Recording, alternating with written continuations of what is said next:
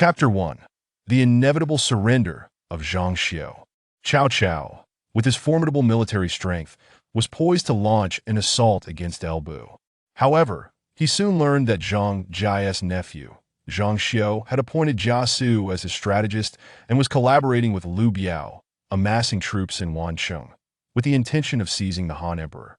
Upon hearing this, Cao Cao was incensed and mustered an army of 150,000, dividing them into 3 columns, with Xiahou Dun leading the vanguard straight towards Wancheng.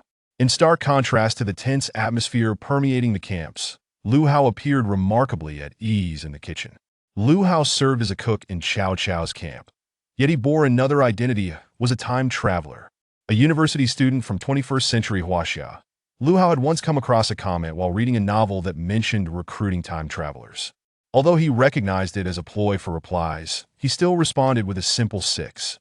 Subsequently, he found himself transported to this era.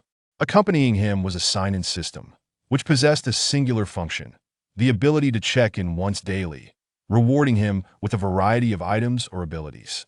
Having arrived in this world 3 days prior, Lu Hao had not aligned himself with any faction as commonly depicted in novels. This decision, however, kept him away from influential figures. Lacking power and status, he was cautious not to stand out too much, understanding well the adage that the tallest tree catches the wind. Was it not more appealing for him to safely check in within the kitchen and utilize the system's abilities to marry several wives, thereby living a secure life? At midnight, as Lu Hao prepared his late-night snack, he heard a soft creak as his tent was quietly opened. The intruder stood over 8 feet tall, remarkably robust, and clad only in a tunic as he entered the kitchen. This man was Jian Wei, the fiercest general under Cao Cao. Having not had a satisfying meal that evening and feeling too embarrassed to ask his subordinates to fetch him food, he had stealthily slipped into the kitchen in search of something to eat. "How dare you? This is the sacred kitchen. Who dares to intrude here at such an hour?" The thunderous voice startled Dian Wei, leading him to believe it was his lord who had spoken. However, upon realizing that the source of the voice was merely a young man in his 20s, his bravado quickly returned. "Is this truly a sacred place? Do you not recognize me?" Lu Hao scrutinized the imposing figure before him, noting his formidable stature and fierce demeanor, surmising he was likely a centurion from some camp. Placing the freshly prepared dishes on the table, Lu Hao smiled and said, "You look familiar with such a robust physique. Might you be a centurion from one of the camps?" "Centurion?" Dian Wei scoffed at Lu Hao's words. "I am a valiant officer, a personal guard to my lord. How could I possibly be a mere centurion?" "Centurion? Young man, open your eyes and see. I am Dian." Suddenly, Dian Wei's eyes darted as he realized he should not reveal his identity. After all, if word got out that he had sneaked into the kitchen for a midnight snack, it would be a tremendous embarrassment. "I am the escort officer, Old Dian. Do you not recognize me?" Escort officer? This was a position responsible for overseeing supplies. Goodness, not only was this a high-ranking official, but also Lu Hao's immediate superior. "Oh my, I thought you were someone else. It turns out to be you, Lord Dian. Please have a seat. I have some freshly prepared food. Do not be shy." Upon seeing the food, Dian Wei's eyes lit up, and in no time, he devoured the 2 servings Lu Hao had prepared with remarkable speed. Lu Hao couldn't help but marvel at how only an escort officer could consume such a hearty meal. In any other position, one might very well go hungry. After filling his belly, Dian Wei patted his stomach and let out a sigh. In his large, round eyes, one could perceive a hint of melancholy. "What troubles you, Lord Dian? Why the sighs?" In a bid to flatter his superior, Lu Hao pulled out a flask of wine from beneath the table, poured a bowl, and presented it to Dian Wei. Dian Wei, merely feeling full and perhaps reminiscing about his little wife, was reluctant to speak of such matters. However, recalling the conversation he had with Guijia and Sun Yu earlier that day, he turned to Lu Hao and said, "Ah, it is nothing. I merely lament that Wancheng is easy to defend, but difficult to attack. Jia Su is a man of great intellect. This battle will likely be fierce, and I dread to think of how many soldiers will be lost and how many innocent civilians will be displaced." Listening to this, Lu Hao felt a surge of respect. He had initially perceived Dian Wei as a mere warrior, but now recognized him as a true patriot who cared for the nation and its people. Fear not, my lord. In my humble opinion, Zhang Xiu will undoubtedly surrender, so you need not be anxious. What? You, a mere cook tasked with flattering others, dare to assert that Zhang Xiu will surrender? Based on your assessment? Pray tell, if Zhang Xiu dares to gather troops in Wancheng, what reason does he have to surrender? Even Guijia and Sun Yu had not suggested that Zhang Xiu would yield. How could a mere cook presume to make such a claim? If you cannot provide a satisfactory explanation, I, Dian Wei, shall ensure you are left unrecognizable. Lu Hao placed the wine jug on the table, straightened his posture, and earnestly declared, there are 3 reasons for Zhang Xiu's impending surrender. First, while my lord commands 150,000 troops, Zhang Xiu possesses but a mere 10,000. This is a matter of strength. Second, my lord's campaign against Zhang Xiu is sanctioned by the emperor, which is a matter of righteousness. Lastly, Zhang Xiu, relying on Jia Su as a strategist, is well aware of his inability to contend with my lord and will likely be persuaded to surrender by Jia Su. Zhang Xiu, being a mere warrior, will certainly heed Jia Zu's counsel. This constitutes a matter of human superiority. Given these 3 points, does my lord believe Zhang Xiu will resist to the death? Dian Wei held the bowl in midair, hesitating to take a sip. How could this reasoning seem so sound? Though Dian Wei was known for his brutish demeanor, he was not devoid of intelligence. Lu Hao's argument was compelling enough to earn his partial belief. Nevertheless, warfare was no trivial matter, and Dian Wei refrained from immediately endorsing Lu Hao's assertions. Your words hold merit, but what if Zhang Xiu simply refuses to surrender? Impossible. Lu Hao waved his hand dismissively, outright rejecting Dian Wei's statement. My lord, Zhang Xiu commands but 10,000 troops, while my lord leads 150,000, divided into 3 columns to march against him. The logistics of maintaining such a massive army, I am certain my lord understands better than I. Do you know why my lord is making such grand preparations? Dian Wei scratched his head, inquiring, well, I truly do not know why. The art of war states, the highest form of warfare is to attack strategy, followed by diplomacy, and then by military might. The lowest is the siege. A siege is only pursued when all else fails. My lord is attacking the heart. As Lu Hao spoke of strength, righteousness, and human superiority, weaving in references to Sun Tzu's Art of War, Dian Wei noted the distinct tone reminiscent of the deliberative discussions held by Guijia and Sun Yu. Could it be that this young man possessed the qualities of a strategist? Young brother, your eloquence suggests considerable talent. Why do you not serve as a strategist for my lord instead of remaining here as a cook? Strategist?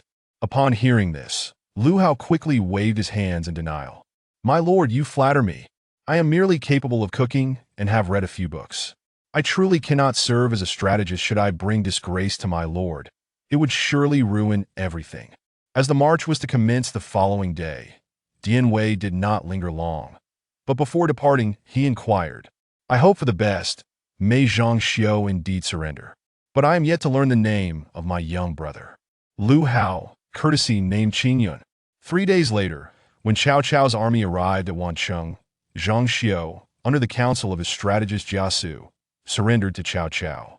The Battle of Wancheng was fought without the loss of a single soldier. Upon learning of Zhang Xiu's surrender, Dian Wei was left utterly astonished. Goodness, he truly surrendered? Who would have thought that Lu Hao's prediction was accurate? Adding to his prior reason arguments, it was evident that Lu Hao had drawn his conclusions from careful analysis. It appeared that this cook, who claimed he could not serve as a strategist, was indeed destined for such a role. Chapter 2. A Deceptive Surrender.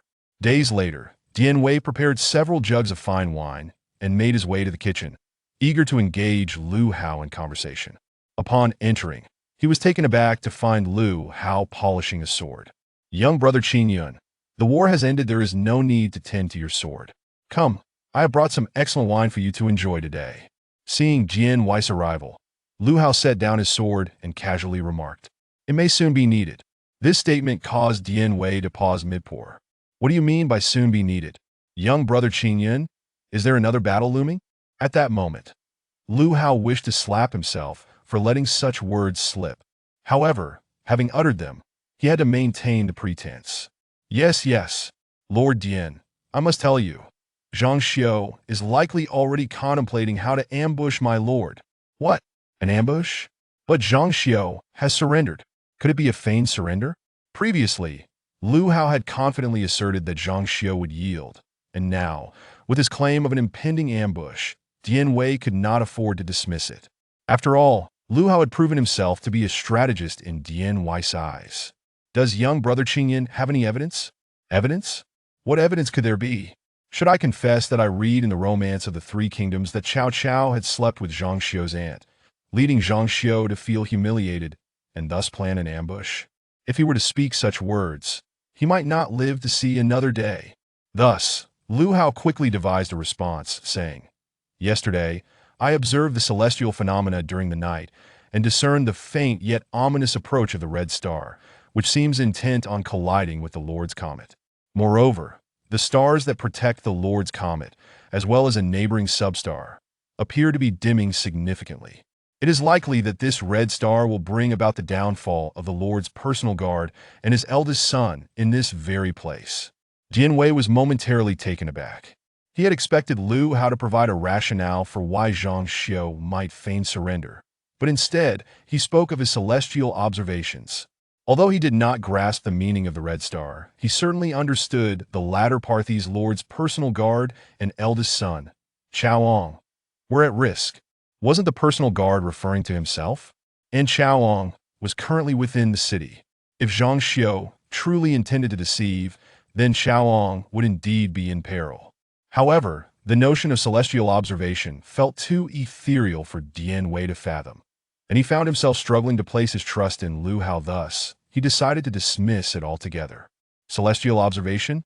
Enough! Enough! Qian, my dear brother, I invited you for a drink today.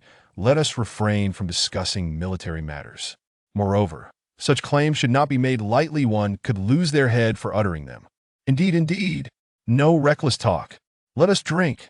Lu Hao, too, was disinclined to delve into such topics, especially since Zhang Xiu had just surrendered. To suggest he might launch a surprise attack would be akin to asking for trouble. The two of them feasted and drank, and to their surprise, they consumed 2 jugs of wine over the course of an hour.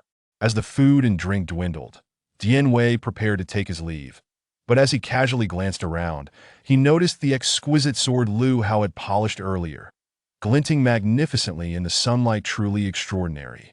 As a martial general, Dian Wei wielded dual halberds, yet he held a fondness for swords, a weapon cherished by all warriors, himself included. Qian, dear brother, may I take a look at your sword? Lu Hao, noticing the interest, casually handed it over. Dian Wei gently accepted the sword, scrutinizing it closely. After a moment, he plucked a single hair from his head and lightly placed it upon the blade. It severed effortlessly. Following that, Dian Wei took the sword and struck the corner of the table with just a light touch. The corner was cleaved off. Gasp! Witnessing this, Dian Wei could not help but inhale sharply. He had seen fine swords before, but even the Lord's renowned swords could not achieve such effortless precision. Qian, what is the name of this sword? How did you come by such a powerful weapon? This sword is truly unparalleled in the world. Even the Lord's sword pales in comparison. Indeed, Lu Hao, hearing Dian Wei's praise, felt a subtle smile creep upon his lips. This was none other than the legendary Chengying sword, one of the ancient 10 famed swords he had just acquired that morning. Zhaofan Chengying, Yen Luo Wang Gui. This sword is called the Chengying sword. It cuts through iron like mud and severs hair with but a breath. It was left to me by my master for self-defense. Who is your master? Such matters cannot be disclosed. Lu Hao was at a loss for words at times. Spinning a single lie required a multitude of others to support it. Dian Wei did not press further. Rather, he pondered the implications of wielding such a formidable sword. Its owner must be a person of considerable stature. The fact that this sword was entrusted to Lu Hao indicated that his standing in the eyes of his master must be quite significant. In an instant, the combination of this exceptional sword and the mysterious master piqued Dian Wei's curiosity about Lu Hao immensely. Given that Lu Hao had deduced Zhang Xiu's potential for treachery without having met him, and possessed such a powerful sword, it was all the more intriguing that he seemed to possess the enigmatic ability to read the heavens. Dian Wei suddenly realized that Lu Hao was quite mysterious indeed. He began to reconsider Lu Hao's earlier assertion regarding Zhang Xiu's feigned surrender. If Zhang Xiu truly intended to deceive, then Lu Hao's capabilities were indeed formidable. To have accurately predicted Zhang Xiu's surrender was one thing. Given the disparity in strength, however, to assert that he would feign surrender was not something that could be easily guessed. Should Lu Hao prove correct once more, he would undoubtedly be a strategist of the caliber of Guijia or Sun Yu. After all, divining the stars and predicting adversaries are feats not easily accomplished by ordinary individuals. Combined with an extraordinary sword and a mysterious master, Lu Hao was anything but ordinary. Alas, Qian, my dear brother, I must take my leave. When next we have the opportunity, let us drink to our heart's content. After Lu Hao bid farewell to Dian Wei, he retrieved a bottle of cola he had acquired earlier and leisurely began to sip it. Upon exiting the kitchen, Dian Wei chose not to seek out Cao Cao. He knew that informing Cao Cao of Zhang Xiu's potential rebellion would surely earn him a sharp reprimand. Thus, he made his way directly to Xiahou Yuan's tent. Brother Miaocai, Brother Miaocai, old Dian has come to discuss a matter of great significance. Before he even reached Xiahou Yuan's tent, Dian Wei's voice boomed. Xiahou Yuan, having just finished his meal and preparing to stretch his legs, chuckled at the sound of Dian Wei's thunderous call. This was the very essence of their camaraderie. Old Dian, what grave matter could it be? Have you taken a fancy to another young bride? As Xiahou Yuan welcomed Dian Wei into the tent, he teased him. Enough with that. I am not here for jest. I genuinely have pressing news. Seeing the seriousness in Dian Wei's demeanor, Xiahou Yuan understood that he was indeed here for something important and thus inquired with a grave expression. Old Dian, the battle is nearly over. What could possibly be so urgent? Zhang Xiu is feigning surrender. Ah? Xiahou Yuan could scarcely believe his ears and asked for clarification. Old Dian, what did you say? I said Zhang Xiu is feigning surrender. Surely you jest? Dian Wei, noting Xiahou Yuan's incredulous expression, continued. I know you find it hard to believe that Zhang Xiu would feign surrender. So let us do this. The Lord's eldest son is still within the city of Wan. So why not send troops to escort him back? Even if Zhang Xiu is not plotting treachery, it would incur no loss. Yet, should he indeed be deceiving us, it would pose no threat. Xiahou Yuan regarded Dian Wei's serious countenance and thought to himself that he must be deluded. However, mindful of his inability to best Dian Wei in combat, he swallowed his retort and summoned 2 of his personal guards to retrieve the eldest son from Wan City. Yet, Dian Wei remained uneasy and insisted on accompanying Xiahou Yuan to the barracks, where he admonished the soldiers to maintain vigilance during this period. He also sought out Chao Run and Xiahou Dun, the 2 commanding generals, and similarly warned their troops before finally feeling secure enough to return and rest. Lu Hao was far too enigmatic. Even if Dian Wei harbored doubts, he could not afford to let down his guard. Chapter 3. The favor of the celestial beings. 5 days after Zhang Xiu's surrender, feeling insulted by Cao Cao's favoritism towards his aunt, Lady Zhou, Zhang Xiu, under the counsel of strategist Jia Su, led his troops in a surprise attack against Cao Cao. That night, Dian Wei's weapon was stolen. Had it not been for his foresight in mobilizing 1,000 men in advance, he might have perished in the conflict. On that same night, Cao Ong narrowly escaped, shielded by a host of soldiers. Due to prior warnings sent to the various camps, what could have been a disastrous defeat resulted in only a loss of 20,000 men. After regrouping his remaining forces, Cao Cao realized that continuing the battle was futile and retreated to Suchong. Within the city, he summoned his civil and military officials to the council chamber. Dian Wei, please step forward and explain the situation, he commanded. Despite the loss of 20,000 troops, Cao Cao remained astonished. Under normal circumstances, an unguarded assault by Zhang Xiu should have resulted in the loss of half his army. Yet only 20,000 were lost this time, which was highly irregular. On his return journey, he unraveled the truth behind the events. That it turned out that Dian Wei had advised the soldiers to remain vigilant. And moreover, his eldest son, Cao Ong, had been in Wancheng, which Dian Wei had alerted Xiahou Yuan about, leading to Qiao Eng's safe return.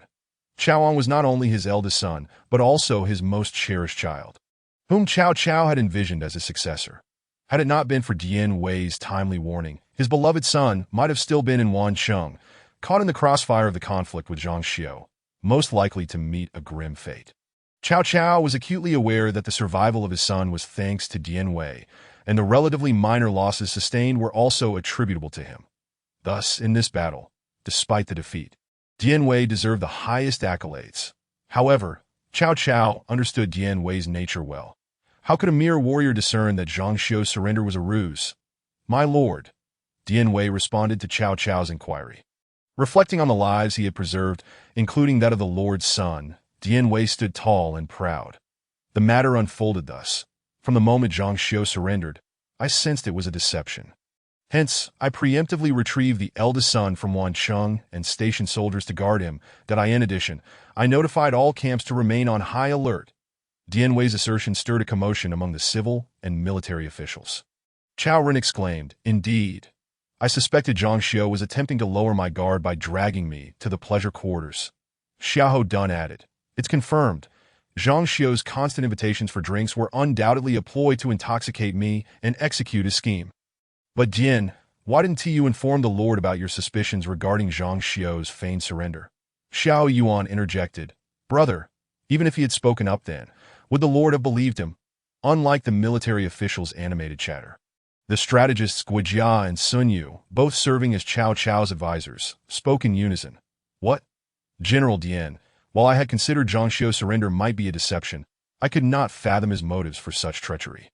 However, it is now evident that Zhang Xiu sought to rebel, confirming his feigned surrender. Who, pray tell, informed you of this, General Dian?" "Indeed." Guijia and Sun Yu were skeptical that such insight could originate from Dian Wei, given their long acquaintance and understanding of each other's characters. Upon sensing their disbelief, Dian Wei furrowed his brow, that he was often jested about being a mere brute, but he yearned to assert his worth. "What others might have told me is irrelevant. This deduction is my own." "Is that so? Every deduction must have a basis, General Dian. Pray tell, what was your reasoning?" This inquiry left Dian Wei momentarily speechless. What was his reasoning? He recalled Lu Hao's astrological predictions but realized that if he claimed this, not even Guijia and Sun Yu would believe him. "Dian Wei." Cao Cao's voice shattered the awkward silence. "Speak. Who revealed to you the matter of the feigned surrender?" With the Lord's inquiry, Dian Wei felt compelled to be candid that he recounted, "My lord, last night as I slept soundly, a radiant purple light illuminated my chamber. And a venerable old man with a white beard entered my dream, that he revealed that your campaign against Zhang Xiu was sanctioned by the heavens, yet Zhang Xiu harbored treacherous intentions, advising me to prepare accordingly." As Dian Wei concluded, the assembled military officials erupted in excitement that Su Chu exclaimed, "To think that Brother Dian has garnered the favor of a celestial being. How enviable." Xiahou Yuan remarked, "Indeed, the celestial being's words strike at the heart of the matter." Xiahou Dun suggested, "Brother Dian, let us make a pact. Should the celestial being visit you again, do inquire about my affairs with Xiao L. and in stark contrast to the fervent enthusiasm of the military officials. The strategists wore expressions of skepticism that a celestial being, "Dian Wei, do continue your fabrications. While we may not know you well, we are certainly aware of your character. Such ethereal entities are mere figments of imagination. This must be the result of someone informing you from behind the scenes." The strategists were eager to discern the identity of the one who could predict Zhang Xiu's treachery. However, witnessing Dian Wei reveling in the praise, they chose to refrain from disrupting the military officials' merriment, secretly resolving to visit Dian Wei's household for a taste of good wine. At that moment, Cao Cao spoke up, "Dian Wei, regardless of the circumstances, you have saved Qiao Ang, foreseen danger, and spared our forces from the loss of thousands. You shall be honored with the title of Marshal General and appointed as Middle General.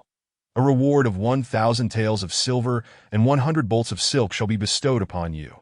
That will be all for today. Guijia, remain. The others may depart."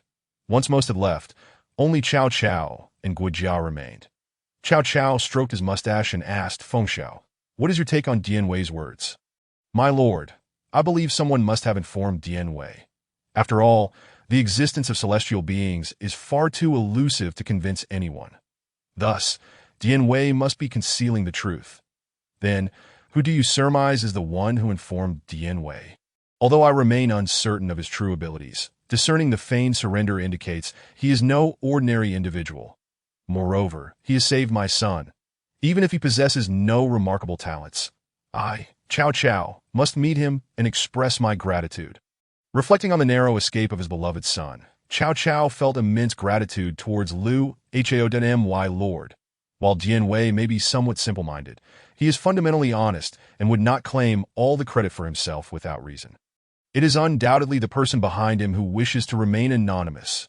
Rest assured, my lord, I shall closely follow Dian Wei in the coming days, and I will unearth the identity of this mysterious individual. Chapter 4. The short-lived Guijia, my lord. We must not only guard against Zhang Xiu, but also remain vigilant of Elbu from Suzhou. Furthermore, we must be cautious of the northern territories. While Gongsun Zan may be a hero, he pales in comparison to Yuan Shao. In my view, it is only a matter of time before Yuan Shao defeats Gongsun Zan and annexes the 4 states of the north. Cao Cao, taken aback by Sun Yu's words, broke into a cold sweat. Though he appeared prosperous, with a strong army and the support of Emperor Xian, he was also surrounded by enemies. The most pressing concerns remained Zhang Xiu and Elbu. My lord, Yuan Shao is currently preoccupied with Gongsun Zan, though we must defeat Zhang Xiu and Elbu before Yuan Shao can consume Gongsun Zan. However, after years of warfare, we are running low on supplies. In the days ahead, we must cultivate vast tracts of wasteland near Suchong, deploying some soldiers for agricultural production while training others for future combat. Yet, while this may yield additional grain, it may hinder our soldiers' training, and the supplies will only be barely sufficient. Indeed, Cao Cao found himself facing the universal challenge of all warlords. The issue of provisions, surrounded by foes, the scarcity of supplies placed Cao Cao in a precarious position. Let us proceed with your plan, that we currently have no better alternatives than if we lack provisions. Not only will Yuan Shao pose a future threat, but Zhang Xiu and Elbu are present dangers as well. As Cao Cao fretted over provisions, Guijia suddenly burst in. My lord, I just witnessed Dian Wei carrying several jars of fine wine toward the military kitchen. Upon hearing Guijia's words, Cao Cao realized that perhaps Guijia had discovered the celestial being behind Dian Wei. Consequently, he promptly followed Guijia out of the chamber. Navigating through the military camp, they arrived at the kitchen's entrance. As they approached, they heard Dian Wei's boisterous voice. Haha, brother Qingyun, you truly are remarkable. The matter of Zhang Xiu's feigned surrender has indeed been astutely discerned by you. Not only that, General Dian Wei also recognized that Zhang Xiu was deceiving us and preemptively rescued our lord's eldest son. Chaoong, urging all camps to remain vigilant, which resulted in Zhang Xiu's ambush causing minimal losses. Let us not dwell on that. Qingyun, you are a strategist of the highest caliber, comparable to the likes of Sun Yu and Guijia. Oh, not at all. I'm merely a cook, far removed from the realm of strategists. What does that even mean? Could it be that the one who discerned Zhang Xiu's treachery is merely a lad in his 20s? In that moment, Cao Cao began to question whether he had misjudged this individual. Is he not a prodigious talent? I am quite curious as to why it was Dian Wei who detected the deception instead of Guijia. Do you, Qingyun, also know Guijia? Indeed, I am well acquainted with Guijia, but while I know him, he does not know me. Guijia possesses a modicum of strategy. He could be considered a talent of sorts. No, Qingyun, you have misjudged. That fellow Guijia is merely a drunkard, inept at everything save for indulging in wine and the pleasures of brothels. Moreover, he failed to perceive Zhang Xiu's ruse. Thus, I am curious. The one who recognized Zhang Xiu's deception cannot be anything less than a top strategist like Sun Yu or Sun Yu. How could it possibly be Dian Wei? Upon hearing Lu Hao's words, Dian Wei's previously furrowed brow darkened instantly. How could even Qingyun think Guijia superior to Dian Wei? That drunken fool could never surpass General Dian Wei. Observing Dian Wei's sudden change in demeanor, Lu Hao realized that Dian Wei might be an ardent admirer. Alas, Dian Wei. To speak frankly, when it comes to battlefield combat, Dian Wei is undoubtedly a first-rate warrior that I believe that even when facing the renowned Lu Bu, General Dian Wei would not falter. The more Dian Wei listened, the more gratified he felt. Unexpectedly, Qing Yun's words were so pleasing to the ear. However, it is indeed true. I dare not claim anything else, but in terms of fighting, I have yet to concede to anyone. Yet, Lu Hao's tone shifted. However, no one is perfect.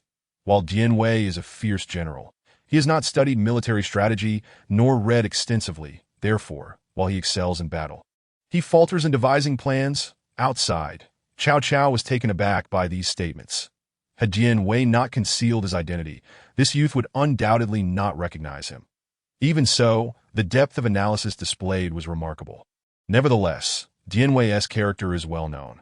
Merely describing what kind of person Dian Wei is does not suffice to demonstrate this individual's exceptional talent, leading Cao Cao to seek a test.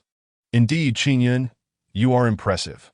If so, why not provide an assessment of the strategist Guo Jia in the Cao camp? Upon hearing voices from outside, Lu Hao turned around and discovered two strangers to the sight of these two. Dian Wei was instantly struck with shock. Master, Dian Wei stammered, unable to articulate. Seeing Dian Wei in such a state, Lu Hao inquired with confusion. Master what? Cao Cao, noticing the situation, discreetly felt a sense of foreboding. Dian Wei had not revealed his identity. Cao Cao thought that Lu Hao might merely wish to remain a recluse here. What if he exposed himself and frightened Lu Hao away? Oh, he refers to the master clerk. So it is the master clerk. I did not expect the master clerk to grace my humble abode. Please, come inside, master clerk. No need for such formality. From now on, I shall call you Qing Yun, and you may call me Lao Chao. Lao Chao? Could it be? Lu Hao's heart raced at the revelation of the surname Chao, indicating a significant position. Cao Cao, realizing he nearly exposed himself, quickly explained. My uncle's second aunt's grandson's third uncle's nephew's cousin's child is the current commander Chao Hong's nephew. Therefore, I, Lao Chao, can also be considered a member of the Chao clan.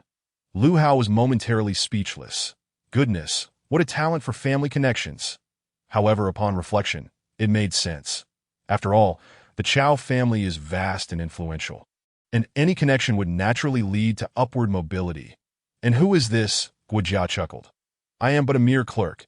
You may call me Lao Guo the way, since you were so well aware of what kind of person Dian Wei is. You must also have insight into Guo Jia, correct? Guo Jia, master of military strategy, a mind of extraordinary creativity, a rare genius of the age, a prodigy of contemporary times. The praise caused Guo Jia to feel elated, as those four descriptors seemed to encapsulate him even better than he could himself. Yet, Lu Hao's tone shifted. However, Guo Jia has a penchant for wine and frequents the pleasures of life. He is merely a short-lived soul. This, Dian Wei couldn't help but laugh. Indeed, Qing Yun truly perceives people accurately. I too believe he is a short-lived soul. Meanwhile, Guo Jia's face darkened even more than Dian Wei's. Although he wished to retort, there were more pressing matters awaiting his attention. Qing Yun, your ability to analyze both Dian Wei and Guo Jia with such clarity, despite having never seen them, is truly reminiscent of the great strategist Xiao He from the early Han dynasty. Coincidentally, since Brother Chao is of the Chao clan, why not recommend Qing Yun to our Lord?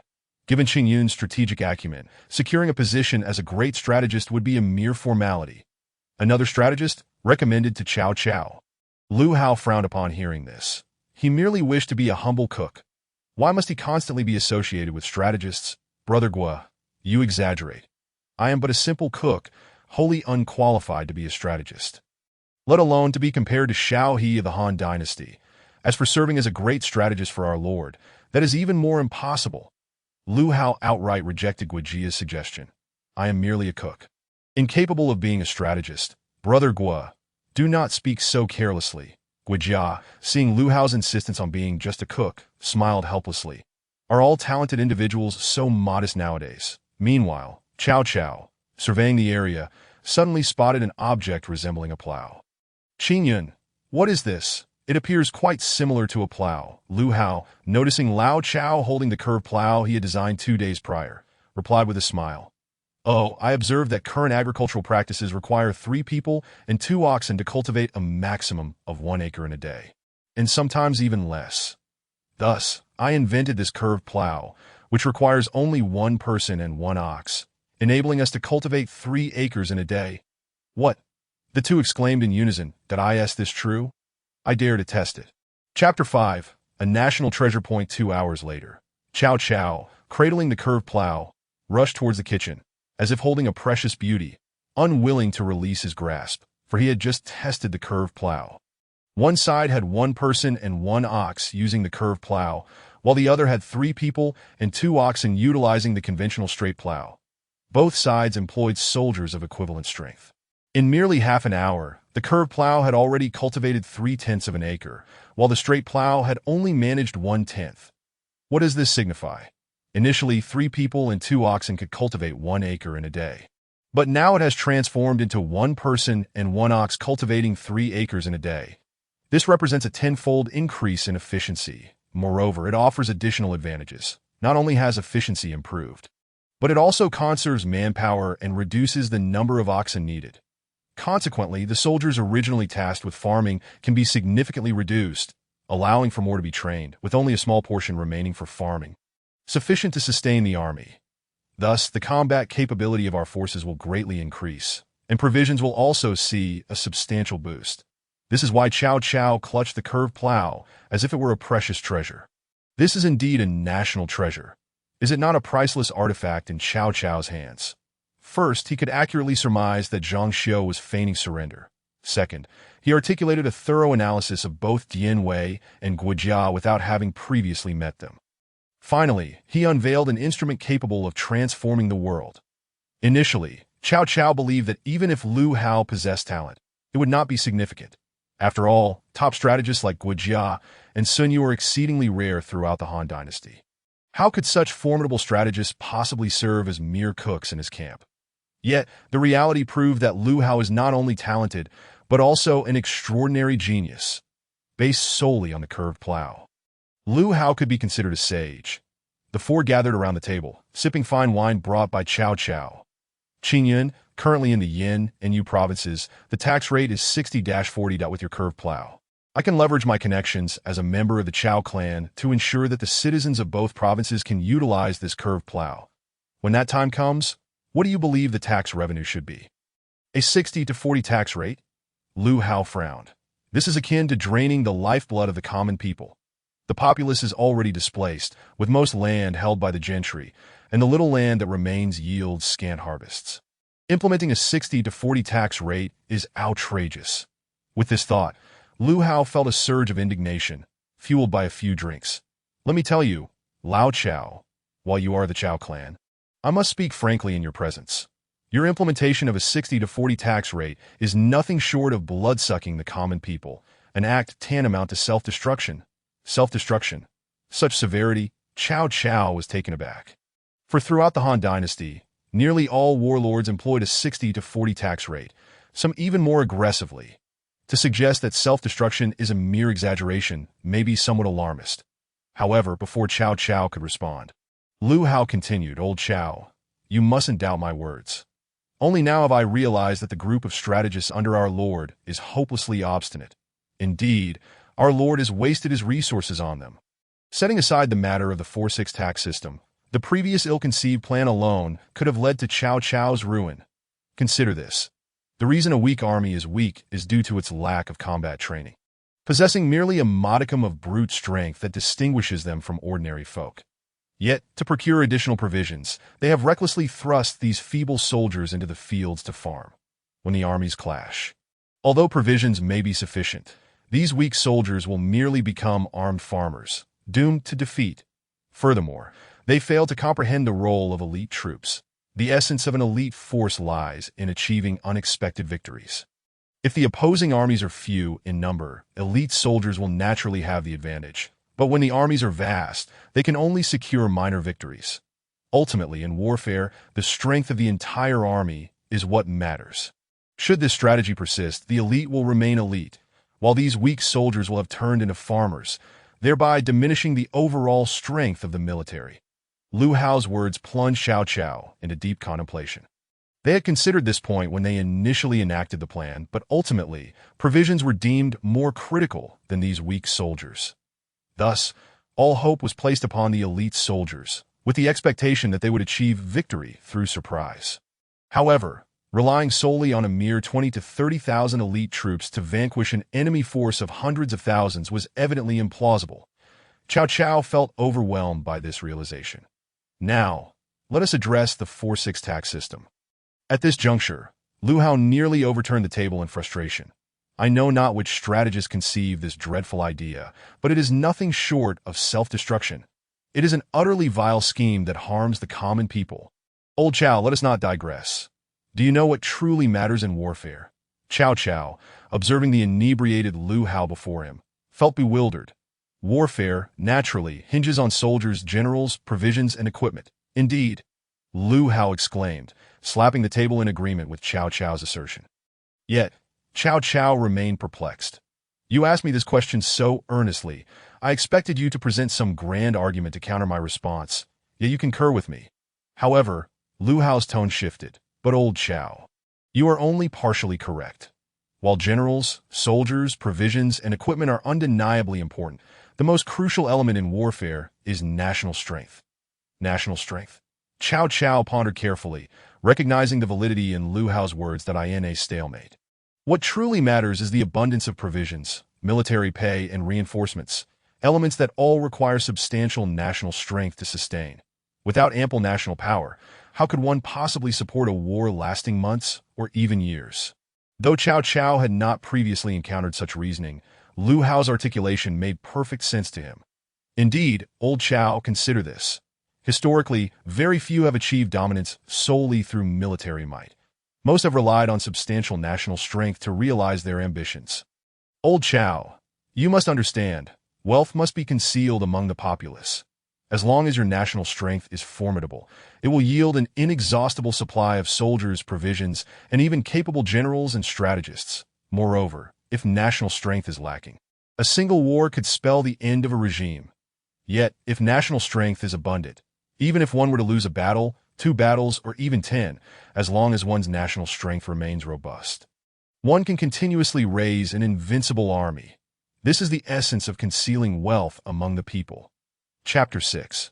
Hearing of the Lord's daughter, a beauty of unmatched grace. Lu Hao's remarks illuminated Cao Cao's mind as if a mirror had been polished to clarity. From his humble beginnings, he had triumphed through military might alone. Cao Cao had always believed that sheer strength would suffice to defeat his enemies. Yet, relying solely on brute force could never bring about the peace he envisioned. Lu Hao's concept of concealing wealth among the people not only promised to provide a formidable army, but also ensured that the common folk could lead prosperous lives, thus achieving the tranquility Cao Cao yearned for. In that moment, Cao Cao resolved to alter his policies upon his return, placing the welfare of the people at the forefront. Then, my dear Qin Yun, considering your reservations about the 4-6 tax system, what would you deem an appropriate tax rate? Old Chow, are you perhaps being overly ambitious? Even if I were to propose a suitable tax rate, it is uncertain whether Cao Cao would adopt it. I, old Chow, am indeed a member of the Chow clan. Upon hearing of the Lord's self-destruction, I cannot help but feel a twinge of concern, for my fate is inextricably linked to that of our Lord. Cao Cao maintained his guise as a masterful actor, displaying no flaws in his performance. Yet Lu Hao regarded him with disdain. How can you still claim to be a member of the Chow clan? How far removed are you from the lineage? Do you dare to invoke kinship? Setting aside the matter of lineage, Lu Hao suggested, Qin Yun, why not share your perspective? We find ourselves with little to do. After all, moreover, once I present the curved plow to our Lord, the tax system will undoubtedly require reform. With a significant increase in grain production, the tax rate will need to be fair. This concerns the livelihoods of the common people, and I shall advocate for your thoughts before our Lord, thereby benefiting the populace. Since Cao Cao learned of the curved plow's tremendous potential, he had intended to discuss the taxation issue with Guojia, Sun Yu, and others. However, as the curved plow was Lu Hao's invention, it was only natural for him to inquire about Lu Hao's thoughts on the matter, that he wished to avoid the possibility of raising taxes to a level that might displease Lu Hao, leading him to depart in dissatisfaction. Now that Cao Cao had broached the subject, Lu Hao shared his insights. If our Lord could ensure that every farmer utilizes the curved plow, not only would the speed of cultivation increase, but the area cultivated would also expand considerably, that a tax rate of 1/10 would suffice. as you are aware of the efficiency the curved plow can bring. As for the land distribution system, I propose withdrawing 1/5 of the weak soldiers for farming, rotating them so that they train one day and work the next, thus minimizing the impact on their training. Cao Cao contemplated this carefully. A 1/10 tax rate appeared modest, yet it would yield far more grain than the current system. Furthermore, by implementing the curved plow, the populace in Yin and Yu provinces would no longer suffer hunger, but instead would likely produce a surplus of grain. This would ensure stability within the provinces, effectively quelling any potential uprisings. Additionally, his reputation among the common folk would be greatly enhanced. While reputation may not bolster his strength, it could only serve to benefit him. As Lu Hao suggested, a 1/10 tax rate. Once I present the curved plow to our Lord, I shall endeavor to persuade him to adopt this tax rate. However, one question lingers in my mind. Given that you possess such a wondrous invention capable of benefiting the populace, why did you not unveil it sooner? Had you presented this to our Lord, I am certain he would grant you any reward you sought without hesitation. I am but a humble commoner. Should I present such a vital invention to our Lord, it would undoubtedly attract much attention. Compared to that, I find contentment in my current role as a cook in this establishment. Safe, comfortable, well-fed, and warmly clothed I in these chaotic times. What could be more pleasant? In summary, I, Lu Hao, merely wish to exist peacefully in this kitchen.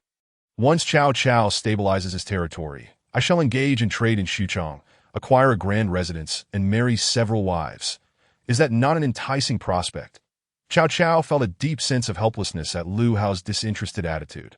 Lu Hao had already bestowed upon him such a significant gift. If he did not reward him in some manner, it would seem terribly ungrateful. Qin Yun, this curved plow is extraordinary. When I present it to our Lord, he will undoubtedly bestow generous rewards. However, as this is your invention, you must allow me a way to repay you. Otherwise, I would feel remiss.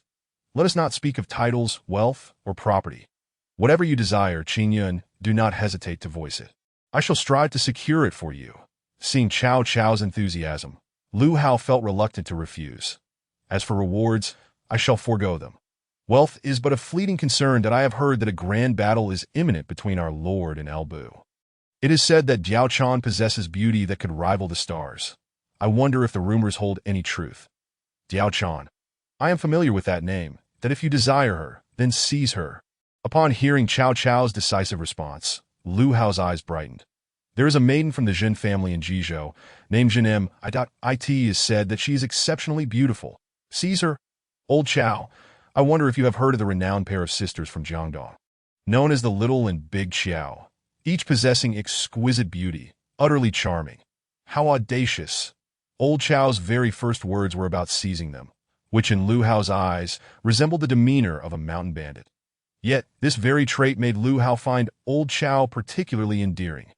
Brother Qin Yun, given our accomplishments, if we merely speak of women, rest assured that if you, Brother Qin Yun, take a fancy to any, regardless of her family's wealth or her esteemed position, I can certainly facilitate your pursuit. After all, I share a familial bond with General Chao Hong. Brother Qin Yun, simply voice your desires. Whom else do you covet? Observing Old Chao's fervent declarations, Lu Hao could only perceive them as grandiloquent boasts. However, with a heart brimming with joy, Lu Hao thought, let him boast. One ought not to dampen the festive spirit at this moment, right? Since Old Chao has said as much, I shall not hold back any longer. I have long heard of the Lord's cherished daughter, Chao Jie, who is said to possess unparalleled beauty, often whispered to be the most ravishing in Su County. Old Chao, what do you think? Cao Cao's expression darkened upon hearing this. My goodness, Lu Hao, do you truly dare to utter such words? I, Cao Cao, regard you as a brother, yet your thoughts dwell solely on my daughter. Chapter 7. Mastering Mathematics and Chemistry. Fear not the journey through time, Brother Qin Yun. This poses quite a dilemma, for the Lord's princess is his most beloved daughter, and this may prove exceedingly challenging. However, I have heard that the Lord's strategist, Sun Yu, has a daughter who is also exceptionally beautiful. And although Guijia's daughter is rather young, she still possesses the makings of a beauty. Brother Qin Yun, would you consider them? What? Guijia, indulging in the fine wines of Dianwei, relishing a comfortable life. Suddenly hears Cao Cao's remark. His daughter is his precious gem, And most importantly, she is merely 6 years old. My lord, how could you have the audacity to say such a thing? Yet, upon seeing old Chao's troubled expression, Lu Hao was struck by the urge to tease him. Old Chao, your suggestion is not without merit. I have heard that Sun Yu is quite the handsome figure, so surely his daughter must also be striking. As Cao Cao noticed Lu Hao seemingly redirecting his attention to Sun Yu's daughter, he discreetly sighed in relief. However, before he could fully exhale, Lu Hao's next words nearly choked him. In that case, the child shall choose, and I want them all. Brother Qingyun, you are simply, before Cao Cao could finish, Lu Hao cast a glance at the plow, signaling him to think carefully before speaking. A match made in heaven. Brother Qingyun, this is truly a match made in heaven. Yet, I believe that having just the Lord's daughter along with Sun Yu's daughter is rather insufficient, considering your immense talent. Brother Qingyun, and the Guo family's youngest daughter is also a beauty. Guo Jia, unable to endure any longer, set down his wine. I find this quite inappropriate. I have heard that Guo Jia's daughter is merely 6 years old. What sort of decorum is this? Since you deem it too scant, I have heard that the Lord has more than one daughter. Upon hearing Guo Jia dare to mention his other daughters, Cao Cao understood it was time to take his leave from this place. Otherwise, his remaining 2 daughters might also become involved, one of whom is merely 2 years old. Brother Qingyun, the hour grows late. I shall first instruct the craftsmen to produce several more plows and then present them to the Lord, as this matter requires prompt attention. As for the little and big Qiao, as well as Jiao Chan, you need not worry, for I, Chao, am a man of my word. Cao Cao, clutching the plow, hurriedly pulled the nearly inebriated Guo Jia outside. Watching old Chao's hasty retreat, Lu Hao could not resist delivering a parting remark. Old Chao, remember this well, but do not forget about the Lord's daughter. She is a vision of beauty that I hold dear. Gao Gao, all. Upon returning to the Xikong residence, Cao Cao summoned all his strategists and generals, heralding a meeting that would alter history and astonish the entire Han dynasty. On the same day, a series of edicts emerged from the Xikong residence, difficult for various lords to accept. 1. In the provinces of Yin and Yu, every household will receive a plow, and all farmland will be transitioned to these plows. 2. From this day forth, all tax revenue in Yin and Yu will be reduced to merely 10%. 3. Farmers may cultivate land at their discretion, but any newly cultivated land must be reported to the authorities, who will then notify the court. Regardless of the acreage cultivated, taxes must be paid. Those who cultivate land without reporting to the authorities and evade taxes will face severe penalties. For this series of beneficial decrees, totaling over 10, once again established Cao Cao's illustrious reputation throughout the Han. The first was when Cao Cao single-handedly confronted Dong Zhuo. The second was when he rallied 18 lords to combat Dong Zhuo. And this third instance was the mere 10% tax alongside the unprecedented plow. Utilizing the imperial edict, its authority was undeniable. When this news spread throughout the Han, the lords were astounded, and the common folk were in an uproar. Countless displaced citizens flocked to the provinces of Yin and Yu, which had seen a drastic population decline due to years of warfare, suddenly bursting at the seams. These days marked the busiest time for the Xikong residents, with order in the provinces or the tallying of new arrivals occupying everyone's attention, from Cao Cao and Sun Yu down to the bureaucrats.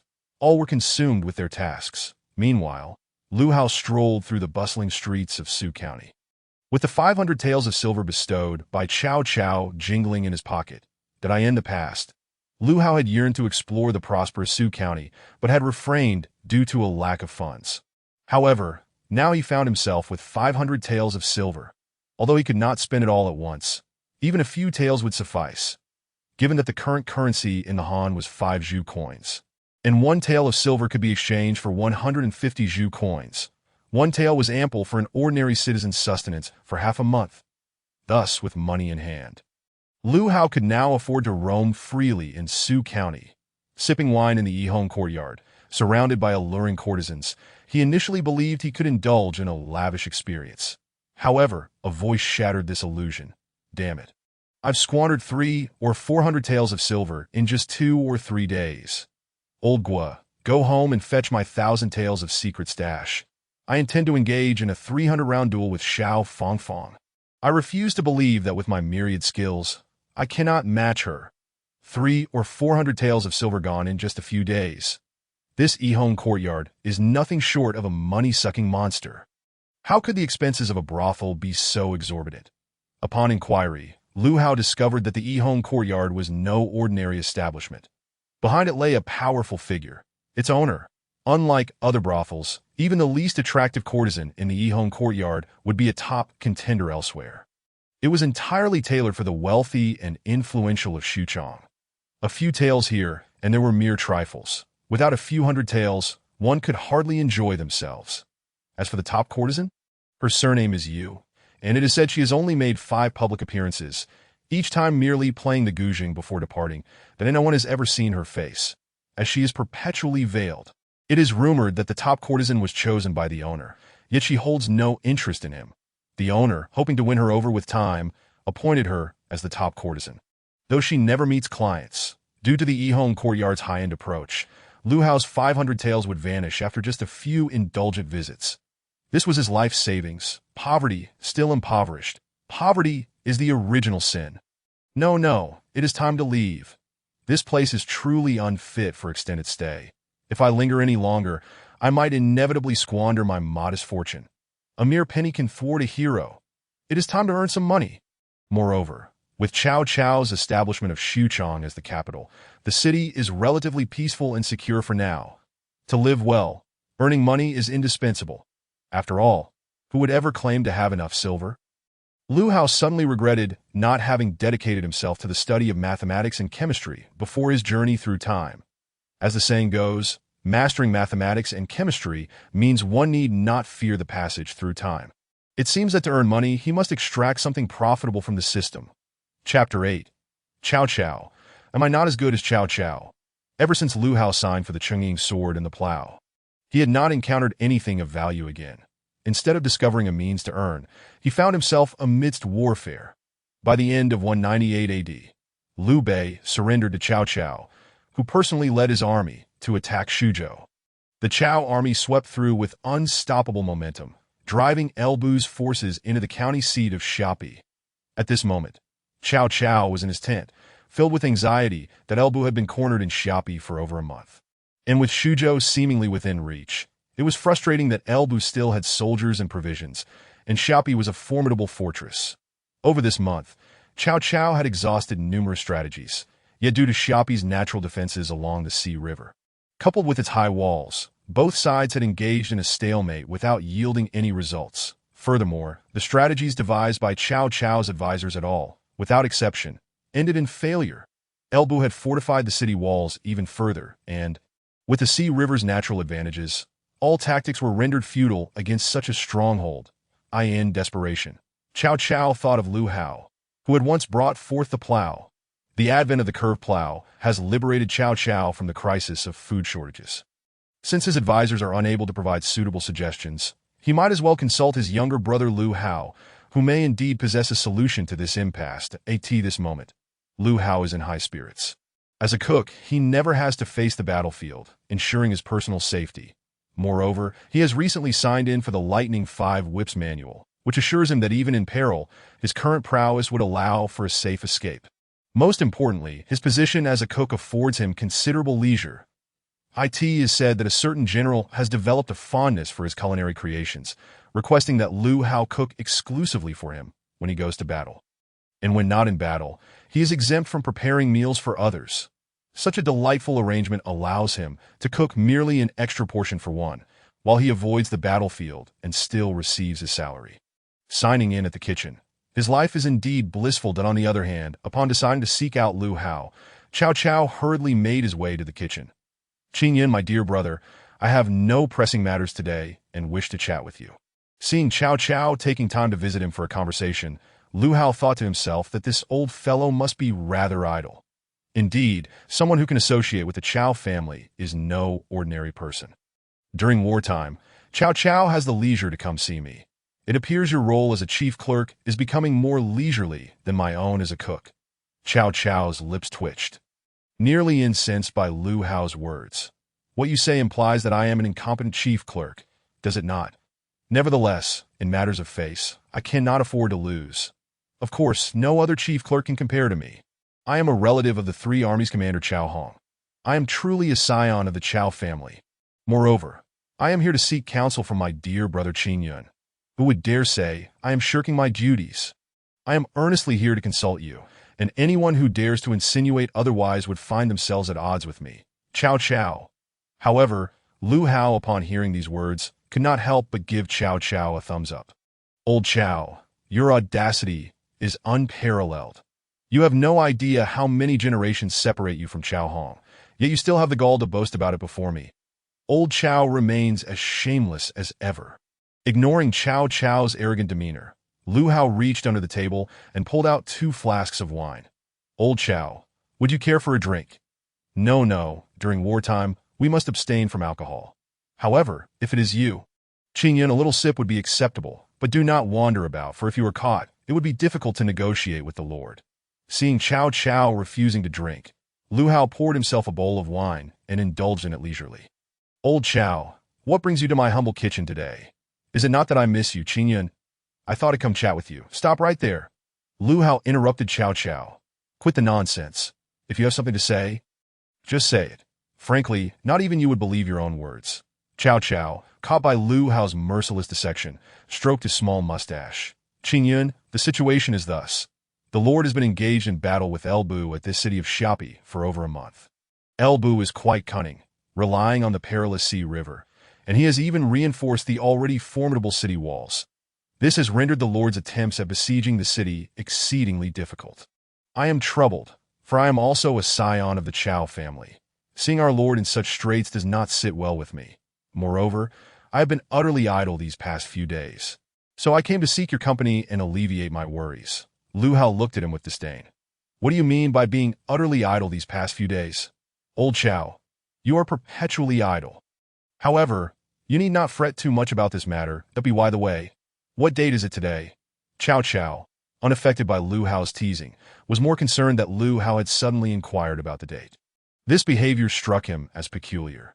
Nevertheless, he answered honestly, today is the first day of the 2nd month. The first day of the 2nd month, indeed. Lu Hao reflected.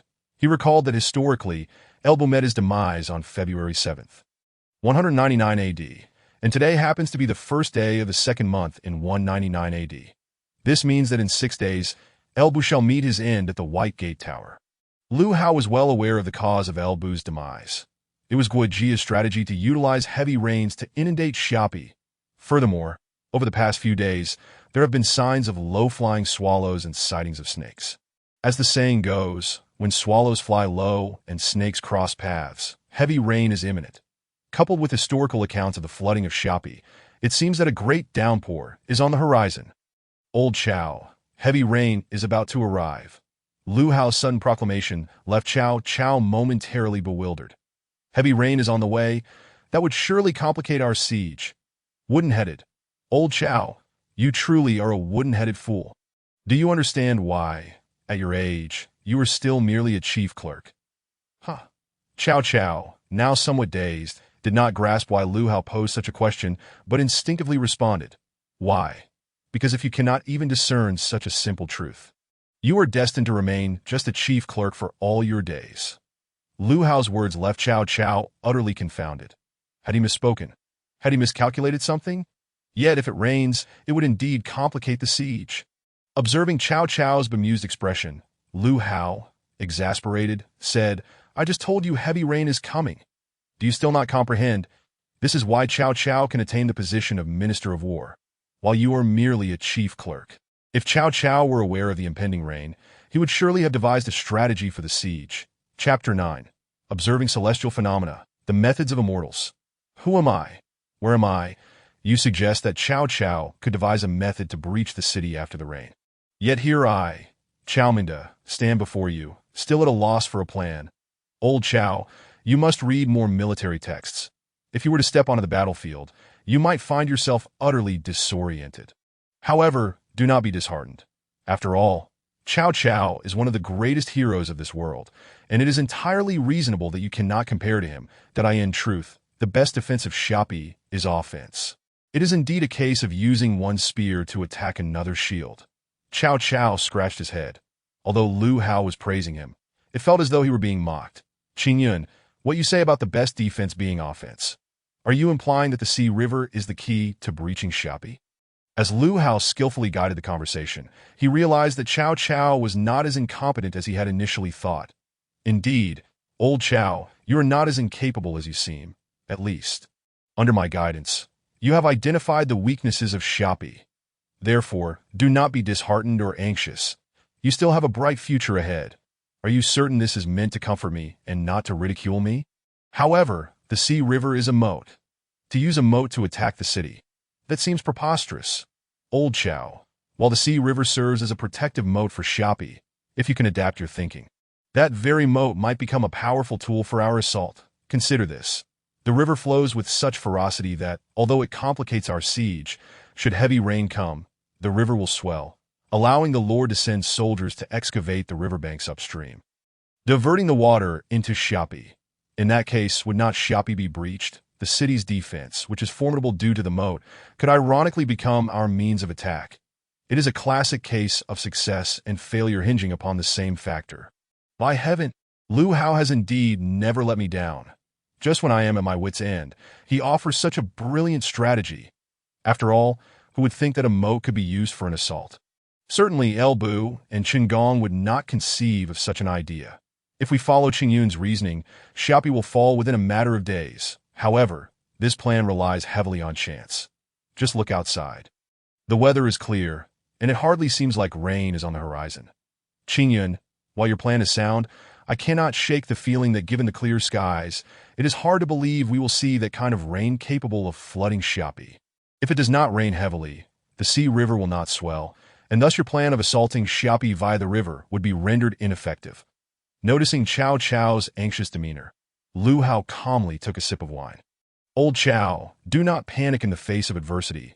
Did I not tell you that heavy rain is forthcoming? Never doubt my words that if you insist on asking how I know, it is simply that last night I observed celestial phenomena and calculated. Heavy rain is assured in the coming days. Observing celestial phenomena. That is a method of the immortals, is it not? However, upon reflection, it makes sense that someone capable of wielding the miraculous plow, such as the curved plow, and possessing the ability to observe celestial phenomena and practice astrology would exist. Cao Cao simply did not anticipate the presence of such a formidable figure within his own camp. Oh, dear Qing Yun, who would have thought that at such a tender age, you would be adept in the enigmatic arts of stargazing and divination? It seems there are few in this world who could rival your intelligence. Dear Qing Yun, moreover, you have only just reached the age of maturity. Your future is boundless. Ah, Lao Chao, such words are music to my ears. Yet one must practice humility.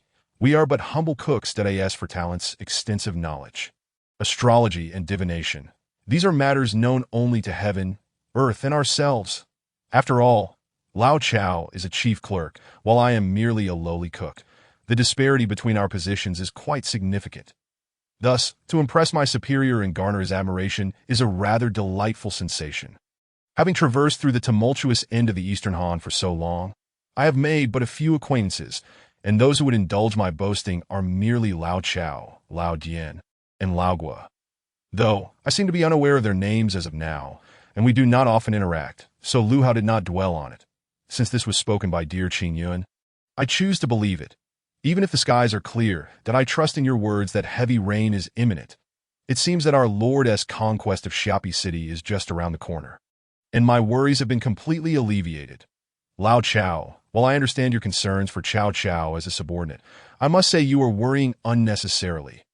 Why should a mere chief clerk concern himself with the affairs of the current Minister of Works? That seems rather alarmist. Dear Qing Yun, this is not mere alarmism.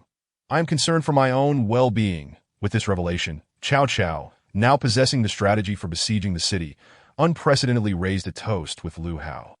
It should be noted that in the military camp, Cao Cao had always led by example, not only abstaining from alcohol, but even making decisions to compensate for the damage to the farmers' fields.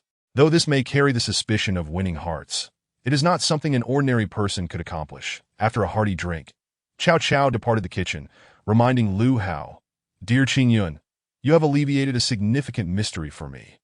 As a gentleman, I, Lao Chao, will surely honor my promise to you. What? Now it was Lu Hao's turn to be puzzled.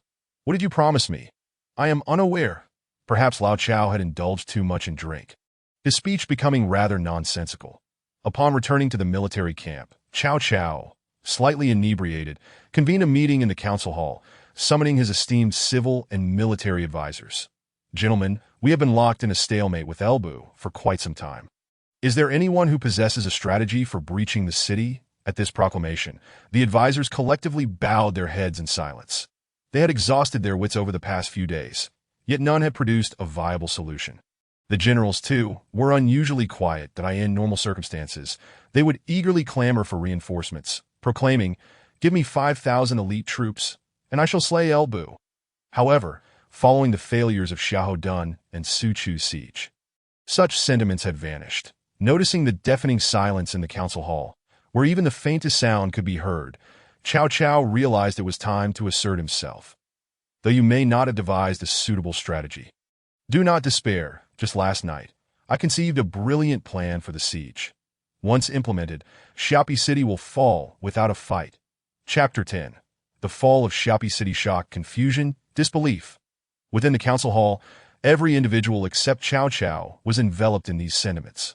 How could it be that, while top strategists like Guijia and Sun Yu could not devise a plan to breach Xiapi City, the ruler himself had conceived one? This was truly astonishing.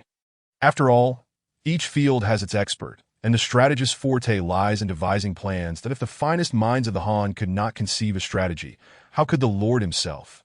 In an instant, the hall buzzed with noise. Cao Cao clapped his hands, signaling for silence. "The situation is as follows. Last night, I observed celestial phenomena and discerned that heavy rain is forthcoming. This led me to ponder the Sisui River. And thus I conceived a clever stratagem. We shall construct a dam upstream of the Sisui River, collect the rainwater, and once it has subsided, redirect the river's flow towards Xiapi City for all its defenses. Xiapi will be utterly vulnerable before the might of flooding. An ingenious use of its own shield against it.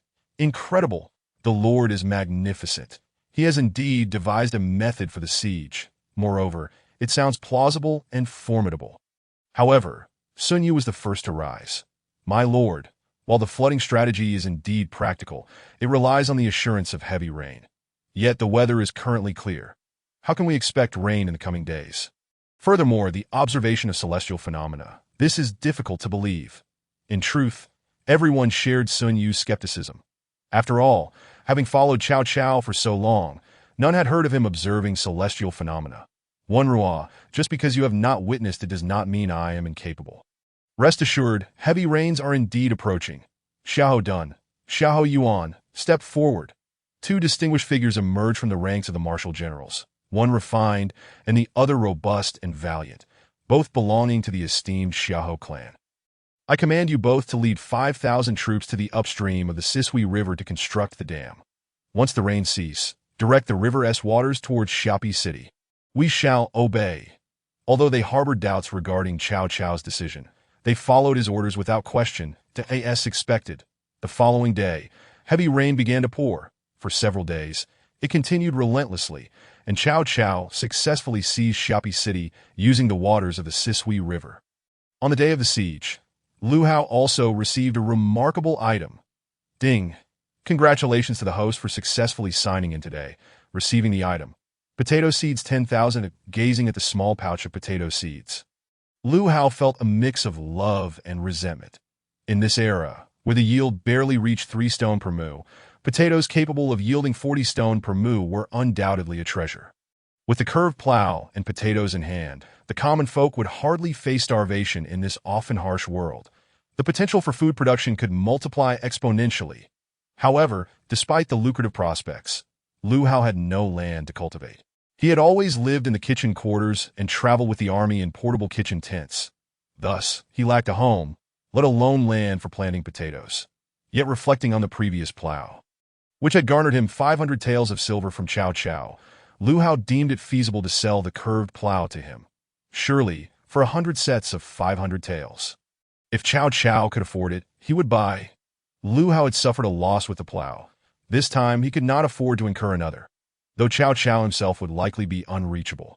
The only wealthy individual he could approach was Lao Chao, as the chief clerk and a member of the Chao clan, offering him 10,000 potato seeds for 5,000 taels of silver. seemed a fair deal. After all, within a single season, the value would far exceed that sum. Moreover, potatoes merely needed to be cut and planted. They were not finicky about soil quality. This was undeniably a lucrative opportunity for Lao Chao. Resolute in his decision, Lu Hao suddenly realized he had no idea where to find Lao Chao, as he had always been the one seeking him out. It seemed he would have to wait until Lao Chao came looking for him again. Meanwhile, Cao Cao remained atop the Baimin Tower, wholly unaware of the business opportunity that could liberate him from the food crisis. Bound tightly by his subordinates, Elbu pleaded with Cao Cao from the tower. The bindings are too tight. I implore you to ease them. Cao Cao disregarded Elbu's pleas, responding instead, the tiger must be bound tightly. Seeing his cries for help ignored, Elbu directed his wrath towards the traitors. Song Xian and Ho Chung, I treated you too well. Why have you betrayed me? Song Xian and Ho Chung were among Elbu's most trusted generals, and Elbu was taken aback by their betrayal. Song Xian sneered, El Feng Xian, how dare you speak such words? You heed only the counsel of your wife and daughter, disregarding the voices of your generals, despite our numerous contributions to your victories. You have not rewarded us accordingly. I ask this how you treat us well? Elbu was left speechless by this truth. He had no defense against such accusations. Cao Cao, however, paid no mind to Elbu, instead addressing Gao Shan, who stood nearby. Among Elbu's generals, Zhang Liao was the most formidable in battle, yet Gao Shan was unparalleled in training troops. With enemies surrounding him, Cao Cao, whose own strength was not yet formidable, desperately needed talents like Gao Shan. Gao Shan, today Elbu has been defeated, and you are all captured. However, recognizing your exceptional abilities, would you be willing to surrender to me? In response to Cao Cao's persuasion to surrender, Gao Shan merely set his jaw defiantly and gazed at the sky, choosing silence. His intentions were unmistakable. He would rather die than yield. This Gao Shan displayed remarkable fortitude. However, one must bear the consequences of such defiance. Cao Cao contemplated having Gao Shan executed on the spot, but suddenly recalled something and ordered his soldiers to first confine Gao Shan to a cell. Once Gao Shan was dealt with, Cao Cao turned his attention to an old acquaintance beside him, Chen Gong, the very strategist who had once pledged allegiance to him, only to betray him later. Chen Gongtai, it has been a long time. After all this time, you have once again fallen into my hands. It seems this is fate's design. If so, dear brother, why not submit to me? Chen Gong's talents were indeed remarkable, ranking among the finest strategists of the Han dynasty, which was why Cao Cao hesitated to execute him. Given that his current advisors were few, merely 3 or 4 did thus, he was reluctant to part with Chen Gong. Chapter 11. The Shadow Emperor of the Han. Chao Mingde yet. Chen Gong offered no courtesy in response to Cao Cao's invitation. You wish for me to follow you? A foolish dream. Chao Mingde, your heart is not in the right place. Which is precisely why I abandoned you, that I shall follow no one, least of all you, a hypocritical scoundrel. Whether you choose to kill or torture me, I, Chen Gongtai, am not afraid of death. Upon hearing Chen Gong's words, Cao Cao found amusement. You accuse me of having a devious heart. You claim I am a hypocritical villain. If my heart were indeed devious, what of Lu Fengxian? Though Lu Bu may be bold, he is not as treacherous as you. Ah, so in your eyes, I am even inferior to Lu Bu. If that is the case, what shall become of today's affairs? All I seek is death, death, you say? But what of your wife and children? I have heard that Chao Sikong governs the world with filial piety. You would not harm the lives of my family, for their fate lies in your hands.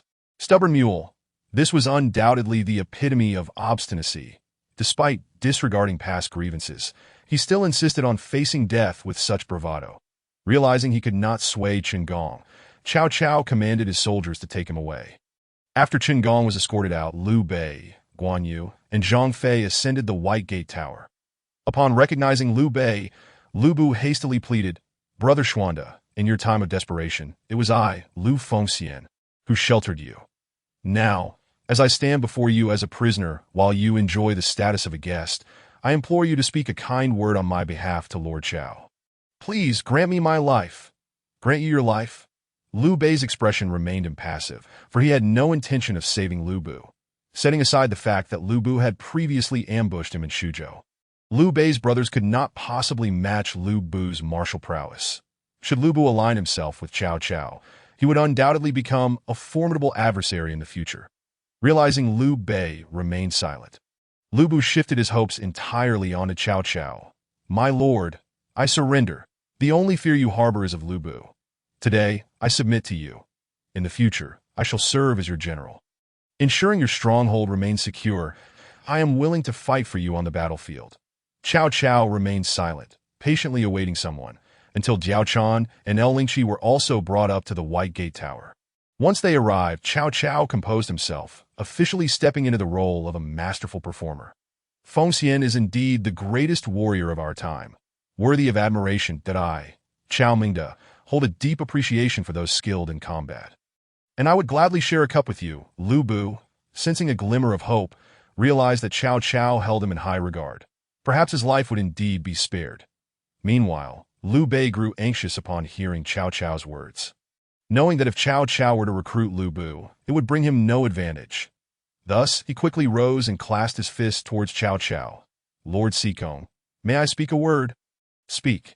Have you not heard of Ding Jianyang and Dong Zhuo? Lu Bu is a brutal man, having slain 2 adoptive fathers. Such a wolf in sheep's clothing poses a grave danger. Should you keep him by your side? Had Lu Bu not been bound, he might have taken his halberd and struck Liu Bei down like an apple. Thieving scoundrel. Were it not for my timely intervention at the Yuangmen, you would have long since perished at Yuan Shu's hands. Yet here you are, ungrateful, turning against me. The world praises you, Liu Bei, for your benevolence, but you are unworthy of such a title. Seeing the moment was ripe, Cao Cao feigned a sorrowful expression. Brother Feng Xian, you have avenged Dong Zhuo, which is a great service to the Han. On this point, I, Chao Mingde, cannot hope to match you, for I truly admire you. Were it just the 2 of us here, I would personally free you. However, Xuande is of the royal lineage of Jing King, a member of the Han clan. Should he wish to take your life, I could not intervene, for my will is strong. But my power is limited. Then, with a few forced tears, Cao Cao lamented, Brother Feng Xian, in this life, we are fated to be apart. Perhaps in the next life, we shall meet again. Once you depart, I shall ensure your family is well taken care of. Having concluded this dramatic performance, Cao Cao signaled to Su Chu, who instantly understood and swiftly led Lu Bu down from the White Gate Tower. With a single stroke, the man renowned as the world's greatest warrior met his demise at the White Gate Tower. Once Cao Cao's act concluded, he turned to Zhang Liao. Wen Yuan, since I am destined to part with Feng Xian in this life, I would not wish to miss the opportunity to forge a bond with you. Would you consider following me? Zhang Liao, astonished, was uncertain of Cao Cao's intentions. Nevertheless, the performance had reached this point. If he were to refuse, he might find himself subjected to another of Cao Cao's dramatic lamentations. Zhang Liao is willing to surrender. Seeing Zhang Liao yield, Cao Cao hurriedly approached to untie his bonds. Subsequently, only Jiao Chan and El Lingqi remained, as everyone else was dismissed to prepare for the return to Shuzhou. Liu Bei descended from the White Gate Tower, his heart racing with trepidation. What scheme is Chao Mingde concocting? He cannot deceive me. I know he wishes to eliminate Lu Bu, yet why does he feign such camaraderie with him? Why shift the blame onto me? Using my hand to strike Lu Bu, is it merely to win over the remnants of Lu Bu's forces, or does he seek to tarnish my reputation? Little does Liu Bei realize that Cao Cao's true aim was to redirect the animosity of Jiao Chan and El Lingqi towards him, thereby justifying the betrothal of the 2 women to Lu Hao. Once everyone had departed, Cao Cao regarded the 2 women before him, feigning helplessness. You witnessed everything that transpired. I too wish to preserve Feng Xian's life. But Liu Bei insisted on his execution, that I am but a man, unable to intervene. At this moment, El Lingqi, merely 17, wept uncontrollably. Liu Bei is a scoundrel, though he claims to be of royal blood. He holds no official position nor troops. Why must you heed his words? Cao Cao anticipated their question. You fail to understand. Although Liu Bei's power is weak and pales in comparison to mine, he nonetheless bears royal lineage. Upon our return to Xuchang, should his identity be verified, he will be recognized as a member of the Han clan. Consider this. If he speaks ill of me before the emperor, all my efforts thus far would be in vain. I have done my utmost. Since I cannot protect Feng Xian, I assure you that I shall honor my promise to him. You 2 shall accompany me back to Xuchang. where none shall dare to mistreat you. I have vowed to care for Fengxian's family, and I shall certainly keep my word. Chapter 12. Cao Cao, Liu Bei, and I share a connection? Upon returning to Xuchang, Cao Cao did not immediately arrange for Diao Chan and El Lingqi to meet Lu Hao. After all, the time was not yet ripe. It was imperative that they first understood the truth before serving Lu Hao, all while keeping Cao Cao's identity concealed. Given the talent he possessed, Cao Cao was determined to avoid any missteps, as he had no desire for any complications. With Xuzhou now fallen, this was undoubtedly a busy time for Cao Cao, who faced the daunting task of integrating new forces. Nevertheless, the primary credit for the city's conquest belonged to Lu Hao. Upon returning to Xuchang, Cao Cao brought 2 jars of fine wine to the kitchen. Eager to engage Lu Hao in conversation, upon entering, he found Lu Hao engrossed in reading, which filled Cao Cao with admiration. He was well aware of Lu Hao's extraordinary capabilities, setting aside Lu Hao's strategic counsel in the siege of Xiangyang and his predictions regarding Zhang Xiu. The mere brilliance of his plow design was enough to elevate Lu Hao to the status of a sage. Despite having reached such heights, Lu Hao still found time to read, proving that knowledge could indeed change everything. Qingyan, I have come to see you. As the kitchen door swung open, it was none other than Cao Cao himself. Lu Hao quietly tucked away the Jinping Mei he had just checked out yesterday, the illustrated version. Of course. Old Cao, what brings you to my humble kitchen today? You must be aware that as the chief scribe, this is likely your busiest time. How is it that you can spare a moment to seek me out? It seems you truly embody the spirit of the Cao clan, extraordinary indeed. However, the once jovial countenance of Cao Cao suddenly stiffened. What do you mean by saying I embody the spirit of the Cao clan? Are you implying that I am idly passing the time during this hectic period, thus neglecting my responsibilities? Indeed, those with talent often possess a sharp tongue. Yet, Cao Cao took no offense. He was not merely idle but was engaged in a significant endeavor, one far grander than merely organizing Xuzhou. His aim was to cultivate a good relationship with Lu Hao. Not at all, my dear Qingyun, Cao Cao replied. I merely missed you after not seeing you for some time. Today, I specifically requested 2 jars of fine wine from the Lord, hoping to enjoy a drink with you. Moreover, as you rightly pointed out, as a member of the illustrious Cao clan, why shouldn't I indulge in a little extravagance? Upon hearing this, Lu Hao looked at Old Cao with a hint of disdain. Old Cao, your audacity rivals that of Liu Bei. Liu Bei. Cao Cao was momentarily taken aback, surprised that Lu Hao even knew of Liu Bei. But reflecting on Liu Bei's past exploits in the Central Plains and his reputation for benevolence, it made sense that someone of Lu Hao's caliber would be familiar with him. That you've heard of Liu Bei, I take it? Of course. Interestingly enough, Liu Bei has some connections to your esteemed family. Lu Hao remarked. Connections? Cao Cao inquired, puzzled. Liu Bei's surname is Liu, while mine is Cao. From any perspective, current or past, it seems there is no connection at all. What do you mean by this? Without answering, Lu Hao quietly opened the wine sent by Old Cao. If this wine proves satisfactory, I might share some insights with you. If not, Old Cao, I shall take my leave without further ado. Cao Cao thumped his chest confidently. I assure you, this wine is of the finest quality, a treasure even the Lord hesitates to partake. Is it truly wine that the illustrious Cao Cao hesitates to drink? Lu Hao questioned skeptically. Given that, it's hard to believe you would share it with me. Enough of this. Let me taste it for myself. Lu Hao poured himself a cup and sampled the wine. It is indeed quite good. Seeing Lu Hao's approval, Cao Cao swelled with pride. This is a wine I cherish. How could it be anything less than excellent? Since your sincerity is evident, I shall enlighten you about the connection between Liu Bei and Cao Cao. Lu Hao continued earnestly. Cao Cao listened intently. Currently, Cao Cao has taken Xuzhou, and the entirety of Guangzhou has become his domain, with numerous civil and military officials at his command, among the warlords of the realm.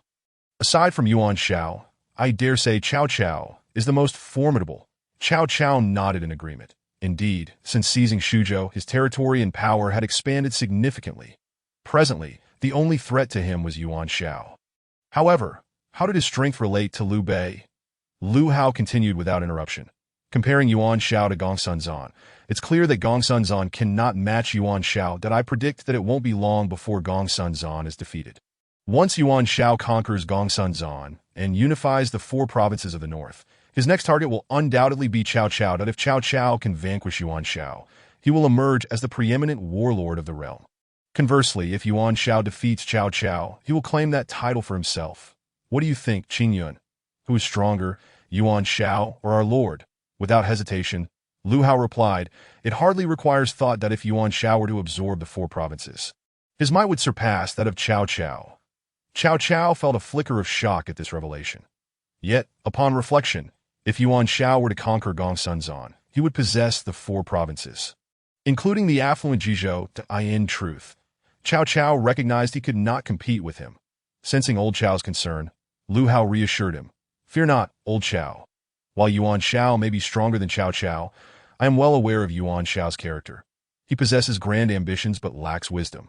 He presents an imposing facade, yet is timid and fearful of those more capable than himself.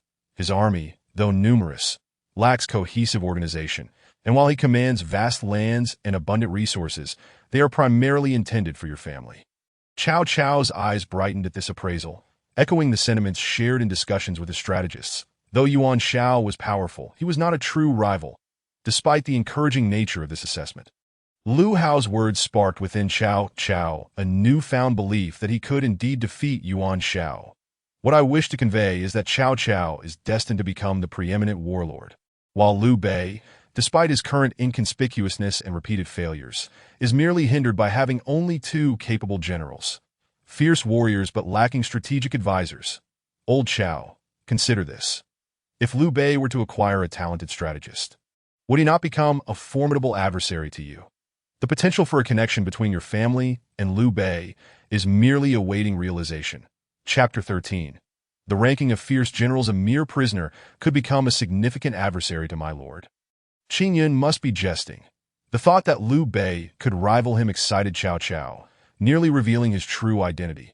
After all, since Liu Bei's surrender, Cao Cao and his strategists had debated whether to execute him. Cheng Yu advocated for Liu Bei's demise, arguing that he was a potential threat and should be eliminated while his power was still feeble. Conversely, Guojia argued for his preservation, citing Liu Bei's noble lineage and heroic reputation, emphasizing the importance of his benevolent reputation. Having caused Cao Cao considerable distress when he executed a renowned scholar in Yanzhou, he feared that killing Liu Bei might lead other heroes to perceive him as petty and deter them from joining his cause. Ultimately, Cao Cao followed Guojia's counsel and spared Liu Bei, though he placed him under house arrest in Xuchang.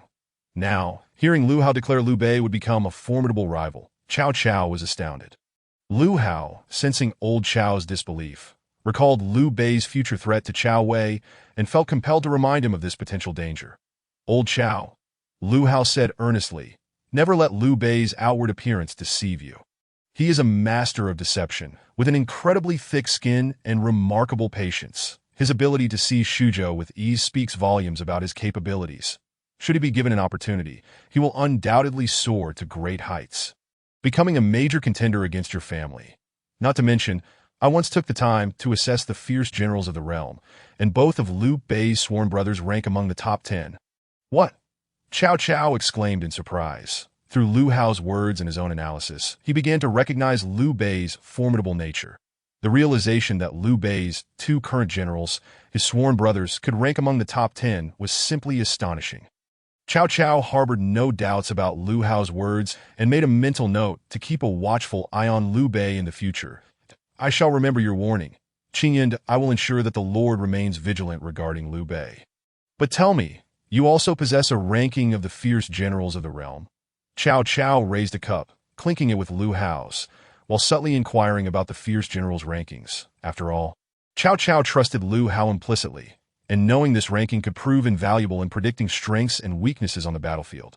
First is El Bu, second Zhao Yun, third Dian Wei, fourth Guan Yu, fifth Ma Chao, sixth Zhang Fei, seventh Huang Zhong, eighth Su Shu, ninth Pang De, and 10th Wei Yin.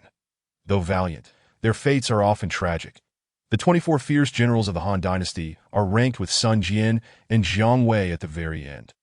Thus was revealed the esteemed ranking of the 24 fierce generals of the Han Dynasty. Lu Hao's effortless recitation of this ranking intrigued Cao Cao, for Lu Hao was still in his 20s. It was remarkable that he could articulate such distinctions with precision. However, Cao Cao refrained from probing further, recognizing that everyone harbors their secrets, especially someone of Lu Hao's caliber. The first, El Bu, is undoubtedly the famed warrior. As for the second Zhao, I wonder who he could be, for I am not aware of any renowned generals bearing the surname Zhao. Lu Hao, while sipping wine, engaged in a discussion with Cao Cao, analyzing the prowess of El Bu, who was deemed invincible in the realm and famously known as the Flying General, a title that could hardly be overstated. Dian Wei, being the foremost warrior under Cao Cao's command, rightfully claimed the third position. The two Zhaos, perhaps unfamiliar to you, are Zhao Yun, known by his courtesy name Zilong. Zhao Zilong. From where does he hail? He is a native of Changshan. Under whose command does he currently serve? He is the inspector of Yuzhou Gongsunzan. What? Gongsunzan? Cao Cao was taken aback by Lu Hao's revelation. When did such a talent emerge under Gongsunzan's banner? And yet, he was considered the second greatest warrior in the land. How could he have never heard of him before? Lu Hao understood the astonishment of the elder Cao. After all, a seemingly unremarkable Zhao Yun had been placed in the second rank, and to serve under Gongsunzan. It indeed sounded incredible. Zhao Yun was originally a disciple of the spear master Tong Yuan, his spear technique transcending the ordinary, his martial prowess worthy of the second place in the realm. Moreover, Zhao Yun was known for his handsome demeanor, integrity, and both courage and wisdom, making him an exceptional commander. Lu Hao's praise for Zhao Yun left Cao Cao feeling envious. Is Zhao Yun truly so remarkable? How could he be lauded so highly by young Qingyun? If Zhao Yun were indeed as formidable, why would he remain so unremarkable under Gongsunzan? Because Gongsunzan is no true talent scout. Only when a steed of great potential encounters a proper master can it truly showcase its abilities. Cao Cao nodded in agreement. Indeed, although Zhao Yun was a steed of great potential, Gongsunzan was not a worthy master. What a pity such a formidable general would undoubtedly enhance my strength if he were under my command. In facing Yuan Shao, my chances of victory would surely increase. Wait, Yuan Shao. At that moment, Yuan Shao was locked in a decisive battle with Gongsunzan. If Gongsunzan were to be defeated, would Zhao Yun not surrender to Yuan Shao? If he truly did, the situation would become increasingly unfavorable for me. Young Qingyun speculated whether Zhao Yun would yield to Yuan Shao if he defeated Gongsunzan. Lu Hao waved his hand dismissively, asserting it was impossible. Gongsunzan is no true talent scout. Yuan Shao is, furthermore. Zhao Yun is of common birth, while Yuan Shao's faction predominantly comprises aristocrats. Even if he were to surrender, there would be no prospects for him, a fact Zhao Yun surely understands. Thus, he would never surrender. Upon hearing Lu Hao's words, Cao Cao secretly sighed in relief, grateful that such an eventuality would not occur. Besides Zhao Yun, the fourth rank belongs to Guan Yu, the second brother under Liu Bei. His renowned exploits include the slaying of Hua Xiong while drunk and the three heroes battling El Bu. Guan Yu's fourth place is well-deserved. As for the fifth, it is Ma Chao, son of Ma Teng, known for his exceptional martial skills and striking appearance. He is famously referred to as Ma Chao of Shiliang. Guan Yu and Ma Chao. Cao Cao had certainly heard of both, especially Guan Yu, whom he admired greatly. Yet, Guan Yu remained steadfastly loyal to Liu Bei. Even after Liu Bei entered Sudu, Cao Cao had invited Guan Yu to banquets multiple times. But Guan Yu either declined or insisted on bringing his elder brother along. Even when Cao Cao finally managed to invite him alone, Guan Yu remained silent, leaving Cao Cao feeling utterly helpless. Chapter 14. 1 Xing, 2 Pan, 3 Going aside from Guan Yu. Liu Bei's third brother, Zhang Fei, was known for his impulsive nature and unparalleled martial prowess, ranking 6th. The 7th place is held by the seasoned General Huang Zhong, the inspector of Changsha, who, despite his advanced age, possesses the valor of Lian Po. His swordsmanship is unparalleled, and his archery skills are exceptional. The 8th rank belongs to Su. Is that not Su Chu, the fierce warrior under our lord? Aside from my personal bodyguard Su Chu, Cao Cao truly could not think of anyone else bearing the surname Su. Moreover, in the past, Dian Wei and Su Chu had dueled, engaging in hundreds of exchanges without a definitive victor. With Dian Wei ranking 3rd, Su Chu ought to be acknowledged now. Lu Hao, nodding with the enthusiasm of a promising youth, replied, Indeed, indeed. You are quite right, old Chao. The 8th rank is indeed Su Chu. whose loyalty and valor towards Cao Cao are commendable. It is indeed fortunate for Cao Cao to have such a fierce general by his side. Certainly, for Cao Cao, had Su Chu not risked his life to save him on multiple occasions, he would not have entrusted Su Chu with the position of his personal bodyguard. With such a formidable warrior, it is truly a stroke of luck. Contemplating this, Cao Cao smiled with satisfaction. Following Su Chu is Sun Su, the eldest son of the fierce tiger of Jiangdong, Sun Jian, known as the Little Overlord of Jiangdong, indicating his considerable martial prowess, further bolstered by the unwavering support of Sun Jian's former subordinates and Zhou Yu. A testament to his high charisma, Cao Cao, aware of Sun Su's capabilities, recognized him as a talented individual, yet he was perplexed as to why Lu Hao specifically mentioned Zhou Yu. With curiosity, Cao Cao inquired, "Young Qingyun, who is Zhou Yu, that you would single him out?" Upon mentioning Zhou Yu, Lu Hao could not help but recall a line from a song in his past life, which spoke of Zhou Yu, Zhou Gongjin, a rare talent of the ages. With a feather fan and a silk cap, he smiles as he discusses matters, turning 1,000 troops to ash. Wow, so formidable. Zhou Yu, I shall remember this name. Cao Cao silently committed Zhou Yu's name to memory, resolving to treat him with caution should their paths cross on the battlefield. The 10th position is held by Tai Shirzi of Donglai, also a subordinate of Sun Su, who had once clashed with Sun Su, with neither emerging victorious, and he is renowned for his wisdom and valor. The subsequent two are the Xiahou brothers, being of the Chao clan. Old Chao, you should be well aware of them. Xiahou Dun and Xiahou Yuan. Without a moment's hesitation, Cao Cao declared their names, for indeed, the Xiahou surname is a clan name, and Xiahou Dun and Xiahou Yuan are his cousins. So these two Xiahou brothers could only be them.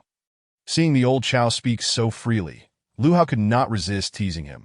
Old Chao, you seem to know quite a few people in your camp. Are you not pondering how to better serve as your lord's steward, but rather contemplating how to form cliques? Cao Cao shot Lu Hao a glare. Form cliques? These are all my people. What cliques would I form? Young Qingyun, you jest, let us not dwell on such matters. Instead, let us discuss the next two. Zhang, Su, Huang Gan, Zhou, and Wei. Cao Cao merely wished to avoid such impractical discussions, yet Lu Hao interpreted it differently. Oh, old Chao, are you anxious? Did I strike a nerve? Very well, let us not speak of this. I shall tell you about the remaining fierce generals. The 11th is Zhang Liao, formerly of Elbu's ranks, and he is now likely serving under Cao Cao. Meanwhile, Zhang Yi is one of Yuan Shao's 4 pillars of Hebei. Both are talented generals, not only excelling in martial arts but also formidable in commanding troops, especially Zhang Liao, whose martial prowess is not only exceptional but also renowned for his commanding abilities throughout the Han realm. Zhang Liao is so impressive. I must have struck gold. At this moment, Cao Cao felt as if he were savoring honey, realizing that among the dozen or so individuals mentioned, he had 5 serving under him. Plus, there was the illustrious Zhang Liao, who Lu Hao extolled to the heavens. It should be noted that this was the entire ranking of the Han dynasty. Anyone who could secure a position on this list possessed considerable strength. And for Cao Cao to have so many under his command featured in the rankings brought him genuine joy. Moreover, up until now, his old friend and future greatest rival, Yuan Shao, had only one person. Zhang he listed. Although he may surpass me in overall strength, when it comes to fierce generals, you cannot measure up to me. Both Zhang Liao and Zhang he are remarkably formidable. One is the legendary Zhang the 800, and the other is one of the 4 pillars of Hebei, a dominant general in the latter days of the 3 kingdoms. Each is more impressive than the last. Su refers to Su Huang, whom old Chao must certainly recognize. Among the fierce generals under Cao Cao's command, he possesses the valor of Zhou Yafu. Pang refers to Pang De, a subordinate of Ma Teng. Gan, Zhou, and Wei are respectively Gan Ning under Lu Biao, Zhou Tai under Sun Su, and Wei Yin under Lu Biao. All these generals possess both courage and wisdom. As for Zhang Xiu, he shares a profound connection with the Lord, being a fellow disciple of Tong Yuan alongside Zhao Yun. Although not as formidable as Zhao Yun, his strength is still considerable, that he has probably already defected to Cao Cao. Yet Cao Cao can endure. After all, his son nearly lost his life at Zhang Xiu's hands. Yet he remains magnanimous, demonstrating that truly capable individuals possess remarkable qualities. Young Qingyun, are you praising me or mocking me? Why does this sound so awkward? Chow Chow, struck in a tender spot, fell silent. Meanwhile, Lu Hao, perhaps a bit tipsy, continued speaking, sensing Chow Chow's silence. Old Chow, let me tell you, if I were in your position, I would certainly seek vengeance. If you were in my position, you too would undoubtedly desire retribution. However, for Chow Chow, you must not seek vengeance. To put it bluntly, even if Chow Chow's eldest son were truly to perish at Zhang Xiu's hands, Chow Chow would still accept Zhang Xiu's surrender. Even with seething rage in his heart, there would be no other option, for he is the Lord. After voicing this, Lu Hao glanced at Chow Caot that moment. Chow Chow wore a sullen expression, fully aware of Lu Hao's intent. As a ruler, one must sometimes be prepared to sacrifice certain things. Observing that his words seemed to have put old Chow in a gloomy mood, Lu Hao quickly shifted the topic back, saying, "As for Wen Yin, that refers to Yin Liang and Wen Chou, both pillars of Hebei, renowned and possessing considerable strength. However, although these individuals are formidable, their fates were rather tragic. Thus, while they may be valiant, they will not leave a lasting legacy in history, and may even become the subject of ridicule, which is truly lamentable." Initially somewhat somber, Chow Chow suddenly exclaimed in astonishment, "Could it be that you discern the circumstances of Yin Liang and Wen Chou's demise?" Lu Hao indeed harbored secrets. It is highly likely that he gleaned such knowledge from that earlier book on Qi Min Dunjia. Could it be that Lu Hao is a descendant of celestial beings? After all, the matters Lu Hao spoke of were undeniably remarkable. Ranking the formidable heroes of the world can only be accomplished through celestial means. Wouldn't you agree? As Chow Chow indulged in his musings, Lu Hao revealed the final two contenders, the Tiger of Jiangdong, Sun Jian, and Jiang Wei. You are undoubtedly familiar with Sun Jian, but Jiang Wei, if you live long enough, you shall come to know him. Well, Chow, how does that sound? Chow Chow hastily shook his head, expressing his desire to hear more. Not satisfied? Then allow me to share additional names, those who epitomize the martial and literary prowess of the realm. Representatives of martial and literary excellence. Dear Qin Yun, please enlighten me. General Xing Daorong of Lingling, the unparalleled General Pan Feng. The strategist Goen. This is the legendary triad. Xing, Pan, and Goen. Chapter 15. The celestial city of white jade within the kitchen of Chow's camp. Two inebriated men engaged in animated conversation. Point one was Lu Hao, and the other, Chow Chow. Lu Hao gestured wildly, extolling his thoughts, while Chow Chow oscillated between exhilaration and contemplation, confidence and self-reproach that as their discourse reached its zenith. The door to the kitchen creaked open. The visitors were none other than Chow's two chief strategists, Guijia and Sun Yu. Originally, Sun Yu intended to discuss specific policies regarding Su province with Chow Chow. But in this critical moment, he found himself unable to locate Chow in the Sima-S residence. After a fruitless morning of searching, Sun Yu resorted to exchanging 2 flasks of fine wine with Guijia to glean the whereabouts of his lord. Upon learning the truth, Sun Yu was incensed, as the sovereign. How could Chow Chow conceal his true identity and engage in revelry with a mere kitchen hand at such a pivotal juncture? What disgrace! Despite Guijiao's assertion that this kitchen hand was extraordinary, Sun Yu could not fathom how a mere cook could possess any exceptional qualities. Thus, he procured another flask of fine wine and instructed Guijia to lead him to the kitchen. Eager to discern what made this cook so remarkable that he captivated these two men. Upon entering, Sun Yu and Guijia beheld the two men in animated discussion. Sun Yu's fury ignited. Guijia, quick-witted, promptly greeted, "Greetings, esteemed master." The two, lost in their revelry and failing to catch Guijia's understated salutation, remained oblivious. Unable to contain himself, Sun Yu raised his voice. "Master Clerk, I greet you." This thunderous proclamation startled the two, interrupting their fervent exchange. Chow Chow, shaken from his stupor, inquired, "Master Clerk, this is a time for you to diligently attend to state matters. How is it that you find yourself here?"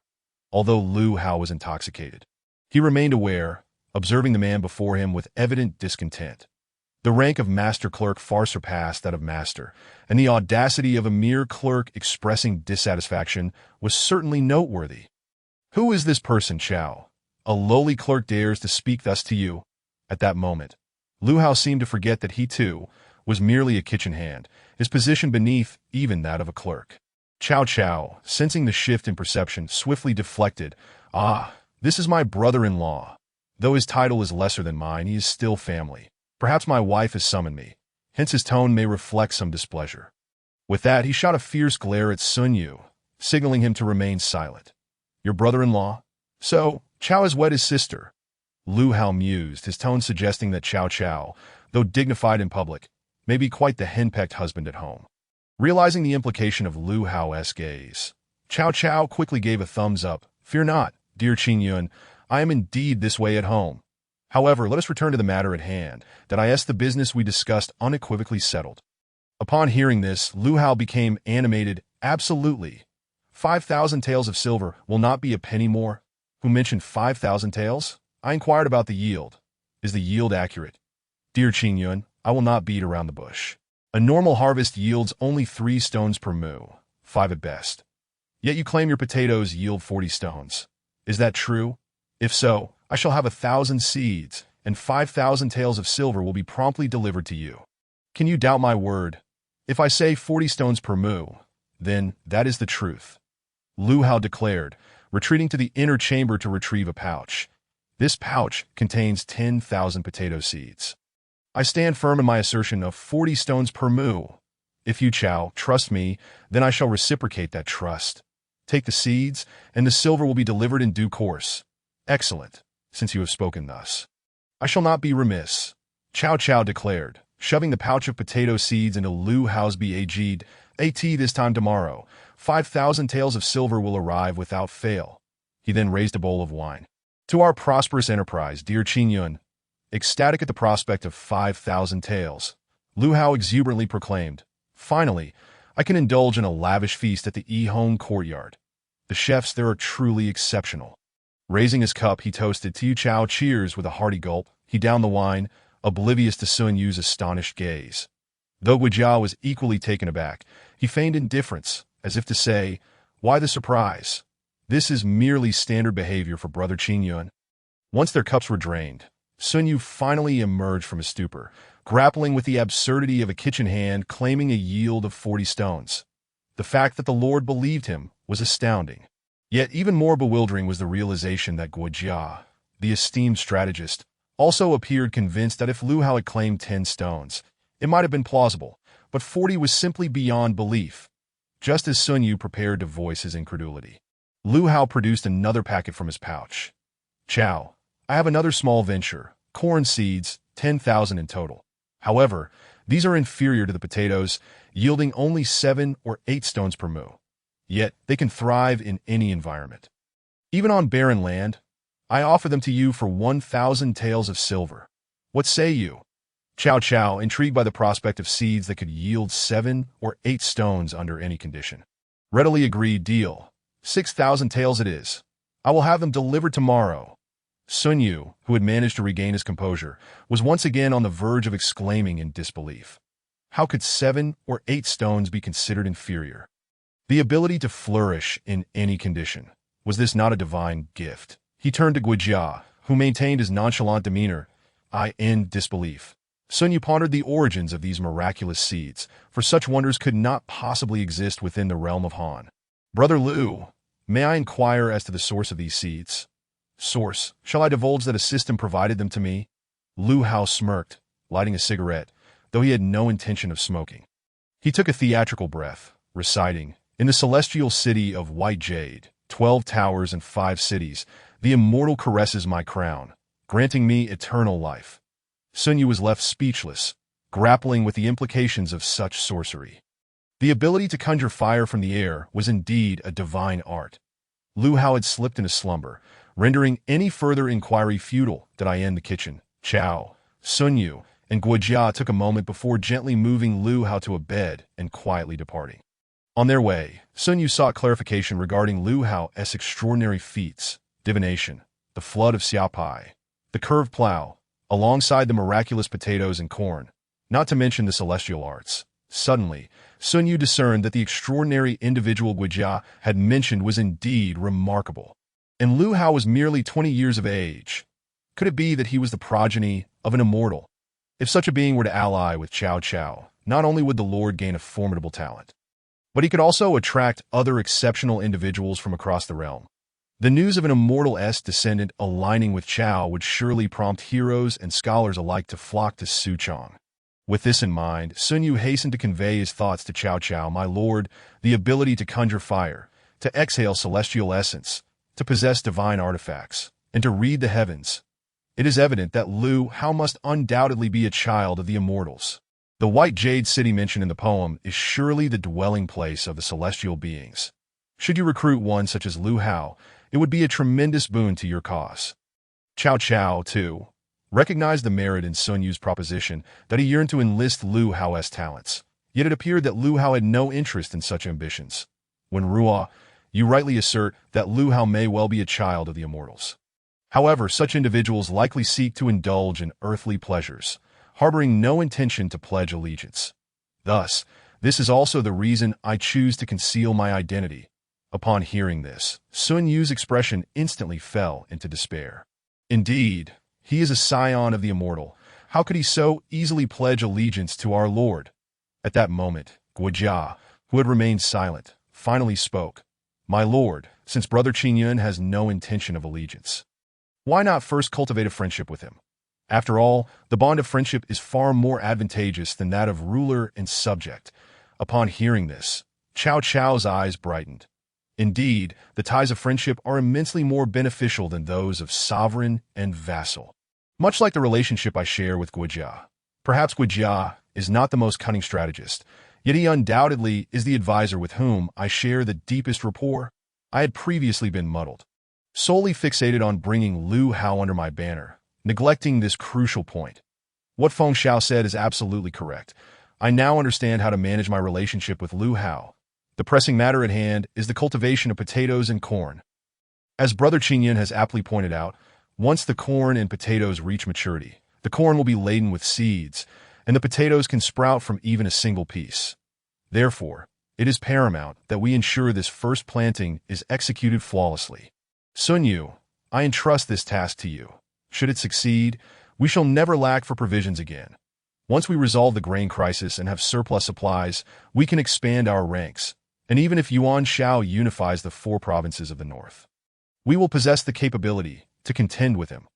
Cao Cao's words struck a chord with Sun Yu's eyes. Should he cultivate these potatoes and corn, the bountiful yield and resilient life they embody would sustain not only the army, but countless common folk as well. Patriotism and love for the people are at the core of Sun Yu's being. Such beneficial endeavors for the nation and its citizens can only be entrusted to him. Thus, even if Cao Cao did not assign this task to him, he would strive to claim it. I accept your command. After issuing his orders, Cao Cao and the others returned to their respective homes. Sun Yu gazed towards the kitchen, observing the faint glow of light, and was filled with boundless sentiment. The appearance of the curved plow and potatoes has indeed brought prosperity to the common people. Lu Hao is no ordinary individual. Sun Yu has foreseen that this world will ultimately be transformed by Lu Hao. Brother Lu, your curved plow benefits the populace, and I express my gratitude on behalf of the common people. The following day, Sun Yu did not immediately select the site for planting potatoes and corn, but instead accompanied Cao Cao and Guojia to the military camp. There were 2 primary matters at hand. The first was to select elite soldiers to ensure the security of this planting endeavor. Although theoretically normal cultivation would suffice, the significance of this occasion demands comprehensive measures. We must achieve a safety rate of 100%. The second task was to seek out Lu Hao in the kitchen. Upon hearing of Lu Hao's talents, Sun Yu was already intrigued that he wished for Lu Hao to assess him. After all, while Sun Yu is not one to seek the spotlight, he too yearned to understand how he is perceived by others, especially by someone as extraordinary as Lu Hao. As for Lu Hao, although he had indulged the previous night, he had risen early and was now waiting for the arrival of Cao Cao's 6,000 taels of silver. With the funds secured, he would possess the means to visit the Yi Hong courtyard. Just as he was musing about Cao Cao, the latter entered. Upon seeing this, Lu Hao quickly leaped from his chair. Old Cao, I was just speaking of you, and here you are. Truly, speak of the devil, and he shall appear. The 3 men trembled at this remark. Could it be that Lu Qingyun has recognized his identity?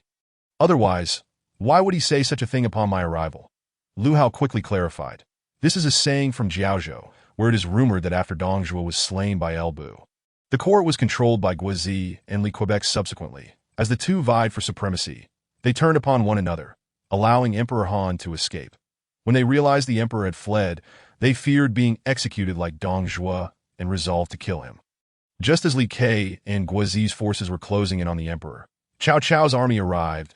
In fact, the emperor had already sent someone to seek aid from Cao Cao. Upon seeing Cao Cao's army, he wept and exclaimed, "Speak of Cao Cao," and Cao Cao arrives, meaning that the very person being discussed has appeared. Although the details may differ slightly, the essence remains. Cao Cao, curious, pondered how his reputation had reached as far as Jiaozhou, a distant southern land, and appeared to be quite favorable, considering he had saved the emperor. Lu Hao referred to it as a saying from a place in Jiaozhou because, being in the north, it was highly unlikely Cao Cao would ever visit Jiaozhou, thus eliminating any risk of exposure. This was a foolproof plan. Chapter 17. This is your strength, but also your weakness. These are mere sayings. Old Chow, do not take them to heart. However, it seems you have fortuitously arrived at mealtime. You are not here to mooch a meal from me, are you? How fortunate, as I am in good spirits today, and am about to cook. Old Chow, you are in for a treat. Upon hearing that Lu Hao could cook, it seemed he possessed quite a bit of confidence, leaving Cao Cao and the others astonished. After all, cooking is not like any other skill. It requires extensive practice to master. However, recalling Lu Hao's profession as a cook, they soon understood. After all, it was only natural for him to excel at his craft. Since Brother Qingyun wishes to cook, we shall gladly accept. Let us sample Brother Qingyun's culinary skills. Cao Cao was convinced that Lu Hao would not deceive him. If he claimed his culinary skills were exceptional, they must indeed be so. At this point, Cao Cao had grown accustomed to believing every word Lu Hao said, be it truth or boast. In Cao Cao's eyes, anything Lu Hao asserted was undoubtedly correct. After half an hour, Lu Hao finally completed the meal. Yet in terms of appearance, it bore no distinction from ordinary home-cooked dishes. Sun Yu and Guijia's expressions, initially filled with expectation, instantly soured. They had hoped for a delicious feast, only to be met with profound disappointment. After all, they had grown accustomed to such home-cooked meals. How exceptional could they truly be? Despite their disappointment, the two refrained from voicing their thoughts. After all, witnessing their lord's fervent gaze, they dared not utter a word of criticism regarding the meal. Moreover, Sun Yu had intentions of soliciting Lu Hao's appraisal of himself, and if he were to start by criticizing the meal, it would likely complicate matters later on. However, unlike Sun Yu and Guijia, even if Lu Hao's meal was merely home-cooked fare, Cao Cao firmly believed it would surpass that of an ordinary household. Not for any other reason, but simply because it was prepared by Lu Hao. Thus, Cao Cao picked up his chopsticks and took a bite. The flavor, it was unlike anything he had ever tasted. Delicious, truly delicious. Brother Qingyun's home-cooked dish is remarkably delectable. I have never experienced such a taste before. As he filled his mouth with food, Cao Cao gave Lu Hao a thumbs up. This was a recognition of Lu Hao's culinary prowess. Lu Hao's lips curled upward slightly. After all, he had utilized the seasoning from the 21st century, procured through the signing-in system. Though the meal was humble, the flavors were indeed both delightful and novel. Upon witnessing their lord's genuine enjoyment, Sun Yu and Guijia hesitantly tried a few bites as well, and immediately their eyes sparkled with delight, praising Lu Hao's skills while devouring their food. Lu Hao, observing this, could only shake his head in resignation. Indeed, after a millennium of fermentation, modern seasonings effortlessly captivate the palates of those from 1,000 years past. Before long, the meal was entirely consumed, marking the first time Lu Hao had seen such a clean plate since arriving in the Han Dynasty. The credit for this feast naturally belonged to Old Chow and the others. However, with the meal concluded, it was time to attend to serious matters. As Cao Cao rubbed his round belly, he inquired of Lu Hao, "Brother Qingyun, I have no particular hobbies, but I do enjoy hearing you speak of the heroes of the realm. And Sun Yu, Lord Sun, is among the foremost strategists in my service. I would like to hear your evaluation of him." Upon hearing their lord pose a direct question, Sun Yu and Guijia perked up, eager to hear Lu Hao's assessment of Sun Yu. However, they were utterly unprepared for Lu Hao's initial response. "Old Chow, you are quite something, already inquiring about Sun Yu. He is one of your most esteemed ministers. I had previously suspected you of forming cliques for personal gain, but I never imagined you would set your sights on Sun Yu. Cao Cao replied. Form cliques for personal gain? I am Cao Cao. The entire Cao clan is my domain. Yet Cao Cao did not dwell on it, and instead retorted directly. Brother Qingyun, you jest. I am merely a humble member of the Cao family with a connection to the general. Do not speak of forming cliques that I can hardly even meet Sun Yu. I am simply curious as to how Sun Yu has become the premier strategist under your command, for surely he possesses remarkable abilities. I merely wish to hear your insights. When the astute Sun Yu overheard Lu Hao mention the phrase forming factions for personal gain, he felt a palpable tension, fully aware that his lord harbored a deep aversion to such terminology. The act of forming factions for personal gain was among the most vehemently condemned by Cao Cao. Thus, when he observed Cao merely chuckling at the remark, Sun Yu realized that Cao Cao's trust, affection, and tolerance for Lu Hao had reached an unimaginable zenith. Enough of jesting. Since you have inquired, allow me to elaborate, as I find myself with ample time to spare. Sun Yu, styled Wen, hailed from the county of Yingyin in Yingchuan. He was no ordinary individual. In his youth, he was heralded as a talent akin to a royal advisor. He began his career as a county magistrate, but upon the rise of Dongzhuo, he forsook his position and retreated to his homeland, leading his clan to seek refuge in Jizhou, where he was treated as an esteemed guest by Yuan Shao. Subsequently, he pledged his allegiance to Cao Cao, becoming the chief strategist in his service. Cao Cao even praised him as my own Zifeng, a reference to Zhang Liang, known as Zhang Zifeng, one of the three great heroes of the early Han dynasty. This illustrates the esteemed position and capabilities Sun Yu held in Cao Cao's eyes. Sun Yu nodded, acknowledging that the accounts presented were entirely accurate. However, should one choose to investigate, these details could easily be uncovered. Therefore, if these were the only attributes Lu Hao possessed, how could he possibly be deemed by Guijia as having the talents of Xiaohe? Indeed, Lu Hao's subsequent remarks were to Sun Yu's liking. As a member of the gentry from Yingchuan, he was acquainted with many talented individuals, having successively recommended to Cao Cao figures such as Sun Yu, Guijia, and Zhong Yao, all of whom became renowned ministers under Cao Cao's command. Moreover, despite his noble lineage, he exhibited none of the haughty demeanor typical among the aristocracy, as evidenced by his ability to recommend Guijia, a person of humble origins. Not only that, but Sun Yu was also a paragon of loyalty. He was steadfastly devoted to the Han dynasty. Upon hearing this, Sun Yu felt a surge of enthusiasm. Lu Hao not only articulated his own accomplishments with clarity, but also asserted his loyalty. One might wonder, who could withstand such a barrage of flattery? However, a single word transformed the expressions of Cao Cao and Guijia, who were merely eavesdropping, into one of sorrow as they gazed at Sun Yu. As if to say, "Brother, travel well. We shall not see you off," for previously, Guijia had been thoroughly schooled by this but thus, when he heard Lu Hao utter these words, he foresaw Sun Yu's fate. As anticipated by Guijia, the next statement struck directly at Sun Yu's heart. However, this was both his virtue and his flaw. Chapter 18. The foolish loyalty of Sun Yu. We are all subjects of the Han, loyal to our nation. It is only natural, thus it is a virtue. But how can this be deemed a flaw? Sun Yu was particularly perplexed. How could his loyalty to the Han be perceived as a shortcoming in Lu Hao's eyes? Old Sun, you fail to comprehend. While loyalty to the Han is undoubtedly commendable, your devotion is excessively unwavering. The To speak candidly. Few in this era possess the loyalty you exhibit towards the Han, especially amid such chaotic times. Yet this also reveals the extent of your misguided loyalty. History has indeed shown that Sun Yu's enduring loyalty to the Han dynasty has garnered him admiration through the ages, but it is precisely this excessive devotion that ultimately led to his downfall.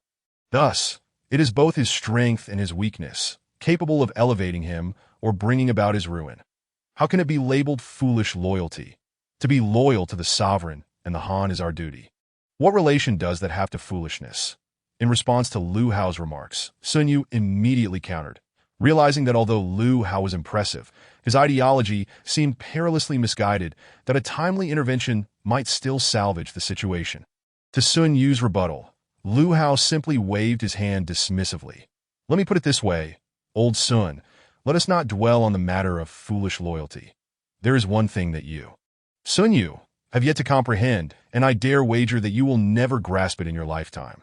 Sun Yu was taken aback, questioning what it was that he had failed to understand, and why it was something he would never fathom, that he felt no confusion regarding any matter, and he was uncertain how Lu Hao could claim such insight. Sun Yu, would never discern the crux of the dilemma, the choice between the Han dynasty and the welfare of the people. In other words, which held greater significance in his heart, the Han dynasty or the populace of the realm? Is the Han dynasty paramount, or is the welfare of the people? Sun Yu mumbled, struggling to articulate a response. Indeed, old Sun, do you know why I pose this question? That, I do not know, because the current emperor bears the surname Lu, and so do the heavens. The realm presently belongs to the Han, but are you aware of the plight of the common people? As an official, I wonder if you have witnessed their conditions. Today, the populace suffers greatly. Countless ordinary folk lack food and clothing. The selling of sons and daughters has become a grim norm, and any family with able-bodied young men finds them conscripted into military service. The common people live in dire straits. Upon concluding, Lu Hao fixed his gaze upon Sun Yu. Old Sun, the common people are barely managing to survive. Do you know who is responsible for all of this? Sun Yu found himself momentarily speechless. The chaos that engulfs the realm, the suffering of the people, is undoubtedly the result of eunuchs in power, the Yellow Turban Rebellion, and the turmoil instigated by Dong Zhuo.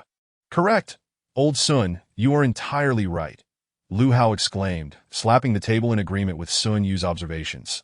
Sun Yu, startled by Lu Hao's sudden enthusiasm, braced himself for a potential rebuttal, only to find Lu Hao affirming his point. You speak the truth. Indeed, it is the corruption of the eunuchs, the Yellow Turban Rebellion, and Dong Zhuo's chaos that has led to the disarray and suffering of the people. However, have you considered another aspect? During the reigns of Emperor Wen and Emperor Jing, the realm experienced unparalleled peace. Not only did the Yellow Turban Rebellion not arise, but the influence of eunuchs was non-existent at that time. The common people lived in harmony, each household thriving, with joy radiating from every face. Such was the era of prosperity. Why has it devolved into chaos now? Beyond your earlier points, the ultimate culprit is none other than the current emperor of the Han dynasty. What? Upon hearing this, Sun Yu was incensed, slamming his hand on the table and rising abruptly, fixing a fierce gaze upon Lu Hao. Lu Qingyun, I must remind you, although you are an extraordinary talent, your words are treasonous. Should others overhear, it could cost you your life. Do you understand? Seeing Sun Yu's fury, Lu Hao hurriedly intervened, while internally reflecting that Sun Yu was yet another loyalist to the Han dynasty. Considering Sun Yu's fate, Lu Hao felt it was necessary to counsel his friend. Old Sun, why are you so agitated? I was merely responding to your inquiry, and yet you fly into a rage. Calm yourself. Moreover, my words do not constitute treason.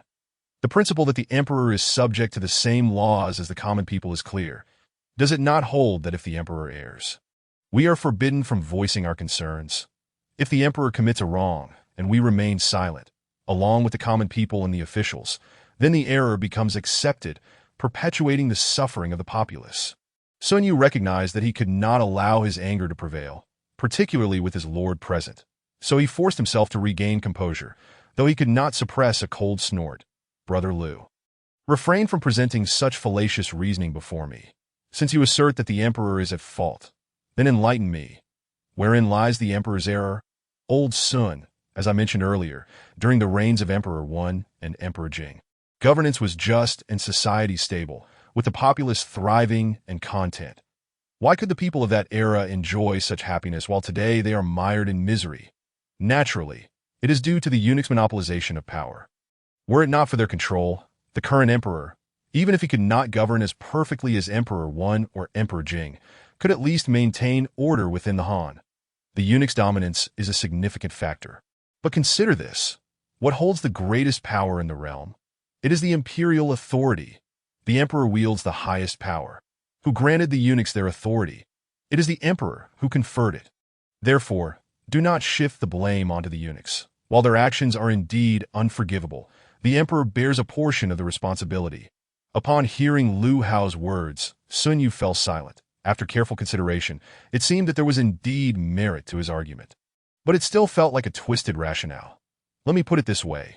Currently, Cao Cao commands a formidable army and possesses both civil and military talents in abundance that if he were to sweep through the realm and restore peace, would he not be compelled to relinquish his power to the current emperor? Chapter 19. A frantic notion, this question rendered Sun Yu speechless. After all, his lord stood beside him, and to suggest that he should surrender power felt inappropriate. However, after a moment's reflection, he replied, "The lord is a minister of the Han. Should he unify the realm, the authority would naturally be returned to the current emperor. This is simply a matter of course. For it is the realm of the Son of Heaven, the dominion of the Han." Lu Hao, seeing that he had articulated his point to such an extent, yet old Sun remained obstinately unyielding, continued to patiently advise. "Ah, old Sun, your words do hold a measure of truth to us ministers of the Han. It is indeed imperative that we cede power to the Han Emperor. However, this perspective is solely from the vantage point of the sovereign, lacking consideration for the common people. In essence, you lack adaptability. Noticing Lu Hao's acknowledgement of his sentiment, Sun Yu felt a flicker of solace, albeit he remained somewhat perplexed by the concept of adaptability he had just mentioned. Let me put it this way. If we were to follow your reasoning and surrender power to the Han Emperor, what would be the outcome? The result would merely be a repetition of past mistakes, with calamities such as the 10 Attendants Rebellion and the Yellow Turban Uprising surfacing once more, leading to chaos in the realm after Cao Cao unifies the land. Sun Yu held no belief in Lu Hao's assertions. Impossible. That is absolutely implausible. Such occurrences are rare a century apart. How could there be so many 10 Attendants? How could there be so many Zhang Jiao? A damp environment breeds mosquitoes, but only if it is damp. An incompetent ruler will inevitably give rise to treacherous ministers, but only if he is indeed incompetent. Some events, once they occur, are likely to recur. Since the Son of Heaven has already transgressed, he is quite likely to do so again. For a good man to turn wicked is merely a matter of thought, yet for a wicked man to become virtuous is an arduous endeavor. We cannot gamble with the lives of the common people, nor wager their happiness, for if we err in our gamble, it is the common people who will suffer. The realm has only just attained peace, and the people have finally found sustenance and warmth. Yet through one reckless gamble, they may once again be plunged into misery. Prosperity brings suffering to the people, and demise brings suffering to the people. The populace is like water, and the ruler is like a boat. Water can carry the boat, but it can also capsize it. What we desire is not a tyrannical emperor, but a virtuous one. Though Cao Cao may not possess an attractive appearance, may be somewhat suspicious, and even slightly cruel, he is adept at recognizing and utilizing talent, and he does not kill without cause. Most importantly, his policies reflect the actions of a wise ruler. Cao Cao, Qing Yun, my dear brother, do you truly believe I have treated you poorly? Is this how you assess me? I accept that I am not pleasing to the eye. After all, I cannot be blamed for my genes. But where have I exhibited suspicion? Where have I shown cruelty? Let us not speak of anything else, but consider my tax policy of 1/9. This is a historical innovation. Perhaps it is due to my discussions with you, Qing Yun, that I have managed to engage with Cao Cao or his trusted advisors, yet Cao Cao dares to implement it. This alone indicates that regardless of his feelings towards the populace, he treats them well at present. This curve plow is now being emulated by many provinces, nearly reaching widespread adoption across the 13 regions of the Han. Yet is there a 1/9 tax anywhere? No, only Yuan Shao has the lowest tax rate of 2/8. From this alone, you should comprehend who the wise ruler truly is beside him. Cao Cao was nearly moved to tears, the irritation he had felt from Lu Hao's remarks dissipating entirely. Indeed, he was taken aback to discover that Lu Hao spoke so highly of him. Only Lu Hao understands me. Having said so much, I do not mean to exalt Cao Cao.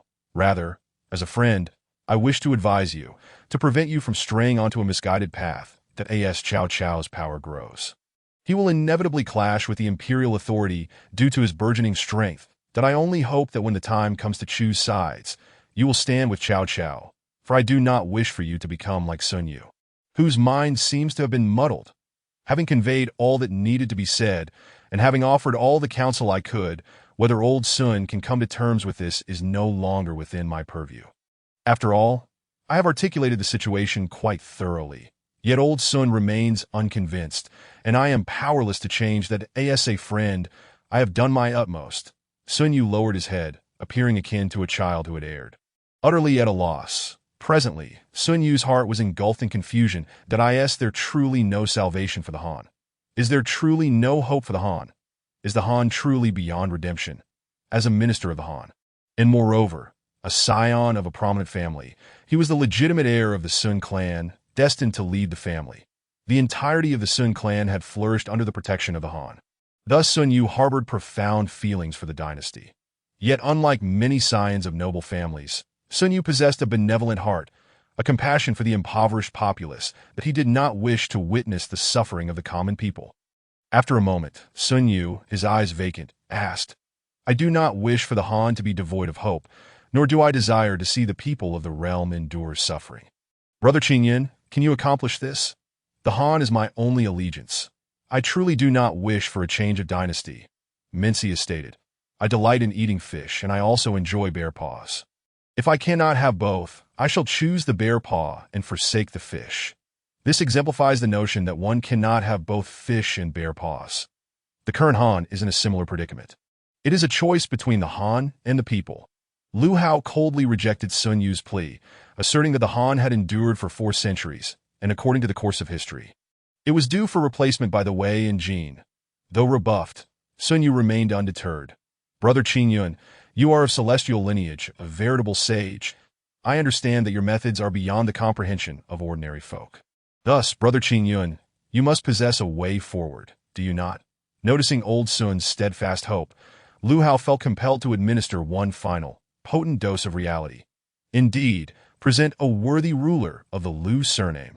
This could ensure the continuance of the Han while sparing the people from suffering. But does the current son of heaven resemble a wise ruler? Lu Hao's implication was unmistakable. The present emperor was far from a sagacious ruler. He sought to convey to Sun Yu that although it appeared to be a choice between 2 paths, it was, in essence, a singular choice, for the son of heaven was not a wise ruler. And to ensure the peace and prosperity of the realm's populace, blind loyalty to the Han and the Han emperor would only lead to the suffering of the people. A wise ruler of the Lu surname? Lu Hao's words did not merely dishearten Sun Yu. They ignited a spark of hope within him. This burgeoning hope was predicated upon a bold and audacious idea, for the sake of the common people. For the continuation of the Han, I, Sun Yu, must take action. Even if such actions are misguided, I shall proceed, for this is the Han's only hope. This is also for the well-being and happiness of the people. Chapter 20. The Irreverent System Ding. Congratulations, host, on successfully signing in. You have received the reward of Runecraft. Upon rising in the morning and opening the window, the first order of business was to sign in. Typically, rewards consisted of mundane items for daily sustenance, though occasionally something as splendid as the curved plow would appear. Yet today, this Runecraft is quite the enigma. My humble abode, while not vast, comprises a main hall, a bedroom, a kitchen, and a restroom.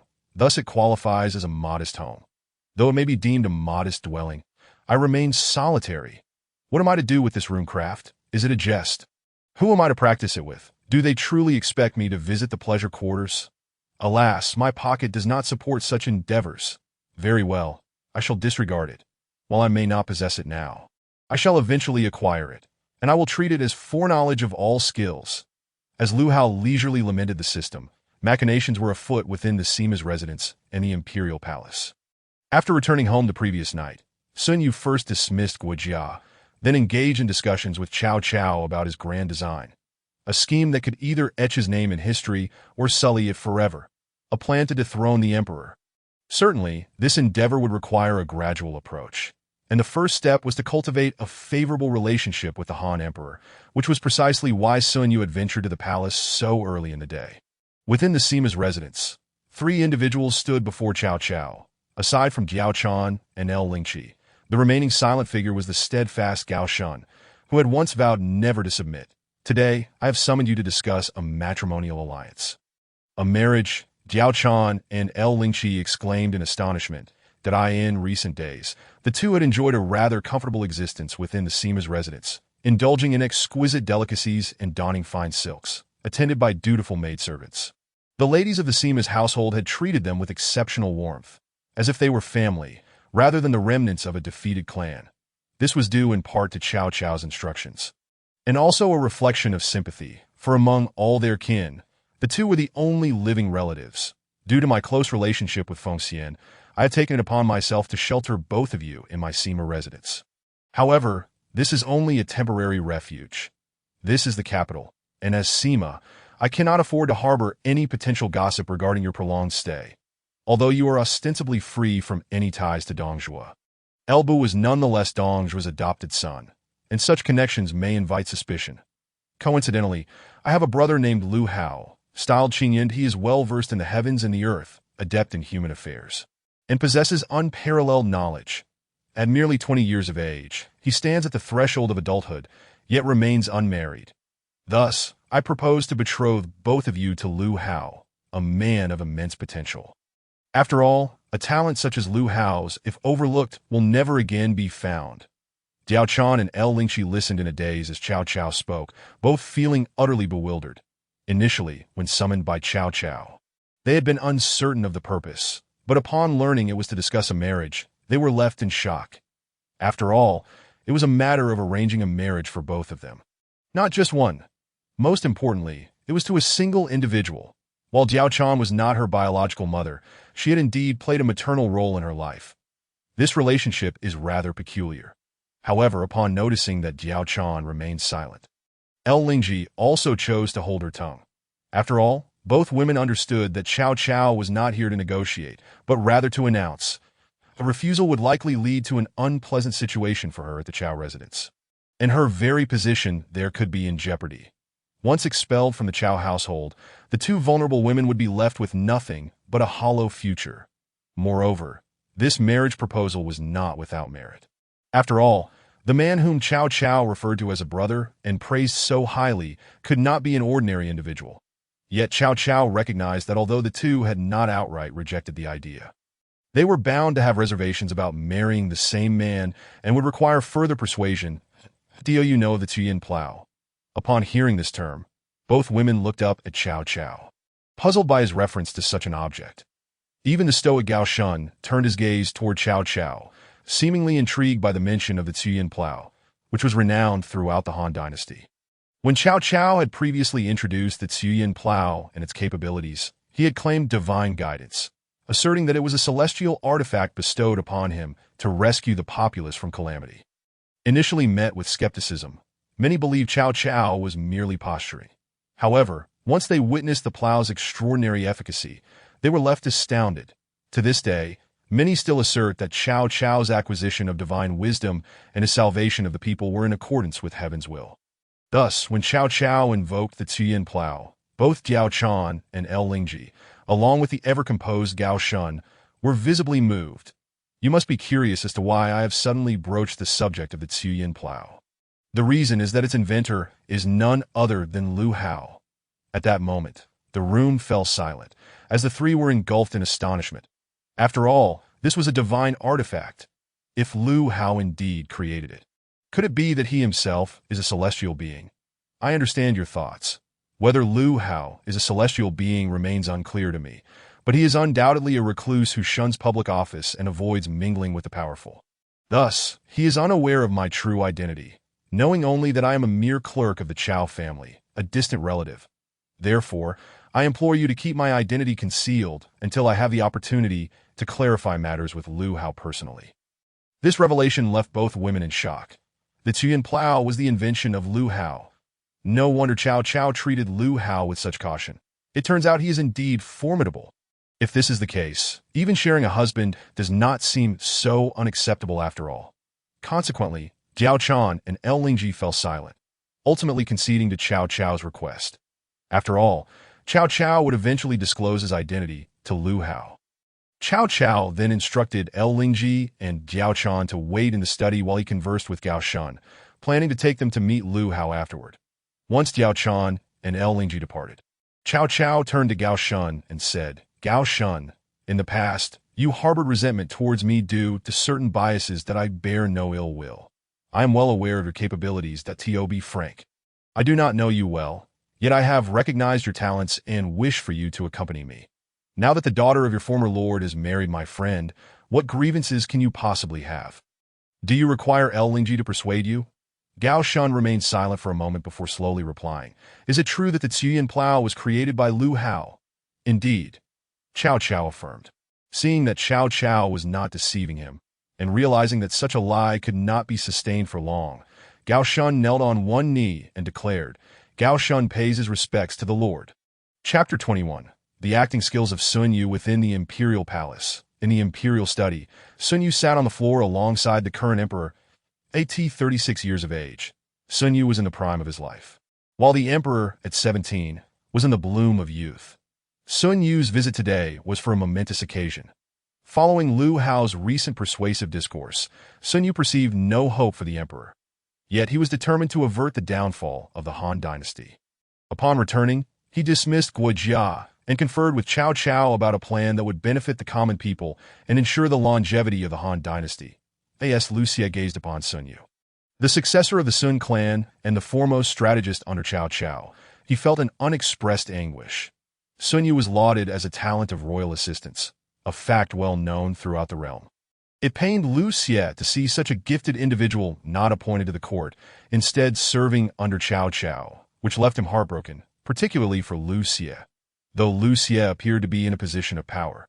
Receiving courtesy from Cao Cao, who seemed a loyal minister in contrast to the treacherous Dong Zhuo, he was acutely aware of his lack of real authority, that he felt constrained at every turn. Although he could not discern whether Cao Cao's respect for him was genuine or feigned, he dared not reject any of Cao Cao's demands, be they advantageous or detrimental, excessive or reasonable, for fear of the consequences. If Cao Cao's respect was authentic, a refusal might be acceptable. However, if it were merely a fade, he would be left regretting his decision that my dear minister, what brings you to me so early in the day? The emperor inquired that as Cao Cao's most trusted advisor. Sun Yu had assisted him greatly, and Lu Xie was cautious in his response. Rather than answer Lu Xie's question, Sun Yu's expression conveyed distress. Observing Sun Yu's troubled countenance, Lu Xie felt at a loss that it was indeed peculiar for someone to arrive at such an hour with a face akin to mourning. After a brief moment, Sun Yu fell to the ground, weeping uncontrollably. Oh, Your Majesty, I am guilty, I am guilty. This sudden outburst left Lu Xie utterly bewildered. What was happening? Was Cao Cao sending Sun Yu to test him? My dear minister, please rise.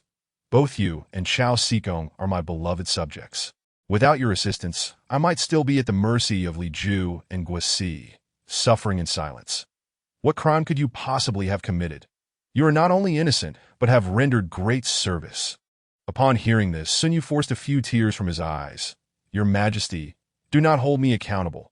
I understand that you speak in anger, but you blame me for serving Cao Cao, that I genuinely believed he would be a loyal minister. Rescuing Your Majesty and returning power to you after moving the capital to Su, that I never anticipated that this traitor would not only withhold power, but also threaten Your Majesty with it. My heart aches. I regret it deeply. I am blind to the wolfish ambitions of Cao Cao. Lu Xie was left in a cold sweat by Sun Yu's words that at 17, his psychological maturity was lacking. And after enduring the turmoil of Dong Zhuo's reign and the chaos wrought by Li Ju and Guosi, he had grown increasingly fragile and sensitive. Thus, when confronted with Sun Yu's revelations, he was rendered speechless. That my dear minister, do not speak such words. Cao is a loyal subject of mine. Without him, I would not be who I am today. How can you label him a traitor? Moreover, should this matter reach Chao's ears, it would be detrimental to us both. Seeing Lu Xie tremble, Sun Yu felt a wave of emotion. The emperor lacked the bearing of a sovereign. Even if he held power, he would be susceptible to the machinations of unscrupulous individuals. That it seemed Lu Hao's assertions were indeed correct. The emperor had no hope. Your Majesty, the current emperor's surname is Lu, as is the sky. This realm belongs to the Han, and this empire is your empire. Within the capital, you wield no real power, while authority rests solely with Cao Cao, who uses that power to threaten you, Your Majesty. This Cao Cao, who calls himself a minister of the Han, is in truth a usurper. This proclamation left Lu Xie utterly speechless. Did he not already know this? But what could he do? Presently, All influential positions in the court were held by Cao Cao's allies, leaving him powerless despite his desires. Sun Yu, noticing Lu Xie's silence, seized the moment to press on. Your Majesty, I am the future head of the Sun clan of Yingchuan. Our family has long served the state. How could I willingly submit to a traitor? Previously, I misjudged Cao Cao, believing him to be a loyal minister. However, upon uncovering his true nature and formulating plans over the past few days, I have come to seek your Majesty's counsel on a significant matter, one that could eliminate Cao Cao. Eliminate Cao Cao? Who would dare utter such words? I certainly would not. Regardless of whether Sun Yu speaks truth or falsehood, I cannot say such things.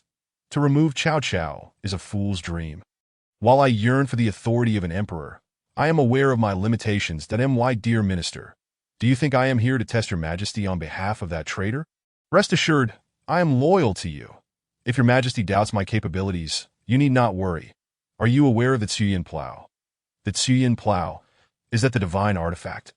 Lu Xie had indeed heard of the Cüyan Plough, for it was said to be a celestial gift that aligned with Cao Cao's destiny, which had angered him for weeks. Indeed, Cao Cao claimed the Cüyan Plough was a divine instrument granted to him. However, he failed to mention that had the immortal known he was Cao Cao, he would certainly not have bestowed upon him the celestial artifact, for this immortal is but a youthful disciple, merely in his 20s, a recluse who shuns associations with the powerful. Even Cao the rebel concealed his identity from him. Furthermore, this immortal's surname is Lu. Given his surname, it is evident that he is related to your Majesty. I propose that if your Majesty first obscures your identity, I could then tell this immortal disciple that you are an orphan, allowing him to recognize you as his younger brother, while you address him as elder brother. It may seem that your Majesty is at a disadvantage, but he is indeed an immortal's disciple, and even if he is not an immortal himself, he has the support of one. Once a strong bond is forged between you, and your relationship grows intimate, your Majesty could then reveal your true identity and request his assistance in eliminating Cao Cao, which he would surely agree to. Moreover, he lacks any desire for power. Thus, would your Majesty not possess a formidable backing? With an immortal as your support, how could the Han Dynasty not flourish? In this chaotic world, should your Majesty unify Huaxia, you would undoubtedly be a revered sage throughout the ages. Sun Yu gazed at Lu Xie with fervor, expressing all this in hopes of fostering a connection between Lu Xie and Lu Hao. Lu Xie pondered for a considerable time before finally uttering, "Agreed." The desire for power ultimately led Lu Xie to acquiesce. Chapter 22. Cao Cao. I merely wish to provide the best for Lu Hao, while Sun Yu deliberated matters of great importance within the royal palace. Cao Cao led Diao Chan and El Lingji to the military camp. The trio meandered until they arrived at the kitchen entrance. Upon entering the kitchen, Cao Cao observed Lu Hao tidying up something. And upon noticing Cao Cao, Lu Hao discreetly placed a grenade into a box with utmost care. Although Cao Cao's presence might not particularly captivate Lu Hao, the two beauties accompanying him certainly caught Lu Hao's eye. One woman was enchanting, while the other exuded purity, and their beauty was of such caliber that even in later generations, they would be regarded as extraordinary. It is worth noting that in ancient times, although cosmetics existed, they could hardly alter one's appearance. Therefore, if Lu Hao were to rate their beauty, the alluring one would score a perfect 10, while the more innocent one would at least receive a score of 95. Such stunning beauties, how could Cao Cao have brought them to me? Qingyun, dear brother, today I have come to see how you fare in life, and secondly, to discuss a significant matter. A significant matter? Lu Hao queried. Puzzled, could it pertain to the potatoes? Indeed. I, Cao Cao, am now 43, while you, dear brother Qingyun, have just turned 20. We are, after all, friends across the ages that I, Cao Cao, have wed countless wives, yet you remain single. Now that you have reached the age of maturity, I have arranged a marriage for you. I wonder what your thoughts are on this matter. A marriage. Lu Hao instinctively glanced at the two women behind Cao Cao. Could these two be the ones you wish to arrange for me? Yet, these women could be described as breathtakingly beautiful, rivaling the likes of which the world has seldom seen. Would Cao Cao truly be so generous? Moreover, even if he were, to bestow both upon me seems rather excessive. Cao Cao, what precisely do you mean by a marriage? Cao Cao chuckled heartily, stroking his beard. Ha, dear brother Qingyun, do not feign ignorance. You must be aware of the purpose for which I have brought these two ladies. I shall be explicit. The marriage I speak of concerns the two women behind me, that I in terms of both beauty and talent. They are well suited for you, dear brother. Their family backgrounds may not be particularly illustrious. But fear not. While they may not be worthy of the title of primary wife, they would certainly suffice as concubines. Concubines, and with insufficient family backgrounds. Cao Cao's words seem to imply he held some significant status himself. However, it seems that Cao Cao indeed possesses considerable influence. Yet I, a mere cook, am to marry these women. Cao Cao, you jest. Their backgrounds are lacking, and mine is hardly commendable either. To propose that I marry two on my first attempt seems rather excessive. Cao Cao, sensing Lu Hao's thoughts, quickly waved his hand, saying a man of stature often has multiple wives and concubines. This is quite normal. Besides, dear brother Qin Yun, you have reached the age of 20, and marrying two concubines would draw on no reproach. Furthermore, you are a rare talent, and for them to serve as your concubines would be a blessing beyond measure. Refuse? How could I possibly refuse? Both of them are stunningly beautiful, even devoid of affection. I have no grounds to decline. Since you, Cao Cao, have spoken, I shall not object. As you rightly said, I, Lu Hao, am a man of honor. How could I shirk my duty in this matter? However, since you mentioned their family backgrounds are lacking, might I inquire as to which families they belong? At this, Cao Cao smirked slyly. Dear brother Qin Yun, one of them is someone you already know. Upon witnessing Cao Cao's mischievous grin, Lu Hao felt a sense of foreboding. Coupled with Cao Cao's recent conquest of Shuzhou, a bold notion crossed his mind. Could it be, previously, you mentioned Yao Chan's unparalleled beauty, and that you held her in high regard? Indeed, dear brother Qin Yun, I distinctly recall your words. Following the conquest of Shuzhou, I took the liberty of securing Diao Chan from the hands of my lord. Lu Hao silently affirmed this deduction. Indeed, the incorrigible Cao Cao had managed to acquire Diao Chan. And the most ravishing of them all must surely be Diao Chan, however. She is the wife of El Bu. Is it not rather inappropriate to pledge her to me as a concubine?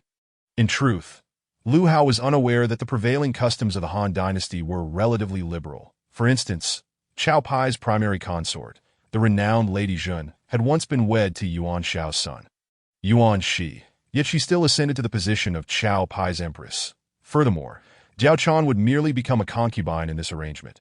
Yet Cao Cao, believing Lu Hao to be apprehensive about Diao Chan's past, earnestly advised, dear brother Qin Yun, I understand your concerns, but allow me to assure you, while Diao Chan may be a married woman, as your concubine, she would not suffer any loss.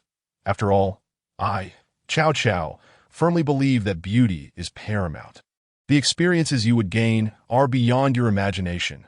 Some truths can only be comprehended through personal experience. Such eloquent words might merely indicate that he desires to win me over with the allure of Diao Chan, particularly now that I possess the miraculous plow and potatoes. Nevertheless, regarding Cao Cao's willingness to offer Diao Chan, a woman of such exceptional beauty, as a concubine to a mere cook, Lu Hao began to discern certain implications.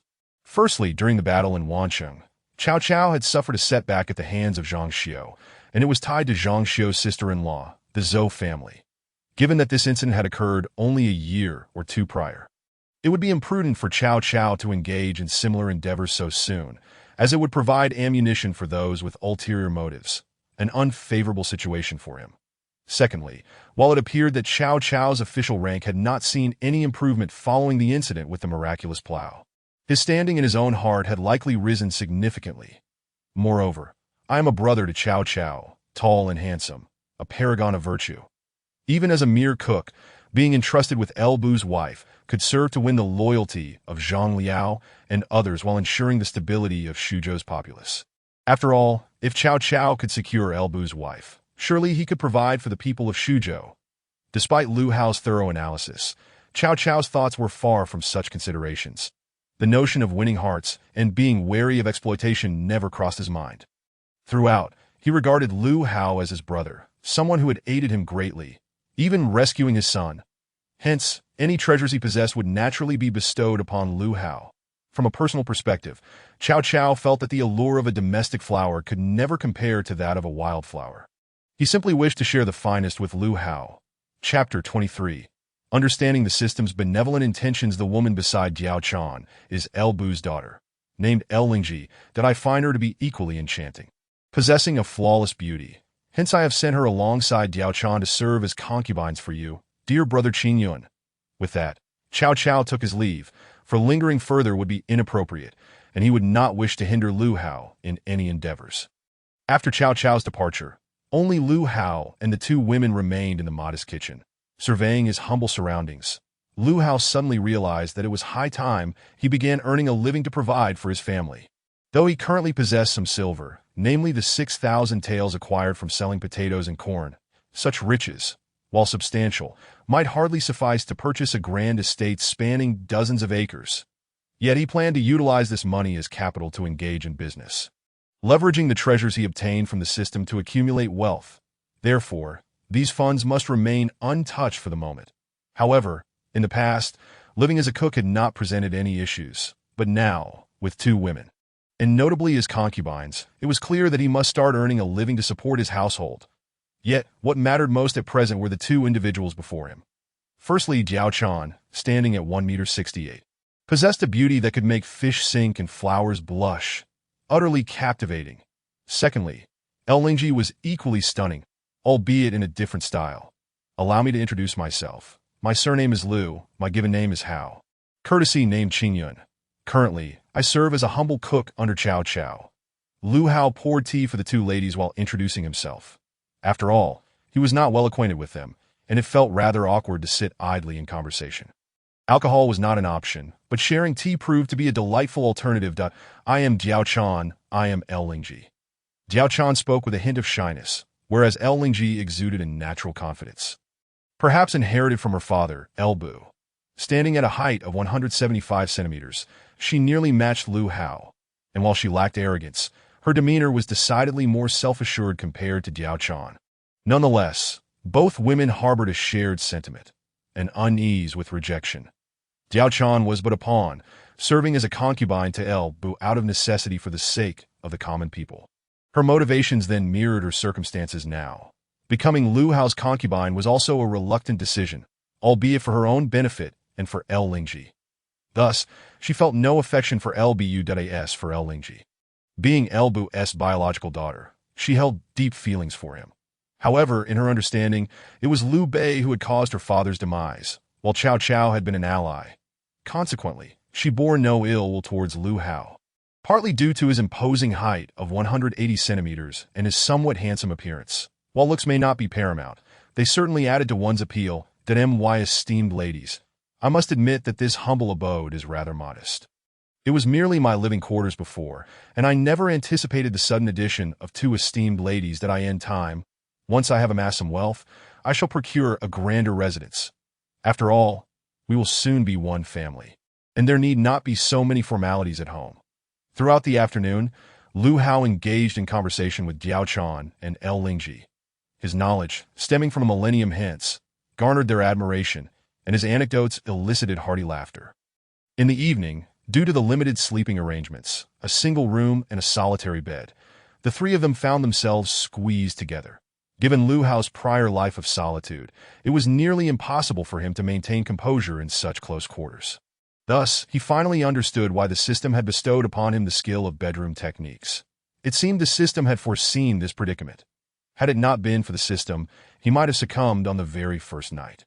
The next morning, El Lingji rose early, leaving Lu Hao and Jiao Chan still enveloped in slumber.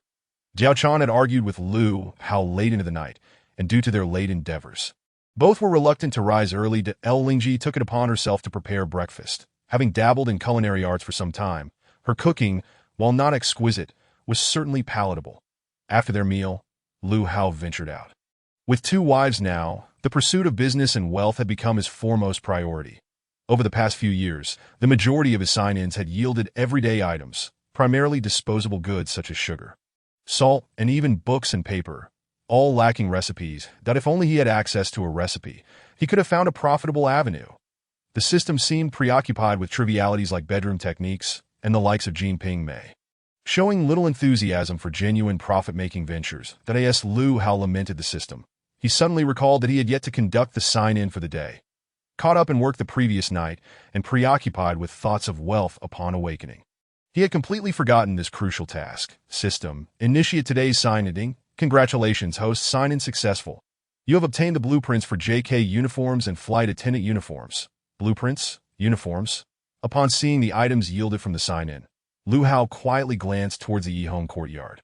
Were these items a boon or a bane? With blueprints in hand, he could produce in bulk, and uniforms were certainly a novel concept, ensuring he would have an exclusive product. However, considering the conservative nature of the populace from 2 millennia ago, he pondered whether the gentlemen of this era would appreciate such attire that if their tastes aligned, he might have stumbled upon a veritable gold mine. After all, they were all Huaxiao people. The aesthetic differences among men would likely not be vast. As for whether there would be buyers, Lu Hao remembered the myriad advertisements he had seen on television during his childhood. In this age devoid of advertising, if he could embed his promotions in the hearts of Sioux County's residents, buyers would surely follow. He could set a high price, limit the quantity available each day, and employ a strategy of scarcity marketing that wasn't making money merely a matter of execution. Thus, he set to work, initially spending 500 taels of silver to rent a spacious shop in the bustling heart of Sioux County, and then investing heavily in renovations inspired by later architectural styles. He also hired 20 women skilled in needlework, instructing them to create garments according to the blueprints in the shop's courtyard, but he cautioned them that his connections were with the Chow family, and any breach of confidentiality regarding the blueprints would not be tolerated, that if they worked diligently, their rewards would be plentiful. Once these fundamental tasks were completed, Lu Hao embarked on the most crucial step: advertising. Chapter 24. The Poet Immortal. After the renovations, he hung a sign above the shop's entrance: Baiyu Jing uniforms. Furthermore, he spent 500 taels on a large piece of celestial pattern stone and enlisted the help of Kong Rong, one of the 7 scholars of Jianan, to inscribe a poem upon it. Qingping Jiao. Clouds envision garments, flowers envision beauty, spring breezes caress the balustrade, dew blossoms flourish. Had I not glimpsed the peaks of myriad jade, I would meet you beneath the moonlit Yao Terrace. The celestial pattern stone was a precious material, rumored to be from which Sun Wukong emerged. As for how he managed to enlist Kong Rong's assistance, that was thanks to old Chow's help. The 2 poems had captivated Kong Rong so thoroughly that he agreed without demanding a single tael in payment. Once the shop's affairs were settled, Lu Hao turned to promotion. In a single day, posters filled the streets and alleys of Sioux County, proclaiming, "Do you fear being neglected by your husband? Do you worry about falling from favor? Are you concerned that your allure is insufficient? Baiyu Jing uniforms can resolve all these dilemmas.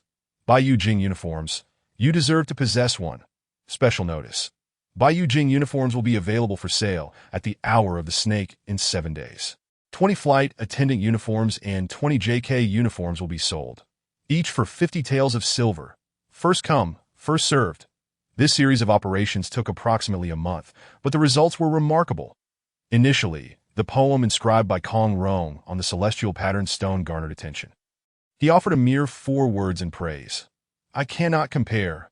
Following him, the foremost literary figure of the time, Yang Xiu, declared an unparalleled masterpiece, worthy of the title Poet Immortal. Countless other literary luminaries echoed their admiration for the poem, creating a sensation around Qingping Jiao. The Poet Immortal was soon adorned with this title by aspiring talents. Furthermore, Baiyu Jing uniforms, the Poet Immortal, and the poem spread rapidly throughout the Han Dynasty. Baiyu Jing uniforms officially entered the sights of nobility and scholars alike. Coupled with the overwhelming advertisements and endorsements from prominent literary figures, even the common folk of Sioux County became aware of the Poet Immortal selling uniforms, while they might not have understood what uniforms were. The exorbitant price of 50 taels deterred them from pursuing the product. However, Lu Hao was focused on high-end goods, targeting the affluent rather than the masses. In the palace, Empress Fu remarked, "What a splendid poem. I never expected anyone could compose such beautiful verses. Baiyu Jing uniforms. How difficult it is to utter such words from the notice. Yet, someone who can pen such poetry might not deceive. If these claims hold true, 50 taels of silver is a worthy investment to A.T. Yang's residence." Yang Xiu mused, "What a fine poem. Yet I wonder why he turned to business. Such a pity." However, anyone capable of writing such poetry must possess talent. If he has chosen entrepreneurship, there must be a reason. "Shao Li, go procure a piece for me. I wish to see what kind of uniform has compelled a poet immortal to become a merchant. At Kong's residence, Kong Rong pondered, who exactly is Lu Hao? Meanwhile, Sioux County in March was anything but tranquil. In addition to the emergence of a poet immortal, another significant event was sweeping through the region. Gongsun Zan had been defeated. Gongsun Zan had been embroiled in conflict with Yuan Shao for several years, initially holding the upper hand against him. However, despite his firm stance against the barbarians, Gongsun Zan's strategy against Yuan Shao was merely self-preservation. As a result, he gradually lost the trust of his subordinates, suffering multiple defeats at Yuan Shao's hands. Ultimately, he found himself cornered in the high tower he had built, resorting to self-immolation, and his power was consumed by Yuan Shao. This news first reached Cao Cao's ears, prompting him to convene a meeting. Once all were gathered, Cao Cao looked at his military generals and strategists, quietly stating, Gongsun Zan has been defeated. This single statement sent shockwaves through his ranks. What? Gongsun Zan has fallen, defeated by that scoundrel Yuan Shao. I recall during the campaign against Dongjua, while Yuan Shao was the leader, Gongsun Zan was far superior. Who would have thought he would fall to Yuan Shao? Brother, your news is quite outdated. How can you still be speaking of events from over a decade ago? It is worth noting that several years ago, Gongsun Zan met his demise. Defeat is simply defeat. After all, he is far removed from us, and his fate bears no consequence to our own. The military generals engaged in animated discussion, while the strategists pondered deeply. After a brief moment, Sun Yu was the first to rise. My lord. In my humble opinion, with Gongsun Zan's defeat, Yuan Shao will likely unify the 4 provinces of the Northern Kingdom. Yuan Shao's strength already surpasses ours, and once he consolidates power over the 4 provinces, we shall find ourselves even less capable of opposing him. After all, with Gongsun Zan's death, we become Yuan Shao's foremost adversaries. Guojia followed suit, stating, Indeed, we currently lack sufficient troops and provisions, though we possess the curved plow. It will take several years to amass a substantial food supply, and Yuan Shao has also replicated our curved plow design, in that case, both sides may not experience a significant shortage of resources, provided that Yuan Shao does not declare war on us directly. If he were to launch an assault, we would undoubtedly struggle to withstand it. However, the likelihood is minimal, as he has just vanquished Gongsun Zan and his forces are weary. With supplies running low, Jia Su, having observed the ongoing discourse, interjected. My lord, do not forget that beyond Tongguan, there is also Ma Teng. This statement jolted Cao Cao into realization. Indeed, he was not only contending with the formidable Yuan Shao, but also had Ma Teng looming behind him. My lord, in my view, we could first bestow some official titles upon Yuan Shao and Ma Teng to stabilize their allegiance, ensuring they do not turn against us in the short term. During this interval, we can stockpile provisions and train our soldiers. Cao Cao contemplated Guojia's words for a moment before nodding in agreement. After all, this was the only viable course of action. Ultimately, he would have to confront Yuan Shao, and whether or not Yuan Shao possessed the capability to attack, it was clear that he was not a match for him at present. Thus, the only option was to bide their time. Although this delay would undoubtedly allow Yuan Shao's strength to multiply, rendering their situation even more precarious, there was no alternative. They could not afford to clash with Yuan Shao just yet, simply because they were not yet equipped to compete. Defense was uncertain, and as for an offensive, that would surely lead to defeat. They must buy time to seek an opportunity. What rank should be conferred upon Yuan Shao? My lord, we could appoint Yuan Shao as Grand General. It is the highest military office, yet ultimately, it is merely a title. Very well, tomorrow I shall present a memorial to the Emperor, appointing Yuan Shao as Grand General. Chapter 25. The urgency of Zhao Yun. Yuan Shao's rapid conquest of Gongsun Zan far exceeded Cao Cao's expectations. Initially, Cao Cao believed that, given Gongsun Zan's capabilities, even if he could not defeat Yuan Shao, he would at least be able to hold out for a considerable time. Yet, unexpectedly, just as he had triumphed over Elbu and was preparing to pursue and eliminate the reclusive Yuan Shu in Yangzhou, Gongsun Zan was vanquished. With Gongsun Zan's defeat, Cao Cao's ambition to attack Yuan Shu was extinguished. Firstly, Yuan Shu and Yuan Shao are brothers, and it was not an opportune moment for Cao Cao to provoke a conflict with Yuan Shao. To eliminate a beleaguered Yuan Shu would be a foolish move that could provide Yuan Shao with leverage against him. Secondly, Yuan Shu would likely not survive long without Cao Cao's intervention. Since being driven out of Shouchuan, he has been unable to muster sufficient forces even to fend off bandits, and it is likely he will perish at their hands. Most importantly, attacking Yuan Shu would entail considerable expenditure of resources and manpower, whereas Cao Cao's priority must be to train his soldiers and stockpile provisions. Cao Cao had numerous potential adversaries, with Yuan Shao at the forefront. Other opponents might still be within his reach. But Yuan Shao was not one he could contend with. Even if Yuan Shao chose not to attack him now, choosing instead to recuperate and gather resources, it would only serve to benefit Yuan Shao more. For once he fully consolidates the 4 provinces of the Northern Kingdom and rests for a few years to amass provisions, the disparity between their forces will only widen.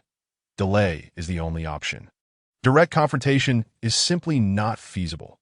Although Lu Hao once remarked that Yuan Benchu was cunning yet indecisive, making him no match for Cao Cao, the reality of Yuan Shao's power was undeniable.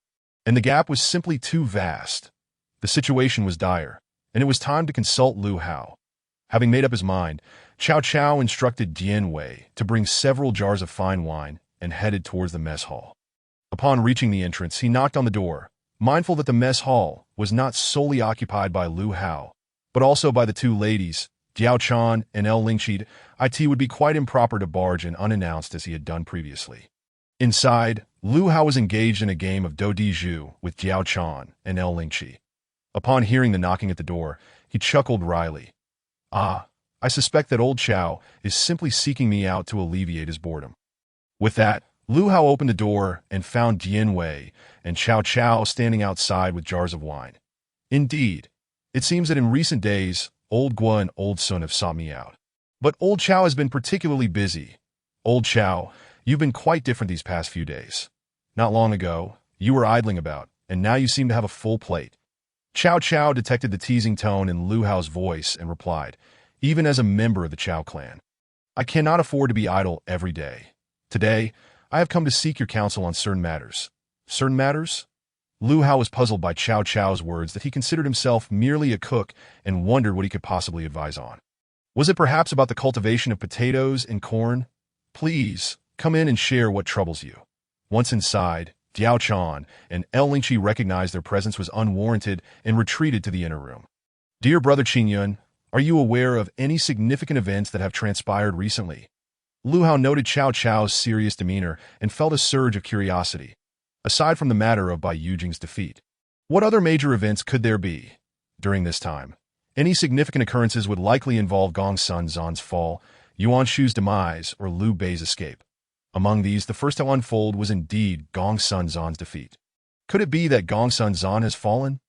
Lu Hao's words struck a chord with Cao Cao, who marveled at the insight of this gifted individual. He had pinpointed the truth. "Indeed, dear brother Qingyun, you are astute. The significant event that has unfolded is Gongsun Zan's demise. This is precisely why I hurried to seek your counsel. You fear that with Gongsun Zan's death, Yuan Shao's power will swell, and that Cao Cao may not be able to contend with him. Indeed, dear brother Qingyun, after Gongsun Zan's fall, it will not be long before Yuan Shao completely annexes the 4 provinces of the Northern Kingdom. I genuinely fear that our lord may not be able to withstand him. What should we do now that Gongsun Zan has been defeated? What steps should our lord take? What to do? It comes down to either fighting or negotiating. An outright confrontation is out of the question, given the considerable gap in power between Cao Cao and Yuan Shao. A direct attack would be futile. For now, we must stockpile provisions, train our soldiers, and await the right moment. However, the most pressing concern at this juncture is Zhao Yun. Zhao Yun?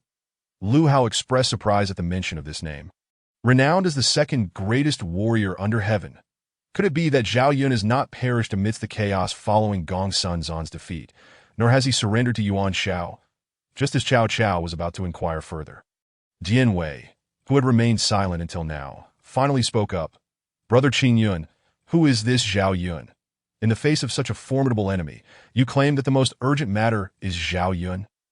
Who is this individual to warrant such significance?"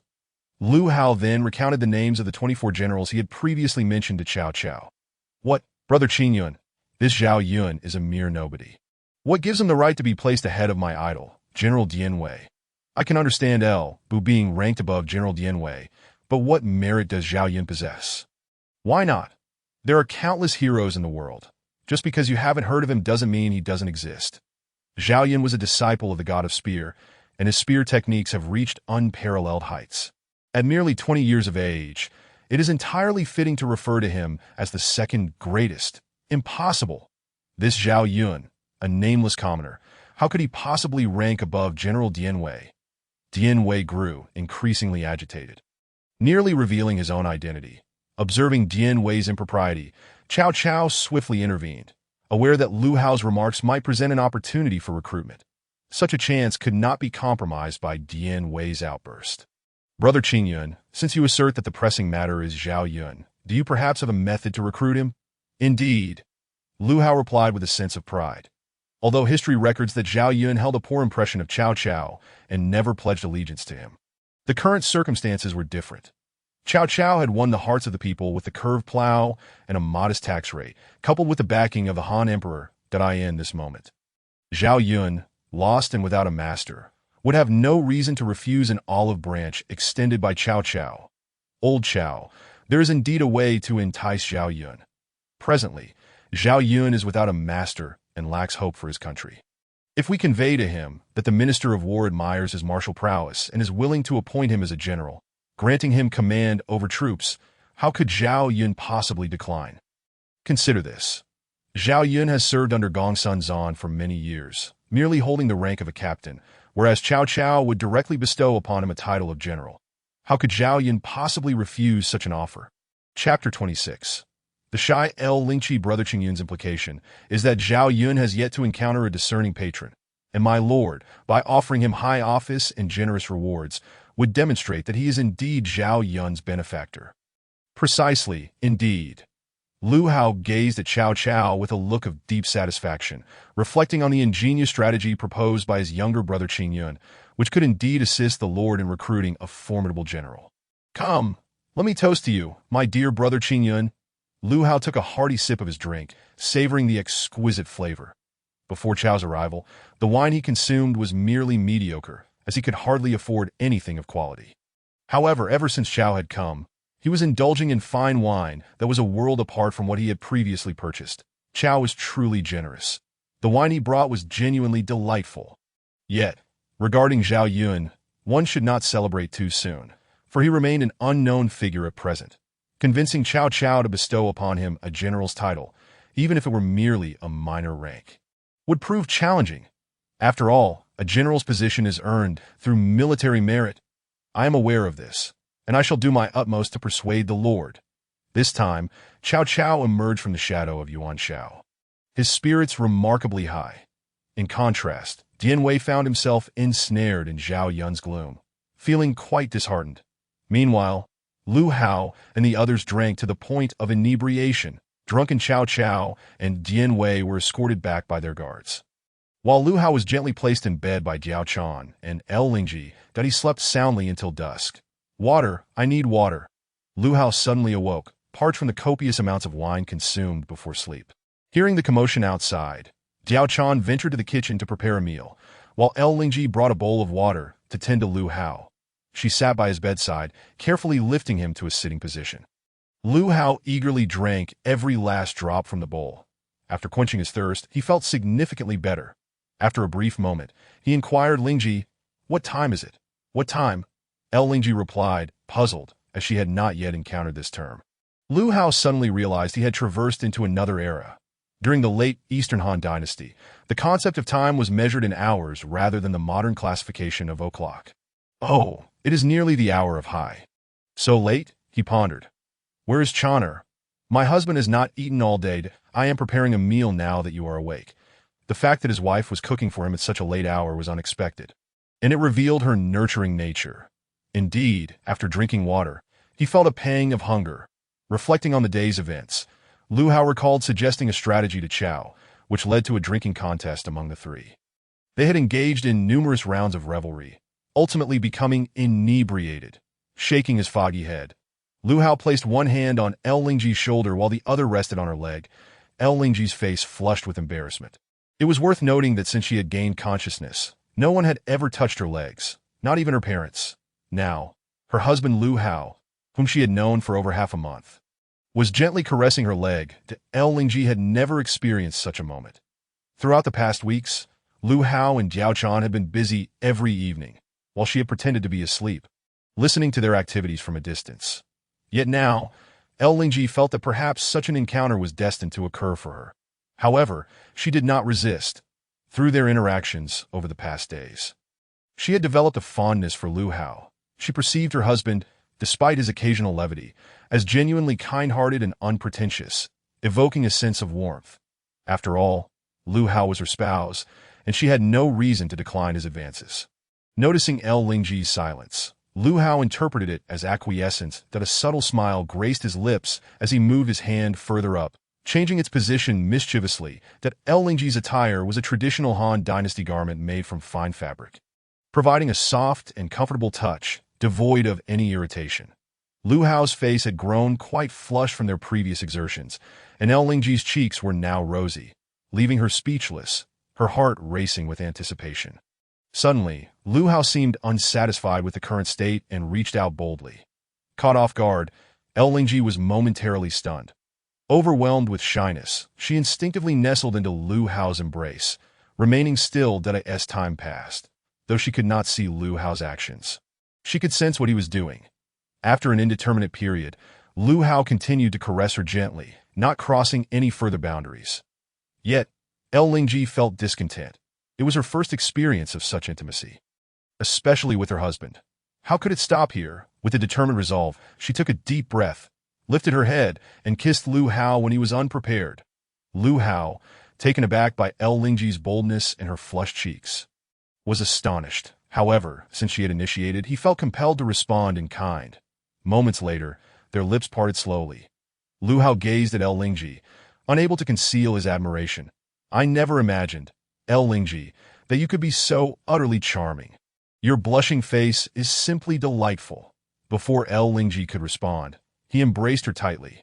Suddenly, something fluttered to the floor. 1 hour later, Lu Hao held Lingji gently in his arms. That brief hour, Lingji had taken a significant step in her life. Remembering the earlier events, her face reddened further as she looked at Lu Hao sitting at the bedside, rendered speechless by shyness. They remained seated until Diao Chan completed the meal and called them to the table. After such a long time, both felt a pang of hunger. Approaching the dining table, Diao Chan noticed Lingji's flushed face and teased, "My husband, Lingji, if you two continue to be preoccupied, the food will surely grow cold." Upon seeing Diao Chan's peculiar gaze and tone directed toward her, Lingji's cheeks flushed anew, leaving her too embarrassed to speak as she focused on eating. Meanwhile, Lu Hao feigned seriousness, saying, "Chaner, how could you jest with Lingji in such a manner?" "I shall ensure you are punished tonight," Diao Chan replied. Chapter 27. The future commercial empire. A full week had passed since the establishment of the Baiyu Jing uniform shop, and today was the day Lu Hao had promised to commence sales. The first batch of uniforms had been meticulously prepared. Lu Hao had designated the hour of C for the grand opening. However, the demand for Baiyu Jing uniforms exceeded his wildest expectations. Even before the appointed hour, numerous nobles and merchants dispatched their servants to line up outside the store. The entrance was a sea of people, yet curiously absent were any commoners or high-ranking officials. Only their small servants awaited. The reason was clear. Despite the illustrious reputation of Baiyu Jing uniforms, no one had yet donned these garments. That first-time buyers were certain to send their servants to assess the quality, and only if satisfied would they return to make a purchase. As throngs gathered at the entrance of Baiyu Jing's establishment, the mastermind behind it all, Lu Hao, was in the kitchen, enjoying fine wine brought by Guijia. "Qing Yun, you claim this is a uniform. While it is indeed peculiar and unlike anything I have seen, I must admit, the craftsmanship is rather rudimentary. Moreover, it won't be long before other merchants replicate your design. Your uniforms are effective at stirring desire in men, but given their high price and simple construction, once competitors imitate them, I fear your sales will dwindle." Lu Hao was certainly aware of these realities. The simplicity of his two uniforms was evident, yet his intentions were not to amass wealth solely through them. The system sign-in rewards extended far beyond these two designs. He merely sought to capitalize on the novelty of these uniforms to attract a wave of customers, allowing him to accumulate capital for his subsequent plans. Liu Hao envisioned a grand commercial empire in his mind. However, one cannot expect to achieve everything at once. Even if he possessed a lucrative strategy, he could not implement it outright, but he must begin modestly by selling uniforms and gradually expand his reach. As for potential adversaries in this chaotic era, particularly in Sudu, Liu Hao felt no trepidation. Not to mention that Cao Cao was a member of the illustrious Cao clan, but also his invention of the curved plow and the title of Poet Immortal afforded him a certain level of protection. With such accolades, no one would dare openly challenge him. In the past, Cao Cao had made a scholar suffer considerably. Liu Hao, a figure praised by luminaries such as Yang Xiu and Kong Rong, would surely warrant careful consideration from those who would dare confront him. Moreover, with the gradual benefits of the system sign-in, Liu Hao was confident he would acquire means for self-preservation. However, Liu Hao certainly could not share these matters with Old Guo. Old Guo's words were undoubtedly accurate. Perhaps before long, many merchants would imitate my uniforms. This indeed poses a significant impact on my business, yet I remain unfazed, for I, Liu Hao, regard money as mere refuse. My desire is simply to earn a modest sum to purchase a home in Sudu, acquire a few maidservants, and live a stable life. These are my humble aspirations. Moreover, I wish to bring some joy to my fellow men, creating delightful things for them. This is my ultimate goal. Liu Hao's ability to fabricate lies has markedly improved, and in his initial encounters with Old Dian, he felt a slight trepidation, speaking in hesitant fragments. However, now he can speak effortlessly, without a blush or breathlessness, scarcely pausing to think to regard money as mere refuse. How many can truly achieve such a mindset? Even I, Guo Jia, dare not claim to hold money in such disdain. Truly, Liu Hao is a remarkable talent, a prodigy with a mindset akin to that of a celestial being. One whom I cannot compare myself to. Brother Qingyun indeed possesses a grand vision. First, he devised the curved plow, benefiting the common folk with potatoes and corn, and now he has invented uniforms to bless the men of the world. Apart from the sovereign, I, Guo Jia, have never yielded to anyone. However, I now yield to Brother Qingyun. Brother Qingyun, I raise a toast to you. Not long after they began drinking, Old Guo started to feel lightheaded. Liu Hao discerned that Old Guo had a great fondness for wine, yet his tolerance was quite poor. Liu Hao himself consumed little, as it was primarily Guo Jia who indulged. Perhaps it was due to his concern for his cherished drink, wishing to imbibe more to mitigate his losses. Guo Jia was carried out by the accompanying guards. And once outside the military camp, the previously intoxicated Guo Jia suddenly regained his senses, startling the guards nearby. Guo Jia carefully wrapped the 2 uniforms Liu Hao had gifted him, then dashed home with remarkable speed. The sales of the Baiyu Jing uniforms that day could be described as extraordinarily successful. Within mere moments of opening, all 40 sets were sold out, and each was transacted at the price of 50 taels of silver. From this single day, Liu Hao made a net profit of 2,000 taels of silver. Astonishingly, Liu Hao suddenly realized that profiting from the wealthy was far more gratifying than from the common folk. As the shop closed, a notice was posted outside. Attention! From this day forth, we will sell 3 sets of JK uniforms and flight attendant uniforms daily, with buyers given the option to purchase under their real names. We will meticulously record the names and addresses of purchasers. Come next Spring Festival, our Baiyu Jing uniform shop will unveil a special Lolita uniform to welcome the new year. The Lolita uniform is the aristocrat among uniforms. Crafted from pure silk, high-end, elegant, and prestigious. Furthermore, the Lolita uniform is a garment suitable for street wear. Once donned, you shall shine as the brightest star on the street, priced at 1,000 taels of silver each. We will select the top 100 buyers based on their purchase frequency and grant them the right to buy. If any of the top 100 decline, the opportunity will be offered to the next highest buyer. And so on. Additionally, on the day of Qixi, we will custom-make 1,000 office worker uniforms, limited in availability, but with the chance to return to AT that time. We will randomly select 100 individuals who have previously purchased uniforms from Baiyu Jing Uniform Shop to receive them for free. The office worker uniform will be priced at 100 taels of silver. Upon hearing of the shop's booming success that day, Liu Hao was confident that the 6 sets of uniforms would not go unsold in the future. This meant that he could expect 300 taels of silver to flow in daily. Now that he possessed wealth and a burgeoning enterprise, it was only fitting to consider purchasing a house and a carriage. However, a pressing concern loomed. While the silver was currently secure within the military camp, it would not be safe at home once he purchased a house. Thus, hiring guards for the protection of his residence became paramount for Lu Hao. Yet unexpectedly, the system seemed to possess an uncanny ability to discern his desires. On the following day, he received exactly what he sought. Ding! Congratulations to the host for successfully signing in. You have gained the loyalty of the Marshal General Liang Hongyu, along with 200 female soldiers under her command. Chapter 28. Purchasing a house. Liang Hongyu is one of the most renowned female heroes in ancient China, famed for her resistance against the Jin dynasty. It is said that Liang Hongyu possesses beauty that could cause fish to sink and birds to fall, and her martial prowess is equally formidable. She may not have extensively studied military texts, yet she understands the principles of warfare. With fervent passion, she has repeatedly vanquished her foes, earning titles such as Lady of Peace and Lady of National Defense. Throughout history, female generals have been few. Liang Hongyu is also Lu Hao's favorite. He could hardly believe that she had been summoned by the system. Now that he had both personnel and wealth, purchasing a house became of utmost importance. Otherwise, when those 100 female soldiers were summoned, it would be quite awkward if there was no place for them to reside. Within Sudu, the eastern part of the city is predominantly occupied by high-ranking officials. While the western side is home to wealthy merchants, Lu Hao, being merely a cook, though possessing some wealth, could not afford to purchase in the eastern part of the city, so he set his sights on the west.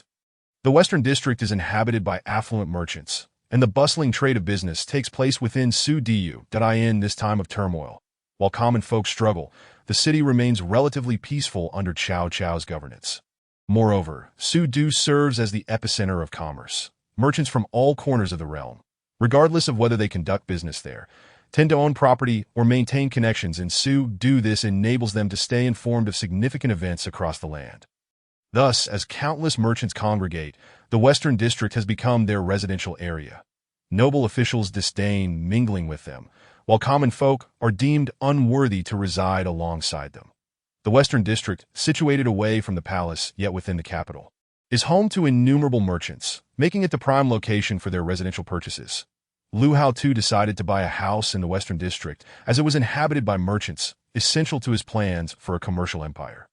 Therefore, the Western District became his unequivocal choice for a residence. By fortunate coincidence, a property in the Western District was up for sale.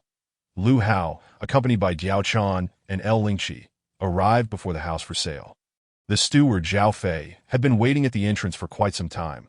Upon seeing Lu Hao and his companions, he hurriedly approached. "Ah, you must be Master Lu Hao. Please come inside." "Master Lu, my name is Zhao Fei. You may call me Xiao Zhao."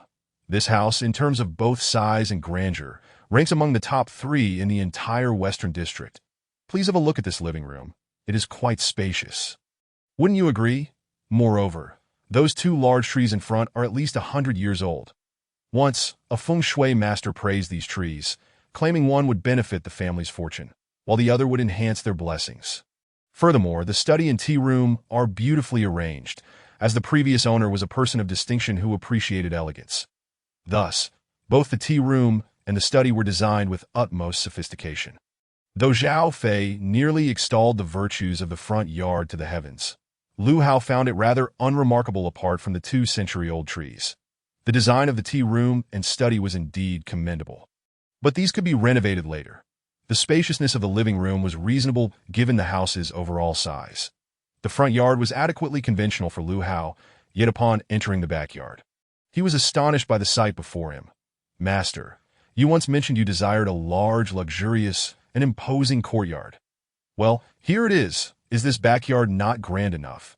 It comprises 7 sections, starting with the large garden in the center, complete with an artificial hill, flowing waters, a courtyard, and a pavilion. The former owner invested over 1,000 taels of silver just in this garden. Additionally, there are 5 smaller gardens surrounding this main garden. These 5 gardens are impressive. Each is approximately 30% the size of the main garden, and each contains 6 pavilions, symbolizing good fortune. Each garden also features artificial hills and flowing waters.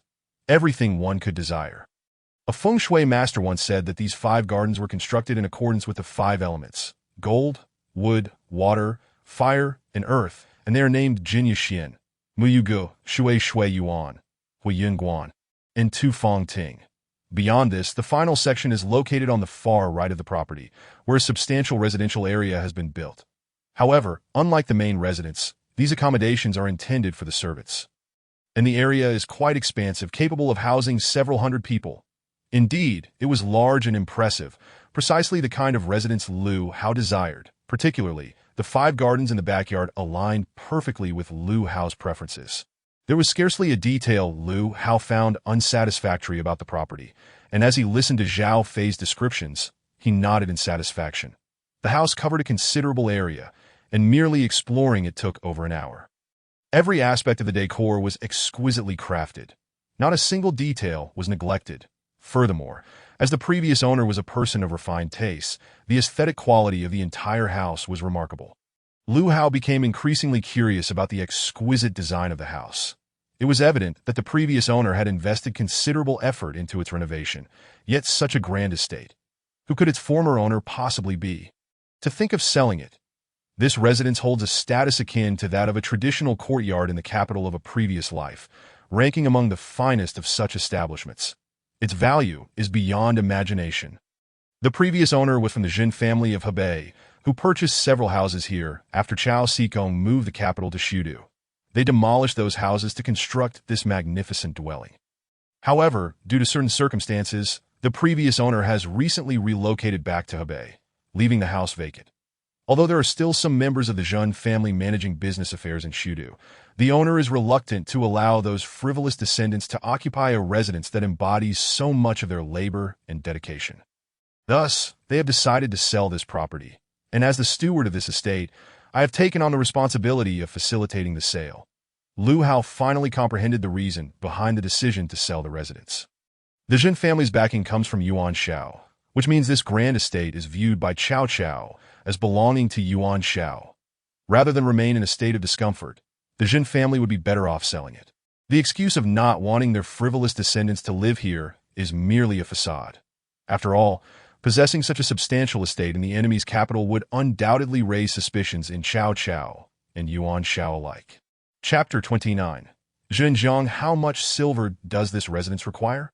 Zhao Fei, upon hearing Lu Hao's words, seemed prepared to purchase the estate and promptly responded. The previous owner has stated that this residence demands 5,000 taels of silver. Not a single coin more or less. 5,000 taels of silver. For Lu Hao at this moment, it is indeed not exorbitant. Lu Hao possesses at least 6,000 or 7,000 taels, making the purchase of this estate quite reasonable. After all, money can be earned back, but if such a splendid property is not acquired promptly, it may soon vanish. Since 5,000 taels is not a steep price, I shall buy this estate. Zhao Fei's eyes brightened at this, realizing that he had only been promoting the property for just over a month, and here was a grand buyer ready to purchase it. Typically, such a luxurious and valuable residence would not be sold in less than half a year. Zhao Fei must be fortunate to have encountered Lu Hao at this moment. Master Lu, the Jin family shop is not far from here. Since you have decided to purchase this residence, allow me to escort you to the Jin family's commercial establishment to see if their steward is available.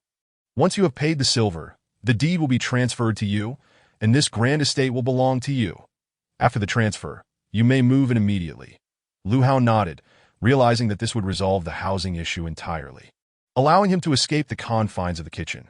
While he had no qualms about being alone there, he was accompanied by 2 women, Liang Hongyu and 100 female soldiers under his command. After acquiring the estate, Lu Hao began contemplating the management of the property. After all, such a large residence would require proper oversight, and his gaze turned to Zhao Fei. While inspecting the property, Zhao Fei had already clarified his situation. He had served as the steward of this estate for 3 years, having been appointed when the residence was completed.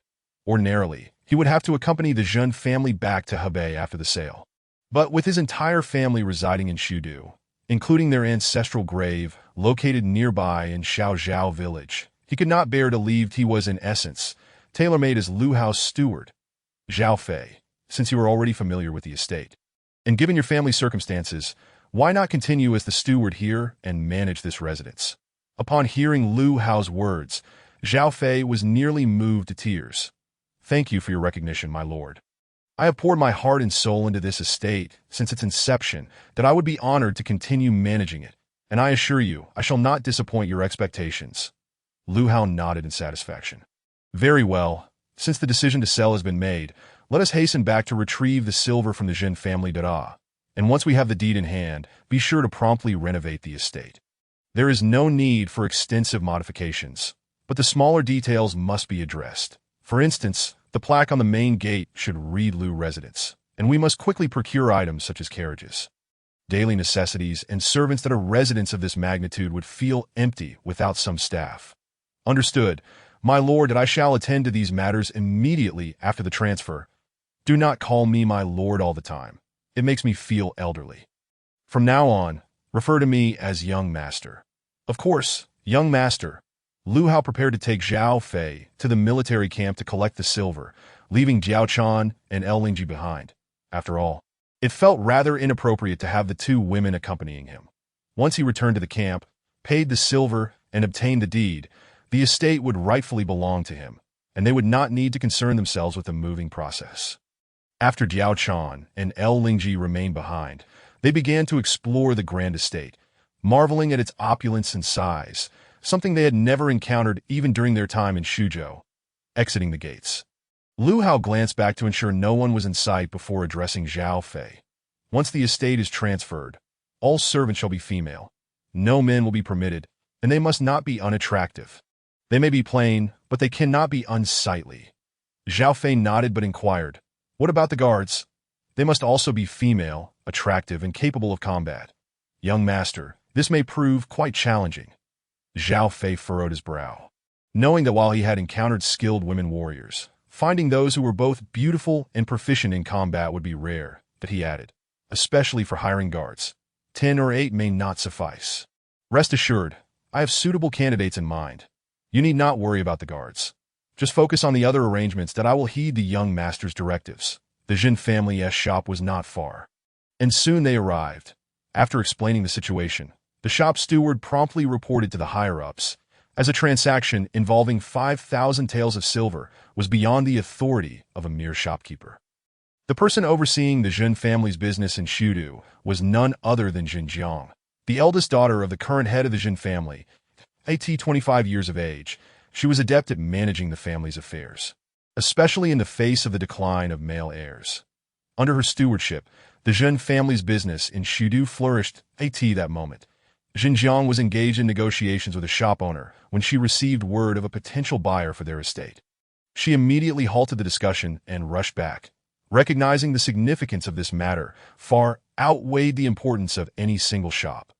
Upon entering the shop, she discovered that the individual interested in purchasing their residence was a young man in his 20s, seemingly even younger than herself.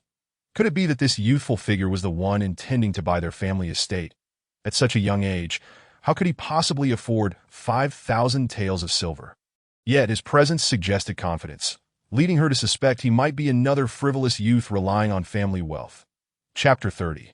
The 4 great beauties of Shudu. Jin Jiang approached Lu Hao. "Hearing that you intend to spend 5,000 taels to purchase my family's estate. You must hail from a wealthy family. I am curious to know which family you represent, as I would be keen to establish an acquaintance." "Not at all, Miss Jin. You jest that I am merely a humble kitchen servant, not of any esteemed lineage, nor a merchant's heir, that if you wish to befriend someone, it should be me ditto, a kitchen servant." Indeed, after a brief conversation, the group made their way to the military camp. Upon arrival, the guards had already been replaced by Cao Cao's personal attendants, whose sole purpose was to safeguard Lu Hao. Recognizing his status, they refrained from obstructing or questioning him, fully aware of the importance Lu Hao held in the Lord's eyes. Lu Hao, accustomed to entering and exiting the camp countless times over the years, was not surprised by the lack of scrutiny. However, Jin Jiang was utterly astonished. She had visited the military camp as a child and was acutely aware of its strict protocols. Unless one was a general, any soldier or minor official entering the premises would be subjected to inspection. Bringing a group with a carriage would warrant even more scrutiny. However, the 2 guards before them clearly had no intention of scrutinizing their party. Or perhaps it was the presence of Lu Hao that spared them from such an inspection. It was evident that Lu Hao was no ordinary figure but a mere cook. I would be a fool to believe that. I have never seen a cook swagger into a military camp with a procession and a horse-drawn cart without being questioned. If it were a ragtag army, one might understand, but this force is comprised of Cao Cao's elite troops. Could it be that Lu Hao is a concealed dignitary, masquerading as a cook? Nevertheless, after pondering this for a moment, Xinjiang chose not to delve deeper into conjecture. After all, some truths are better left undiscovered than known. After leading them to the kitchen and tallying up 5,000 taels of silver, Lu Hao noted that the cart still had ample space. Conveniently, he utilized this cart to transport all of his belongings back home. Given the volume of items, it took 2 trips to complete the move. Upon returning to his newly purchased grand residence, Lu Hao gazed at the opulent abode and mused, "This house is indeed vast and comfortable." The life of this young master is about to begin. For 7 consecutive days, Lu Hao remained sequestered within the confines of his home, reveling in merriment each night. During this time, Zhao Fei had arranged for maidservants and attendants, even securing some female doctors, chefs, and singers, ensuring a comprehensive setup. The young master was thoroughly satisfied. Concurrently, Lu Hao summoned Liang Hongyu and the 100 female soldiers. Liang Hongyu would serve as his personal bodyguard, while the 100 female soldiers were designated as the daughter's army, with half tasked to protect the residents and family openly, and the other half assigned to covertly safeguard them. After a week, Lu Hao finally emerged from his haven of comfort, strolling alone through the bustling streets, with his devoted bodyguard Liang Hongyu trailing closely behind. His outing was not merely for leisure.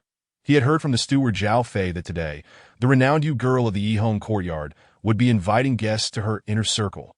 Although Lu Hao had never encountered Yu girl, her fame resonated throughout Sudu. Gossip was abundant everywhere, as it was in the late Eastern Han period.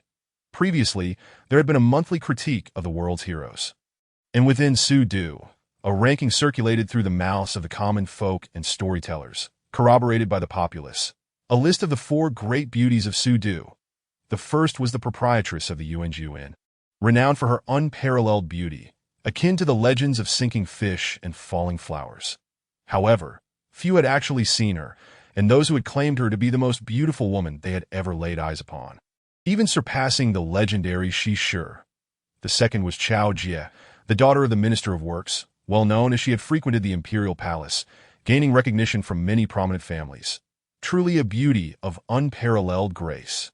The third was the illustrious Yu Lian of the Yihong courtyard, whose exquisite talent and beauty left all the scholars smitten. Rumor had it that General Dong Chung held a particular affection for Miss Yu Lian, desiring to take her as a concubine. Yet she had yet to consent that, of course, this was merely a rumor, albeit one of considerable credibility. The final contender was Yang Wan, the daughter of Grand Commandant Yang Biao, and sister to the renowned literary figure Yang Xiu. Elegant, graceful, and strikingly beautiful. What set her apart from Chao Jie was their family backgrounds. Both hailed from influential lineages, yet while Chao Jie was spirited and lively, Yang Wan embodied a gentler demeanor, favoring poetry and literature. She was undoubtedly the dream girl of many scholars. Ever since the news of Miss Yu Lian's invitation to select guests spread, the city of Sudu saw an influx of scholars and dignitaries flocking to the Yihong courtyard. Most were young scholars, affluent heirs, or the sons of officials. However, securing a place as a guest of Miss Yu Lian was no easy feat. First and foremost, one needed to bring sufficient silver. Secondly, one's literary prowess could not be lacking.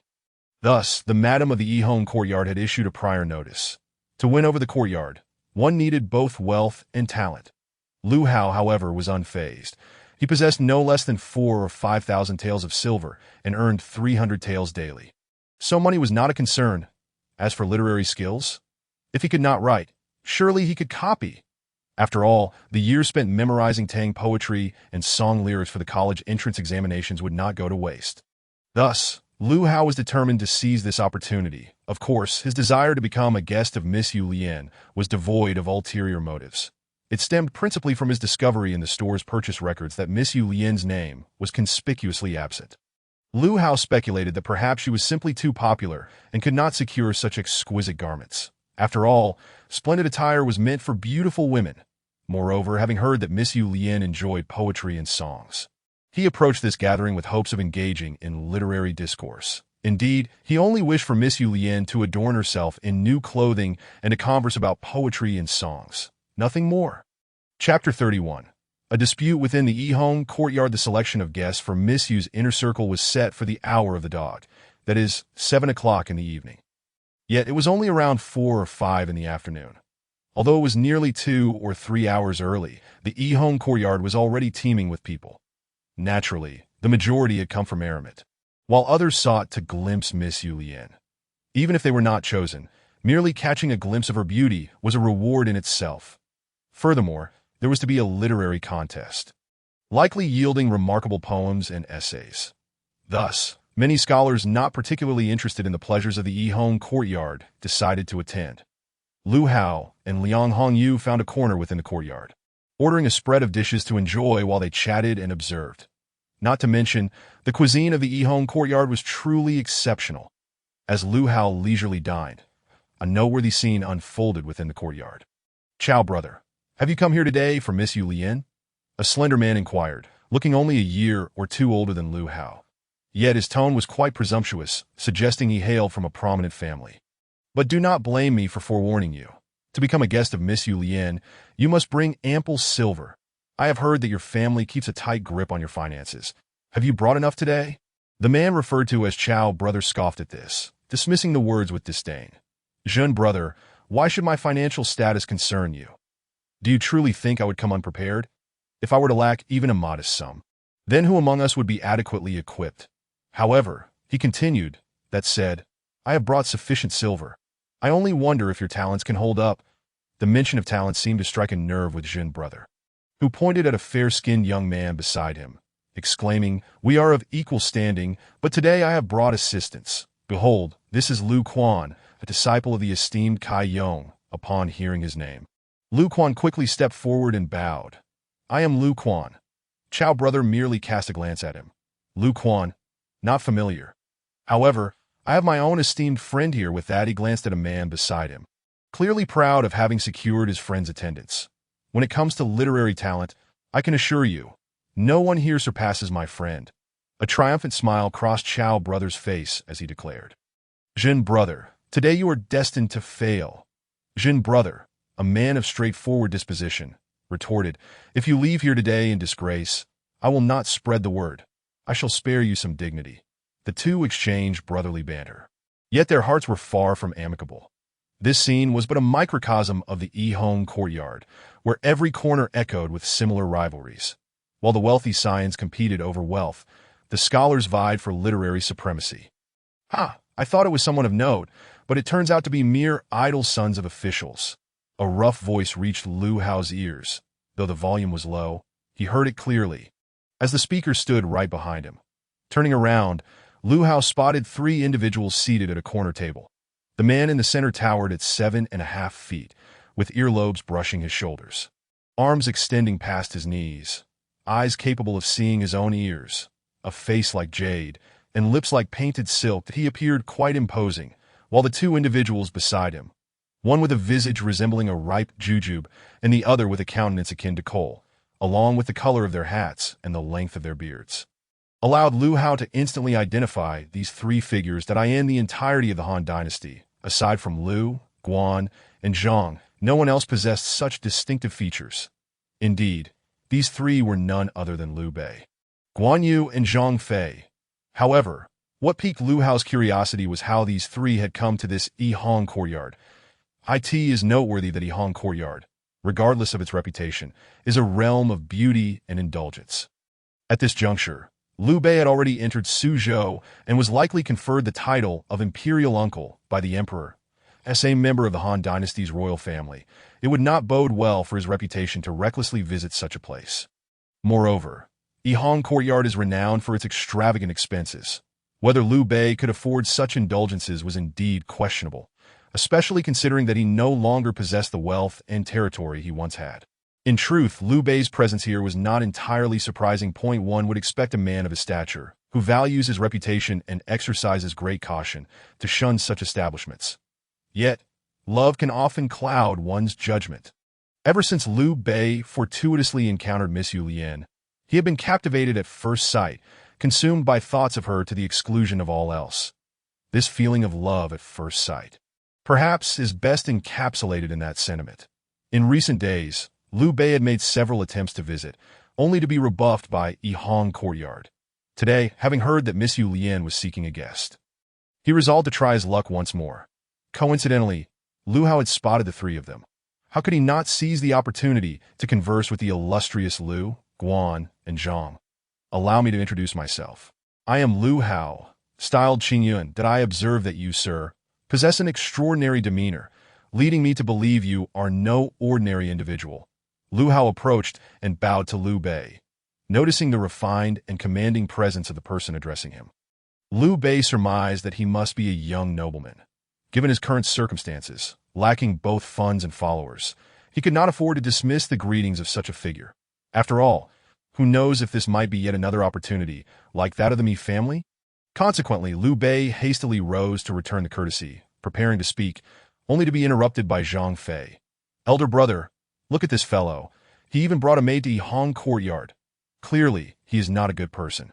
Zhang Fei's impulsive nature made him blunt in speech, but Liu Bei was different. He feigned reproach. Third brother, cease your foolishness. This young gentleman is undoubtedly a person of great virtue and talent.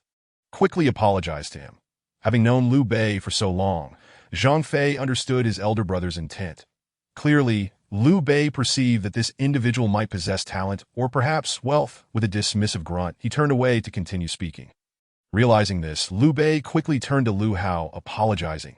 I sincerely apologize. My third brother's temper can be rather rash, that I hope you do not take offense. Not at all. I am not a petty person. I assure you, the words of this brother are hardly of concern to me, Liu Hao replied. Seeing that Liu Hao was genuinely unperturbed, Liu Bei continued. This young gentleman, my surname is Liu, my given name Bei, styled Xuanda, that I am a descendant of the king of Jing, and I have been conferred the title of imperial uncle by the current emperor, as expected. This aligned with the accounts in historical texts. Liu Bei was indeed known to proclaim his connection to the Han royal lineage. However, one could understand this as a means of attracting talent. So you are Brother Xuanda. To call me young gentleman feels overly formal. Simply call me by my style, please. Very well. Then I shall dare to address you as Brother Qingyun, Liu Bei remarked, observing Liu Hao's distinguished appearance. That I wonder, from which noble family do you hail? At this point, Liu Bei began inquiring about Liu Hao's background. After all, if he were merely a commoner without any remarkable talents, Liu Bei would prefer not to squander his time. However, should he be the offspring of a wealthy family, even if lacking in talent, it would be worthwhile to forge a connection. And if he possessed both wealth and capability, such an individual would be indispensable for Liu Bei, who was in desperate need of support. Which noble family, you ask? I am but an ordinary commoner, currently employed as a cook in Chao's camp, Liu Hao responded. Upon hearing this, Liu Bei's expression shifted entirely to a cook. Who have you seen dressed in silk and satin like that? What cook attends such a lavish establishment? And this table laden with delicacies, its cost must be considerable. Liu Bei himself would hesitate to order such an extravagant feast, fearing waste. In truth, he wished to conserve his funds. Understanding the unusual gaze Liu Bei cast upon him, Liu Hao clarified, Brother Xuanda, I assure you, I speak only the truth. I have never deceived you. I am merely a cook in Chao's camp. However, the earnings from cooking are insufficient, especially as I have recently taken 2 new wives. That I was contemplating purchasing a residence in Suzhou, which is why I have engaged in some small business here. The Baiyu Jing attire is indeed mine. Baiyu Jing attire? The young master before me is the proprietor of the currently most sought-after Baiyu Jing attire. Could it be that he is the renowned carefree immortal inscribed on the stone tablet? If that is indeed the case, then I must not let this opportunity slip away. The talents of the carefree immortal and the profitability of Baiyu Jing attire are both well recognized. If I could secure both, my own power would ascend to unprecedented heights. At that point, even if I part ways with Cao Cao, I would possess the capacity to carve out my own path. With these thoughts swirling in his mind, Liu Bei's eyes gleamed with fervor. He was determined to win over this individual. The desire flickered briefly in his gaze, only to be caught by Liu Hao's keen observation. As expected, Liu Bei was preparing to persuade him. After all, the attributes Liu Hao possessed were an immense temptation for Liu Bei, who was in the early stages of his enterprise and lacked both manpower and funds. Yet Liu Bei did not hastily extend an olive branch. Instead, he first inquired whether Lu Hao was indeed the carefree immortal, seeking to ascertain if Lu Hao was truly a person of both literary and financial acumen. So, Brother Qingyun, you are indeed the steward of Baiyu Jing attire? The carefree immortal. Could he be you? Indeed, that is just as I surmised. Brother Qingyun is certainly no ordinary individual, endowed with both talent and wealth. With such abilities, why remain merely a cook under the command of the Minister of Works? Surely, with your talents, high office and great wealth should be easily within your grasp. Lu Hao was about to express his disinterest in high office and the pursuit of power. But upon realizing he stood before Liu Bei, the future emperor of Han, he considered that perhaps teasing him would not be a bad idea. After all, in the future, once Liu Bei ascended to the throne, he could boast about having once engaged in playful banter with him. With this in mind, Lu Hao feigned a sorrowful expression, to wish to cross the waters without a vessel or oars. To remain in obscurity is a disgrace to the enlightened. The meaning of his words was evident. He desired to serve in an official capacity, but found himself lacking the means. Lamenting the absence of an enlightened ruler, Liu Bei, recognizing the implication, understood Lu Hao's grievance was directed at Cao Cao. Clearly, he did not consider him the ideal ruler. It seemed Cao Cao had failed to appreciate Lu Hao's true talents, which was why Lu Hao remained merely a cook. What a travesty it was, thought Liu Bei, for a man capable of composing poetry to be relegated to such a position in that instant. Liu Bei felt an opportunity had presented itself. What Cao Cao undervalued, I shall cherish before long. Both Baiyu Jing attire and the remarkable Lu Hao shall be mine. Brother Qingyun, with such talent, it is truly a shame that the Minister of Works has not recognized your worth. In my opinion, it would be best to abandon your position as a cook. Rather, why not join me? You could fulfill your grand ambitions. Join you, grand ambitions. What would I be joining you for? To wander aimlessly and flee from danger. Here I am, earning silver and embracing my lovely wives and concubines. Does that not sound appealing? Currently, Brother Xuanda serves under Cao Cao. Let us not speak of grand ambitions. You may not even be able to leave the city of Suzhou. Liu Bei's true predicament was laid bare by Lu Hao's words, prompting a sheepish smile. Well, this is a different time. Though I presently serve under Cao Cao, it does not mean I will remain in his employ forever. However, Lu Hao did not respond to this remark. Instead, he posed a more personal question. Brother Xuanda, did you come to Yihong Courtyard today in pursuit of Miss Yu Lian? At the mention of Miss Yu Lian, Zhang Fei's interest was reignited. Of course, let me tell you, my elder brother has fallen head over heels for Miss Yu Lian. For the past few days, he has been unable to eat or drink. Consumed by thoughts of her, Liu Bei, realizing his secret was on the verge of being completely exposed by Zhang Fei, quickly intervened. Third brother. Upon meeting Liu Bei's stern gaze, Zhang Fei retreated, falling silent. Forgive my brother's indiscretion. I do harbor some feelings for Miss Yu Lian, which is why I have come today, Liu Bei admitted. And you, Brother Qingyun? Lu Hao gestured towards the table laden with food. I have heard that the cuisine at Yihong Courtyard is quite delectable, and thus I came to sample it. Liu Bei's expression gradually became inscrutable. Tio come here merely for a meal. Should I believe that or not? Upon discovering that Miss Yu Lian was Liu Bei's beloved in his dreams, Lu Hao furrowed his brow. After all, Miss Yu Lian was someone he had also set his sights on. It was unexpected that Liu Bei harbored similar intentions. Initially, Lu Hao held Liu Bei in high regard, considering him a grassroots emperor. Yet this revelation extinguished any fondness he had for Liu Bei at that moment. A mischievous thought sparked in Lu Hao's mind. Brother Xuanda, I presume you have come today merely to become Miss Yu Lian's honored guest. Yet, you seem to have forgotten that you could effortlessly redeem her. Chapter 33. Deceiving Liu Bei. Brother Xuanda, as a member of the Han royal family, and having been conferred the title of uncle by the current emperor, your esteemed status would make redeeming a courtesan a trivial matter. All you need do is reveal your identity and offer a few dozen taels of silver.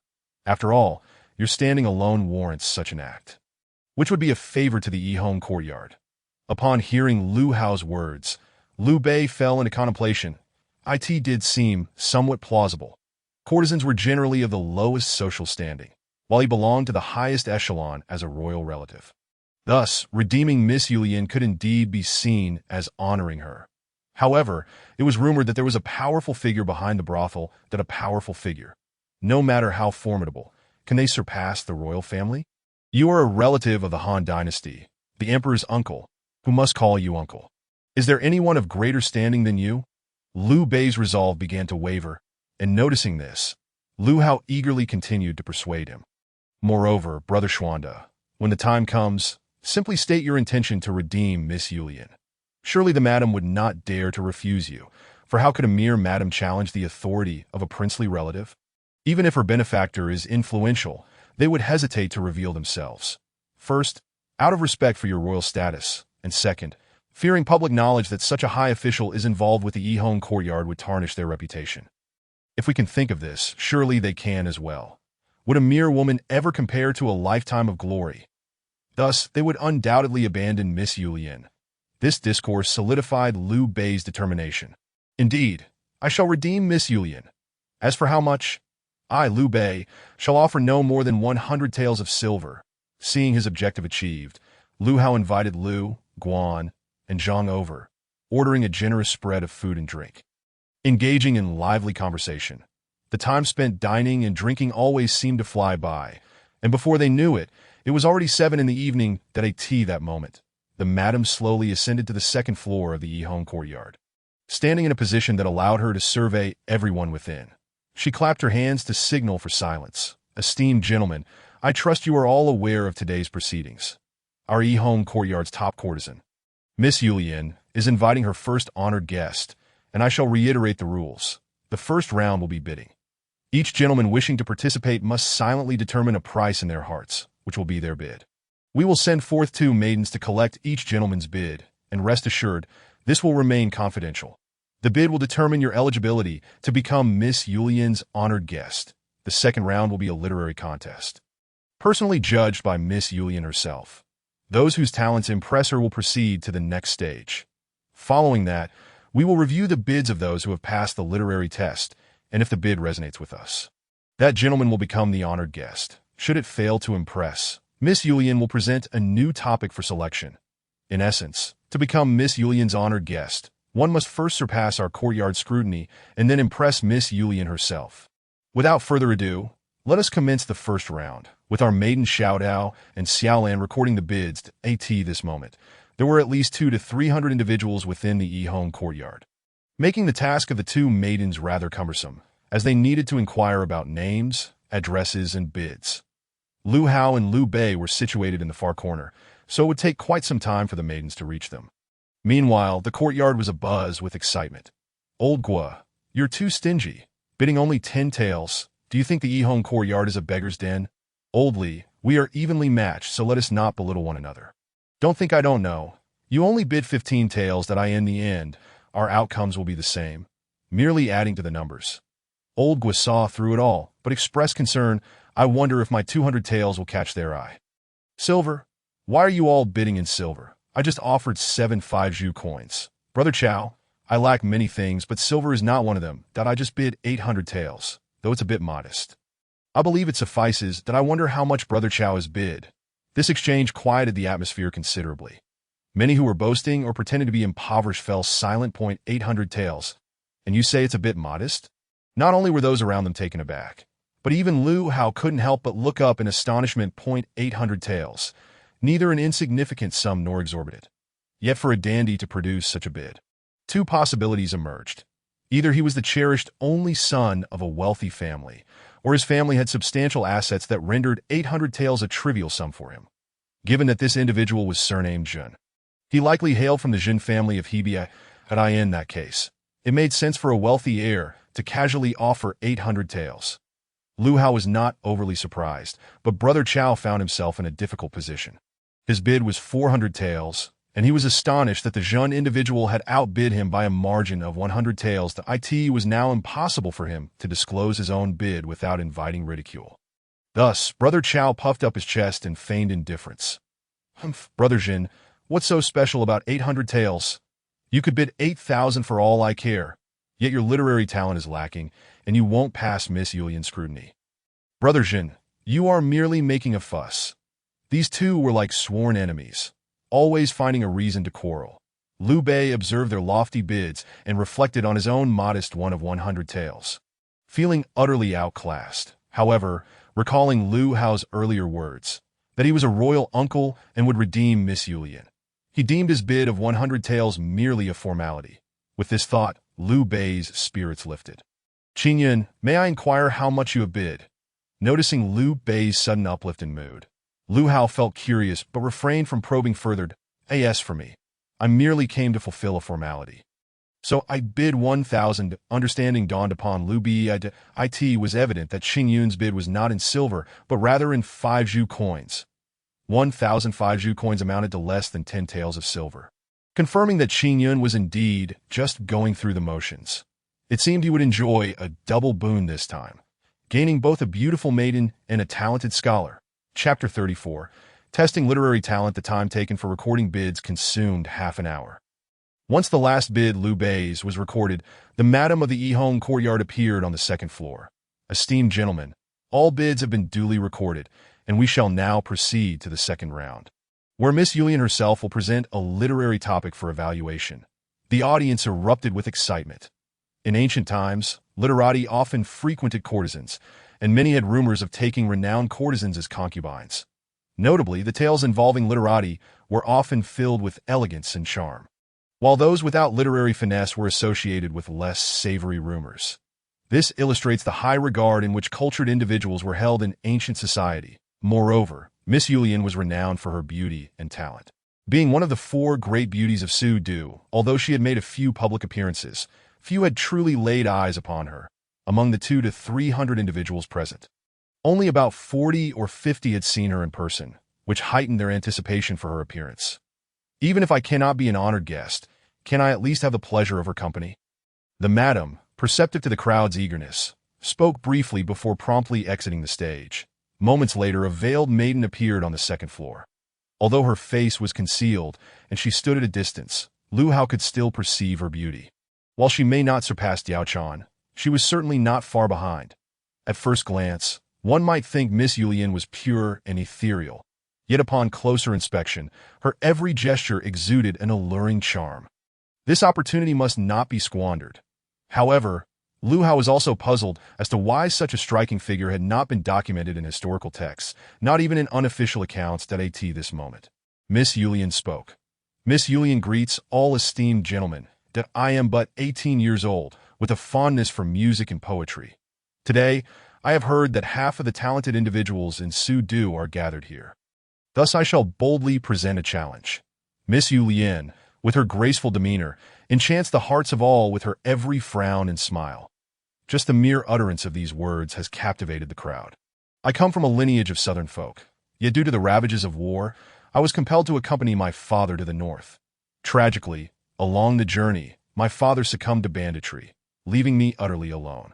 In the south, I cherish the sight of snow, yet it has never graced our lands, transforming snow into a childhood dream of mine.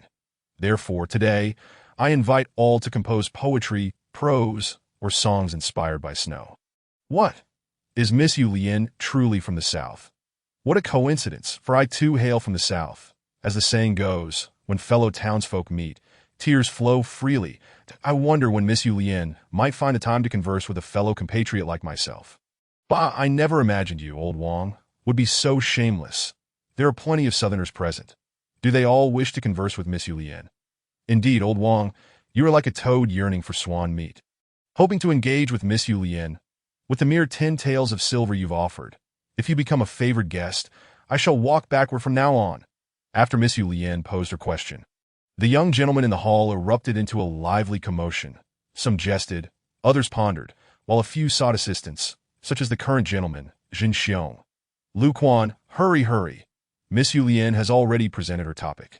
If you can be the first to compose a poem before all others, surely Miss Yulian will take notice, and benefits shall follow." Upon hearing of the potential rewards, Lu Quan hastily lowered his head, furrowing his brow in deep thought. Observing his friend indulging in drink and seemingly neglecting the task, Chao Xiong quickly interjected. "Yang Xiong, I know your literary prowess is exceptional. Might you secure the top place for Zi Xiu?" Zi Xiu is the courtesy name of Chao Ong, who was evidently the eldest son of Cao Cao. Yet, Cao Ang harbored little interest in Miss Yu Lian, for she was merely a young girl. His affection lay with the tales told by his father. His presence here was solely to rival Jin Xiong. Thus, he had specially invited his esteemed friend, Yang Xiu, to join. Yang Xiu glanced at the frowning Lu Quan and disdainfully remarked, "He is not worthy.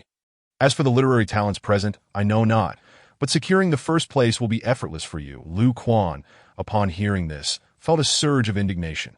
"How dare you say I am unworthy?"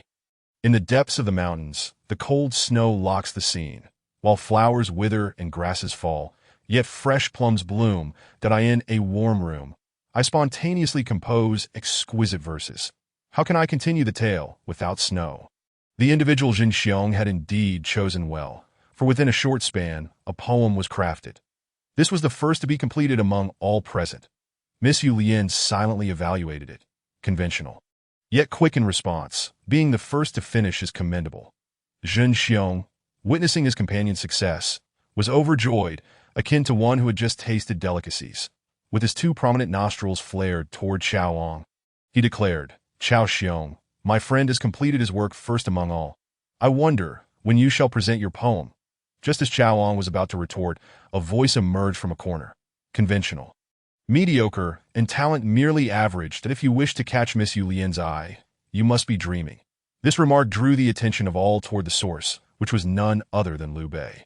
Earlier, his brother Zhang Fei had inquired about the quality of the writing. Though Liu Bei was a rough man, this matter concerned Miss Yu Lian, whom his elder brother had set his sights upon. Thus he wished to gauge the caliber of the verses. Though Liu Bei lacked poetic knowledge, he felt compelled to put on a show in front of his younger brother. Initially, his voice was soft and inaudible. But with the altercation between Cao Ang and Jin Xiong, silence fell upon the room, allowing Liu Bei's words to be heard by all. Lu Quan, aware of his own limitations and the mediocrity of his poem, understood that while he could accept his shortcomings, hearing such criticisms from others felt like a slap to his face. Indeed, this brother speaks with great bravado. "The poem I hastily composed is merely deemed conventional in your eyes. Yet you have yet to write a single verse.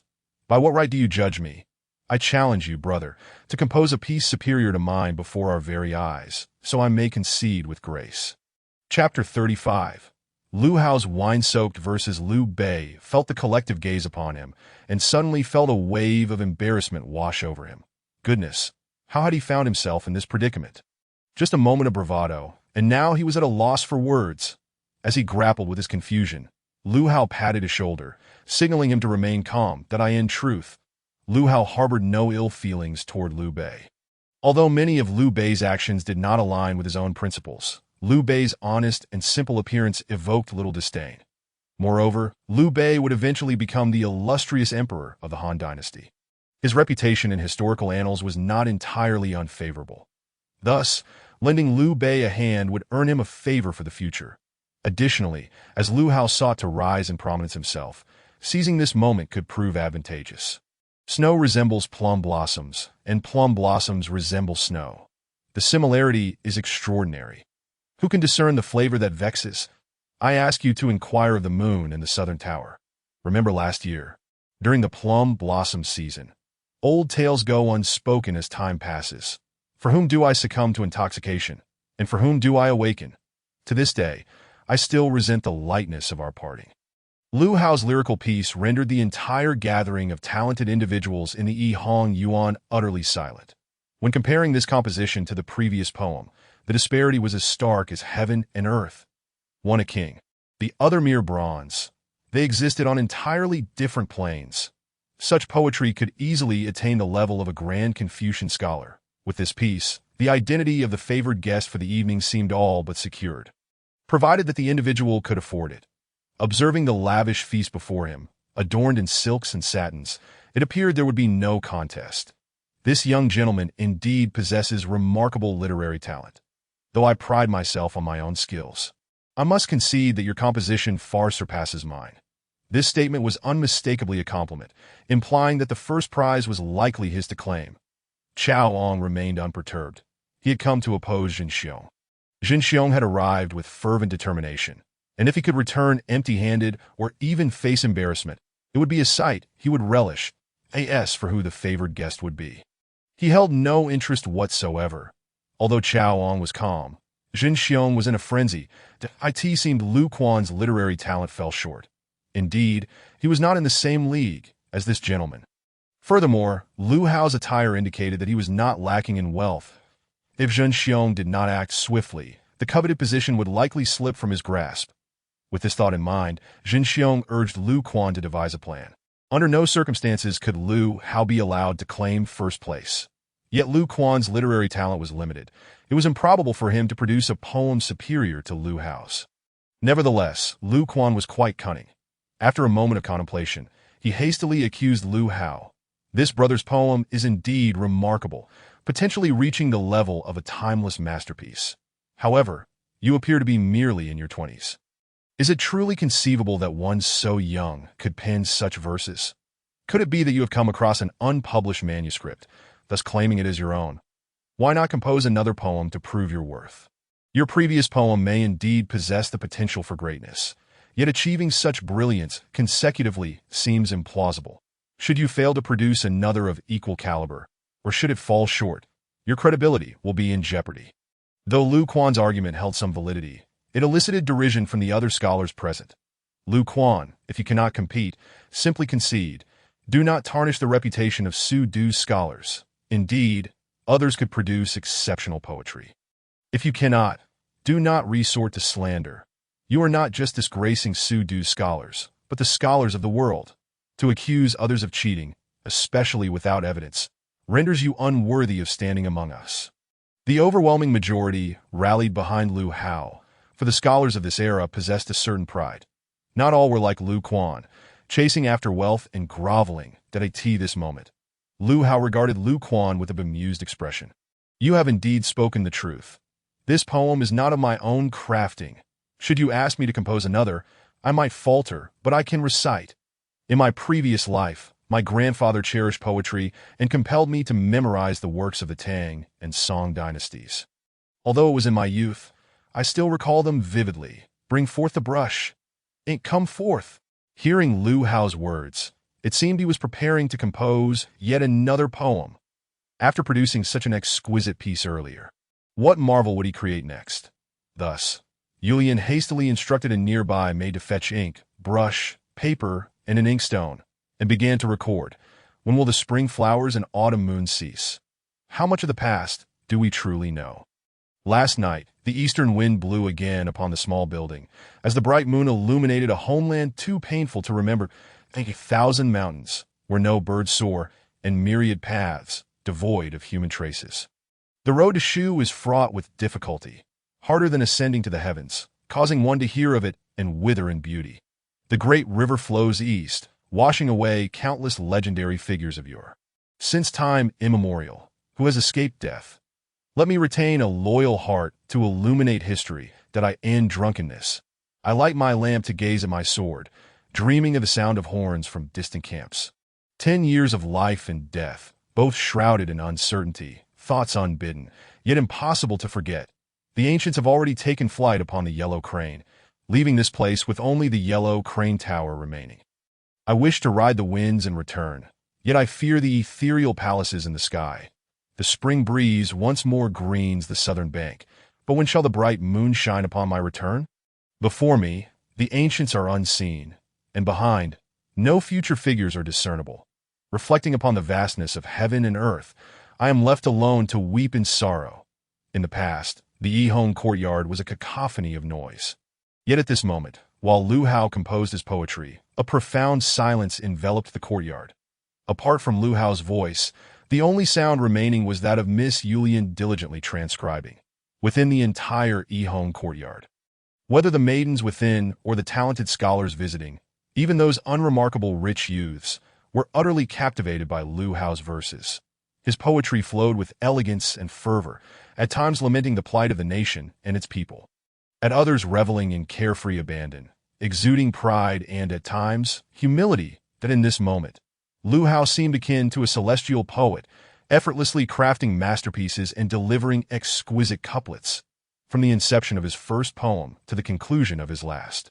He composed exactly 100 pieces, moreover, throughout this period. Aside from indulging in wine, he had no time for contemplation. Upon the completion of Lu Hao's 100 poems, Miss Yulian finished her transcription, following the cessation of Lu Hao's voice. The Yihong courtyard remained silent for several seconds, before erupting into enthusiastic applause. 100 poems over cups of wine, each one a masterpiece. From this day forth, it seems the title of poet immortal shall pass from that owner of Bai Yujing's attire to this young master before us. Chapter 36. I am the emperor's uncle. My heavens! Is this a mere mortal? This is divine. I hereby proclaim that from this moment forth, the title of poet immortal shall belong not to that carefree, celestial being, but to this extraordinary figure before us. Indeed, to compose over 100 exceptional works whilst indulging in wine. Who but the star of literature could possess such talents? At this moment, Yang Xiu was left dumbfounded. He had thought victory was within his grasp, only to find a dark horse emerging, firmly securing the top position with undeniable prowess. Yang Xiu could not help but concede that this individual's literary talent surpassed his own, even by a significant margin. Witnessing this, Brother Zhen's expression darkened considerably. That he had intended for Lu Quan to deal with this man, not to afford him the opportunity to gain renown, given the current circumstances. It appeared he could not claim first place in this literary contest. Though your poetry is remarkable, I have encountered many wealthy gentlemen in Shudu, and I know those well-off young masters. Who are you to emerge from nowhere? If you cannot afford the price, be gone and cease this charade. You truly speak from a place of ignorance, with such a lack of discernment. You presume I cannot afford it.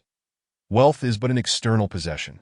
I am lacking in many things, yet money is not one of them. Lu Hao's declaration left all present in the Yihong courtyard utterly stunned. Such audacity! If anyone else had made such a claim, they would have been met with disbelief. However, who was this man? Though his name was unknown, his ability to compose 100 poems in a single bout of drinking was enough to earn him renown throughout the realm. How could he possibly boast for the sake of such trivial matters? Yet Brother Zhen thought otherwise, convinced that Lu Hao was merely boasting. You claim to lack nothing but money. Go on, continue your bluster. I assert this because of the strength of the Zhen family. Since you have made such a declaration, might I inquire as to which esteemed family you hail from, possessing such wealth? As Brother Zhen spoke, he ground his teeth in frustration, wishing to devour Lu Hao whole. That I am Lu Hao, courtesy named Qin Yun, known as the carefree celestial. That I am the steward of Bai Yujing's attire. What? The steward of Bai Yujing's attire? The legendary mysterious carefree celestial? No wonder he claims to lack money. By merely selling garments, he earns hundreds of taels daily. Meanwhile, the matron hurriedly flipped through her accounts, and upon seeing the amount Lu Hao had bid, she rejoiced. This esteemed Lu Hao has offered 1,000 taels of silver. Here, I extend my congratulations to Lu Hao for officially becoming Miss Yulian's first honored guest. Upon hearing this, Brother Zhen instantly wilted. It seemed he had utterly lost hope this time. After all, how could he compete? He could not match Lu Hao's talent, nor could he rival his wealth. Thus, with the derisive smiles of onlookers, Brother Zhen lowered his head and, under the protection of a group of burly guards, departed the Yihong courtyard. Having lost face in the Yihong courtyard, it was likely that his disgrace would spread throughout Shudu by the next day. He could no longer remain in Shudu and would have to return to Hebei. As Lu Hao ascended to the second floor amidst the envious gazes of the crowd, preparing to follow Miss Yulian to her chamber, Liu Bei abruptly stood up. Wait! At this moment, Liu Bei was thoroughly vexed. He was curious as to why, despite having envisioned the situation so perfectly and having mentally scripted the plot, things were not unfolding as he had anticipated. The matron, noticing someone had called for a halt, quickly turned to identify the source of the voice. Having seen many types of individuals over the years, the matron recognized that Liu Bei and his companions were no ordinary folk, and thus addressed them with great politeness. Esteemed gentlemen, may I inquire what has prompted this unexpected interruption? The selection of the honored guest has already been made, and Miss Yulian is to accompany this Lu Hao. I kindly ask that you adhere to the rules of our Yihong courtyard. Liu Bei spoke with neither deference nor arrogance. I am Liu Bei, courtesy named Xuanda, a descendant of the Jing King of Zhongshan, and I have been bestowed the title of Emperor's Uncle by the current sovereign. What? The Emperor's Uncle? A member of the royal family. In ancient times, the authority of the emperor was paramount, deeply ingrained in the psyche of the populace. Following closely behind, royal family members ranked among the highest in status throughout the realm. Even in this chaotic era, the reverence for imperial authority remained unchanged. Thus, when the crowd learned of Liu Bei's connection to the imperial family, many gazed upon him with a mix of awe and respect. Sensing the crowd's reverence, Liu Bei felt a surge of confidence. The DOUC, I am of the Han lineage, a royal, with so many regarding me with respect. I come here to redeem a person. How could you, the proprietor, refuse me? Since the emperor's uncle has graced our humble establishment, it truly brings honor to our humble abode. However, might I inquire what matter brings you here? I once had an encounter with Miss Yulian, and since that day, I have held her in great admiration. Thus, I wish to take her away from here. In other words, I am here to redeem her. Redeem her. Miss Yulian is the crown jewel of our establishment. With her esteemed reputation as one of the 4 great beauties, patrons flock here endlessly. Such a lucrative asset cannot simply be given away. Furthermore, even if I were to agree, the person behind me would never consent. Indeed, I have brought 100 taels of silver specifically to redeem Miss Yulian. Liu Bei's declaration was once again astonishing. The gazes of those present shifted, no longer filled with respect, but rather with incredulity, as they looked upon him as if he were a fool. Liu Hao had offered 1,000 taels of silver simply to become an honored guest. Yet this man thought to redeem Miss Yulian for a mere 100 taels. How could he, as an emperor's uncle, bring such disgrace upon the royal family? Emperor's uncle, I fear 100 taels may be insufficient. Moreover, my superior has previously instructed that any attempts to redeem Miss Yulian, regardless of the offer, shall be categorically refused. Even with the matron's refusal, most would not dare to persist. Yet Liu Bei, undeterred by the situation, shot a defiant glance at the matron. What? I intend to redeem her. Do you dare to obstruct me? Emperor's uncle, please spare me. I truly cannot make this decision that if you genuinely wish to redeem Miss Yulian, you may seek out General Dong Chung, for only he has the authority to make such a determination. Speaking with me will avail you nothing. Liu Bei's expression darkened as he found himself at a loss for words. General Dong Chung? His rank far surpassed Liu Bei's. What could he possibly say to him? It seemed he would return empty-handed once again. That in that case, I shall not trouble you further. I will make a point to pay a visit to Lord Dong when the opportunity arises. Upon concluding his words, Liu Bei departed in a dejected manner. Chapter 37. The Search for Zhao Yun. Liu Bei, much like the earlier Jin brother, arrived brimming with confidence, but left with a visage full of resentment. He had initially believed victory was within grasp, yet the outcome proved to be quite the contrary. Even after exiting the Yihong courtyard, Liu Bei remained perplexed as to the true intentions of Liu Hao. Their familiarity, coupled with the unsolicited advice Liu Hao offered, left Liu Bei feeling somewhat ensnared, despite the fact that Liu Hao had shown no disdain during their conversation. This was their first acquaintance. Devoid of any prior animosity, T.O. claim he had been deceived seemed unjust, for Liu Hao had not acted in any overtly treacherous manner. This conundrum weighed heavily on Liu Bei's mind. Following this minor episode, Liu Hao and Yulian found themselves in Yulian's boudoir. Uncertain of the young master's preferred tea, the young lady prepared the finest brew available. In ancient times, it was customary for literati to engage in discourse over tea. Liu Hao, having transcribed numerous poems, appeared to Yulian as a true man of letters. Yulian, hailing from a modestly affluent family with a penchant for poetry, had read extensively, earning her the reputation of a talented woman. As two intellectuals conversed, Liu Hao wished to discuss matters of romance and beauty, yet Yulian afforded him no opportunity. The talents of the young master are truly admirable. To compose so many exquisite verses in such a short span is unparalleled. And surely, your name will endure through the ages as a poetic immortal. This compliment rendered Liu Hao somewhat bashful.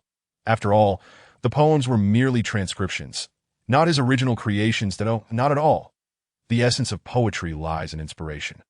Were it not for the enchanting presence of Miss Yulian, how could I have drawn upon such inspiration to craft these verses? His words caused Yulian's cheeks to flush. In ancient society, the distinctions between genders were profoundly emphasized, and such flattery was virtually non-existent. However, had an ordinary man uttered similar sentiments to Yulian, she might have deemed him a frivolous scoundrel. Yet, Lu Hao's stature as a talented poet lent his words authenticity. "You jest, good sir. I am but a woman of modest means.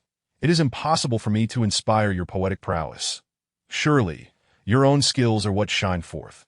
Their conversation flowed seamlessly from poetry to the vast expanse of history, traversing the dynasties from Xia and Shang to Tang and Song. Lu Hao dominated the dialogue, while Yulian absorbed the tales as a listener. Their discourse extended into the early hours of the morning, with Lu Hao lamenting a missed opportunity to have Yulian try on the attire he had brought. However, upon seeing the garments, she resolutely declined. With a heavy heart, Lu Hao departed the Yihong courtyard.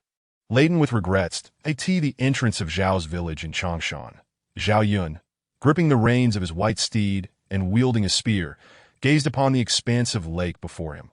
This world is so vast. Yet there is no place for Zhao Yun. Following the defeat of Gongsun Zan, Zhao Yun had returned to his homeland, and after a prolonged stay, could no longer resist donning his armor and arming himself, preparing to re-enter the tumultuous fray. Yet, upon leaving the village, he found himself at a loss for direction. The factions of the realm were clearly delineated. Yuan Shao held dominion over Hebei, while Cao Cao reigned supreme in the Central Plains. And the east was undeniably under Sun Ce's influence. Others, such as Liu Biao, Ma Teng, Liu Zhang, and even the Shi family of Jiaozhou, had allied with Cao Cao, with so many warlords vying for power. Zhao Yun was uncertain where to turn. Currently, Yuan Shao stood as the most formidable, and Zhao Yun, being an unrecognized commoner without any noble lineage, would likely find himself relegated to the role of a mere foot soldier should he seek service under Yuan Shao. Furthermore, in Zhao Yun's eyes, Yuan Shao did not embody a wise leader. The alternatives of Jiangdong with Sun Ce or the Central Plains with Cao Cao seemed equally unappealing. Jiangdong was simply too distant. And while Cao Cao's call for talented individuals was well known, his ranks were already filled with capable generals. The To join them would likely afford Zhao Yun no more than a minor post. Zhao Yun, a man of considerable ambition and capability, found the thought of settling for such a position disheartening. As for the other warlords, such as Ma Teng and Liu Biao, they held even less allure. Although Liu Bei had once been an ally, his current allegiance to Cao Cao rendered any approach by Zhao Yun futile, just as he lamented his plight of being an unrecognized hero. A magnificent black steed approached from the south. Upon it sat a gallant figure, clad in armor that bespoke of extensive battle experience and a high rank. Surely, a common foot soldier could not afford such fine armor nor exude such an imposing presence. This figure was none other than Xiahou Yuan, the general dispatched by Cao Cao to recruit Zhao Yun. "Good sir, is this the way to Zhao's village?" Upon hearing the inquiry, Zhao Yun nodded in affirmation. "Indeed, you have found it. Zhao's village is well hidden behind this vast lake. Are you from Zhao's village?" "Indeed, I am." A glimmer of excitement sparked in Xiahou Yuan's eyes as he dismounted. "I am Xiahou Yuan, courtesy named Miao Cai, serving under Cao Zikong, that I have heard tales of a certain Zhao Yun from Zhao's village, renowned for his martial prowess and mastery of military strategy, a rare talent indeed. The Lord admires you greatly and has sent me to seek you out. He believes that if you were to serve as a vanguard general, you would undoubtedly carve a path through the enemy ranks and emerge victorious." Zhao Yun was taken aback, pondering when he had garnered such renown, his name reaching the ears of the esteemed Cao Cao. The thought that he was considered a remarkable warrior was perplexing. That am I truly so skilled? The flattery, however, warmed his heart, especially the notion that should he serve as a vanguard, he would achieve great feats on the battlefield. In that moment, he envisioned himself triumphantly slaying foes and securing glory. The title of vanguard mattered little. The trust bestowed upon him by Cao Cao was enough to compel Zhao Yun to align himself with him. Seeing Zhao Yun's agreement, Xiahou Yuan clapped him on the shoulder. "Excellent. Together, we shall conquer the battlefield and achieve great deeds in honor of our Lord's faith in us." As Zhao Yun and Xiahou Yuan set forth toward Xuchang, far away in Jizhou, Yuan Shao was abruptly roused from his slumber. He kicked his 5 concubines off the bed and bellowed towards the door, summoned the esteemed scholars and generals for a council. Yuan Shao had just dreamt of unifying the northern territories, claiming all 4 provinces, with his brother Yuan Shu presenting him with the imperial seal. In his dream, he commanded vast armies, possessed countless capable generals. and had advisors in abundance. All the warlords of the realm bowed before him, and with the imperial seal bestowed upon him, he assumed the throne. Yet, just as he ascended to power, Cao Cao descended from the heavens, brandishing a sword that pierced Yuan Shao's heart. This jarring vision abruptly awakened him. Although he did not grasp the dream's deeper meaning, one thing was clear. Until Cao Cao was vanquished, peace would elude him. Perhaps this dream was a portent, signaling that the time had come to confront Cao Cao. When the esteemed ministers and generals under Yuan Shao convened in the council hall, he articulated his thoughts. "Gentlemen, I have subdued Gongsun Zan, who met a tragic end in Yijing. There shall be no rivals left in the entirety of Hebei. However, across the Yellow River lies a formidable adversary. Cao Cao." Yuan Shao scanned the room, observing the silence among his peers, and continued, "Though Cao Cao and I share a friendship, I cannot allow personal ties to cloud my judgment in matters of great import. Cao Cao, who poses as the Chancellor of Han, is in truth a usurper, that he now holds the Emperor hostage. No different from the treacherous Dong Zhuo of Yurda, I have resolved to reorganize our troops and provisions, and commence an assault on Cao Cao." As soon as Yuan Shao's words fell, Tian Feng hastily rose to counsel him. "My lord, this is a grave mistake. Launching an attack on Cao Cao at this juncture is decidedly unwise." Oh, Yuan Shao was not surprised by the elder's dissent. It would indeed have been remarkable had Tian Feng not challenged him. "Yuan Hao, since you assert that an attack on Cao Cao is imprudent, pray enlighten us as to why that is so." Tian Feng clasped his hands in respect towards Yuan Shao. "My lord, there are 3 reasons. First, our forces have only recently triumphed over Gongsun Zan. While morale is high, our soldiers are also exhausted, and many wounded have yet to receive the necessary care and recuperation. Our supplies may not suffice for a protracted engagement with Cao Cao. Fatigued soldiers and insufficient provisions. This is the first point. Second, having just defeated Gongsun Zan, our primary objective should not be to march south against Cao Cao, but rather to unify the 4 provinces of the northern territories. It is imperative to bring these regions under your control, cleanse the ranks of officials, station troops, pacify the populace, and allow for recovery. This is what you should be focusing on now. Thirdly, combining the first point with our current circumstances, we must conclude that we lack the absolute assurance of a decisive victory over Cao Cao. After all, our men are weary and our supplies scant. Cao Cao, who wields the authority of the emperor, poses a significant threat. Should we fail to decisively conquer him and retreat to Hebei due to our insufficient provisions, he could then issue commands under the emperor's name, further ensnaring you in a position of disadvantage. Thus, it is not prudent for us to engage in war with Cao Cao at this time." Upon hearing Tian Feng's words, Yuan Shao furrowed his brow. Although he yearned to attack Cao Cao, he could not deny the validity of Tian Feng's counsel. Indeed, according to Tian Feng, an assault on Cao Cao was ill-advised, yet the thought of abstaining from such an attack left him restless. Observing Yuan Shao's contemplative expression, his other chief strategist, Zhu Shou, sensed the gravity of the situation to "My lord, I believe this is an opportune moment to advance against Cao Cao. There are 3 reasons for this as well." Just as Yuan Shao's brow furrowed in concern, his favorite strategist, Zhu Shou, unexpectedly provided a reprieve.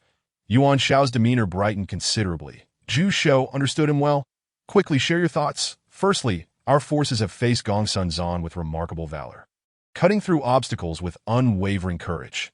The troops under your command are brimming with morale and fighting spirit. They are a battle-hardened army. To lead such a force against Cao Cao is to ensure victory. Secondly, while our provisions may be limited, do you think Cao Cao's supplies are abundant? During his campaign against Elbu, his resources were also insufficient. What more against us? I would assert that our provisions surpass his, and significantly so. Thirdly, my lord, our troops are superior in both morale and combat effectiveness compared to Cao Cao's forces. Our supplies exceed his as well. We command a seasoned army, while Cao Cao does not. Why, then, should we approach the prospect of confronting him with undue trepidation? Moreover, you are aware of the significance of the Kuaiwang plow, that if Cao Cao possesses such a miraculous tool, he surely has other advantages at his disposal. Should we delay our assault and allow him time to recuperate, while our strength may grow, so will his. In the end, our troops' morale may wane, while Cao Cao's forces, having rested, will be invigorated. That would be an unwise course of action. As Tian Feng perceived that Yuan Shao appeared swayed by Zhu Shou's arguments, he felt a sense of foreboding that my lord, this cannot be. War is a costly endeavor, burdensome to the people that we have just fought a battle. Recuperation and the consolidation of the four provinces should be our foremost concern. To commence another war is not a wise decision. Furthermore, if we take the time to recuperate and leverage the vast lands and populous nature of Hebei, we can train a formidable force and secure a steady supply of provisions. At that point, my lord could lead a 1,000,000-strong army from Jizhou Strait to Xuchang. What a magnificent prospect. This approach is both prudent and pragmatic. Why risk everything by engaging in conflict with Cao Cao now? Tian Feng, known for his integrity and forthrightness, dared to speak candidly. Although he served alongside Zhu Shou, their relationship was not as amicable as it appeared. As a favored minister of Yuan Shao, Zhu Shou would undoubtedly align with him that my lord, attacking Cao Cao is indeed the course of action we should pursue. We have just triumphed over Gongsun. And in terms of morale, we surpassed Cao Cao. With control over the four provinces of the northern territories, abundant in population and fertile land, while Cao Cao may reign over the central plains. That region has endured prolonged turmoil, leaving it largely desolate. We command an army of 600,000, whereas Cao Cao possesses but a mere fraction of that my lord can certainly lead this battle-hardened force southward to threaten Xuchang. However, before launching an assault on Cao Cao, my lord, you must draft a proclamation. In the past, when Dong Zhuo held the emperor hostage and wreaked havoc upon the court, Cao Cao's proclamation rallied the 18 lords of war in response. Now that Cao Cao holds the emperor, my lord should compose a proclamation that outlines Cao Cao's numerous transgressions, articulating them in the most scathing terms. Clearly state that Cao Cao, like Dong Zhuo of yesteryear, is not a loyal minister of Han, but a usurper. Naturally, Cao Cao differs from Dong Zhuo, and I do not expect that other lords will rally to our cause. However, we seek only to position ourselves on the side of righteousness. We are not launching an unwarranted attack on Cao Cao. We are marching to protect the emperor. On that day, Yuan Shao issued a proclamation to the entire realm, declaring Cao Cao a usurper and proclaiming his intent to march to the capital in defense of the emperor. In that moment, Yuan Shao reorganized his troops, gathering forces in Qingzhou, clearly preparing for an imminent assault on Cao Cao. Meanwhile, as both Cao Cao and Yuan Shao prepared for battle, Lu Hao enjoyed a life of leisure. Since Lu Hao composed poetry during his last outing, his reputation as a poet had spread throughout the city of Xuchang, rapidly gaining notoriety across the realm of Han. Lu Hao, renowned for his wine-fueled poetry, became celebrated as the poet immortal, effortlessly crafting timeless works with a mere sip of wine. Various illustrious titles were attributed to him, and the tales only grew more extravagant. Some claimed he was a reincarnation of the star of literature, penning verses as easily as one might breathe. Others asserted he was a reincarnation of a sage, standing shoulder to shoulder with Confucius and Laozi. There were even rumors that Lu Hao was the secret offspring of the Jade Emperor, visiting the mortal realm for amusement. Meanwhile, garments priced at 50 taels were eagerly sought after by the masses. In summary, with his exquisite garments and the title of Poet Immortal, Lu Hao's fame across the Han was merely a matter of time. These rumors, alongside tales of Lu Hao's poetic prowess and extravagant spending on his beloved, circulated widely, largely thanks to the storytellers who spread his legend. Indeed, these storytellers further fueled the popularity of the exquisite garments from Baiyu Jing. Naturally, these stories reached Cao Cao's ears as well, who was himself a celebrated literary figure in the waning years of the Eastern Han dynasty, renowned for his literary talents throughout the realm. When he laid eyes on the poetry his eldest son had brought home, he became utterly agitated. Heavens! I initially believed Lu Hao had revealed all his talents, yet he possesses such remarkable poetic skill. I doubt I could compose even one or two pieces of such caliber, and here Lu Hao has produced so many in a fleeting moment. Clearly, my understanding of Lu Hao has been far too superficial. This is merely the tip of the iceberg of his abilities. Truly, there are always those who excel beyond others. If only one of my sons possessed even a fraction of Lu Hao's talent, I would consider myself fortunate. Upon hearing Cao Ong mention Lu Hao and Yu Lian, Cao Cao dismissed it with indifference. That it seems Lu Hao has taken a liking to this Yu Lian. Although she is the most esteemed courtesan of the Yihong courtyard, she has been well guarded by Dong Cheng for years, holding the title of one of the four beauties of Xuchang. To marry Lu Hao as a concubine would not be so shabby. Cao Cao rushed outside, summoning Dian Wei from the doorway and instructing him on certain matters. Dian Wei then hurriedly made his way to Dong Cheng's residence. Before long, Dian Wei emerged from Dong Cheng's abode, his demeanor brimming with pride. Shortly thereafter, various clattering sounds erupted from within Dong Cheng's household. Initially, Dong Cheng merely smashed pots and pans, but once Dian Wei had moved far enough away, he finally erupted in frustration. "Chow man, you treacherous knave, coercing the ministers and deceiving the sovereign. How does your conduct differ from that of the infamous Dong Zhuo of your... Oh, pitiful emperor, just as you have escaped from the jaws of wolves, you now find yourself ensnared by tigers. Chow Aman, I Dong Cheng, vow that in this life and the next, we shall be irreconcilable foes. It shall be either your demise or my own," in a fit of rage. Dong Cheng hurled objects and smashed the table, his heart burdened by the coercion of Cao Cao and the loss of his beloved, whom he had cherished for years. The more he pondered upon Yulian, himself, and the emperor, the more inflamed his anger and sorrow became. After he had wreaked havoc throughout the room, Dong Cheng gradually calmed his tumultuous heart. Suddenly, as though a decision had crystallized within him, he instructed a trusted aide to summon Water Marshal Zhong Ji, General Wang Xilin, and Wang Zifu to the palace for a council. The four clandestinely presented themselves before the emperor, leading to the historical Edict of the Sash. However, unlike in previous tales, Dong Cheng did not extend an invitation to Liu Bei this time. Upon hearing the tales of the Yihong courtyard from the matron, he branded Liu Bei as a bully who acted with impunity. After all, to vie for women in full view of the public while holding the title of imperial uncle is no different from that of a rogue.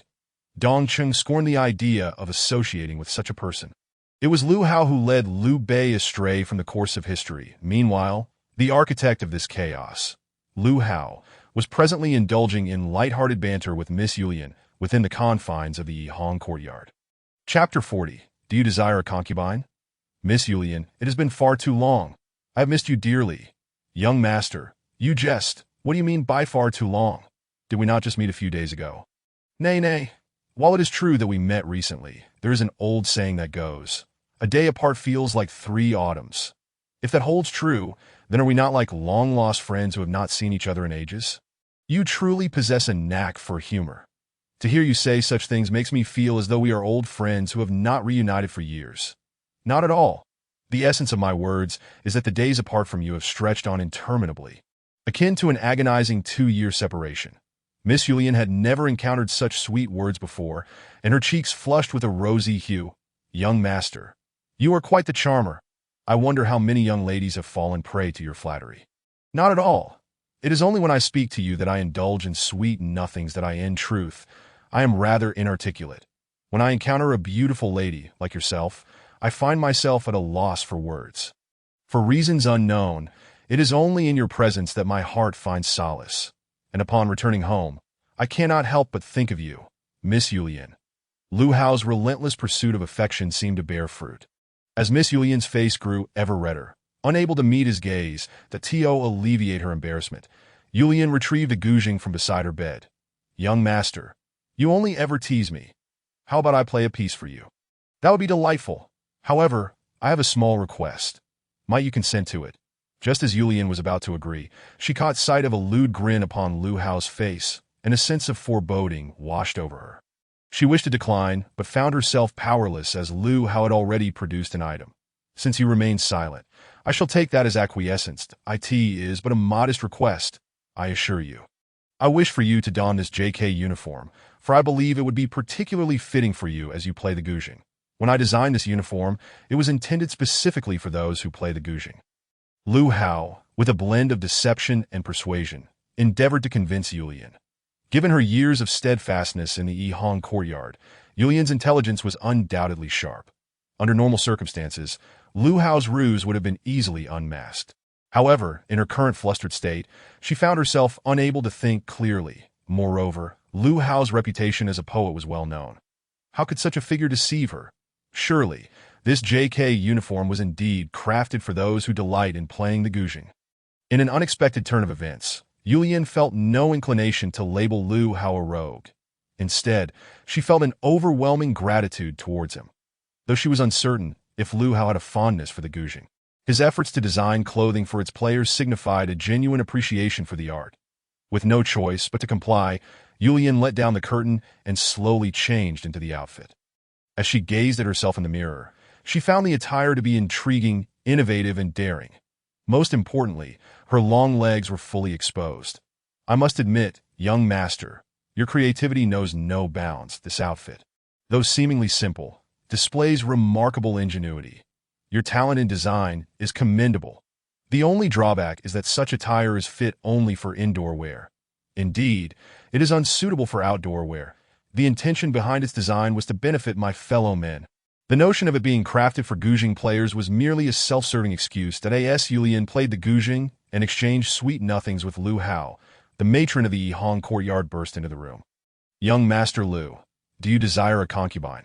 Her words left Lu Hao utterly bewildered. "What is this? Are you not the matron of the Yihang courtyard? When did you take up the role of matchmaker? If that is the case, then by all means bring her forth." Upon hearing Lu Hao's eager consent, the matron hurried to Yulian's side, grasping her hand and proclaiming, "I have relayed all that transpired within the Yihang courtyard to our esteemed master." How do you think he responded? Our master remarked that this Lu Hao, though youthful, possesses remarkable talent and is the proprietor of the Baiyu Jing uniform, which our master also holds in high regard. Then our master inquired whether the two of you would be well suited together. I informed him that young Master Lu is handsome, graceful, affluent, and exceedingly talented. Among his peers in Shudu, none can compare to him. Meanwhile, Miss Yulian is one of the four beauties of Shudu, proficient in poetry, music, and dance that if you two were to unite, it would surely be a match made in heaven. Upon hearing my words, our master was immediately in accord with my sentiments. Initially, he intended to directly betroth Miss Yulian to young Master Lu. However, considering that she is indeed a resident of the Yihang courtyard, the matter of her redemption would require financial compensation. That is the custom. Thus, young Master Lu, you need only offer 100 taels of silver, and our master will gladly facilitate your union with Miss Yulian. The matron's declaration left both parties in a state of shock. Lu Hao pondered. Could it be that the proprietor of the Yihang courtyard is a fervent admirer of his? Perhaps his poetry and designs had captivated the owner, transforming him into a fan? After all, in the past, there were many who had squandered their fortunes out of admiration for a performer. In this ancient setting, gifting a woman to one's idol seemed plausible. It appeared that fortune was smiling upon him. First, he had sold potatoes at an exorbitant price. Then the Baiyu Jing uniform had become wildly popular. And now, the title of Poet Immortal was spreading far and wide. Even the matron of the Yihang courtyard had become an admirer. Had he been in a previous life, he would likely have won the lottery with such luck. Lu Hao grinned with delight, yet Yulian furrowed her brow in concern. She was acutely aware of the powerful figure behind the Yihang courtyard, General Dong Chung, and she knew of his affections for her. Why had he suddenly decided to betroth her to Lu Hao? Had Lu Hao truly won him over with his talents and attire? But how could such a seasoned politician act so naively? Was it possible that Lu Hao had influential backing? That notion seemed plausible. After all, managing such a grand establishment likely attracted considerable attention in Shudu. Selling a few garments could yield hundreds of taels daily. Who wouldn't wish to possess such a lucrative venture? Yet, despite its operation for days, the situation remained remarkably tranquil, as if some unseen force were safeguarding the establishment. Thus, it seemed certain, young Master Lu was indeed backed by a powerful figure. Chapter 41. Redemption. Despite Lu Hao's self-assuredness regarding his charm, he found it difficult to grasp the unfolding events. Just days prior, he had spent 1,000 taels of silver to merely become an honored guest of Miss Yulian. Now, the price had plummeted so drastically that one could redeem her for a mere 100 taels of silver. This notion was utterly astonishing. The distinction between being an honored guest and redeeming someone was monumental. To be an honored guest permitted only the exchange of pleasantries, but to redeem her meant that Miss Yulian would belong to him. The disparity between these two scenarios was vast, and thus Lu Hao found it challenging to believe that such a small sum could suffice. After all, Miss Yulian was the crown jewel of the Yi Hong courtyard, generating an annual income of at least 10,000 taels. To sell her for a mere 100 taels seemed implausible. Even if the proprietor was a fervent admirer of his, could it be that he had been misinformed? Was it truly 100 taels of silver he was expected to provide, rather than 100 taels of gold? Are you referring to silver or gold? Naturally, it is silver. 100 taels of silver will suffice. Young Master Lu, if you miss this opportunity, there will be no second chance, with just 100 taels of silver. You can redeem Miss Yulian's freedom, as long as you, young Master Lu, agree. The deed of sale will be placed directly in your hands, and we shall send someone to your residence to collect the silver later. Seeing Lu Hao appear somewhat skeptical and hesitating, the old matron could no longer contain herself. When she left, her master had made it abundantly clear that if Lu Hao did not promptly take Yulian away, the misfortune would befall both of them.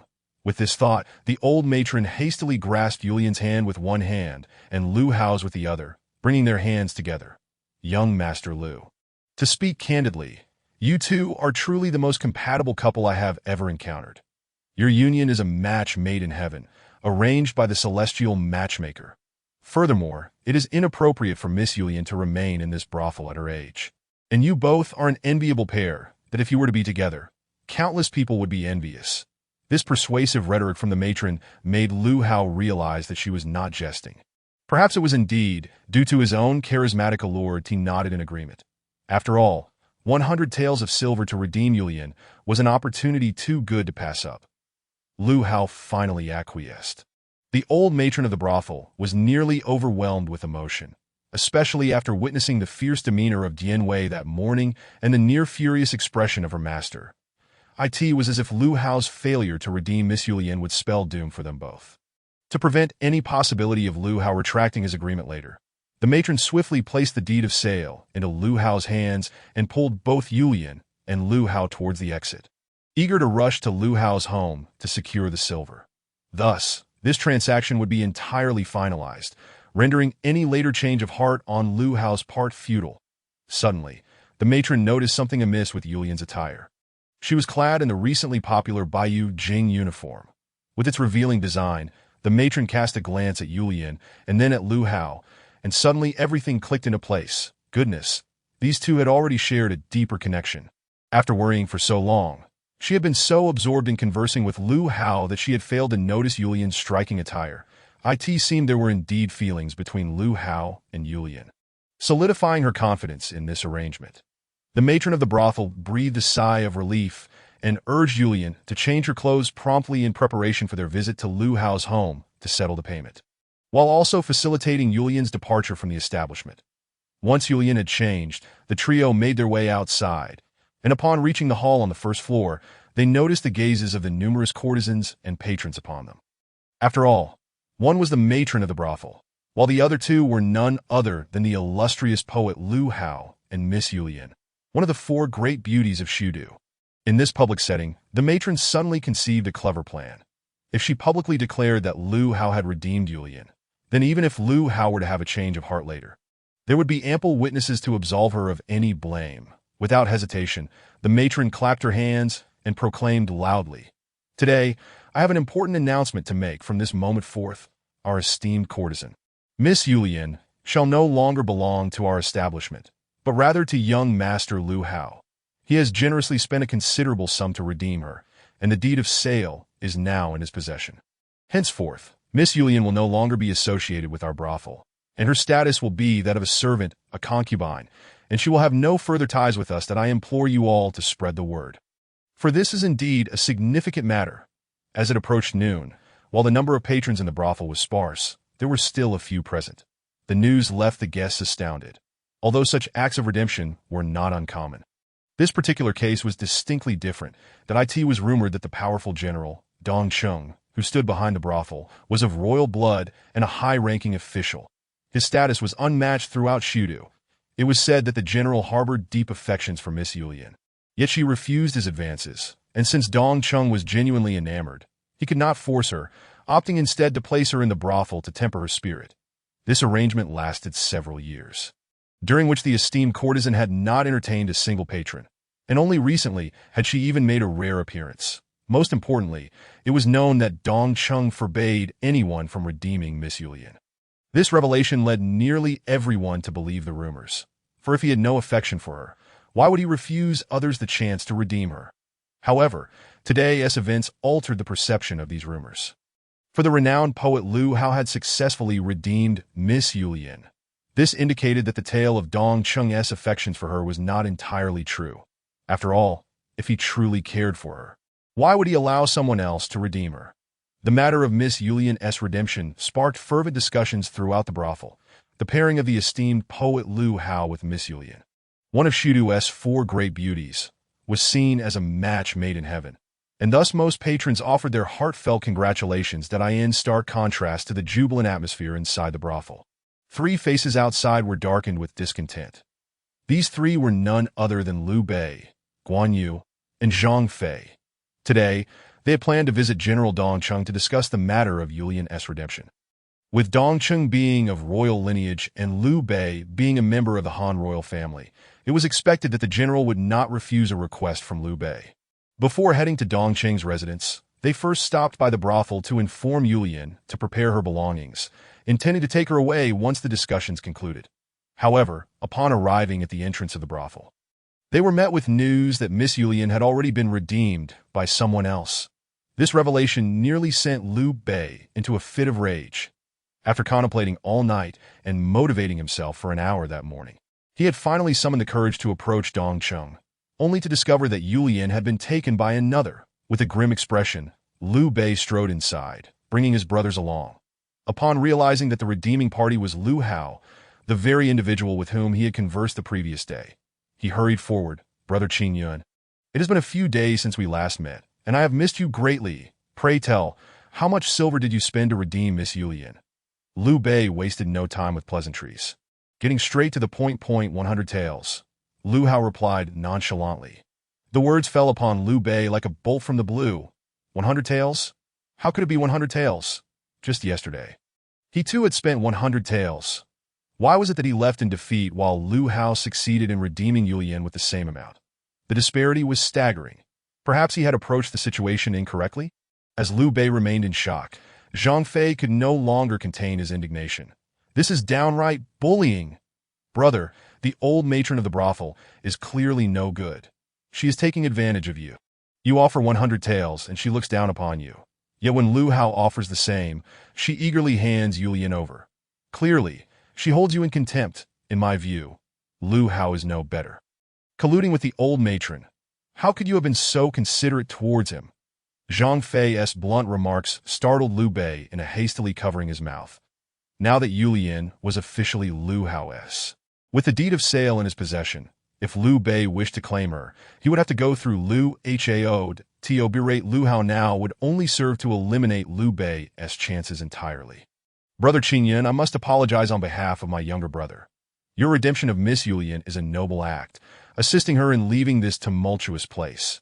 This is indeed a good deed. My younger brother is rather naive and did not grasp this truth. I hope you can forgive him." Liu Bei, with his eloquent words, deftly extricated Zhang Fei from his blunder. If he were to engage with Zhang Fei in a similar manner, it would only reflect poorly on his own character. Lu Hao regarded Liu Bei with a smile, neither nodding nor responding to his words. Zhang Fei, sensing this, grew even more irate. "Damn it, my brother is speaking to you. Are you deaf?" With that, Zhang Fei broke free from Liu Bei and charged towards Lu Hao and the old matron, prepared to unleash his fury upon them. In the past, he would have dared to confront even Elbu. How much more so would he not hesitate against the feeble Lu Hao? As for the consequences of striking Lu Hao, Zhang Fei did not consider, nor did he care. All he knew was that Lu Hao had slighted his elder brother, and that warranted punishment. However, what Zhang Fei did not anticipate was that he was unexpectedly intercepted by a maidservant beside Lu Hao. This maidservant was none other than Lu Hao's personal bodyguard, Liang Hongyu. In history, Liang Hongyu would have been no match for Zhang Fei in a duel. Yet, after systematic enhancement, her martial prowess had become nearly indistinguishable from that of first-rate generals like Zhang Fei and Guan Yu. Although she could not overpower them, she could at least hold her own. As Zhang Fei and Liang Hongyu exchanged blows for several rounds, a growing sense of dread began to take root in Zhang Fei's heart. What on earth was this woman? How could he, a seasoned warrior, find himself evenly matched against her? Zhang Fei, known for his immense pride, had always considered himself second to none, with his elder brother as the only one above him. He regarded even Ele Bu with disdain. Yet today, he found himself in a predicament, thwarted by a mere girl, unable to best her. Not only Zhang Fei, but everyone present, save for Lu Hao, was utterly astonished. They had presumed that the beautiful maidservant accompanying Lu Hao was merely a decorative figure, only to discover that she was capable of engaging in a fierce contest with a formidable black-faced warrior. This warrior, who appeared to possess exceptional martial skills, was being met blow for blow by this young woman. Liu Bei, too, was taken aback by this scene that he was well aware of his younger brother's prowess.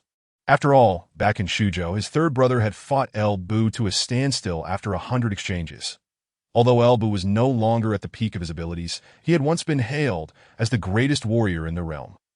To his surprise, Lu Hao had a companion whose strength rivaled that of his own brother, and astonishingly, she was a woman. It was rare to find a woman trained in martial arts, let alone one who had attained such a high level of skill. It was nearly impossible to find another like her in the entire Han dynasty. This suggested that Lu Hao's background was likely beyond anything he could fathom. After all, how could a man of such formidable stature have a woman of exceptional talent as his bodyguard? Moreover, this venue was certainly not suitable for brawling, that if word got out that the current imperial uncle was allowing his brother to engage in a fight over a woman in this brothel, he would soon become the laughingstock of the realm. After years of painstakingly building a good reputation in the Central Plains, it would be in jeopardy. Third brother, cease this insolence towards young Master Lu at once. Zhang Fei, not one to be easily fooled, recognized that his elder brother was providing him with a way out, and he took it. Your martial skills are impressive, but if it weren't for my elder brother's restraint, I would have already taught you a lesson.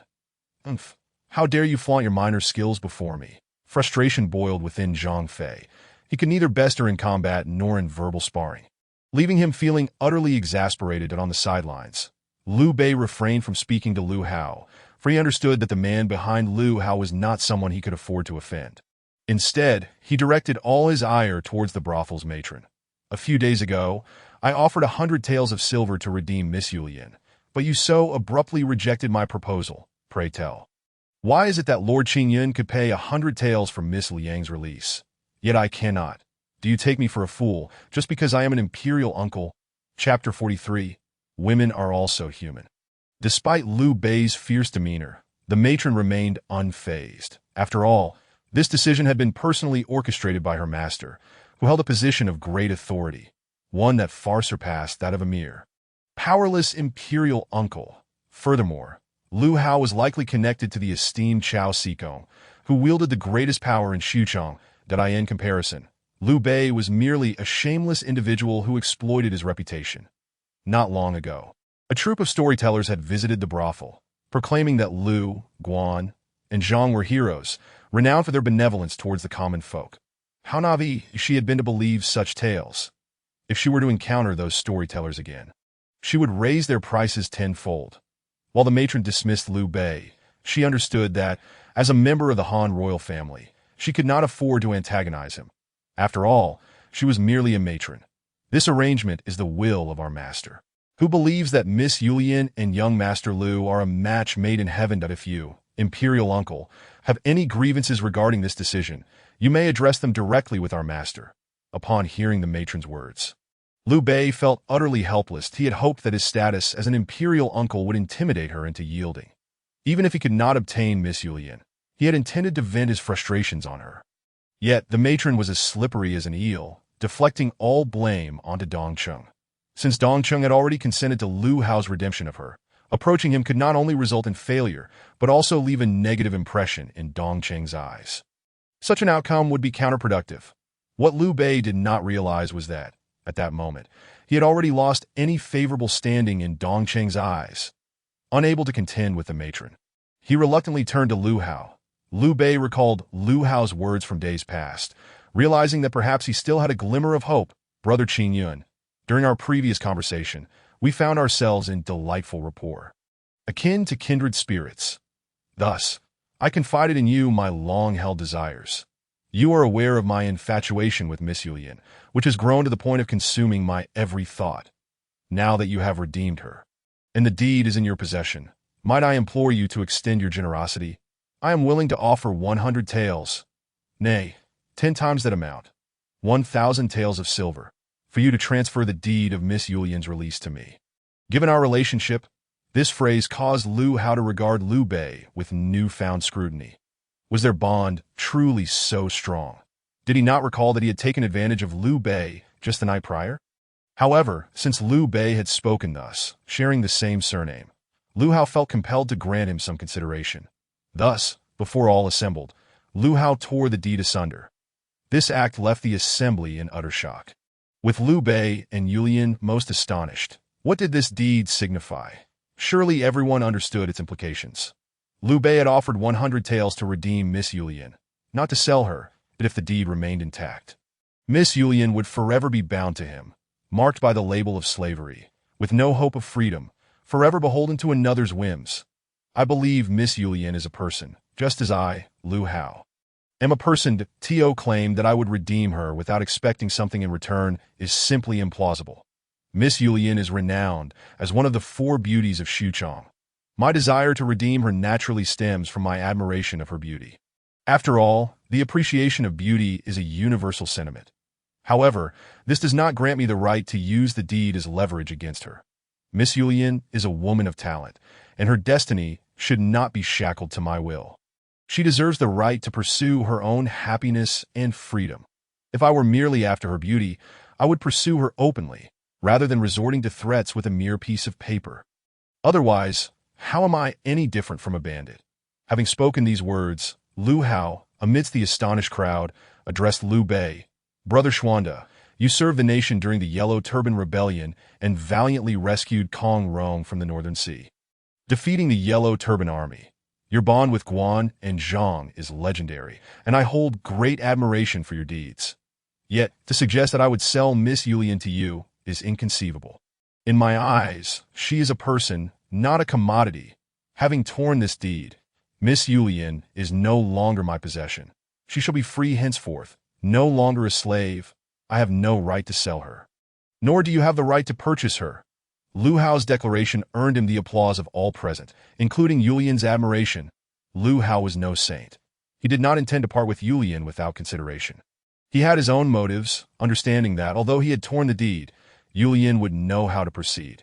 She would not leave him simply because the deed was destroyed, for their bond had been brokered by Dong Cheng. Should Yulian flee immediately after Dong Cheng had brought them together, she was well aware of the consequences. Thus, if Yulian could not depart, why not play along? Perhaps he could win her affection. What he did not expect was that his words would not only win Yulian's heart, but also capture the admiration of women far and wide. From that moment on, news of the event spread throughout the brothel, and through countless retellings and performances by storytellers, the name Lu Hao became the romantic ideal for every unmarried woman in waiting. After all, how many individuals like Lu Hao could exist in this world? To pay a hefty sum to redeem a woman, and the reason being not to possess her, but rather to restore her freedom. Most remarkably, this individual is known as the Poet Immortal, endowed with extraordinary talent, and possesses the lucrative business of Baiyu Jing uniforms, with wealth flowing abundantly. Such a talented and affluent person who also respects women. One must ponder. Which woman in the world would not be enamored by such a figure? Chapter 44. Liu Bei stunned. Liu Bei was profoundly moved by Lu Hao's words. Indeed, Brother Qingyan is a truly good man. However, Liu Bei's emotions were not stirred solely due to Lu Hao's act of granting Yulian her freedom. Rather, he was touched because he believed Lu Hao's actions were for his own sake. After all, Lu Hao had torn up the contract of servitude, meaning Yulian would no longer be under anyone's control. What does this signify? It signifies that Lu Hao, in the spirit of benevolence, relinquished his 1,000 taels of silver, tearing the contract and granting himself a grand opportunity. Liu Bei was astonished that he had only known Lu Hao for 2 days, yet Lu Hao was willing to forego such a substantial sum for him. Did Lu Hao know of his current financial struggles? Moreover, he was aware of Liu Bei's lofty ambitions. To fulfill such aspirations, one must not lack financial resources. Was Lu Hao's action not a means to save himself 1,000 taels? With that 1,000 taels in hand, once he fled from Su capital, he would have ample funds to recruit soldiers. It seemed Lu Hao had great confidence in himself.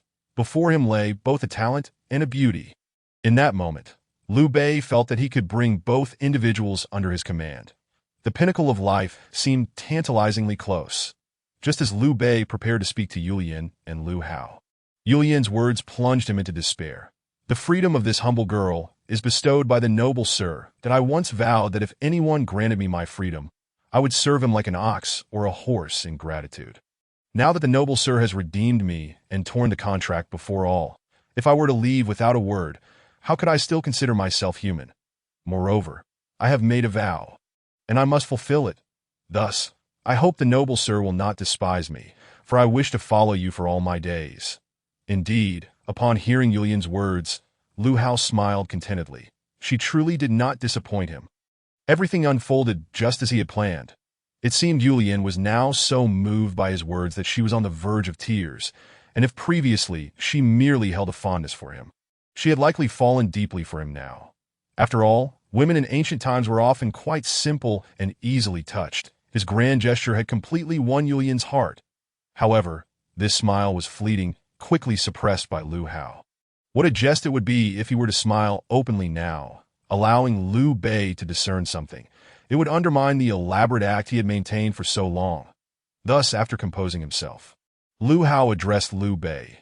Brother Xuanda, you have witnessed the entire process. This is not a matter of disrespecting you. I have indeed torn the contract, and Miss Yulian is now free, that I truly did not anticipate that she had made such a vow. Now, I find myself powerless. I wish to facilitate a beautiful outcome, yet it appears Miss Yulian harbors no feelings for you. The contract is torn, and my words have been spoken that I cannot dictate what Miss Yulian does. So I genuinely feel regret for you, Brother Xuanda. However, do not despair. There are countless flowers in the world. Why cling to one branch? You are the uncle of the current emperor and a renowned hero known for your benevolence towards the people. With these qualities, many beautiful and virtuous women will undoubtedly seek you out. You shall surely find a woman with whom to spend your life. So, Brother Xuanda, let go, forget Miss Yulian. She is a woman you shall never possess. There is no need to squander so much energy on her. Liu Bei stood rooted, momentarily at a loss for words, that he had come with the intention of bringing Yulian back. Yet fate had other plans. Just when he sought to discuss matters with Dong Cheng had already handed Yulian over to Lu Hao. Just as Lu Hao had torn the contract, Liu Bei thought he finally had a chance. Only for Yulian to declare her intention to follow Lu Hao for life. Such words from the young lady left him utterly hopeless. It seemed he was truly destined to be forever estranged from Miss Yulian. Liu Bei left in a daze. Lu Hao then returned home with Yulian. In the aftermath, Liu Bei remained despondent for several days until he received news that Yuan Shu could no longer hold out and had fled from Yangzhou. It was a pitiable situation. Yuan Shu had once sat atop the highest throne among the lords, achieved solely through the strength of the Yuan family. Yet, as he grew increasingly arrogant, even proclaiming himself emperor, he was defeated by Cao Cao and subsequently shrank into a small corner of Yangzhou, unable to even fend off local bandits. Eventually, Yuan Shu, desperate, attempted to escape through Shuzhou to seek refuge with Yuan Shao. Upon receiving this news, Liu Bei realized that his opportunity to escape had arrived. Missing this chance could mean no second opportunity. Remaining in Su capital only stifled his ambitions, subjecting him to daily humiliation. Thus, Liu Bei requested a troop of soldiers from Cao Cao to head to Shuzhou and capture Yuan Shu. After some contemplation, Cao Cao agreed, believing that the people of Shuzhou were his own. And even the soldiers were provided by him to Liu Bei. Surely, Liu Bei could not escape. Yet, what Cao Cao never anticipated was that Liu Bei would not only escape, but also slay his general stationed in Shuzhou. This turn of events allowed Liu Bei not only to escape, but also to seize control of Shuzhou. This infuriated Cao Cao, who was already strained from confronting Yuan Shao. Liu Bei's betrayal felt like a dagger in his back. How could Cao Cao endure such an affront? He promptly dispatched troops to attack Liu Bei. Although he was currently at odds with Yuan Shao, it was unlikely that Yuan Shao would attack him in the short term. So the priority was to eliminate Liu Bei. After all, although Liu Bei had seized Shuzhou, he He lacked a solid foundation there, and his troops were scant. Capturing him would be a simple task. Procrastination, however, would ultimately lead to greater troubles. As anticipated, Cao Cao's campaign against Liu Bei was swift and effortless, easily taking Suzhou. Liu Bei activated his escape plan once more. Amidst the chaos, Liu Bei, Guan Yu, and Zhang Fei became separated. After Liu Bei's flight, he sought refuge with Yuan Shao, while Zhang Fei, after his escape, established himself as a king in the ancient city of Zhancheng. Meanwhile, Guan Yu, accompanied by Liu Bei's wives, sought counsel from Zhang Liao and ultimately surrendered to Cao Cao. Chapter 45. Chen Gong survives the Battle of Guandu on his first day in the mess hall. Liu Hao longed for his beautiful wife and concubines as Cao Cao and Yuan Shao faced off. The atmosphere in the military camp was tense, with generals and soldiers alike on high alert, ready for battle. Liu Hao was no exception. However, having been accustomed to a life of luxury, he found the mess hall rather uncomfortable. Fortunately, Liu Hao had brought along a gaming console with infinite battery life, allowing him to pass the time playing Pokemon Brother Qingyun. "I knew you must be bored. Today, I brought a friend to cheer you up." Cao Cao's voice echoed from outside the mess hall. Moments later, he entered with an unfamiliar figure. Before Cao Cao could exchange pleasantries with Liu Hao, the stranger interjected, "Brother Qingyun, your verses and wine-fueled poetry have left me in awe. The Baiyu Jing uniforms you provide bring fortune to men everywhere. And I, Chun, am truly impressed. Brother Qingyun, I have long admired your name. Had it not been for today's fortune of meeting you through Old Chow, I might have never had the pleasure. Hearing I could meet you, I brought out a rare wine I have cherished for decades. After all, Old Chow informed me of your fondness for fine spirits. I have laid bare my entire collection to forge this friendship." The man entered, showering Liu Hao with praise. Even with Liu Hao's thick skin, he felt somewhat embarrassed. Conversely, Cao Cao's expression darkened. "Chen Gongtai, were you not previously quite critical of Liu Hao? How is it that you are now lavishing him with such compliments? Furthermore, that wine belongs to me, Cao Cao. It is a cherished vintage I have preserved for a long time, brought here specifically for Brother Qingyun to enjoy. You, Chen Gong, have shamelessly taken advantage." Chen Gong seemed to sense the meaning behind Cao Cao's gaze. Previously, when Cao Cao had mentioned Liu Hao, Chen Gong had been skeptical, thinking, how can a lad in his 20s foresee the stars? How can a lad in his 20s predict the enemy's movements? Did he begin studying military strategy from the womb? Surely, this is mere luck. As for the plow and potatoes, they cannot possibly reflect Liu Hao's prowess. After all, who can guarantee he was the one who created them? Especially with potatoes and corn, Liu Hao undoubtedly discovered some rare crops. At that time, Chen Gong regarded Liu Hao with skepticism, believing that Cao Cao had been deceived. It was only after the recent rise of the poet immortal Liu Hao's reputation that Chen Gong began to alter his perspective. Observing the celestial phenomena and predicting the enemy's movements might have been mere luck. Perhaps the corn and potatoes were simply foraged. However, the poetry and prose were undeniably his own creation. Of the 100 poems, at least half are destined for eternal fame, and since these verses do not appear in any ancient texts, it is evident that they originated from Liu Hao himself. If he had only composed a couple, one might assume he had encountered some rare manuscripts, but 100 poems eliminate that possibility. Additionally, the exquisite Baiyu Jing attire, which could fetch 50 taels yet was scarcely available, added an air of mystery to Liu Hao, leading Chen Gong to suddenly perceive that Liu Hao was extraordinary. Perhaps the praises Cao Cao had previously bestowed upon Liu Hao were indeed justified. Nevertheless, Cao Cao's visit today was not solely to meet Liu Hao. He had significant matters to discuss. Following the Battle of Xiapi, Chen Gong and Gao Shun had been imprisoned by Cao Cao. Recently, Gao Shun had surrendered, leaving only Chen Gong. With war imminent, Cao Cao felt a shortage of talented individuals.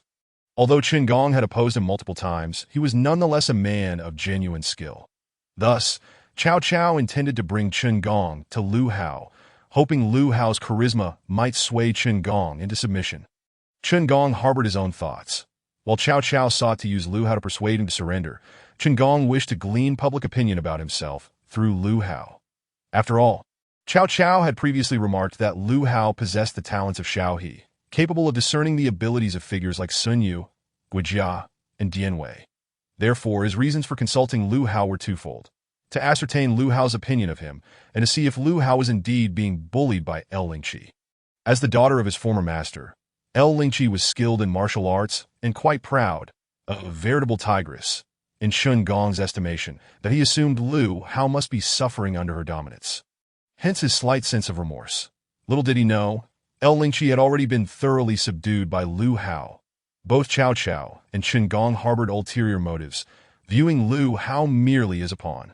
Should Lu Hao become aware of their intentions, he would likely no longer perceive this unfamiliar individual as just another admirer of his poetry and accomplishments. Come, please enter. I feel quite embarrassed that you two have taken the time to visit my humble kitchen during the midday hour. Have a seat. I'll prepare some snacks, and we can enjoy a drink while conversing. Lu Hao emerged from the kitchen with several plates of peanuts and cold dishes, along with 3 large bowls. The three gathered around the table, indulging in food and drink. This is my distant relative. You may call him Old Chun. Cao Cao introduced Chun Gong to Lu Hao, casting a glance at Chun Gong to prompt him to speak. Qingyun, are you familiar with Chun Gong? Chun Gong. Of course, he is merely a self-righteous individual who courts disaster. I am acquainted with him. But what connection do you have with him? Chen Xiong. Not much, really, that I merely heard that since El Bu's defeat. Chao Situ has placed great emphasis on Chun Gong, attempting to persuade him to surrender. Chun Gong is indeed a true man. He would rather die than submit. Eventually, Cao Cao, in frustration, imprisoned him. Even so, within that prison, Chun Gong remained resolute, refusing to yield to Cao Cao, preferring to languish in confinement rather than capitulate. Upon hearing this, I felt a profound sense of admiration. Chun Gong is a man of loyalty and righteousness. After speaking, he discreetly glanced at Cao Cao, as if to imply, "Did you hear that, Chowie man? I, Chun Gong, am indeed a loyal and righteous individual. How could I possibly conspire with you, a Han traitor? I hold you in disdain." However, this statement left Lu Hao bewildered, as he distinctly remembered that historical texts recorded Chun Gong perishing alongside El Bu at the Baimen Tower. Chun Gong was as stubborn as a mule, ultimately leading to his demise at Baimen Tower. He was indeed courting death, oblivious to the fact that Zhang Liao had surrendered, a future hero. How could Old Chun imply that Chun Gong was still alive? Furthermore, he was imprisoned by Cao Cao and seemingly in good health. This seemed rather incongruous. Chapter 46, The Loyal and Righteous Chun Gong. Loyal and righteous. Is that Chun Gong still alive? Chun Xiong. You aren't deceiving me, are you?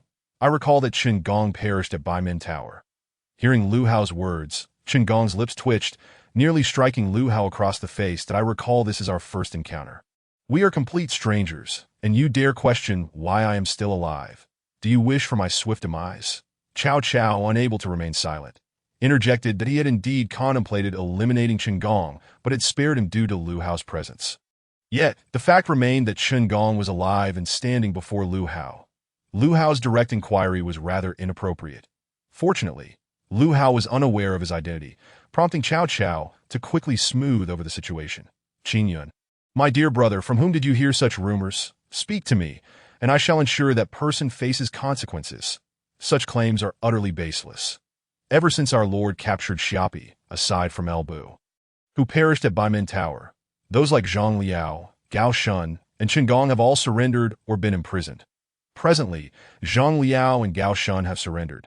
Only Chun Gong remains, confined by our Lord. After all, our Lord, recalling their past relationship with Chun Gong, has hesitated to execute him.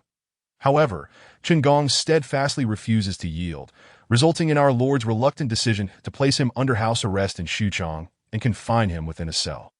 Yet, Chun Gong is living well. Lu Hao's worldview shattered. Chun Gong was alive. Gao Shun was also alive. Could his time travel have triggered such a significant butterfly effect? These two individuals, who were supposed to have perished at Baimen Tower, had survived, and Gao Shun had even surrendered to Cao Cao. Lu Hao dismissed Cao Cao's earlier remarks with disdain. Old Cao, I shan't belittle you, but your reasoning for retaining this relative of yours is not rooted in nostalgia for past ties. Rather, it is because you recognize Chun Gong's considerable talents. You covet his abilities and the wealth of skill he possesses. Faced with Lu Hao's unrelenting exposure of the truth, Cao Cao awkwardly scratched his head. Indeed, he was reluctant to execute a strategist of Chun Gong's caliber, especially given his formidable prowess as a first-rate strategist during the late Eastern Han period. While he may not rival the likes of Zhuge Liang or Sima Yi, he was certainly on par with figures like Su Shu and Tian Feng. Qin Gong, upon hearing Lu Hao's words, nodded in agreement. Although Lu Hao's phrasing may have seemed crude and unrefined, it resonated with him in an oddly pleasant manner. I wholeheartedly concur with Brother Qingyun's sentiment. After all, a man of Qin Gong's exceptional talent would undoubtedly be valued by Chao Situ for his capabilities that in truth, not just Cao Cao, but even Yuan Shao of Hebei and Lu Biao of Jingzhou would eagerly seek Qin Gong's allegiance. After all, as the saying goes, gold will shine anywhere. A man of talent like Qin Gong will gain recognition wherever he goes. Observing Qin Gong's self-satisfied expression, Lu Hao marveled at his arrogance and narcissism. Truly, one cannot discern a person's true nature merely by their outward appearance. Were it not for his visit to Lu Hao, he might never have uncovered this facet of Qin Gong's character. Lu Hao mused to himself, "What have I done to provoke this?" Nonetheless, Cao Cao's actions were not unwarranted. A wise ruler seeks out talented ministers, which is only natural. Cao Cao's admiration for Qin Gong's abilities and his desire to recruit him were entirely reasonable. Should word of this circulate, it would bolster Cao Cao's reputation as one who values talent. Conversely, if he were to simply execute Qin Gong, it would be seen as unjust. How did I end up being executed twice in your narrative? Lu Hao, what then do you perceive Qin Gong to be like? Qin Gong regarded Lu Hao with eager anticipation, having posed the crucial question, now waiting to hear Lu Hao's response. After a moment of contemplation, Lu Hao replied, "In truth, Qin Gong is undoubtedly talented, possessing both strategy and capability, which is beyond dispute. Among the strategists of the Han Dynasty, while he may not rank among the elite, he certainly qualifies as a first-rate strategist. However, Qin Gong's true merit lies not merely in his abilities, but in his character. He is forthright and honorable, a friend worth forging a deep connection with. Of course, every individual has their flaws. Qin Gong is no exception. Though he is upright, he is as stubborn as a mule, with a temper that can be quite fierce. Qin Gong possesses a clear understanding of his own capabilities. He recognizes that while his strategies rank among the first tier, they do not reach the pinnacle. Thus, when Lu Hao proposed the strategy of flooding Xiapi, Qin Gong failed to grasp the brilliance of that first-tier strategist's insight. Moreover, he possesses a profound understanding of his own temperament. He acknowledges that he can be quite obstinate. Once he has resolved to pursue a particular course of action, not even 8 mighty horses could sway him from his decision. The commendation of being open and upright is one that Qin Gong greatly cherishes, for it resonates deeply with my sentiments. Brother Qingyun speaks wisely. His words are both genuine and pleasing to the ear. I too believe that while Qin Gong may not rival the top strategists in cunning, his admirable integrity endears him to me. It is worth noting that within the vast realm of the Han Dynasty, there are only a handful of exceptional strategists, and those who truly command my admiration are indeed scarce. Qin Gong is one of them. It is my conviction that a man of Qin Gong's upright character could never consort with the duplicitous. For he is a paragon of justice. I am astonished to find that I share the same perspective as Brother Qingyun. After articulating his thoughts, Qin Gong did not neglect to cast a provocative glance at Cao Cao.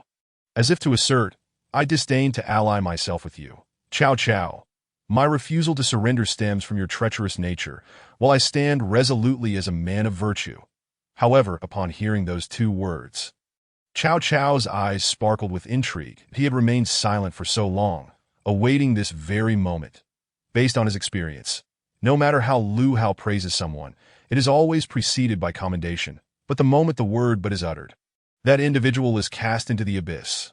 After all, he too had suffered under the weight of those very words.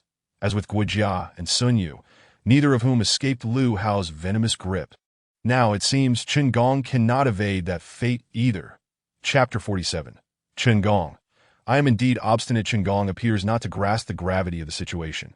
Rather, he believes that no one is perfect, and everyone harbors minor flaws or shortcomings. That is simply human nature, and he too has his own. But what could Lu Hao have uncovered about him? Could it be the incident where he forgot to bring money during his last visit to the Yihong courtyard? Surely, it cannot be that he has been discovered for marrying 3 concubines in 2 days. He has kept those matters quite discreet. It cannot be those. Yet Qin Gong indeed has a notable flaw: his temperament. He is excessively stubborn. Once he has made a decision, no one can persuade him otherwise. This is likely why he chose to leave Cao Cao and ally himself with Ele Bu in the past. Just consider, between Cao Cao and Ele Bu, he chose to seek out Ele Bu. Was that not courting death? This serves to highlight that while Qin Gong possesses many virtues, he is decidedly lacking in the awareness of the times. As the saying goes, those who understand the times are the true heroes. Qin Gong's inability to recognize the situation reminds me that compared to the valiant generals like Su Chu, the only difference is that Qin Gong is slightly more intelligent and has read a bit more. That is all. In terms of martial prowess, they far exceed him. Even if Qin Gong were to be slain by Cao Cao, it would not be unjust, for it was Qin Gong who initially betrayed Cao Cao to ally with Ele Bu, only to be captured by Cao Cao later. Yet, Cao Cao, in his magnanimity, was prepared to release him and employ him again, recognizing Qin Gong's talent. However, Qin Gong chose to die rather than submit. One must wonder, is this not sheer obstinacy? I truly find myself at a loss as to whether to commend Qin Gong for his loyalty or to lament that his obstinacy leads to his own demise. Upon hearing Lu Hao's assessment of him, Qin Gong felt a chill in his heart.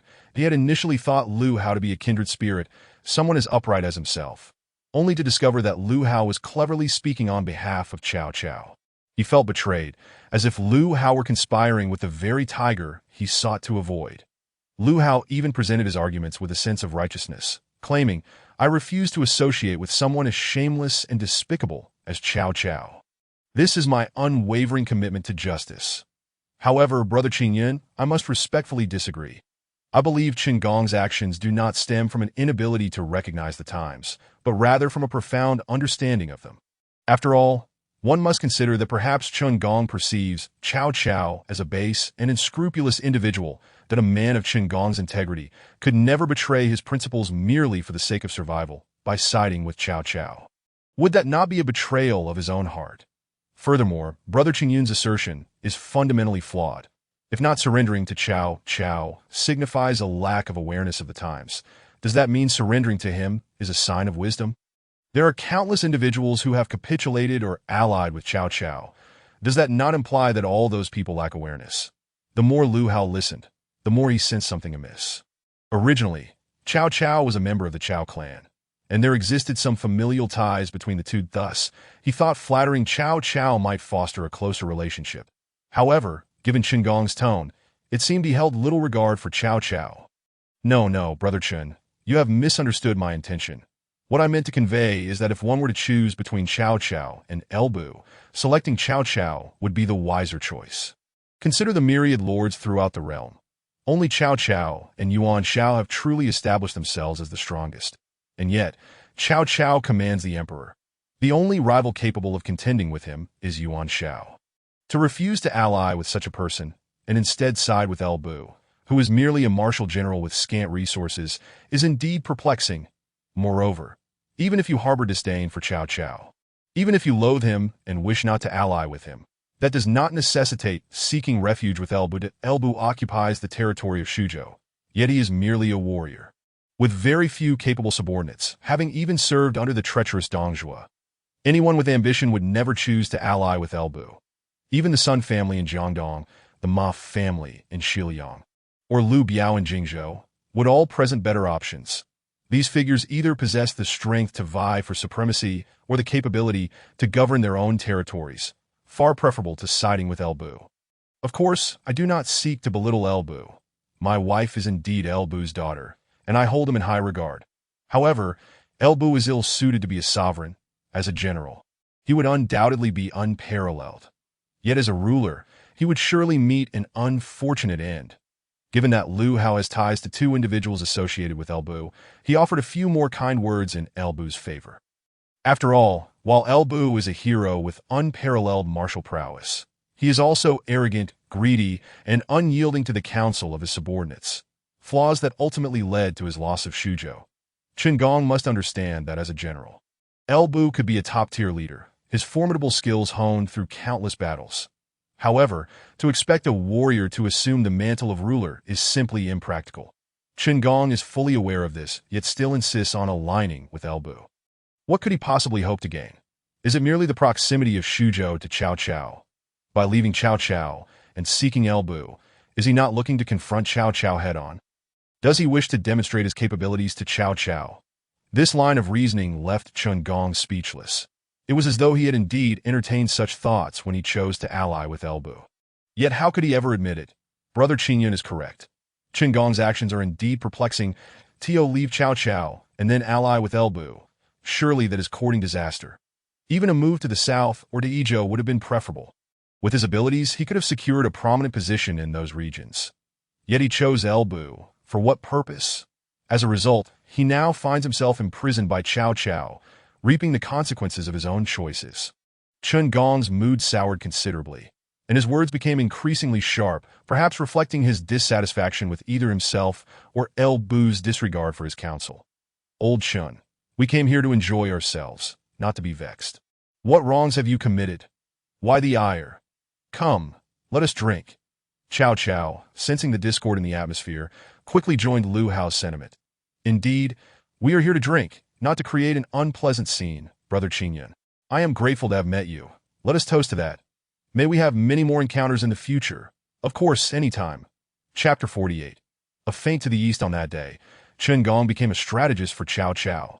Concurrently, a grand martial competition unfolded within Chao's camp. In the arena, two individuals were locked in a fierce struggle.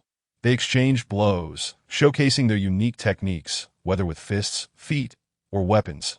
And even in mounted combat, their strengths were nearly equal. Neither able to gain the upper hand. Point one was a robust and imposing figure, while the other was exceptionally handsome. Indeed, they were none other than the mightiest warrior of Chao's camp, Dian Wei, and the man whom Lu Hao had ranked as the second best in the realm. Zhao Yun. Since Zhao Yun's arrival in Chao's camp, Cao Cao had taken a particular liking to him. Showering him with treasures and beauties, he was immediately appointed as a general, albeit a minor one, having achieved no notable feats nor earned any reputation. This promotion incited considerable resentment among many, who claimed that Zhao Yun had merely secured his position through connections. Some even insinuated that he was nothing more than Cao Cao's pampered favorite. A rumor that nearly provoked Cao Cao to violence against the one who dared to speak such slander. This martial contest was orchestrated by Dian Wei and Xiahou Dun, among others, with the intent of exposing Zhao Yun's shortcomings. However, what they did not anticipate was that Zhao Yun proved to be remarkably formidable. After engaging in combat with Dian Wei for several hundred rounds, neither could gain the upper hand. Dian Wei, one of the two fiercest generals of Chao's camp, was renowned for his prowess, often matching Su Chu in skill, and at times even surpassing him. This valiant warrior, seasoned by countless battles, initially held a slight edge over Zhao Yun in their encounter. Yet, as the exchanges continued, Zhao Yun's techniques grew increasingly adept, gradually altering the dynamics of their confrontation. After trading blows for hundreds of rounds, Dian Wei found himself devoid of the advantage he once held. Ultimately, both warriors found themselves evenly matched. The disparity in their strengths was minimal. Perhaps Dian Wei was slightly inferior to Zhao Yun, but at that moment, Zhao Yun had yet to fully realize his true potential. Thus, during their initial skirmish, he found himself slightly at a disadvantage, only to later fight with increasing confidence, resulting in a stalemate. This event soon spread throughout the military, astonishing everyone that this newcomer could hold his own against General Dian Wei. It became clear to the troops why this unknown, seemingly insignificant figure had so swiftly ascended to the rank of general. After all, if he could contend equally with Dian Wei, what was wrong with him being a general? Some even went so far as to create a ranking, dubbing them the three great generals of Chao's camp: Dian Wei, Su Chu, and Zhao Yun. As the camp buzzed with excitement, Cao Cao found little joy in the matter. He had been locked in a stalemate with Yuan Shao for an extended period, yet Yuan Shao's formidable forces stationed in Qingzhou showed no signs of advancing, leaving Cao Cao deeply unsettled. At first, Yuan Shao had declared war with great fanfare, amassing nearly 300,000 troops. However, after that initial proclamation, he seemed to lose his momentum, leaving his forces idle and unengaged, which led Cao Cao to suspect that Yuan Shao was concocting some sinister plot.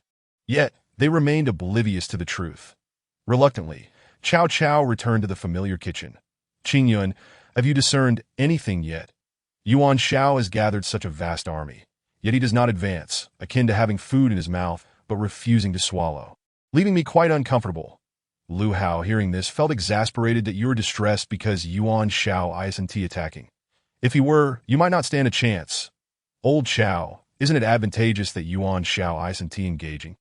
You have the opportunity to recuperate, train your soldiers, and stockpile supplies. Do you truly wish to confront Yuan Shao? That is not what I meant. Cao Cao furrowed his brow and continued, think about it. When he declared war, he did so with great flourish, mobilizing 300,000 troops, clearly indicating his intent to advance into Qingzhou. Yet now that his forces are assembled, he refrains from attacking, which makes me feel as though he is concealing some treachery. Then Yuan Shao must indeed be plotting something. Lu Hao interjected. Historically, the Battle of Guandu occurred there, and advancing from Qingzhou would be unwise. Yuan Shao, aware of this, must have a strategy in mind that if you were Yuan Shao, would you make such a conspicuous display of force in Qingzhou, even declaring war, only to have Cao Cao believe you would advance from there? Surely you do not think Yuan Shao is a gentleman who wouldn't consider a surprise attack, waiting for you to arrange your defenses before engaging? Cao Cao pondered, realizing that Qin Yun's observations held merit. Familiarity with his old friend suggested that Yuan Shao was no fool. This plan must have a rationale.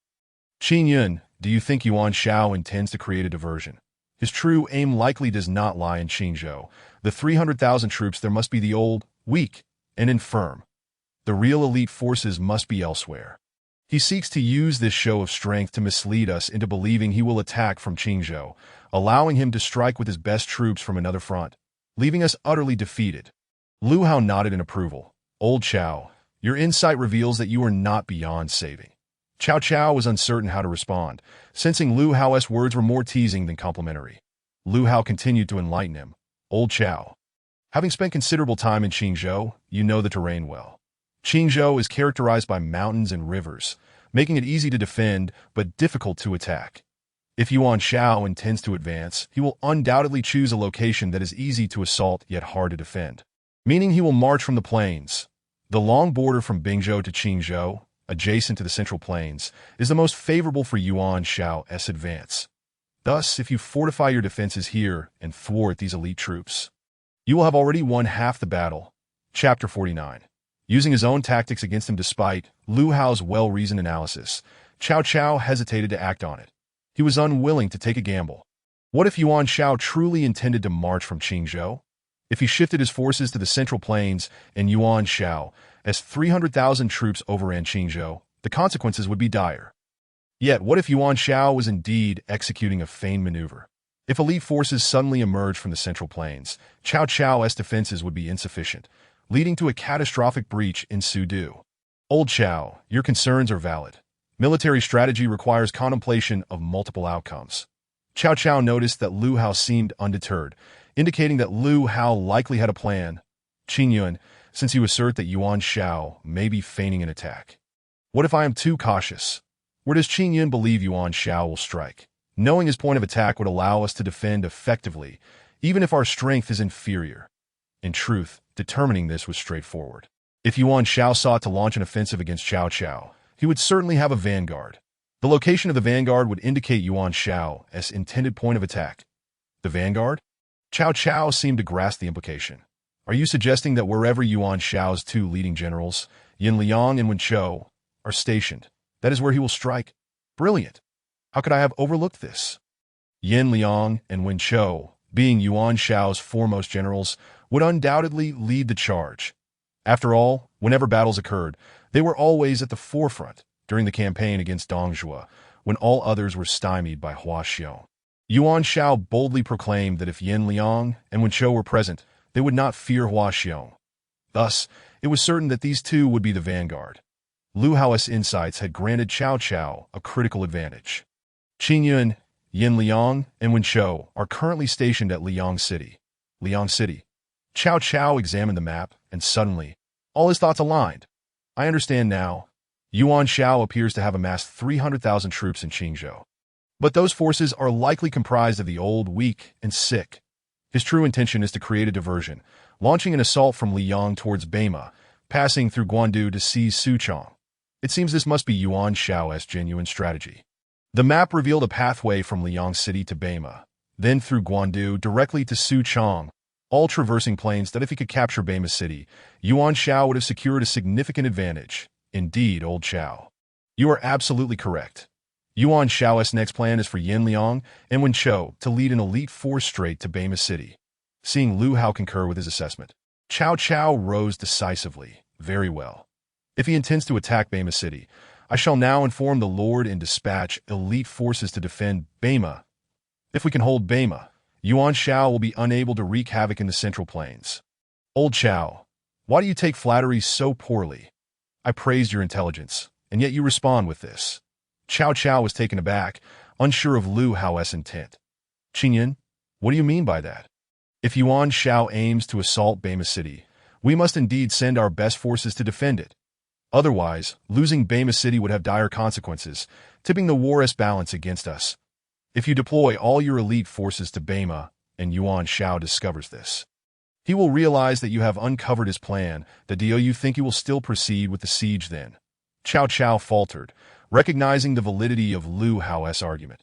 However, he questioned whether the defenders in Bema could withstand an onslaught without reinforcements. The matter of dispatching troops is indeed perplexing. Neither sending them nor withholding them seems to be a viable option. Qingyan, my dear brother, I find myself somewhat at a loss, unsure of the path to take. Lu Hao cast a look of exasperation at Cao Cao, exclaiming, "Why are you so obtuse, old Chao?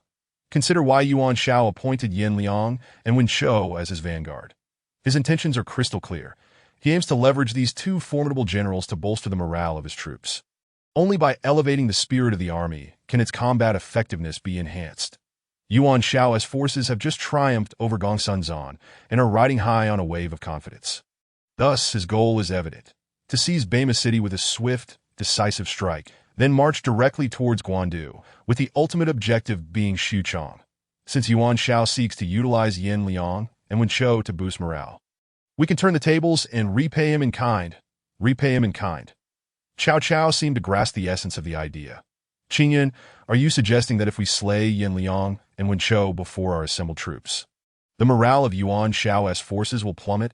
At that point, the combat effectiveness of his elite troops will certainly diminish." It appeared that old Chao possessed a modicum of wit after all.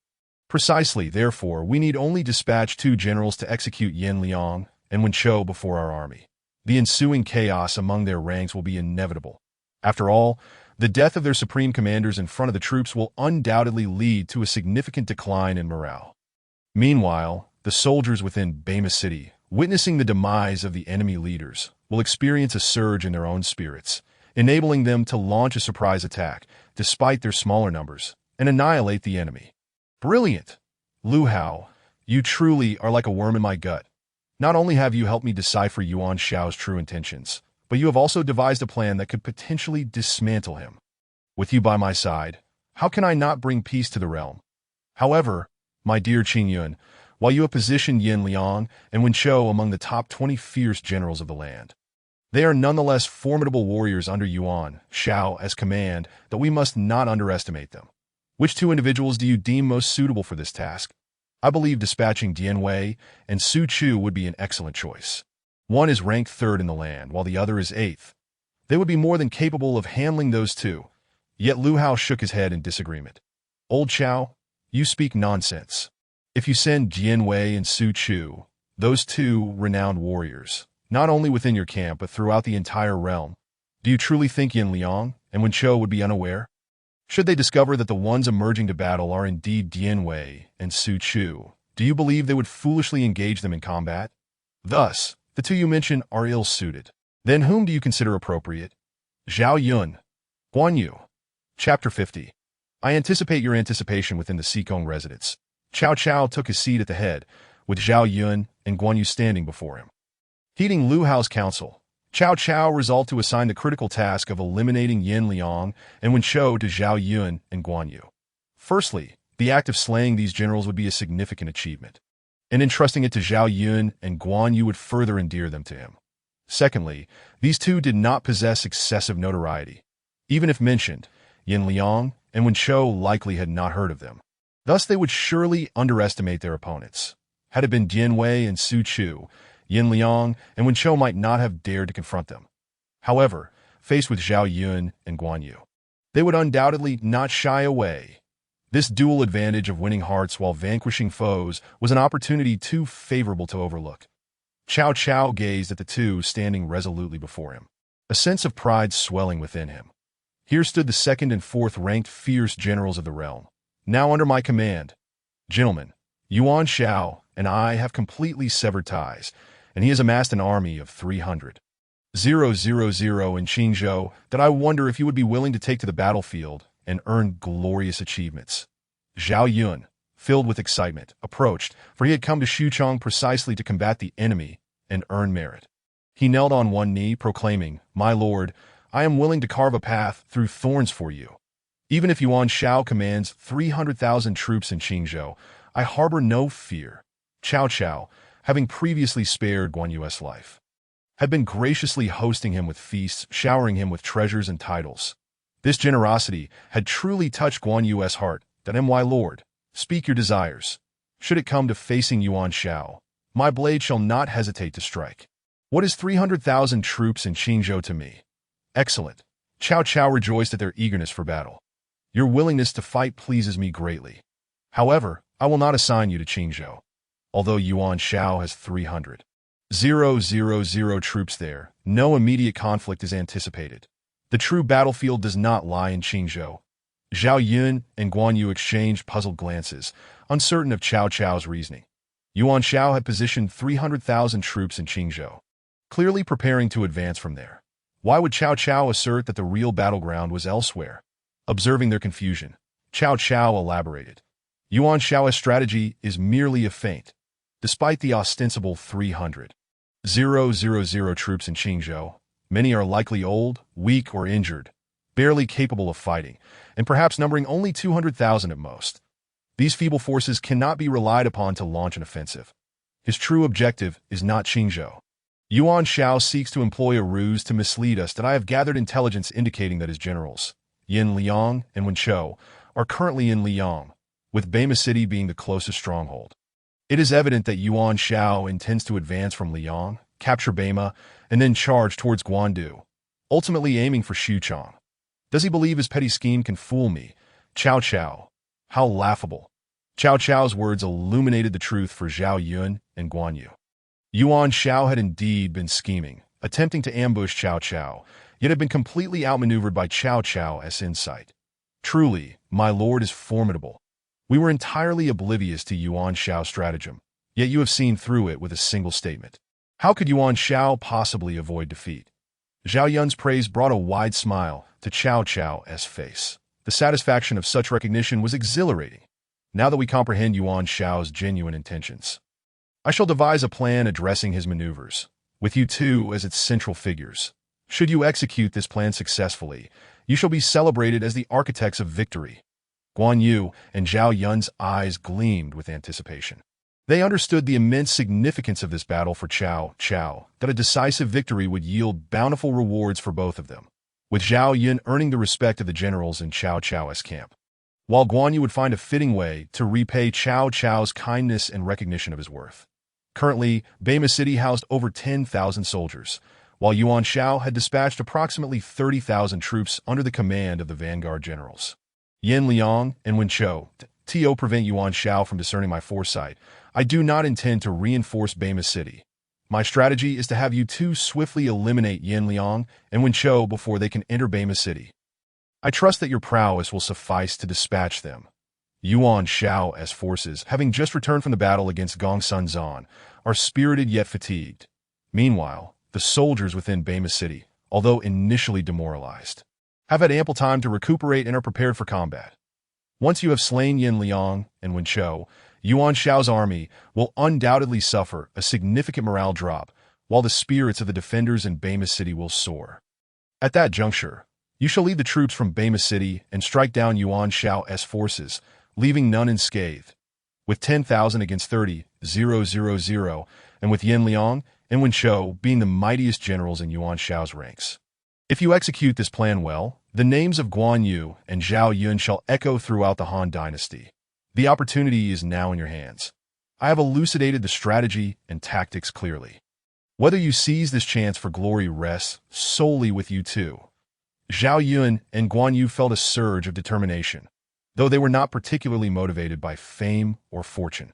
The prospect of achieving such a feat would surely allow them to shine in the eyes of others. After all, overcoming numerical odds is no small feat, especially in the face of a formidable enemy. The fact that Cao Cao had entrusted this significant task to them, rather than his most trusted generals, Dian Wei and Su Chu, was exhilarating. Guan Yu, however, remained conflicted, as his heart was still with Liu Bei. And despite his gratitude towards Cao Cao, he found himself unable to express it openly. In contrast, Zhao Yun had fully aligned himself with Cao Cao, and thus embraced this opportunity wholeheartedly. My lord, with your servant Zhao Zilong present, I shall undoubtedly repay your kindness in the future. Reflecting on his past service under Gong Sunzan, where he had only achieved the rank of a minor officer after slaying enemies for so long, he now found himself a general upon joining Cao Cao's ranks, albeit a minor one. Yet, to have been entrusted with such a crucial mission spoke volumes of the trust placed in him. Chapter 51. The Daughters of Qiao. As the days passed by, the formidable generals Yin Liang and Wen Chou, under the command of Yuan Shao, prepared to march forth from Liang with an army of 30,000. Heading straight for Bama City. Meanwhile, Zhao Yun and Guan Yu had long awaited their arrival within the confines of Bama City. A great battle loomed over the central plains, and even the usually bustling city of Xuchang had grown rather desolate. Soldiers now guarded the city gates to prevent Yuan Shao's spies from infiltrating this place. Lu Hao had remained in the military camp for over 10 days, only to discover that Cao Cao had no intention of advancing. Frustrated, he decided to leave the camp and return home, for it had been a considerable time, and he greatly missed his 3 beautiful wives. Just as he reached the city gate, he overheard a conversation. I am Qiaoying, and this is my sister Qiao Qian. Hailing from Lujiang and Anhui, that we are not from Hebei. We merely heard that a Baiyu Jing uniform shop is opened in Xuchang, which is exceedingly popular. Moreover, we have heard of the esteemed poet Lu Hao, whom we greatly admire, and have come to pay our respects to this poetic immortal. Qiaoying, Qiao Qian, are these not the true names of the legendary daughters of Qiao? What brings them to Xuchang? From their words, it seems they have come for me. According to historical records, by this time, the daughters of Qiao should already have been wed to Sun Su and Zhou Yu. Yet, judging by their demeanor, it appears they remain unmarried. Could they be akin to Chen Gong and Gao Shun, whose lives were altered by my very existence? Indeed, Qiao Ying and Qiao Qian are the historical daughters of Qiao. According to the timeline, Sun Su and Zhou Yu should have married them last year. However, last year, due to the emergence of the curved plow, Sun Su and Zhou Yu were preoccupied with its creation and the consolidation of Jiangdong, leaving them no time to propose to these 2 ladies from Lujiang. Thus, Sun Su and Zhou Yu perfectly missed their chance with the daughters of Qiao. Their arrival in Xuchang is precisely to seek out Lu Hao. The name of the poetic immortal has reached Jiangdong, and the Baiyu Jing uniform has even been referred to as fairy garments by the common folk there. Coincidentally, one of their relatives conducts business near Xuchang, prompting the daughters of Qiao to accompany him. Today, they intended to visit this poetic immortal within the city, but were unexpectedly halted by the guards at the gate. No entry. We are in a special period, and no idle persons may enter.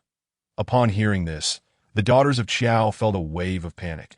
They had traveled hundreds of miles to Xuchang solely to meet the poetic immortal Lu Hao. If they could not even enter the city, how would they ever meet him?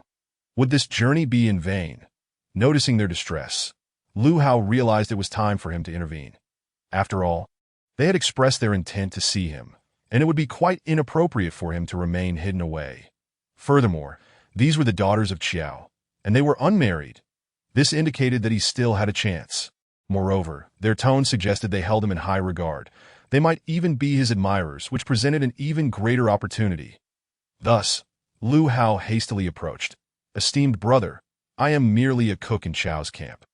Since these 2 ladies have come to seek the poetic immortal, I implore you to allow them entry. How could 2 delicate women possibly be spies for Yuan Shao? With that, Lu Hao discreetly slipped a silver ingot into the guard's hand. The guard, upon noticing, nonchalantly pocketed the silver and solemnly replied, Indeed, how could 2 women be spies?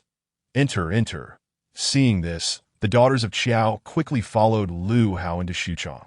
Once inside the city, they hurriedly expressed their gratitude. "Thank you, kind sir, for your assistance. Had it not been for your intervention, my sister and I might have remained outside the gates of Xuchang." Lu Hao waved his hand dismissively. "It is but a small matter. After all, I heard you two mention that you came seeking me. If I had denied you entry, it would have been quite shameful." The daughters of Qiao were momentarily taken aback. When had they said they were looking for him? Just as they were about to decline, they recalled their earlier statement to the guard about seeking the poetic immortal Lu Hao, and now this man claimed they were here for him. Could it be? Was this esteemed gentleman indeed the renowned poetic immortal Lu Hao? Indeed, I am Lu Hao.as for the title of poetic immortal. It is merely a compliment from the friends here in Xuchang. I hardly deserve such praise. Upon hearing Lu Hao's humble response, the daughters of Qiao felt a surge of admiration. This poetic immortal was not only talented, but also exceptionally polite and modest. His achievements were evidently the result of hard work rather than mere fortune. "You are too humble." The entire Zhongnan speaks of Lu Hao, the poetic immortal of Xuchang, who has composed countless exquisite poems while indulging in wine. Some even claim you are the reincarnation of the star of literature. Though Lu Hao had heard such rumors, he dismissed them with a chuckle. What nonsense! Reincarnation. He was merely a humble traveler with a system. "Ladies, this is not a fitting place for a conversation, and it just so happens that it is now noon. Why not allow me to treat you to a meal at the most renowned establishment in Xuchang, the Yuhua restaurant? Since you have come to find me, we might as well chat while we dine." Seeing that it was indeed midday, and both daughters of Qiao felt hunger pangs, they agreed to Lu Hao's invitation. However, they insisted on treating him this time, as the mere opportunity to meet the poetic immortal was a great joy for them. Moreover, Lu Hao had helped them at the city gate. It would be quite inappropriate for him to pay. Lu Hao recognized that the two ladies were not short of wealth, and refusing their offer would be disrespectful. Thus, he acquiesced. The trio arrived at the grandest establishment in Xuchang, the Yuhua restaurant, ordering an abundance of dishes as they began to converse. Originally, the daughters of Qiao were not supposed to be out, but with their father absent from home, and their admiration for Lu Hao, they had persuaded a cousin who was conducting business near Xuchang to bring them along. Lu Hao noted, They are at that rebellious age. After all, Qiao De is merely 19, and Xiao Xiao is even 2 years younger. That it is quite normal for them to be a bit rebellious." What surprised Lu Hao, however, was that these two ladies had traveled hundreds of miles to Xuchang without informing their families. Alas, how can I bear to refuse such earnestness? Chapter 52.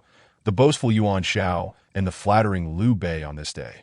Yin Liang and Wen Chou, leading 30,000 elite troops, advanced upon Bema City with great momentum.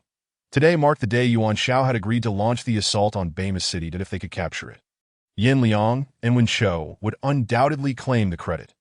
Thus, they were keenly invested in this battle. Prior to the conflict, they had already rallied morale within Liang City.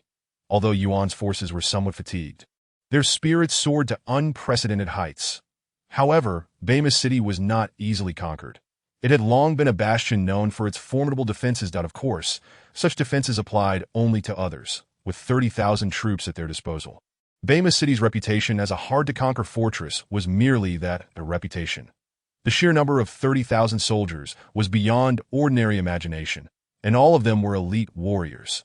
Thus, for this battle, both Yin Liang and Wen Chou, as well as Yuan Shao and Liu Bei, were determined to emerge victorious.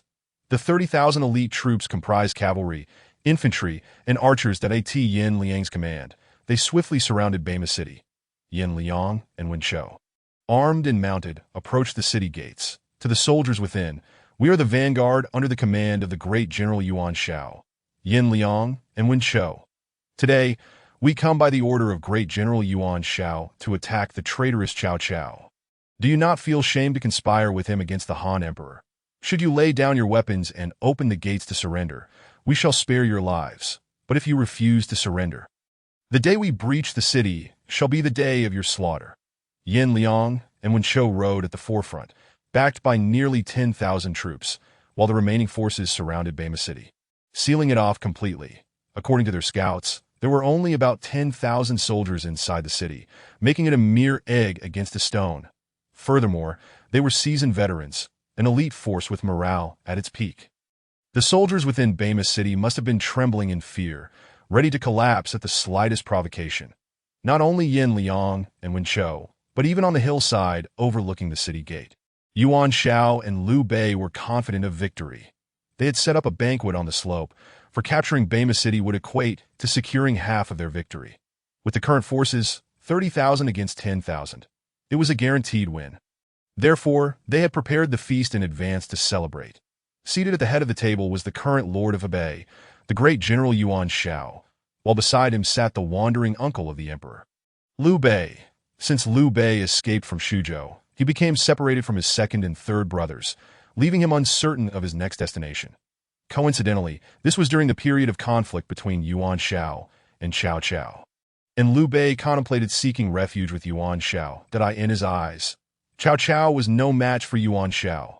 Ultimately, Yuan Shao would breach the gates of Xuchang, where Yulian happened to reside, perhaps offering him a chance. With this intention, Liu Bei allied himself with Yuan Shao at that time. Yuan Shao had already established himself as the lord of the northern territories, dismissing even Cao Cao, let alone a mere Liu Bei. As a mere relative of the Han dynasty, and with the current emperor unable to assert his authority, what value could a relative like Liu Bei possibly hold? Initially, Yuan Shao planned to disregard Liu Bei. But upon recalling that he had previously fled from Xuchang, he realized Liu Bei might possess some useful intelligence. Moreover, Liu Bei was known for his benevolence. It would be somewhat unreasonable to reject him if he sought to join forces. Thus, under Yuan Shao's unwillingness and the strong recommendations from his advisors, he ultimately accepted Liu Bei. As the impending battle between Cao Cao and Yuan Shao drew near, it seemed Liu Bei could envision Yulian beckoning to him. In a surge of excitement, Liu Bei raised his wine cup and toasted Yuan Shao. Great General, your 30,000 elite soldiers are already at the gates of Bema City. This small town, although defensible, cannot withstand the might of your troops. Once you capture Bema City, you can march triumphantly toward Shudu. At that point, once you vanquish Cao Cao, you shall be the mightiest lord in the realm, and no one shall be able to thwart your ambition to unify the world. Today, I am fortunate to witness your personal expedition against Bema City, and tomorrow, I anticipate your advance on Guandu. I believe it will not be long before I witness you conquering Xuchang, rescuing the Han Emperor, and etching your name in history, shining brightly through the ages. Yuan Shao was nearly elevated to the heavens by Liu Bei's flattery. Having just defeated Gongsun Zan and unified the 4 provinces of the north, he had already become exceedingly arrogant.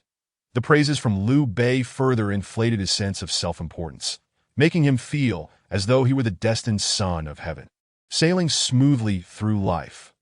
Whether in his acquisition of Jizhou or his conflict with Gongsun Zan, everything had gone effortlessly. Even now, his stratagem of feigning an attack in the east was unnoticed by Cao Cao. Within Bema City, only a mere 10,000 soldiers resided, and seizing this small town would be a cinch. Capturing Bema City would signify that he had already won half the battle. In a moment of bravado, Yuan Shao boasted, "Indeed, Brother Xuanda, to speak frankly, my 2 most formidable generals are Yin Liang and Wen Chou.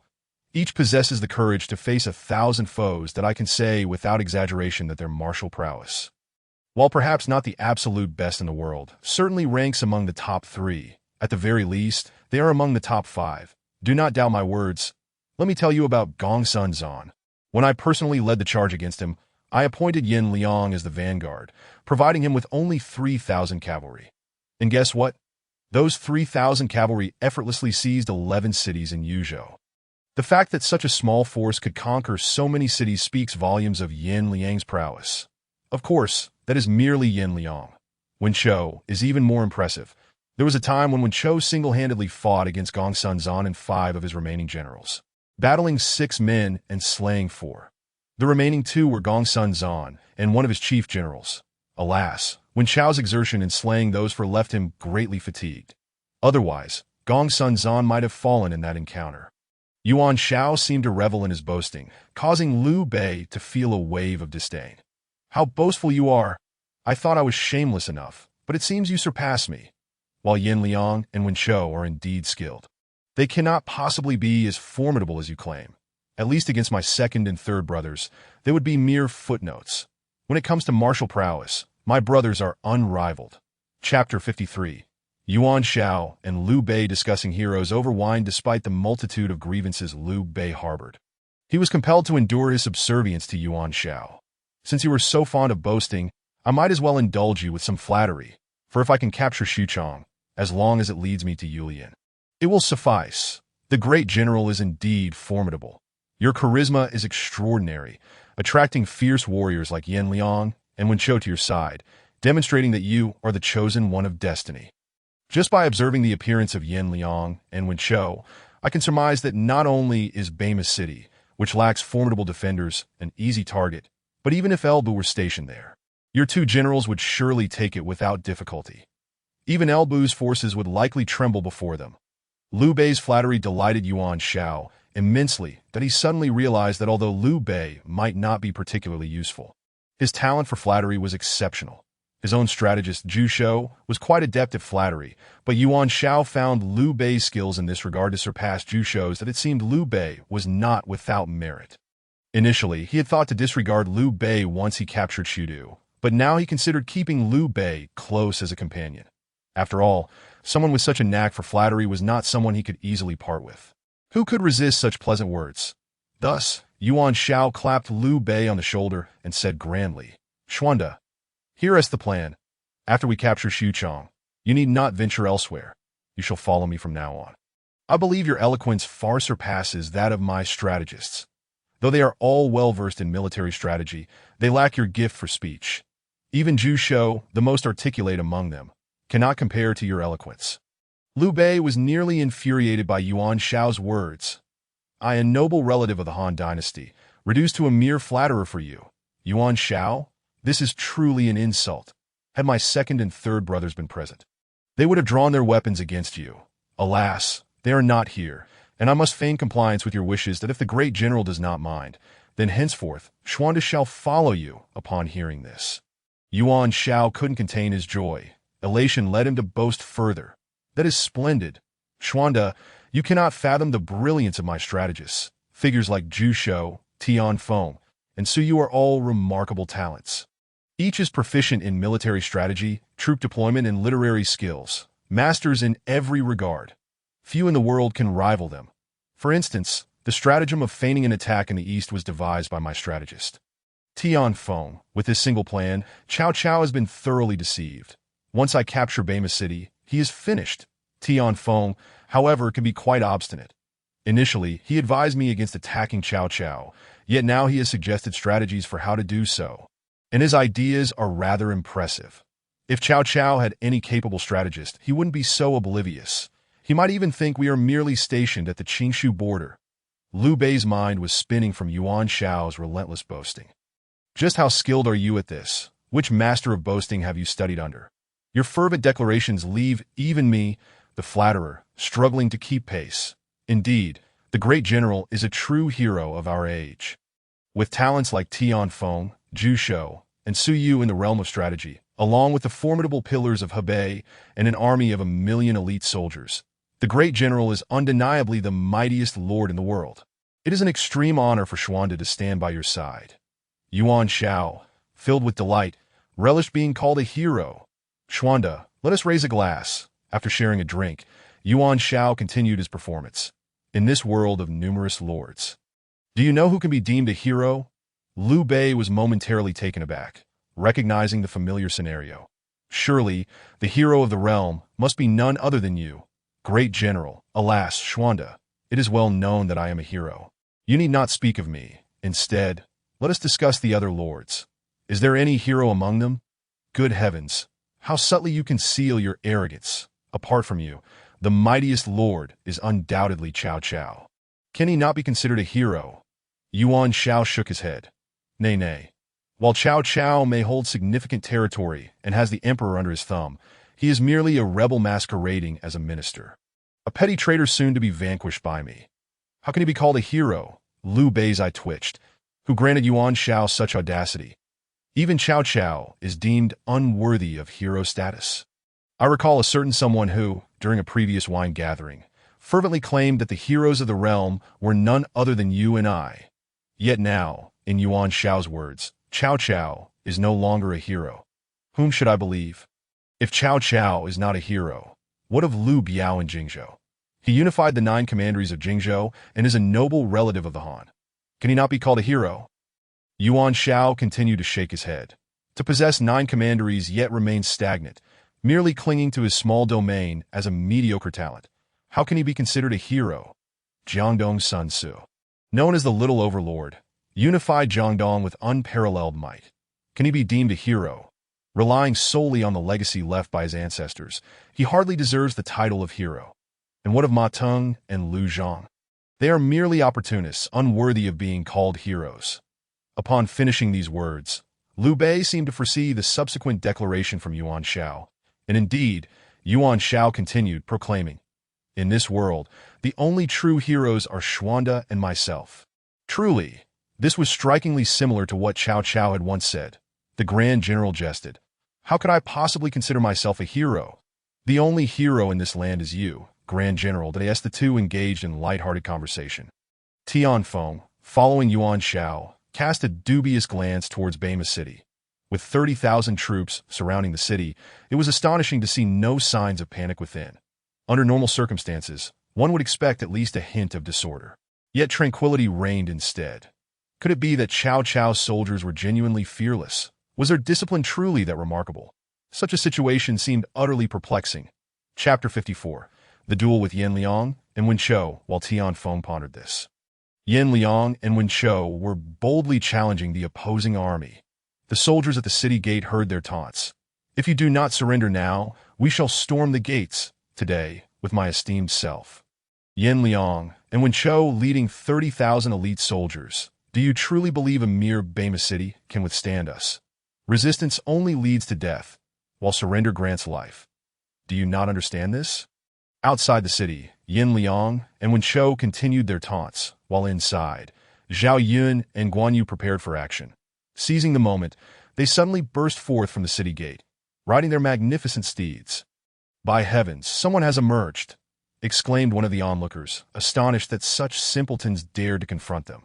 Did they not realize they were facing the formidable generals Yan Liang and Wen Chou?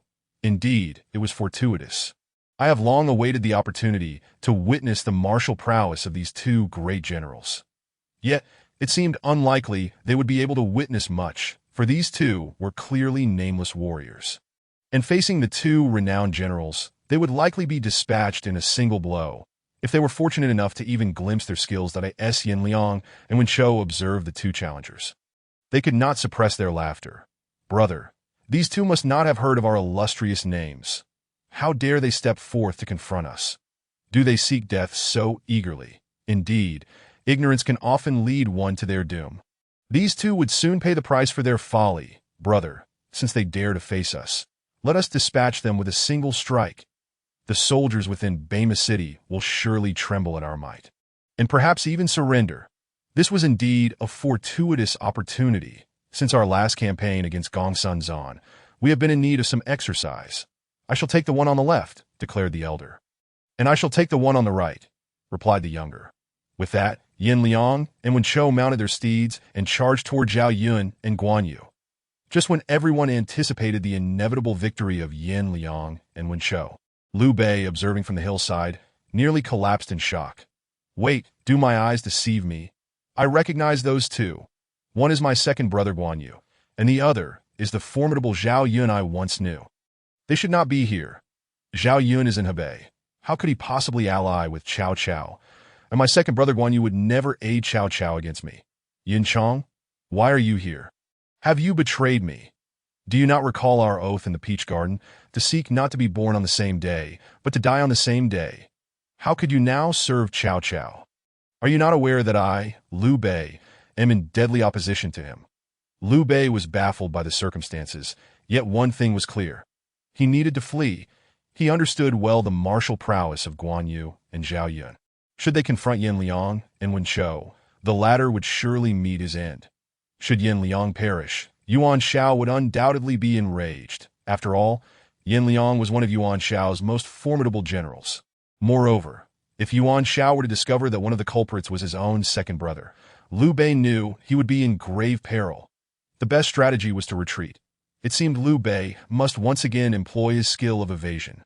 At that moment, Yuan Shao was wholly absorbed in the battlefield, eager to witness the gallant performance of his generals, Yin Liang and Wen Chou, as they dispatched the two challengers. Thus, he remained oblivious to Liu Bei's unusual demeanor. Meanwhile, on the battlefield, Guan Yu and Zhao Yun engaged in the first round of combat with Yin Liang and Wen Chou, swiftly disarming Yin Liang. Realizing the gravity of the situation, Yin Liang was taken aback. This was indeed a formidable challenge. The fact that their weapon had been struck away in a single blow was a testament to the martial skill of these two warriors. Consequently, they turned their horses and fled. This spectacle was witnessed by soldiers on both sides, leaving them in awe. The enemy was shocked that Yin Liang, the strongest general under Yuan Shao, had been defeated in mere moments in past campaigns against Gongsun Zan. He had achieved glorious victories and had never lost a duel. Yet now, he had been so easily bested by these two unknown warriors. The soldiers within the city were equally astonished by Zhao Yun and Guan Yu. Initially skeptical of why their lord had dispatched two seemingly obscure generals to command them, they were now utterly convinced. To be able to disarm Yuan Shao's mightiest generals in one stroke was a testament to their prowess. Seeing Yin Liang's retreat, Zhao Yun and Guan Yu could not allow him to escape. Zhao Yun lunged forward with a spear, striking Wen Chou in the chest, while Guan Yu followed suit with a swift blade, severing Yin Liang's head from his body. At that moment, the 30,000 troops of Yuan Shao stood in stunned silence. Yin Liang and Wen Chou lay dead. Even Yuan Shao, upon the hill, could scarcely believe his eyes. He rubbed them vigorously, yet nothing could alter the grim reality of Yin Liang and Wen Chou's demise. This was Yin Liang and Wen Chou, the fiercest generals in all of Hebei. How could they fall to two nameless warriors in just two exchanges? This was simply too surreal. The death of Yin Liang and Wen Chou drastically diminished the morale of the 30,000 elite troops he commanded. The already weary soldiers, who had relied on morale to sustain their strength, found their spirits crushed by the loss of their leader. Conversely, the morale of the 10,000 soldiers within Beimu City soared. Had they not witnessed the extraordinary abilities of the two generals sent by their lord? They had dispatched Yin Liang and Wen Chou in mere moments. Surely they were the most esteemed warriors in their lord's eyes. Brothers within Beimu City, now that Yin Liang and Wen Chou have been slain, and with the enemy forces lacking a leader, it is time to charge forth and repay our lord. Charge, we have served under the esteemed Sima for so long, maintaining our post at Beimu City. Today, we shall achieve victory and secure our legacies. Do not miss this golden opportunity. Guan Yu and Zhao Yun's rallying cries invigorated the soldiers, who surged forward, heedless of their own lives, eager to achieve glory. Chapter 55. Cao Cao. Such trivial schemes cannot escape my notice with their spirits soaring. The 10,000 soldiers of Cao Cao unleashed a thunderous roar of battle. Though they were vastly outnumbered, they charged forth under the leadership of Guan Yu and Zhao Yun, easily overpowering the 30,000 troops. With Yin Liang and Wen Chou slain, the vanguard, deprived of its commanding generals, fell like lambs to the slaughter, easily breached by the smaller force. Meanwhile, on the hillside, Yuan Shao and Liu Bei were gripped by fear. Yuan Shao, alongside Tian Feng and his guards, fled towards Liang City, while Liu Bei sought refuge elsewhere. This encounter had revealed to him that Yuan Shao was utterly unreliable. Simultaneously, Liu Bei questioned the presence of his second brother at Cao Cao's side. Had he truly defected? And where was his third brother? Yet before he could ponder these matters further, he needed to decide on his next course of action. If Yuan Shao was untrustworthy, then he must journey to Jingzhou. After all, Liu Biao and he were both kin of the Han dynasty. Perhaps he would find solace there. Yuan Shao's forces had once numbered over 30,000, but after Yin Liang's defeat, only a scant few thousand remained in Liang City, albeit still elite soldiers. Upon returning to Liang City to regroup, Yuan Shao discovered that of the 30,000 troops he had brought, only a mere 10,000 remained. This battle had claimed the lives of over 20,000 soldiers, either slain or having surrendered, and all of them were his finest troops. Yuan Shao, despite commanding an army of 60 to 70,000, had only a fraction of elite soldiers. Such a loss was indeed a grave wound to his pride. Amid the pangs of heartbreak lies the sting of resentment. While steadfastly defending the city of Liang, I also dispatched my subordinates to Ji Province to muster troops that at this juncture Apart from the frail and elderly remnants of over 100,000 in Qingzhou, the figure of 300,000 being mere bluster. Yuan Shao commands an impressive force of over 300,000 in Ji province. This is indeed a substantial and formidable army. Half of these troops are elite units, while the remaining half, though not as distinguished, are seasoned soldiers capable of engaging in battle, that in comparison to the elderly and infirm of Qingzhou, they are certainly far more competent. In this campaign, both Guan Yu and Zhao Yun reaped considerable rewards, claiming the heads of over 10,000 captives, including the prominent generals Yin Liang and Wen Chou. Upon pursuing them to Liang, they encircled the city, yet after 3 days of relentless assault, they were unable to breach its defenses. Reluctantly, they withdrew their forces to Bema for strategic positioning. The resounding victory at Bema quickly spread to Sudu, transforming the previously tense atmosphere of the capital into one of jubilant celebration. The streets and alleys buzzed with life, reminiscent of a festive occasion. Bards and taverns spun tales of the exploits of Guan Yu and Zhao Yun, embellishing their feats with celestial imagery, proclaiming them as divine heroes. Perhaps in this tavern, the tale was recounted with Zhao Yun's ferocious roar that struck fear into Yin Liang and Wen Chou, while in the adjoining establishment, the narrative shifted to Guan Yu's thunderous shout that sent them quaking in terror. Beyond the bustling streets, the deliberation hall of the Minister of Works resembled a marketplace of chatter. I told you, Zhao Yun is no ordinary warrior. Defeating Jian Wei is a testament to his prowess. 10,000 slain, with the heads of over 10,000 captives, and even slaying Wen Chou in the heat of battle. My admiration for old Dian is profound. Ultimately, however, it is the master who is truly remarkable. Were it not for his astute discernment of Yuan Shao's feigned maneuvers, Bema might have already fallen. Such brilliance! When did our Lord become so astute? I find myself somewhat taken aback. Brother, how can you speak thus? Our Lord has always possessed such remarkable foresight. Moreover, do turn around. The way our Lord gazes at you seems somewhat peculiar. Cao Cao's actions indeed astonished everyone present, as he had not informed those in attendance of his intentions. The astonishment displayed by Sun Yu and Guijia was ample evidence of their ignorance. As the most favored strategists of our Lord, they were typically consulted on every matter, yet this significant affair unfolded without their knowledge. It must be said that our Lord's actions bore a gamble, yet he wagered wisely. Though this military engagement may not have inflicted severe losses on Yuan Shao's troops, it undeniably struck a devastating blow to their morale.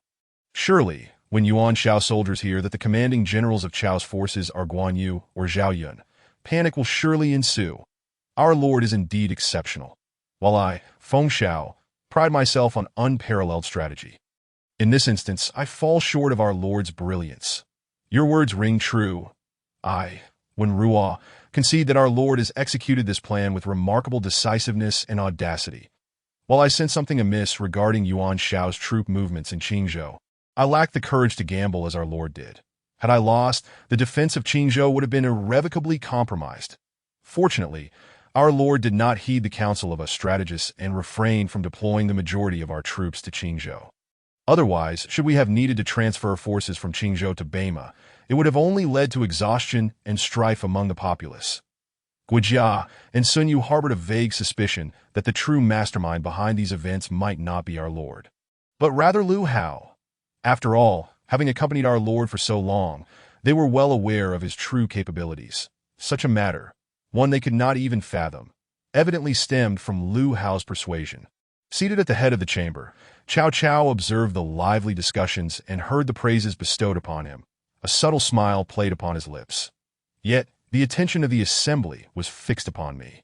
I must maintain a low profile. I feigned indifference, allowing them to perceive this victory as a mere trivial stratagem, one that could hardly escape my discerning gaze. Surely, I am well aware of Yuan Shao's nature. When he proclaimed that he had stationed 300,000 troops in Qingzhou, I immediately sensed something amiss. It was inconceivable that Qingzhou was suitable for an advance. Upon learning of Yin Liang and Wen Chao's presence in Liang, the truth became abundantly clear. Yuan Shao was executing a feint, his true objective being Bema. Such petty tactics, daring to be employed before me.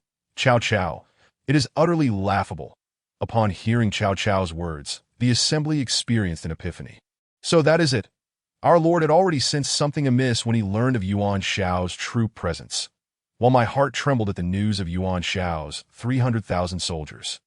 Our Lord remained unfazed, directly sensing the underlying deception. Chapter 56. Lu Hao's younger brother Lu Xie. My lord, I am quite curious as to why you chose to dispatch Zhao Yun and Guan Yu.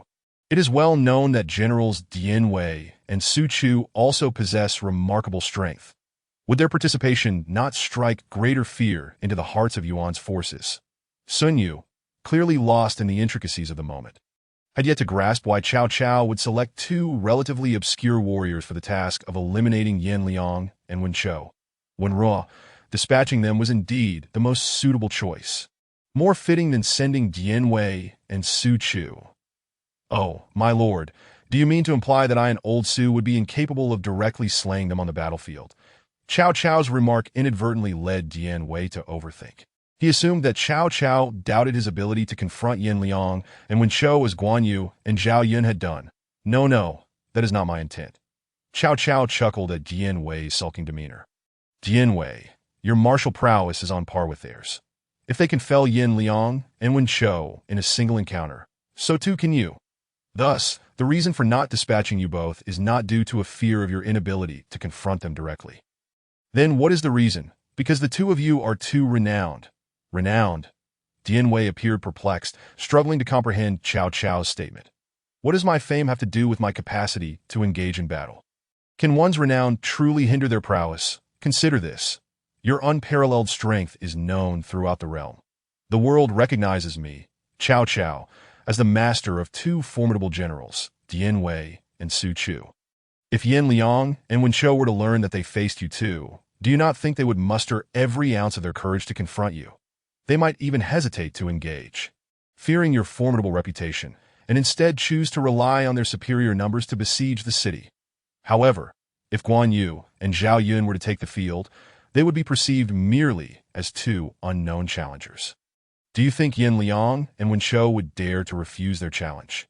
If they were to decline, what would that say about their authority in the camp? Besides, they are merely two nameless individuals, and thus would likely underestimate the threat. Upon hearing these words, the assembly came to understand. So that is the plan. Our Lord had meticulously orchestrated Yan Liang and Wen Chou's downfall. Reflecting on it, it made sense. One side sought to achieve glory through the elimination of Yan Liang and Wen Chou, while the other regarded them as mere insignificant challengers, leading to their careless and haughty downfall.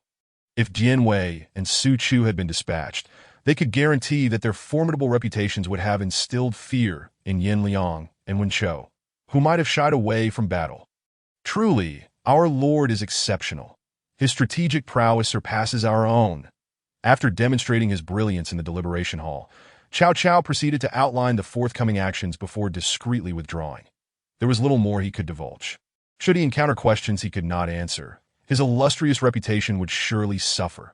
Although this time Cao Cao emerged victorious, Yuan Shao still commanded a formidable force of 150,000 elite troops and an additional 150,000 regular soldiers, totaling over 300,000. In contrast, Cao Cao could field only 50,000 elite soldiers, with the remainder being a motley assortment, leaving him at a considerable disadvantage against Yuan Shao. Furthermore, a portion of his forces would need to be allocated to the defense of Qingzhou, as even the elderly and infirm there numbered over 100,000, but though their combat effectiveness was lacking, sheer numbers could not be ignored. Thus, the true strength that Cao Cao could muster in the vicinity of Beima was fewer than 100,000 troops, still more than 3 times less than Yuan Shao. Hence, caution was imperative. Despite the recent victory, their strength remained significantly inferior to Yuan Shao's that in the days that followed, the Central Plains experienced turmoil and upheaval. Yet within the city of Sudu, Lu Hao reveled in comfort, particularly enjoying the company of the two Qiaos. Lu Hao's charm had endeared him to them, and they had nearly become inseparable. Just as he stood at the threshold of their departure, Cao Cao unexpectedly issued orders to mobilize the elite troops of Xuchang towards Beima, preparing for a decisive confrontation with Yuan Shao. Reluctantly, Lu Hao bid farewell to the two Qiaos, having to wait until the conclusion of this war to continue their delightful conversations. Upon returning to the military camp, Lu Hao found himself back in the mess hall. With their departure just 2 days away, he busied himself with packing his belongings. Fortunately, as a cook, Lu Hao was spared the perils of the battlefield.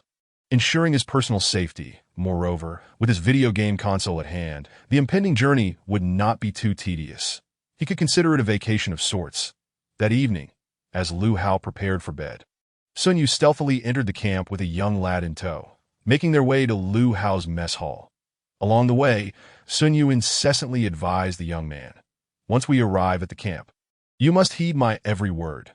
Only then do we stand a chance of survival. Above all, it is imperative to curry favor with Lu Hao. If we can foster a harmonious relationship with him, we will have an opportunity to turn the tide. Furthermore, I have learned that Lu Hao is an orphan, so heed my words carefully." Sun Yu's incessant admonitions prompted the frail young man beside him to nod vigorously. Then, Sun Yu pushed the door open. "Qin Yun, my dear brother, look who I have brought for you today." Lu Hao, engrossed in organizing his belongings, was taken aback to see Sun Yu accompanied by a young man. This lad appeared to be 2 or 3 years younger than Lu Hao, and judging by Sun Yu's tone, it seemed he was familiar with him. However, Lu Hao could not recall ever having met this individual. He scrutinized the young man, racking his brain to identify him. Simultaneously, Emperor Lu Xie was covertly observing Lu Hao. According to Sun Yu, Lu Hao was exalted to an almost divine stature, described as a scion of celestial lineage. With a mentor from the heavens, items such as the curved plow, potatoes, corn, and uniforms were purportedly gifts Lu Hao had brought from the celestial realm. Yet upon examining Lu Hao, Lu Xie found nothing particularly remarkable. He appeared to be an ordinary person. After a moment of contemplation, Lu Hao remarked, "Sun, to be honest, I do not recognize this young lad. He cannot possibly be someone I know. Can he?" Upon hearing Lu Hao's statement, Sun Yu thought to himself, "Of course, you have never met him. He is the emperor." Nevertheless, for the sake of their grand scheme, Sun Yu maintained an incredulous facade. "You have never seen him, but he is indeed your younger brother." Qin Yun, Chapter 57. My brother Lu Xie has the poise of an actor, my younger brother. Lu Hao was momentarily taken aback by Sun Yu's claim. Since his arrival in this world, he had recalled that his family had perished at the hands of the Yellow Turbans, and his resentment towards them had driven him to join Cao Cao's camp. Moreover, his memories only included his parents and himself. All relatives had either perished or scattered, leaving him utterly alone, that is, for a younger brother. He had no recollection of one his parents had always referred to him as their only child. Noticing the disbelief etched on Lu Hao's face, Lu Xie realized it was time to showcase his acting skills. He pinched his thigh, forcing out a few tears. "Wah, brother, I finally found you. I'm Lu Xie. I'm your younger brother. Our family was impoverished, and when I was just a year old, our parents sent me to live with my aunt. Later, she moved south for business and took me with her. That it was only when I turned 15 that my aunt's family fell victim to bandits, leaving me to escape with my life. With their demise, I became utterly alone in this world. Fortunately, I met Uncle Sun, who recognized my cleverness and took me into his home point one day. I told him about my family, mentioning that my brother was named Lu Hao and that we hailed from the now-destroyed Lu village near Xuchang. He then concluded that I must be your younger brother." Upon hearing Lu Xie's tale, Lu Hao felt a flicker of doubt. Could Lu Xie truly be his biological brother? Yet, why did he have no recollection of him? Moreover, their parents had never mentioned a younger brother. They had always claimed him to be their sole offspring. However, Lu Xie's narrative was coherent and compelling, making it difficult to dismiss. "What were our parents' names?" Lu Hao inquired. "Our father was named Lu Run, and our mother was Lu Yun. They both came from Lu village. Mother resided in the southern part of the village, while father lived in the west." Indeed, that detail aligns perfectly. Lu Hao mused that if all was as Lu Xie claimed, he might indeed be his brother. Yet, the bewildering notion of suddenly having a sibling left Lu Hao flummoxed. That my dear brother, you must have endured great hardships over the years. Our family was poor and exploited by landlords, so it was likely that you were sent to your aunt's for survival. However, I heard she prospered in business, so I trust you were not mistreated. Brother, although our parents abandoned me, my aunt's family treated me well. They had no sons of their own and raised me as one of their own. So my early years were relatively comfortable. That it was only at 15, amidst the turmoil in the South, that my aunt's family perished, and I found myself alone. Eventually, I encountered Uncle Sun, and through him, I discovered my true brother. I am truly overwhelmed with joy." As Lu Xie spoke, tears streamed down his face, as if he were genuinely reuniting with a long-lost sibling. This display moved Lu Hao deeply that he thought to himself, "I shall treat this brother kindly. After all, aside from him, I have no other relatives left in this world." The solitude of being alone may seem liberating, but the warmth of family is undeniably the greatest comfort. Observing the tender exchange between the two, Sun Yu felt a sense of satisfaction. At last, they had succeeded. If the emperor recognized Lu Hao as his elder brother, and Lu Hao concurred, then their focus could shift to the peace of the realm, the preservation of the Han dynasty, and the well-being of the common folk. "Brother, how old are you now?" Lu Hao inquired, as he still seemed unaware of his newfound sibling's age. "I am 18 years old." 18, at that age, one is already of marrying age. "Tell me, dear brother, do you have your eye on any young lady? I shall help you propose. Do not be deceived by my humble position as a mere cook. I possess a secret identity." "A secret identity? Could it be that of a celestial being? In truth, I am the steward of Baiyu Jing's uniforms. Our family is not lacking in wealth. If you fancy a girl, simply inform me, and I shall ensure your proposal is successful." Upon hearing this revelation, Lu Xie's countenance fell, that he had anticipated Lu Hao would claim a more illustrious identity, perhaps that of a celestial or a descendant of the divine. However, he dismissed his disappointment, for he had already acknowledged Lu Hao as his brother. According to Sun Yu, forging a strong bond with Lu Hao would grant him significant leverage to reclaim power in the future. With this thought, Lu Xie felt much more at ease. "Brother, that will not be necessary. During my time with Uncle Sun, I have already married several wives." "Several wives? How old are you, exactly?" "You're only 18. Lu Hao gazed at Lu Xie with a mixture of disbelief and curiosity. 18, and already with multiple wives? This implied that Lu Xie had begun marrying at the tender age of 15 or 16. Meanwhile, Lu Hao had been a proud bachelor at that age. Realizing his brother had married so young, Lu Hao felt compelled to impart some wisdom regarding the importance of self-care. "Brother, I understand you married early, but there is something you must be cautious of. Such matters must be approached with moderation. Only then will you maintain your health and avoid regrets as you age. Otherwise, you may find yourself, in middle age, reduced to merely soaking goji berries in a thermos." "A thermos? What is that?" "Ahem, that is not the main point. The crux is that you must exercise restraint. Do you understand? Discussing such a delicate topic." Lu Hao unabashedly spoke so candidly in front of others, leaving Lu Xie feeling a tad embarrassed. Could his brother not spare him a modicum of dignity? Sun Yu, observing the scene, merely chuckled, neither interrupting nor hindering their reunion. Despite it being their first encounter on that day, Lu Hao and Lu Xie engaged in extensive conversation. Beyond familial matters, they delved into significant political discussions, leading Lu Hao to question the prevailing openness of the Han dynasty's political climate. He recalled that in some dynasties, common citizens were prohibited from discussing state affairs. Yet the individuals he had recently encountered, be it the venerable Dian or the likes of Chao, Guo, and Sun, alongside his brother, all exhibited a keen interest in political matters. Consequently, he shared with Lu Xie a plethora of insights regarding the state of the realm, with Lu Xie particularly struck by one statement: "The Han dynasty's fortune has run its course. The Chao family will undoubtedly defeat Yuan Shao this time, and thereafter, Cao Cao's power will reach its zenith. At that point, the emperor will have no means of reclaiming authority." Chapter 58. The tension at Guandu after departing the mess hall. Lu Xie resolved to cultivate a strong relationship with Lu Hao, vowing to visit him frequently. However, he could not anticipate that their next encounter would occur on the court itself, the following day. An army of 90,000, comprising 40,000 elite troops and 50,000 regular soldiers from Xuchang, advanced towards Bama City.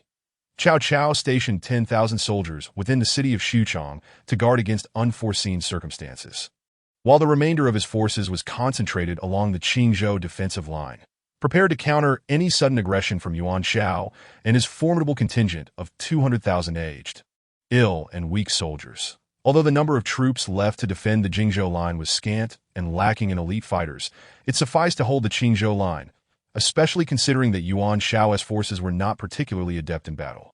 Yet, to Cao Cao's astonishment, Yuan Shao proved to be swifter. By the time Cao Cao's army arrived at Guandu, Yuan Shao had already led 300,000 troops to seize Bama City, the over 10,000 soldiers within Bama City, under the leadership of Guan Yu and Zhao Yun, managed to escape, with around 5,000 making their way out. Despite the loss of Bama City, the overall casualties were minimal at the behest of Guo Jia and his advisors. Cao Cao prepared to establish a defensive line at Guandu, readying himself for a final confrontation with Yuan Shao's 30,000 troops. Facing 9,000 against 30,000 seemed daunting, yet retreat would spell certain death, while pressing forward might offer a glimmer of hope. The morale of Yuan Shao's soldiers had diminished significantly due to the loss of his generals Yin Liang and Wen Chou. However, under the counsel of Tianfeng, Yuan Shao rallied his troops under the pretext of avenging their fallen comrades, resulting in a sudden surge of morale among his ranks. Seizing this opportunity, Yuan Shao launched an aggressive assault against Cao Cao, who, in turn, was left with no choice but to mount a desperate defense. With 9,000 troops facing 30,000, it seemed they could only hold the line. Fortunately, thanks to the relentless defense of Cao Cao's generals, Yuan Shao's forces failed to breach their defenses even after 2 months of continuous attacks. As the saying goes, the first surge of energy leads to success, but subsequent efforts weaken. Despite the initial vigor of Yuan Shao's attacks, he failed to capitalize on the early momentum and suffered significant losses instead. Thus, both sides found themselves locked in a stalemate at Guandu. This situation echoed Liu Hao's earlier remark to Cao Cao. In warfare, the strength of the nation is paramount. At this juncture, Yuan Shao's resources vastly outnumbered Cao Cao's. Even if he could not conquer Cao Cao, he could certainly outlast him. Indeed, after nearly a year of conflict, Cao Cao's supplies dwindled to less than a month's worth, while Yuan Shao's provisions remained plentiful. Despite losing 6,000 soldiers to relentless assaults, Yuan Shao still commanded an army of 240,000. Cao Cao, having lost 30,000 of his own, could muster only around 50,000, with several thousand more injured. Yuan Shao, unable to breach Cao Cao's defenses at Guandu, attempted to unleash the aged, weak, and sickly soldiers from the Qingzhou line against him. However, they were repelled by Cao Cao's remaining forces, proving that sheer numbers could not compensate for their inadequacies. After a year of conflict, although Yuan Shao boasted superior resources, the inability to defeat a seemingly smaller force left him greatly frustrated. How could he, commanding 300,000 troops, fail to subdue the diminutive Cao Cao? Meanwhile, Cao Cao was equally vexed, pondering the unending supply of provisions from Yuan Shao. Just as he felt the squeeze of dwindling supplies, news arrived from Yuan Shao's camp. A newly trained army of 100,000 was a mere day away from Guandu. Though this fresh contingent had not undergone extensive training or experienced the battlefield, they still represented a formidable force. Combined with Yuan Shao's existing 240,000, he would now command 340,000 troops against Cao Cao's meager 50,000, nearly a sevenfold advantage. The arrival of these reinforcements filled Yuan Shao with renewed confidence, prompting him to prepare for another aggressive assault against Cao Cao. At this juncture, Yuan Shao's camp divided into 3 factions. The first, led by Tianfeng, despite the arrival of the new troops, advised Yuan Shao to continue wearing down Cao Cao's forces, believing that after nearly a year of sustained conflict, Cao Cao's supplies must be running low. With ample provisions on their side, Tianfeng posited that they could force Cao Cao into one of 2 choices. Either he would launch a futile attack against their fortified position, or his troops would succumb to despair due to starvation. This strategy aimed to minimize Yuan Shao's losses and potentially defeat Cao Cao without direct confrontation.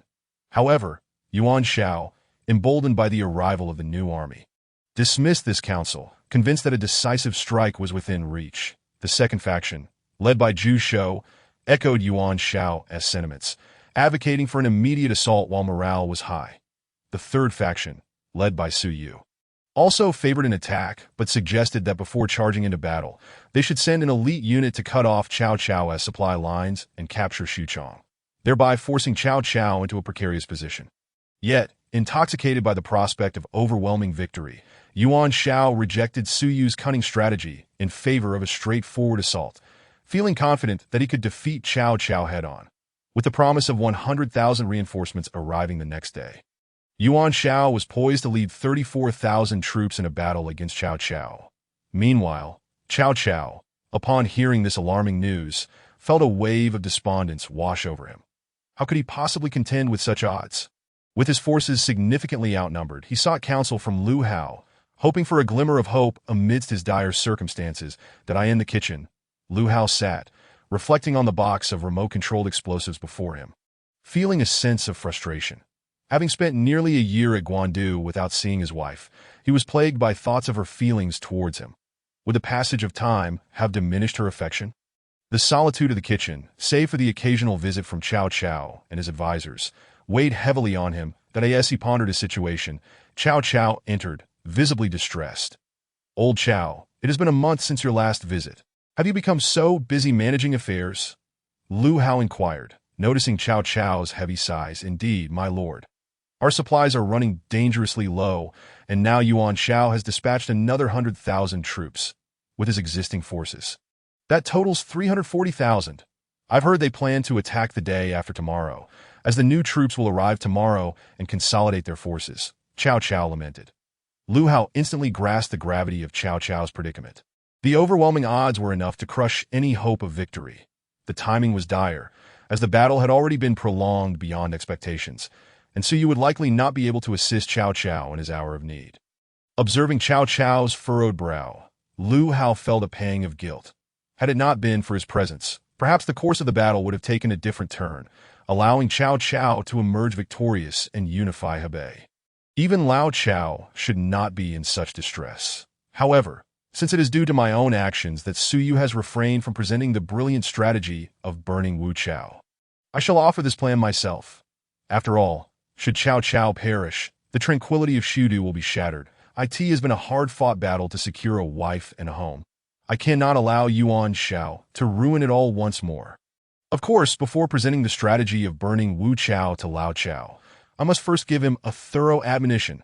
After all, Lao Chao can be regarded as my ally within the court. Yet it is disappointing to see him remain stagnant. Despite our long acquaintance, he is still merely a clerk. Such a position, neither grand nor trivial, and he has stubbornly held it for several years. It is truly disheartening to see such a lack of ambition. He must be chastised and educated properly. Lao Chao, when faced with challenges, one must seek solutions rather than merely lamenting. Anyone can sigh in despair. But does such lamentation resolve problems? It does not. Since it cannot, we must pursue methods to address the issues at hand instead of moping around. This, dear Qin Yun, is indeed a matter of my oversight.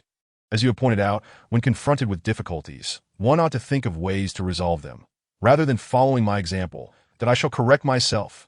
After these years of interaction, Cao Cao has developed a habit. Whatever Lu Hao teaches him is regarded as correct.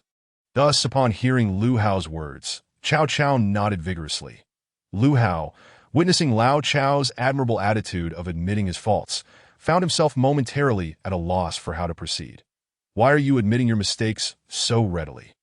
I still wish to continue lecturing you. Yet, for your growth, for your ascent to high office, for your future, even if you, Lao Chao, have acknowledged your errors in my presence, I must persist in my admonishments. Yes, it is all for your own good.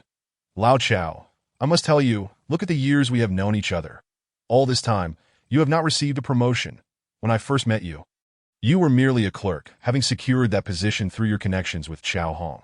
With such a favorable background, if you had any ambition at all, you would not have remained a mere clerk for all these years. Your abilities are lacking. Cao Cao awkwardly scratched his head, thinking, did you not dislike associating with the influential? I merely wished to keep my status humble, that a clerk was not a lowly position, and had I casually accepted a promotion over the years, would you not have distanced yourself from me? Yet here I am, being criticized for my stagnation. Qin Yun, I feel wronged. Dear brother Qin Yun, one's rise in rank is not solely dependent on ability. Luck plays a vital role as well. Do not be deceived by my current status as a mere clerk. Perhaps it will not be long before I achieve a promotion. Upon hearing Cao Cao's words, Lu Hao could not help but roll his eyes. Regardless of your status as a Chao clan member, having such connections, remaining a clerk for years clearly indicates a deficiency in your capabilities. Lao Chao, I must urge you to be more vigilant. At this moment, Cao Cao could no longer endure the conversation. He felt a wave of grievance wash over him. Qin Yun, can we refrain from discussing this?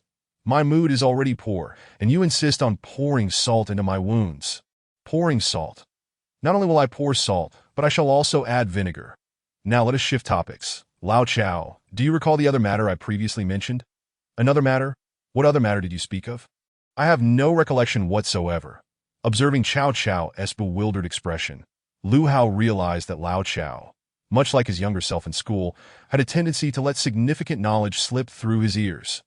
He had passionately relayed an important point, and yet Cao Cao had completely forgotten it. Chapter 60. The ingenious plan. Lu Hao glared at Cao Cao in exasperation.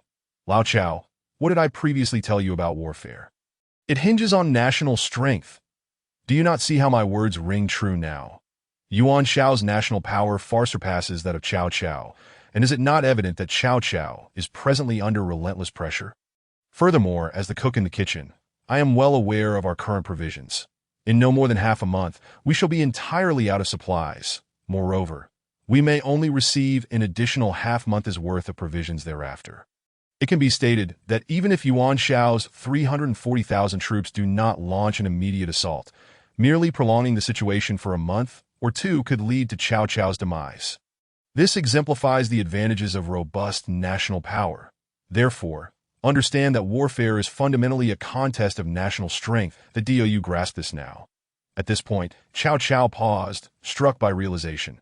Indeed, Brother Qingyun speaks with undeniable clarity. Originally, Yuan Shao's 300,000 troops were the last he could muster. Yet astonishingly, a year later, he has managed to recruit an additional 100,000 new soldiers. This recruitment not only demands vast sums of money, but also an immense supply of provisions.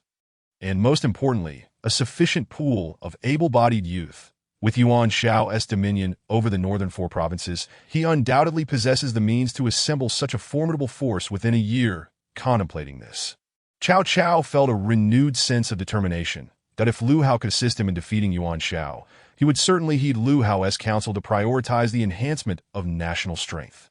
Thus, the foremost task at hand is to vanquish Yuan Shao. Yet, I wonder if Lu Hao has any strategies in mind. Judging by his demeanor, just now, even in the face of such dire circumstances, he remains remarkably composed, suggesting he has a plan in store. After all, if he harbored no confidence in Cao Cao defeating Yuan Shao, why would he still be here? Brother Qingyun, I understand your words. But to elevate national strength, the most crucial factor is to possess capabilities. Currently, with Yuan Shao poised to launch a massive assault on our lord, even if I wish to advise prioritizing national strength, it must be contingent on the defeat of Yuan Shao. Defeating Yuan Shao, is that truly a simple endeavor? Surely, the advisors beneath our lord have already devised countless strategies to eliminate Yuan Shao. Countless? No. Lu Hao, you are overestimating them. Not a single viable plan exists. If there were even one feasible idea to defeat Yuan Shao, I would not currently find myself in this kitchen. Brother Qingyun, to put it bluntly, the advisors under our lord are a group of idlers. Just moments ago, I heard General Chao Hong lament that none of the strategists serving our lord have offered a single useful suggestion. Thus, I came seeking your assistance, as the situation is indeed urgent that if you, Brother Qingyun, have no solutions either, then I shall be at a loss. Indeed, it appears that this old fellow is nearing a dead end. However, upon reflection, it is understandable. After all, Lao Chao is a member of the Chao clan. Should Cao Cao lose at the Battle of Guandu, all his current advantages would evaporate. Lao Chao, it is not that there are no possibilities. There remains a flicker of hope for victory. Do you recall when I mentioned that should Cao Cao and Yuan Shao engage in battle, Yuan Shao would undoubtedly face defeat, perhaps at this moment? Yuan Shao's forces appear formidable and poised to triumph over Cao Cao. But with a slight adjustment, Cao Cao can turn the tides. Turn the tides? Is that not precisely what I desire? Indeed, Lu Hao possesses a strategy to overcome the enemy. I, Cao Cao, have not come in vain. Brother Qingyun, the situation is becoming increasingly critical. Yuan Shao's blade is poised to strike at our lord's head. If you have any solutions, please share them directly and do not keep me in suspense. Seeing Lao Chao's eager expression, Lu Hao decided to dispense with the theatrics and shared his thoughts. Consider this. Yuan Shao currently commands an army of 340,000, seemingly overwhelming and audacious. Yet one must recognize that the greater the number of soldiers, the harder they are to manage. Just imagine the challenge of commanding an army of 340,000. Yuan Shao is able to maintain this vast army only because the current circumstances favor him. And the soldiers are acutely aware of this. Thus they are inclined to follow orders. Now, picture if our Lord were to dispatch a contingent of elite troops to incinerate Yuan Shao as supplies. Once Yuan Shao is deprived of provisions, the morale of his soldiers will undoubtedly plummet, rendering his 340,000 troops a liability. Upon hearing this, Cao Cao's eyes brightened. Yes, how did I not think of this? Although 340,000 troops seem formidable, if I can incinerate Yuan Shao as supplies, how shall they sustain themselves? Yuan Shao is well aware of this, and his subordinates undoubtedly understand it too. If his soldiers were to learn that their provisions have been destroyed, chaos would surely ensue, rendering any plans Yuan Shao had for attacking me utterly ineffective. Moreover, I could lead my elite troops to counterattack at the moment their morale is at its lowest. Though we may be outnumbered, this could yield unexpected results. After all, our own morale will be high and our troops well organized, whereas Yuan Shao's forces will be demoralized due to the loss of supplies. A reversal of fortunes is not beyond the realm of possibility. Truly, Brother Qingyun is a rare talent. This strategy is exceptionally clever. Yet a question arises. Where are Yuan Shao's supplies located? Additionally, the sheer volume of provisions required for 340,000 troops is beyond our imagination, and the storage sites must be heavily guarded. Can we truly breach these defenses and set fire to Yuan Shao's supply depots? After a moment of agitation, Cao Cao calmed himself and began to ponder the matter at hand. An idea struck him, one that appeared promising and had the potential to turn the tide in his favor. However, he remained in the dark regarding the whereabouts of Yuan Shao's provisions. After all, the logistics for an army of 340,000 was no trivial matter, setting aside the fact that he was unaware of their location, even if he knew where they were stored. As he had just mentioned, victory was not guaranteed. Firstly, with Yuan Shao on the offensive, a substantial force would undoubtedly be required to mount a defense, which would necessitate at least 40,000 troops. Currently, he could muster only slightly over 50,000 men, meaning he could afford to deploy a maximum of 5,000 soldiers for a surprise assault on Yuan Shao's supply depot. Yet that site housed a considerable amount of Yuan Shao's provisions, surely heavily guarded. Did he truly believe that his 5,000 troops stood a chance of breaching their defenses and igniting a conflagration of their supplies?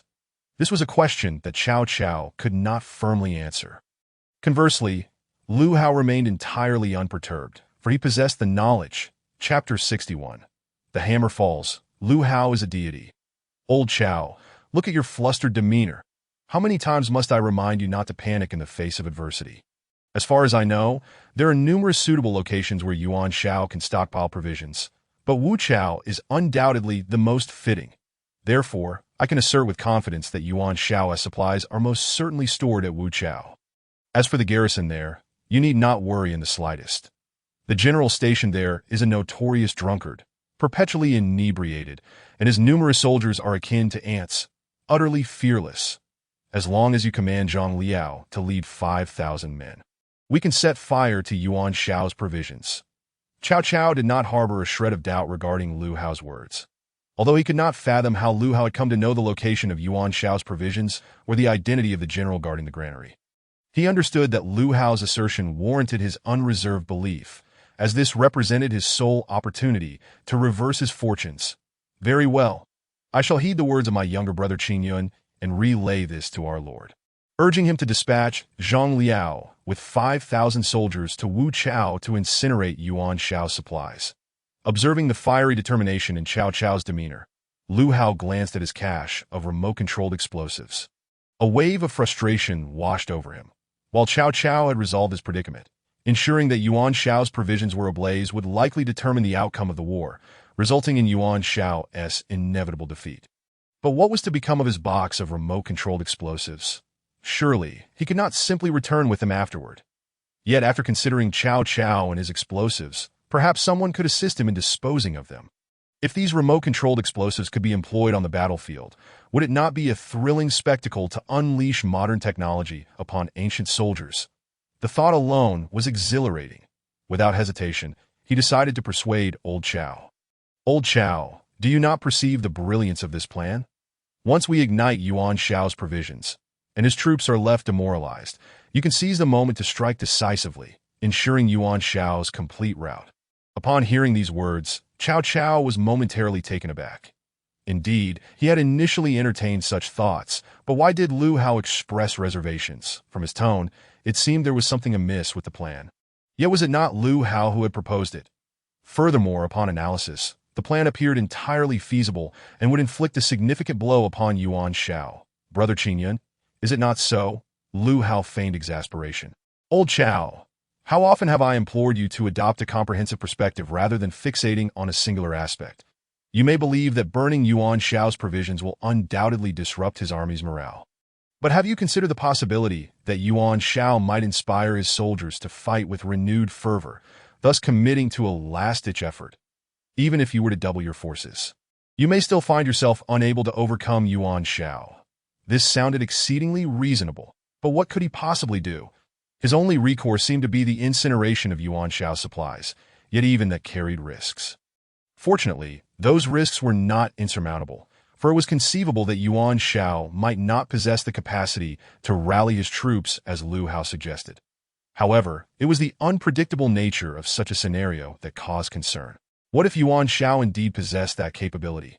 After all, despite his personal disregard for Yuan Shao, he could not deny the latter's formidable prowess. You make a valid point, Qingyun. Your analysis has merit. Should Yuan Shao truly muster the courage for a desperate stand, our lord would undoubtedly find himself outmatched. Pray, do you possess any strategies to counter this concern? Cao Cao understood that since Lu Hao had articulated the issue, he must also have a solution.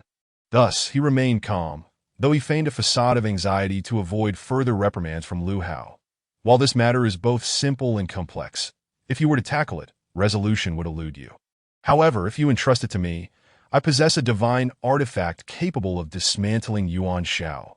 Even if Yuan Shao were to muster the courage for a last-ditch effort and rally his forces. Once my artifact is unleashed, it will surely instill fear in his soldiers, significantly diminishing their morale and inflicting catastrophic damage. Divine artifact. The mere mention of such a thing reminded Cao Cao of the famed curved plow, which had elevated his reputation and solidified his standing as a prominent figure in the eyes of the realm. Now, Lu Hao claimed to possess another artifact akin to the curved plow. Yet, judging by Lu Hao's implication, it seemed to be a weapon for the battlefield. Could it possibly be a formidable instrument of war? Lu Hao disregarded Cao Cao's puzzled expression, flipping open the box containing the remote-controlled explosives. In an instant, hundreds of remote-controlled explosives came into view. This device is known as remote-controlled explosives. When buried underground, once the enemy troops enter the designated area, a simple press of a button will trigger an explosion. Those within a radius of 1 zhang will face certain death, while those within 2 to 3 zhangs will be severely injured. We have a total of 100 remote-controlled explosives that if we strategically place them 3 zhangs apart. Once Yuan Shao's army enters the zone, a single press of the button will unleash devastation, undoubtedly shattering their morale. Coupled with the burning of their supplies, Yuan Shao will find himself utterly powerless to recover. What? Cao Cao was astonished. While he did not fully comprehend the concept of an explosion, it certainly sounded formidable. Brother Qingyun, what exactly does this explosion entail? Upon hearing Cao Cao's inquiry, Lu Hao suddenly realized that gunpowder had yet to be introduced on the battlefield. And thus, Cao Cao had no frame of reference for understanding the term. You may liken this explosion to Lu Xiu's meteor summoning technique. However, his method descends from the heavens, while ours is executed from the ground. Cao Cao was momentarily stunned. Although he still found it somewhat perplexing, he grasped Lu Hao's meaning that if what Lu Hao claimed were true, anyone within a 3 zhang radius would suffer grievous injuries from this remote-controlled explosive. Most importantly, the timing of the explosion would be at his discretion. Did this not render the remote-controlled explosive akin to a divine instrument? This so-called explosion could potentially inflict severe casualties or even annihilate Yuan Shao's vast army. After all, Yuan Shao commanded a total of only 340,000 troops. However, this seemed utterly incredible. The curved plow could be understood as an enhancement of the straight plow, resulting in the formidable artifact it had become. Yet this remote-controlled explosive appeared to have no logical basis.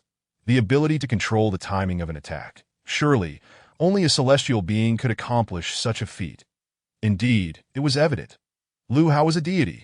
Chapter 62. The Battle of Guandu, that I in the dead of night. Cao Cao commanded Dian Wei to lead 200 soldiers to the forefront of the camp, burying the remote-controlled explosives along Yuan Shao's anticipated route. Following Lu Hao's instructions, they were meticulously placed 3 zhang apart. Although Dian Wei was unaware of the purpose behind these actions, upon learning they were Lu Hao's strategy, he said nothing and eagerly set to work. The following day, Cao Cao summoned Zhang Liao and prepared a contingent of 5,000 cavalry and infantry, ready to send Zhang Liao to set fire to Wu Chao. Although Zhang Liao was uncertain how the Lord had ascertained the location of Yuan Shao's provisions, he understood that there must be a rationale behind such a decision. Thus, he began to organize his troops, awaiting the opportunity to incinerate Yuan Shao's supplies. Concurrently, Cao Cao, accompanied by Sun Yu, Jia Su, Chao Hong, and Chao Run, remained to defend the main camp. Additionally, he dispatched Xiahou Dun and Xiahou Yuan, each leading 5,000 men to lie in ambush on either side of the camp, with all preparations in place. Cao Cao gripped the remote control tightly, eagerly anticipating the impending conflict that in previous times, Cao Cao would have vehemently resisted engaging Yuan Shao in battle, given the stark disparity in forces. Yet now, under Lu Hao's counsel, he could incinerate Wu Chao, diminish the enemy's morale, and wield a divine artifact. In an instant, Cao Cao felt as though victory was within his grasp. Yuan Shao chose to launch his assault at sunset, leading an army of 300,000 directly towards Cao Cao's camp. The remaining 40,000 troops were stationed in the rear, upon learning that Yuan Shao had a full 40,000 soldiers guarding the rear. Cao Cao felt a twinge of envy within. Good heavens, it takes 40,000 men to defend a rear. Unlike me, even with the 5,000 I dispatched, I can only muster around 40 to 50,000 soldiers. My main force barely matches the number of your rear guard. It seems that if this war culminates in victory, I, Cao Mingde, must bolster my nation's strength that in the future, when I wage war against others, I too shall station 50,000 soldiers at the rear. However, the most pressing matter now is to triumph in this battle. As the sun dipped below the horizon, Yuan Shao's main army arrived before Cao Cao's grand camp. Riding a magnificent steed, Yuan Shao, guarded by numerous civil and military officials, approached the front lines at the same time. Cao Cao had been waiting at the front for quite some time. Brother Mingde, it has been far too long. I have missed you greatly, spoke Yuan Shao. Despite being engaged in battle with Cao Cao, they appeared like enemies, yet they had once been playmates. Former friends now faced each other with weapons drawn. Brother Benchu, if you truly miss me, why not we call a truce? I have some fine wine. Let us indulge in a hearty drink together. Indulge in a drink. Yuan Shao chuckled lightly, but then his expression turned serious as he replied. That cannot be. You are a rebel against the Han, while I am a loyal minister. I, Yuan Shao, have received the emperor's edict and vowed to quell your rebellion in order to restore the Han dynasty. Though our past friendship was strong, national matters outweigh all else. I beg your understanding, Brother Mingde. With that, Yuan Shao waved his hand, and the soldiers of his army lined up in formation, ready to charge. After launching 3 successive assaults, Yuan Shao failed to breach the fortified camp, instead suffering significant losses. However, such fierce attacks had their merits. Cao Cao's forces, already limited in number, lost a third of their soldiers due to these assaults. With capable fighters dwindling, the situation had become dire. Observing Yuan Shao preparing for yet another attack, Cao Cao commanded his men to defend the camp with all their might while eagerly anticipating Zhang Liao's success. While Cao Cao faced a grueling battle, Zhang Liao's side experienced remarkable ease. Leading his 5,000 troops, donned in Yuan Shao's military garb, Zhang Liao encountered 3 checkpoints along the way. Yet, without exception, upon seeing the Yuan army's uniforms and banners, as well as Zhang Liao's claims of being sent by General Yuan Shao to guard the supplies at Wu Chao, they let him pass. After all, the matter of supplies at Wu Chao was so confidential that even the soldiers and generals of Yuan's army were largely unaware, let alone suspecting it was Cao Cao's troops. Thus, Zhang Liao's journey was remarkably smooth. Upon reaching Wuchao, he beheld countless supplies, weapons, and horses, leaving his deputy in awe. Zhang Liao shared the same sentiment. He knew the extent of his lord's supplies. And in comparison, this was an enormous treasure. Had he not been limited to 5,000 troops, he would have taken everything back. Alas, he could only set these valuable resources ablaze, coming to his senses. Zhang Liao swiftly led his 5,000 men into the camp, dispersing to ignite the flames simultaneously. As fire erupted, the entire Wuchao was engulfed in flames. Meanwhile, the camp's commander, Chun Yuqiong, was still inebriated after setting Wuchao ablaze. Zhang Liao quickly donned the attire and banners of the camp's commander, preparing to return to Yuan's army to strike a decisive blow. However, halfway there, he encountered Jiang Qi, who was arriving to reinforce. Due to Zhang Liao's men wearing the camp commander's attire, Jiang Qi did not harbor any suspicions and approached to inquire about the situation that in an unfortunate lapse of attention, Zhang Liao struck him down, subsequently eliminating Jiang Qi's fleeing subordinates.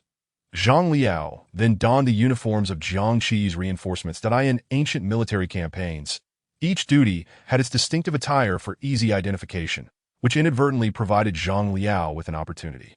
Since the fire at Wuchao, the flames soared into the sky, and although the battlefield between Yuan Shao and Cao Cao was obscured, both understood the unfolding events. Thus Cao Cao shouted loudly, "The Yuan army's supplies have been set ablaze. Soldiers, hold your ground with all your might. The Yuan army is on the brink of defeat." In that moment, the morale of Chao's troops soared. Everyone realized that Yuan Shao's supplies had been incinerated. With over 300,000 troops deprived of supplies, the consequences were dire.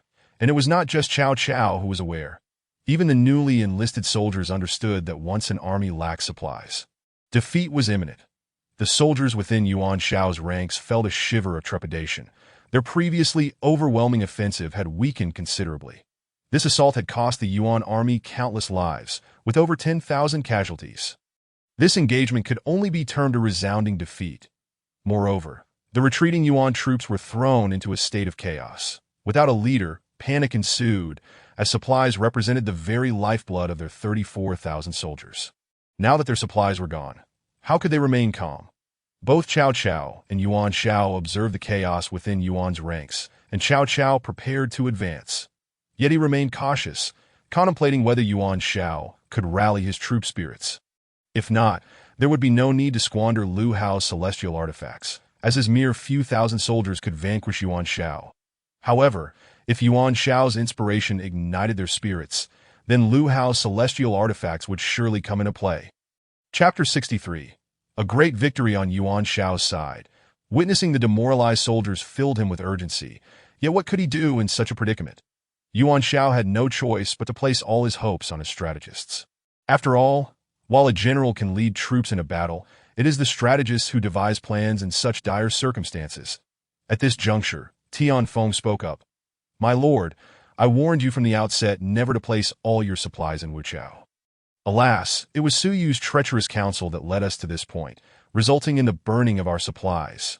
Hearing this, Yuan Shao felt a wave of regret wash over him. It was his own folly for being so careless. He had initially intended to distribute the supplies into 3 caches, but swayed by Su Yu's argument that Cao Cao posed no threat and that Wuchao was the most suitable site for storing supplies, he had rashly agreed. Now, with Cao Cao setting fire to Wuchao, leaving his remaining 20,000 troops without provisions, he found himself teetering on the brink of annihilation. "Yuan Hao, I admit I was misled by slanderous words. But now that we find ourselves in this predicament, with the morale of the entire army so low, I wonder if you have any strategies to save us from this peril, given the current state of affairs." Only Tianfeng dared to speak up among his strategists, and Yuan Shao placed all his hopes upon him. Not disappointing his lord, Tianfeng offered a remarkably useful suggestion. "My lord, although our supplies have been burned, which appears to be a calamity, it can indeed be transformed into an opportunity." Yuan Shao's eyes lit up at this, though he was unsure of Tianfeng's intentions. However, it seemed that he might have a solution. "Yuan Hao, supplies have been destroyed. Can such a misfortune truly be turned into fortune? If you can offer a strategy to save the lives of my 20,000 troops, you shall be hailed as the hero of this battle." "My lord, The destruction of our supplies signifies that our retreat is cut off, that we can no longer stand against Cao Cao, that we are akin to Xiongnu of old, having burned our boats and sunk our cauldrons. Without supplies, we have no means of retreat, so why not emulate Xiongnu's determination? If you can rally the troop spirits and inform them that Cao Cao has only 2,000 or 3,000 soldiers left while we still possess over 20,000. Defeating Cao Cao will secure our lost supplies. Thus, all soldiers will fight with fervor for the sake of those provisions. They understand well that should they fail, there will be no favorable outcome. Our numbers are vast, and even without supplies, a fierce attack will overwhelm Cao Cao. Indeed, Yuan Shao suddenly grasped the brilliance of this strategy, realizing how he had overlooked this point. Previously, he had been consumed with worry about the lack of supplies, making it impossible to confront Cao Cao. But without supplies, it effectively severed his retreat, allowing him to resolve to launch an all-out assault against Cao Cao. Should he triumph over Cao Cao, the war would be deemed a victory even without provisions. After all of Cao Cao's usable soldiers were present. Once these troops were eliminated, not only would provisions be unneeded, but seizing Su Du would also be within reach. Without hesitation, Yuan Shao exited his tent and, under the watchful gaze of all his soldiers, stood firm against Cao Cao's archers, delivering a rousing speech. Yuan Shao's capabilities were not to be underestimated. His ability to mobilize was extraordinary. Under Yuan Shao's inspiration, the morale of all Yuan troops surged dramatically. One by one, they shouted slogans to slay Cao Cao and seize the supplies. Recognizing the moment had arrived, Yuan Shao led his army in a final charge against Cao Cao. With over 20,000 soldiers, their hearts filled with fury, they were certain to defeat Cao Cao. Naturally, Cao Cao observed the peculiar fervor within Yuan Shao's ranks. From generals to soldiers, every member of Yuan's army was brimming with high spirits. As if, just as Lu Hao had predicted, Yuan Shao had successfully rallied their morale. Cao Cao understood that the time for his counterattack had come. Grasping his remote control, this was the final blow to Yuan Shao's morale. Thus, not only were Yuan Shao's forces organizing and mobilizing, but Cao Cao's troops were also fully prepared to emerge from their camp. Although the soldiers and strategists under Cao Cao were perplexed by his actions, the unwavering determination in his gaze compelled them to obey the military orders. That as Cao Cao prepared himself, the vanguard of Yuan Shao as forces was already poised to charge into Cao Cao's camp. Realizing that delay was no longer an option, Cao Cao pressed the button, and a thunderous explosion erupted at the heart of Yuan Shao's army. Countless soldiers were obliterated, many left maimed and grievously wounded. This devastating blow rendered at least 50,000 troops completely incapable of combat.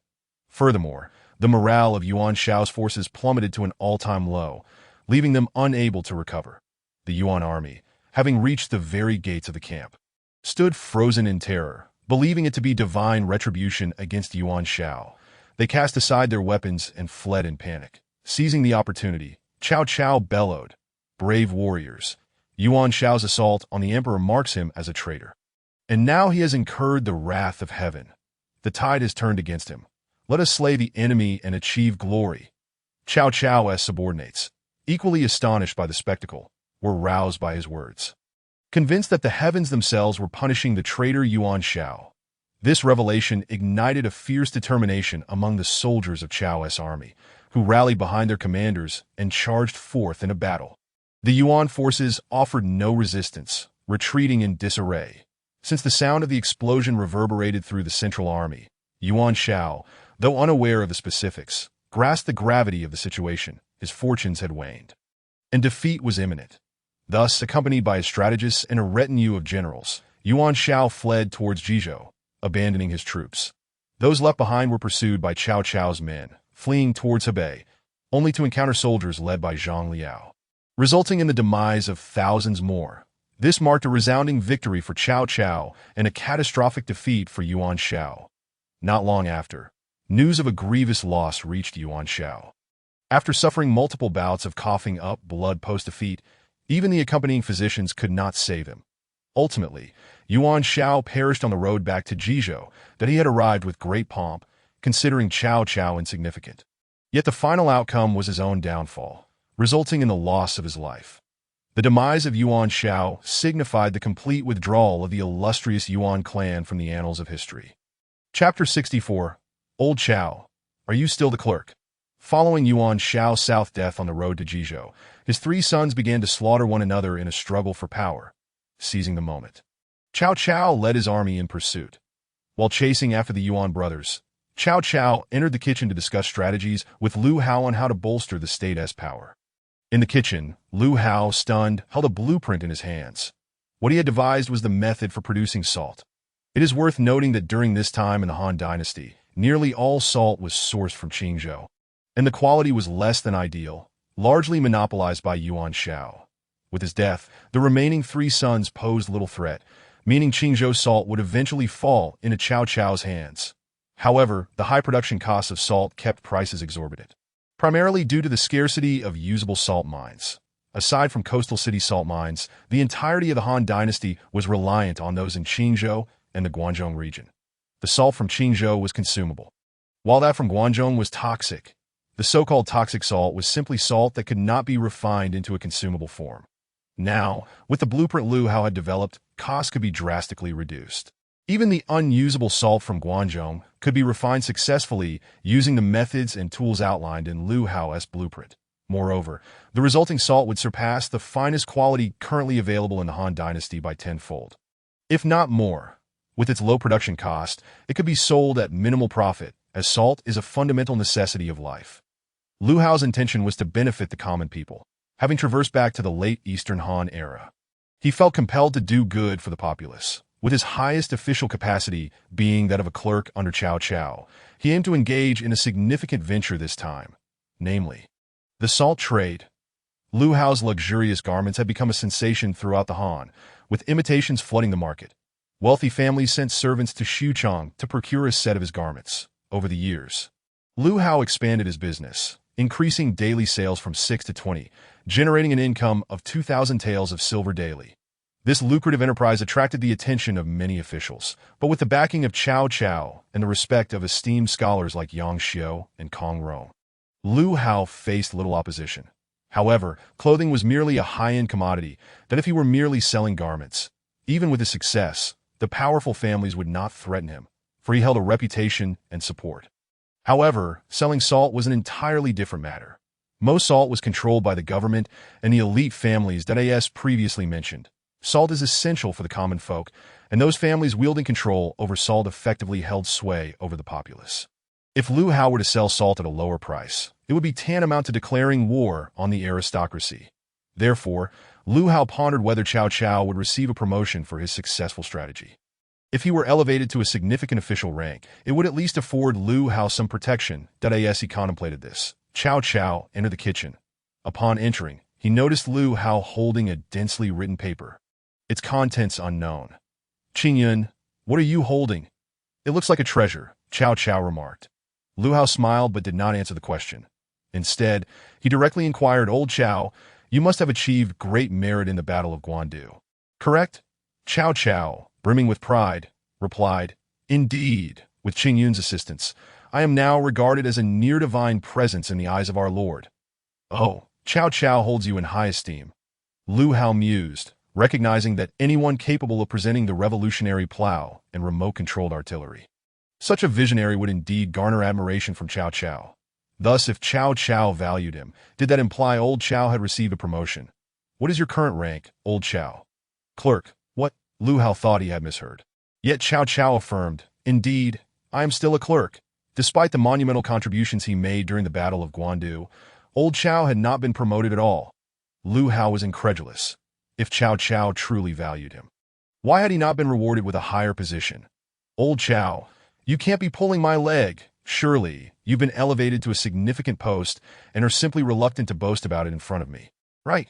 Not at all. How could I possibly conceal anything from you, Qingyun? I assure you, I remain a clerk without any promotion." Seeing the sincerity in Old Chow's expression, Lu Hao realized the truth of the matter. It was astonishing that despite Old Chow's significant contributions during the battle, he had received no recognition whatsoever. "How peculiar, Old Chow. You are renowned for your inventions and strategies, yet Cao Cao has not conferred any title upon you. Especially given the accolades for your achievements in the Guandu battle, it seems incomprehensible that you haven't been granted at least a minor promotion." Cao Cao, sensing Lu Hao's discontent over his lack of advancement, began to feel perplexed. Since he had already confessed to not being promoted, he could not retract that statement. Therefore, he produced a waist token bearing the Cao family insignia. This was bestowed upon me by our Lord due to his high regard for me. Though it is not pure gold, the Lord stated that seeing this token is akin to seeing me in person. So, despite my lack of promotion, rest assured, my authority has indeed increased significantly. Chapter 65. A Great Business Opportunity. The Cao family token. Even though Lu Hao was unsure of its significance, Old Cao implied it had a power akin to that of imperial authority, which sounded quite impressive. Yes, the Cao family token.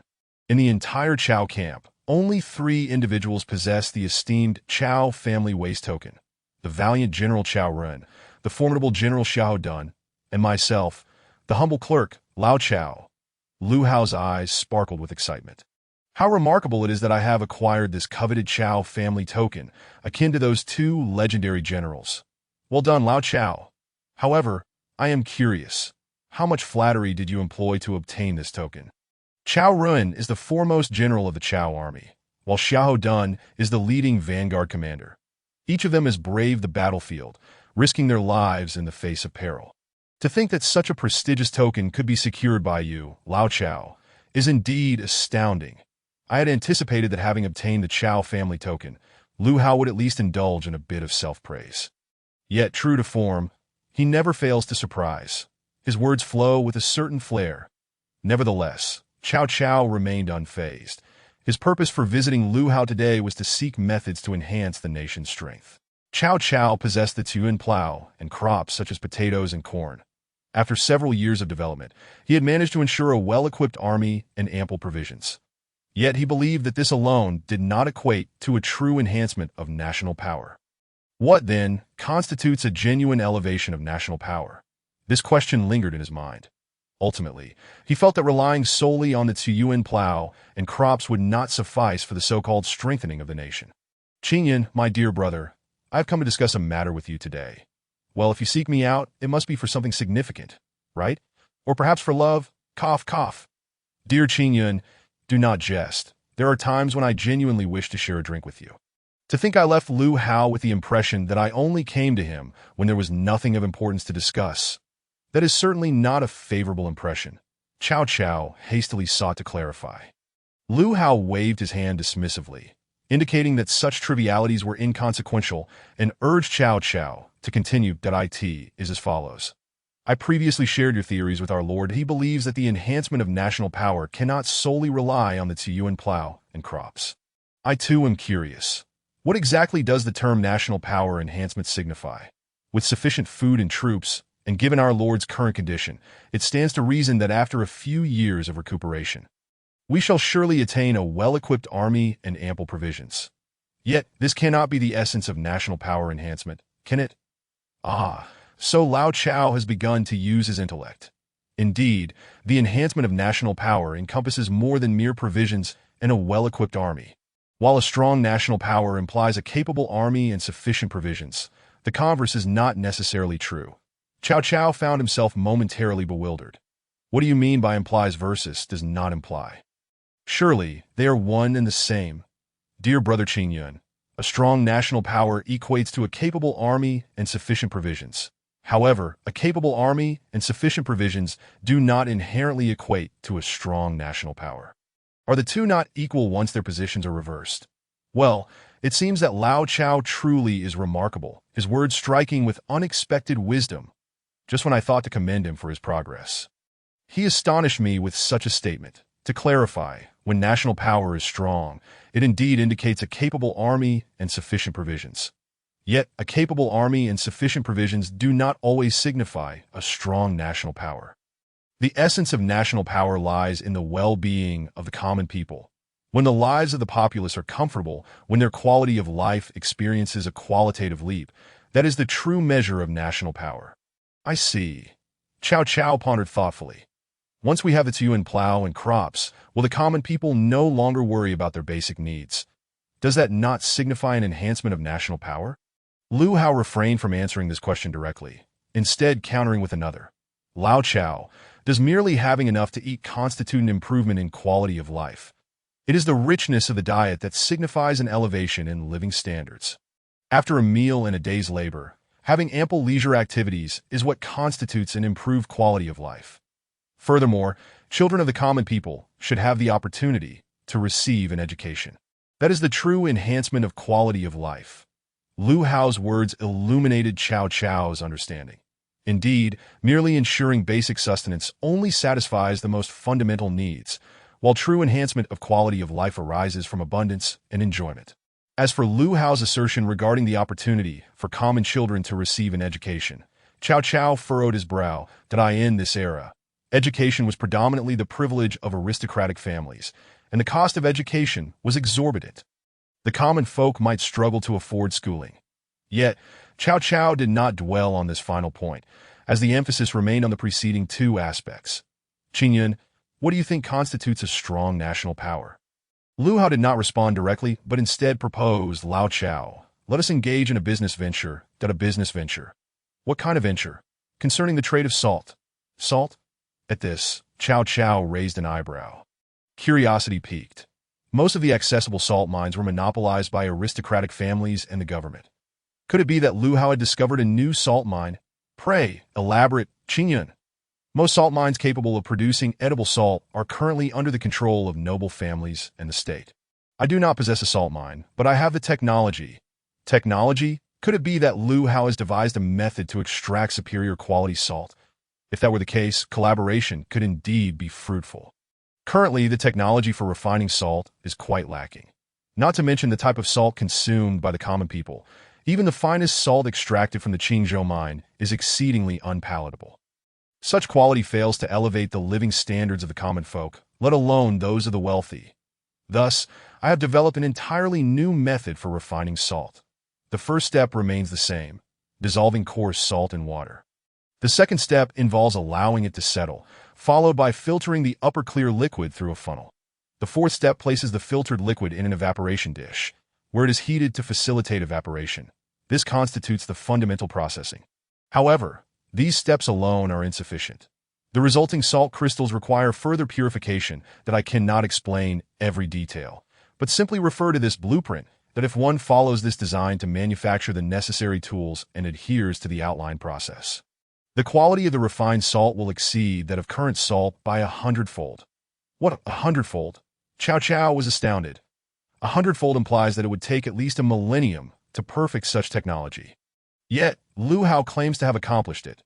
But what astonished Cao Cao even more lay ahead. Common sea salt is priced at 55 zhu per pound, while Qing salt costs 505 zhu per pound. My refined salt, being 100 times superior to Qing salt, could theoretically command a price of 1,005 zhu per pound. However, in the spirit of benefiting the populace, I believe the price should be set at 35 zhu per pound. What? 35 zhu per pound. Upon hearing Lu Hao's words, Cao Cao was rendered speechless in astonishment. 35 zhu per pound. This meant that such exceptional salt would be affordable for the entire populace, allowing them to partake daily. Superior quality salt had always been a luxury reserved for the affluent. Only the wealthy could indulge in such high-end goods. Yet, Lu Hao salt would undoubtedly be the pinnacle of high-end products. Cao Cao believed that even a price of 1,005 zhu per pound would incite a frenzy among buyers. Yet Lu Hao offered it at a mere 35 zhu per pound. This truly is a boon for the common people. After all, with such technology, Lu Hao could easily amass a fortune. Yet he chose to sell it at an exceedingly low price. The offspring of celestial beings truly are exceptional. Indeed, it is 35 zhu per pound. For selling salt is not primarily a means to profit.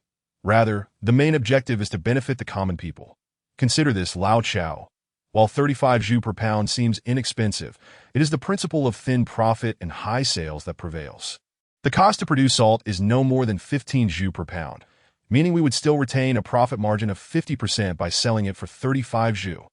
Not to mention, the entire city of Xuchang houses around 300,000 common folk, consuming approximately 800 pounds of salt daily. Selling at 35 zhu per pound, that yields a staggering daily revenue of 16,500 zhu.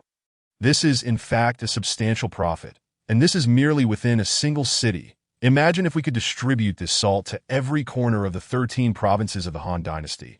It would result in a continuous influx of wealth into our coffers.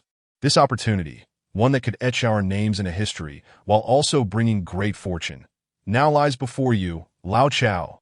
I have few friends in this world, and you, Lao Chao, are among the best. I present this opportunity to you, wishing to collaborate and reap the rewards together. What say you, Lao Chao? Lu Hao was unfazed by the prospect of rejection. As he had just articulated, this opportunity would not only grant Lao Chao eternal fame, but also immense wealth. Surely, anyone could recognize the merit in such a venture. Cao Cao, too, was exhilarated. That Lu Hao wished to embark on this journey with him touched him deeply. It seemed my kindness towards Lu Hao had borne fruit. Let us do it. I shall certainly choose to engage in this venture. Such an opportunity, if I were to decline, would be foolish beyond measure. Qin Yun, how should we proceed? I am entirely at your command. Since you have consented, let me first share my plan. First, you must earn Cao Cao's trust. With this foundation, we can proceed to acquire all the salt mines in the Guangdong region. Furthermore, in the south and the central plains. I implore you to seek out trustworthy associates that we can procure these salt mines at an exceptionally low price. Once we secure them, we will commence our operations in Shudu, constructing a factory designed for streamlined salt production. I will elucidate the specifics of what a factory and an assembly line entail shortly. Subsequently, we will initiate sales from Shudu, expanding our reach throughout Cao Cao's dominion. Once Cao Cao unifies the 4 provinces of the Northern Territories, our enterprise will seamlessly extend into these regions, ultimately overpowering all salt merchants and monopolizing the entire salt trade across the realm. I will provide the capital and the technical expertise, claiming 80% of the profits. While you, my dear Chao, shall execute the plan and retain the remaining 20% that for advertising.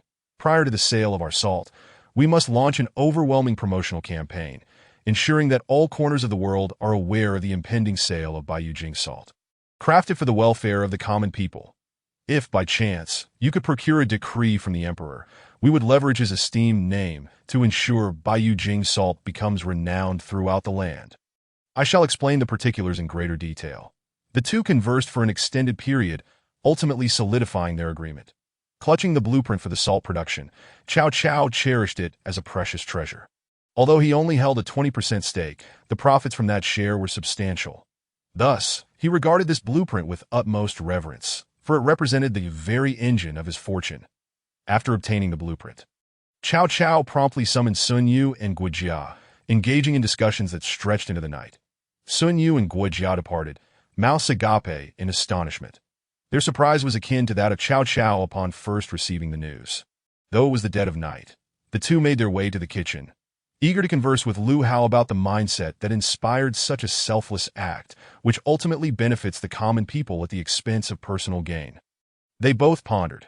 If they possessed such capabilities, would they sell salt for merely 35 zhu?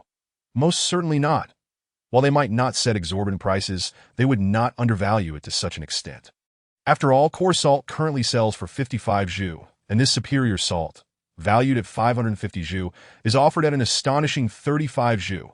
It is simply unfathomable. Ding! Congratulations to the host for successfully signing in and acquiring top-tier medical knowledge. The Comprehensive Guide to Traditional Chinese Medicine. Top-tier medical knowledge. The Comprehensive Guide to Traditional Chinese Medicine. One could even sign in for such treasures. Although my current physical condition has been optimized by the system to an extraordinary level, I still have several wives at home. With medical skills at my disposal, I would be able to treat any ailments they might suffer from, especially given the dire state of current medical conditions, where skilled practitioners are few and far between. Just as Lu Hao was in high spirits, Guojia and Sun Yu burst into the kitchen, visibly excited. Qinyan, are you still awake? Perfect timing. Old Sun and I were just planning to seek you out. We heard that you have acquired Baiyujing salt, selling for only 35 zhu per pound. Moreover, its quality is exponentially superior to that of ordinary salt. Guojia's admiration for Qinyan was palpable. But before he could finish his thought, he suddenly collapsed to the ground. He had succumbed to another episode. Guojia's health had deteriorated significantly. His penchant for alcohol and frequent indulgence in debauchery had taken a toll on his body. Furthermore, his habitual consumption of elixirs, which contained toxins, had pushed him to the brink of death. Upon witnessing Guijia's abrupt fainting spell, Lu Hao rushed forward to check his pulse. Qin Yun, you have medical knowledge? A little. Just a little. Chapter 67. Guijia, you are on the brink of death. Old Gua, you are nearing your end. After conducting a thorough examination, Lu Hao arrived at a rather grim conclusion. Guijia and Sun Yu were taken aback. Initially reluctant to accept such a dire statement. After all, Guijia was a living man. To be told he was on the verge of death was shocking. Had it not been Lu Hao who uttered those words, Guijia and Sun Yu, both scholars, would likely have reacted with hostility. However, they had witnessed Lu Hao's capabilities and knew he would not casually utter such a curse without cause. Coupled with Lu Hao's forlorn expression, it seemed as though his words held weight. Qin Yun, you must be deceiving Guijia, correct? Surely, it is because I have not visited you recently that you harbor some resentment and wish to provoke me. Is it not? Guijia was acutely aware of his own condition. He had indeed been feeling progressively worse. Just moments ago, he had been overcome with excitement, only to faint as a result. Such a turn of events had never occurred before. While he suspected Lu Hao's words were truthful, no one desires to face death, least of all Guijia. Alas, old Gua, I am not jesting. I just checked your pulse. It is chaotic, and your ailments have not developed overnight. Through my observations and inquiries, I have discerned the root causes of your afflictions that, if I am not mistaken, you have been physically weak since childhood. With proper care, you could have lived a long life. But alas, you have neglected your health and recklessly mistreated your body from a young age, that if I am correct, you began drinking before the age of 15, and you have surely engaged in other harmful activities during that time. While such behaviors might pose minor risks to a healthy individual, they have had severe consequences for you. Your body was fragile, and this was a critical period for your development, yet you squandered it. Furthermore, your excessive drinking and indulgence in vice, coupled with the consumption of elixirs laced with toxins, have pushed your already weak constitution to its limits. Hence, I stand by my assertion. Old Gua, your days are numbered. Guijia was momentarily stunned by Lu Hao's words. Every detail he recounted resonated with truth.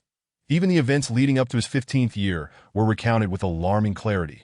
Could it truly be that? Sun Yu, observing Guijia's countenance, felt an overwhelming sense of sorrow. Having served alongside Guijia under Cao Cao for so long, he knew him well. Seeing Guijia's expression, Sun Yu surmised that Lu Hao's words were largely accurate. Qin Yun, do you possess a remedy to treat old Gua? As Sun Yu voiced this question, both he and Guijia were skeptical of Lu Hao's ability to heal, given that he had just declared Guijia's impending demise. Old Sun, I concede that I am acutely aware of my own condition, that as Qin Yun pointed out, I have neglected my health throughout my life, resulting in my current state that I have brought this upon myself, as Guijia spoke. He could not suppress a few tears, faced with the specter of death. Even the astute strategist Guofengxiao could not bear the weight of such a revelation, that I end their exchange. It seemed as if death was an inevitable fate. What? Actually, I can cure you. What? You can cure me. Guijia and Sun Yu exclaimed in unison. Having initially believed they were facing certain death, they were momentarily taken aback by this unexpected glimmer of hope. Did you not just say I was going to die soon? How can you claim to cure me now? What's this? Are you unwilling? Very well, if old Gua wishes to embrace death as a friend. I cannot stand in your way. Guijia recognized Lu Hao's jest and quickly interjected. Not at all. Who would wish for death in their idle moments? I am merely surprised, for I did not anticipate that my dear Qin Yun had such expertise in medicine. This ailment of mine, surely there is no one capable of treating it. Except for you, indeed. With the legacy of medical knowledge at his disposal, Lu Hao brimmed with confidence. Let me put it this way. Even if the legendary Hua Tuo were to arrive in person, he could only offer you care and would not be able to restore your health to its optimal state. However, I am different that if you follow my prescriptions and adhere to my guidelines. I assure you that within a few years, you shall be restored to a state akin to old Sun's. Overcome with emotion, Guijia seized Lu Hao's hand, at a loss for words. Just moments ago, he had been pronounced dead, only to be told that hope for recovery lay within reach. After such a harrowing experience, Guijia felt an overwhelming sense of gratitude. He was fortunate to have met Lu Hao. Otherwise, he might have truly met an untimely end, as Lu Hao had forewarned. Lu Hao, with an air of disdain, pushed Guijia's hand aside and remarked, "Allow me to compose a prescription for you." Adhere to this regimen when procuring the medicine, and follow my instructions for consumption. Not only will it extend your lifespan, but it will also rejuvenate your health. However, the ingredients in this prescription are rather elusive and costly. You are not lacking in funds, are you, Lao Gu? Not at all, Guijia responded, watching Lu Hao diligently inscribe the prescription, envisioning both the depletion of his wealth and the salvation of his life. Once the prescription was completed, Lu Hao added, in addition to the prescription, you must remember 3 prohibitions. First, abstain from alcohol. For an entire year, you must not touch a drop. Only in this manner can your treatment be most effective. After a year, you may indulge occasionally, but be forewarned. Until your health is fully restored, it is best to refrain from drinking altogether. Especially during this year, indulging in alcohol would be tantamount to sabotaging your recovery. Secondly, avoid those dens of vice. It would be prudent to refrain from such places for at least 3 months. After this period, you may visit them once or twice a month, and following a year, once or twice every 7 days. Once your health is fully restored, you may return to your previous habits. The third and most critical point is to cease any consumption of elixirs. I must stress that these potions will neither grant you immortality nor prolong your life. Rather, they are fraught with unknown toxins that will only exacerbate your condition. If you wish to hasten your demise, feel free to consume them. Chapter 68. Qingyun, do you miss home? These 3 stipulations struck a chord with Guijia, for he had little in the way of hobbies, and these were his only 3. Faced with this ultimatum, he was compelled to choose between his pleasures and his life. Qingyun, might we reach a compromise? I could reduce my alcohol intake, limit my visits to those places, and curtail my consumption of elixirs. Would this not alleviate my condition? Guijia pondered moderation, for he yearned for life, yet he was loath to part with these 3 indulgences. However, Lu Hao remained resolute. Lao Gu, I cannot govern your choices, but I can only advise you that moderation is not an option. You must adhere strictly to my directives. Only then will you have a glimmer of hope for recovery. Your body will gradually improve. Should you choose to ignore my counsel, it will not be long before you meet your end. You may endure a few years of recovery, and once you are healed, you can relish life once more. Do not sacrifice the substantial for the trivial. Guijia was well aware of these truths. He merely felt a twinge of regret at relinquishing his few pleasures for several years, or even a lifetime in the case of the elixirs. This was a heavy blow for someone like Guijia, who was deeply entrenched in his vices. Yet, he was not blind to the bigger picture. He would heed Lu Hao's words seriously. Moreover, I must tell you, Lao Gu, it would be best for you to refrain from remaining in the military camp for the time, being that I strongly advise you to return to Sudu for proper recuperation. You see, you fainted after a brief moment of excitement. Your condition necessitates a return to Sudu, where you can diligently follow my regimen and prescription. Otherwise, if you continue to endure the rigors of the military, not even a deity could save you. Guijia found himself at a loss regarding Lu Hao's suggestion. After all, with Yuan Shao recently deceased, it was an opportune moment to launch an offensive against the northern provinces. As the military strategist, he felt compelled to accompany his lord in a battle. However, Lu Hao's words could not be dismissed. He was, after all, Guijia's primary physician, and his near-fatal condition relied on Lu Hao's treatment. He could not outright refuse the notion of returning to Sudu to recuperate, but he would ponder it further and consult with his lord to gauge his thoughts. Should his lord also favor Guijia's return to Sudu for recovery? Then he would acquiesce. After deliberating on matters of health, the trio shifted their conversation to the topic of salt. Guijia and Sun Yu exchanged compliments before departing the kitchen and heading directly to Cao Cao's grand tent. My lord, I just visited Qingyuan and it appears he possesses remarkable medical skills. Having discerned all my ailments with clarity, that he stated that, given my current condition, my time is limited, he prescribed a regimen for my health and advised that I avoid the military camp for the time being, as the rigors of military life would be detrimental to my recovery, that he suggested I return to Sudu for healing. However, this is a crucial moment for our campaign against the northern provinces, and I am reluctant to abandon the situation here. Yet, considering Qingyun's words, it seems my health does not permit me to remain on the battlefield, that I find myself torn, and thus I seek your counsel. My lord, what do you think I should do? Guijia's heartfelt plea left Cao momentarily stunned. What is this? Aside from appearing somewhat wan, you seem otherwise well. How can you claim your time is short?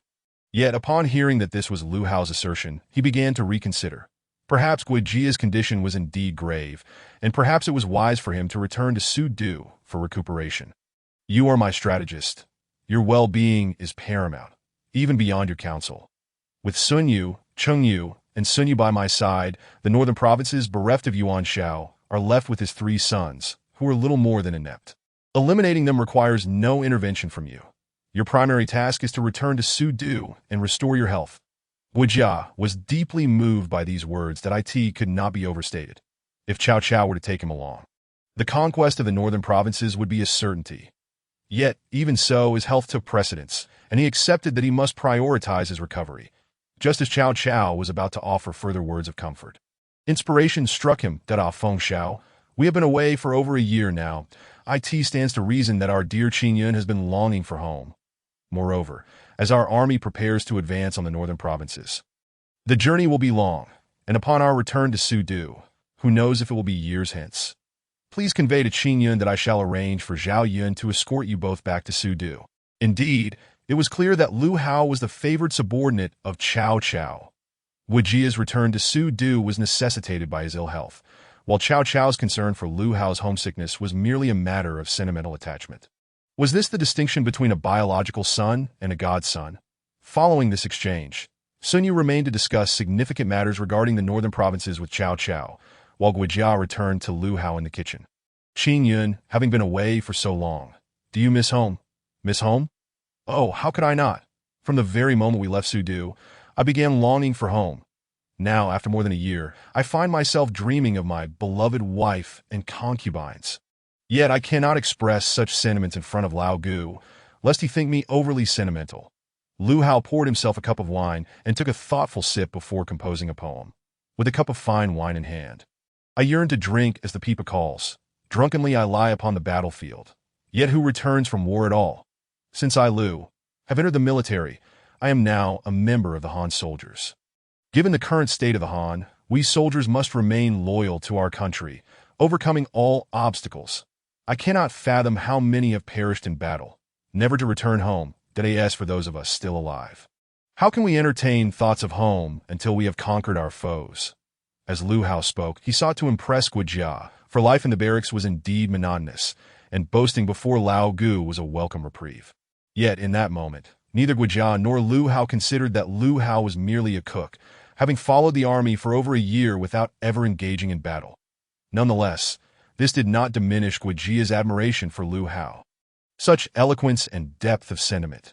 Truly, the offspring of celestial beings. I cannot compare. Chapter 69. When encountering injustice, draw your sword to assist. Ultimately, Guijia refrained from discussing his return to Sudu with Lu Hao, as he surmised that even if he were to confide in him, Lu Hao would likely not accompany him. Just as Lu Hao's poem suggested, drunkenly I lie upon the battlefield. Yet who returns from war at all? It was evident that Lu Hao wished to convey his feelings through these lines. Even in the face of death on the battlefield, he would not return, for defending one's homeland was a soldier's duty.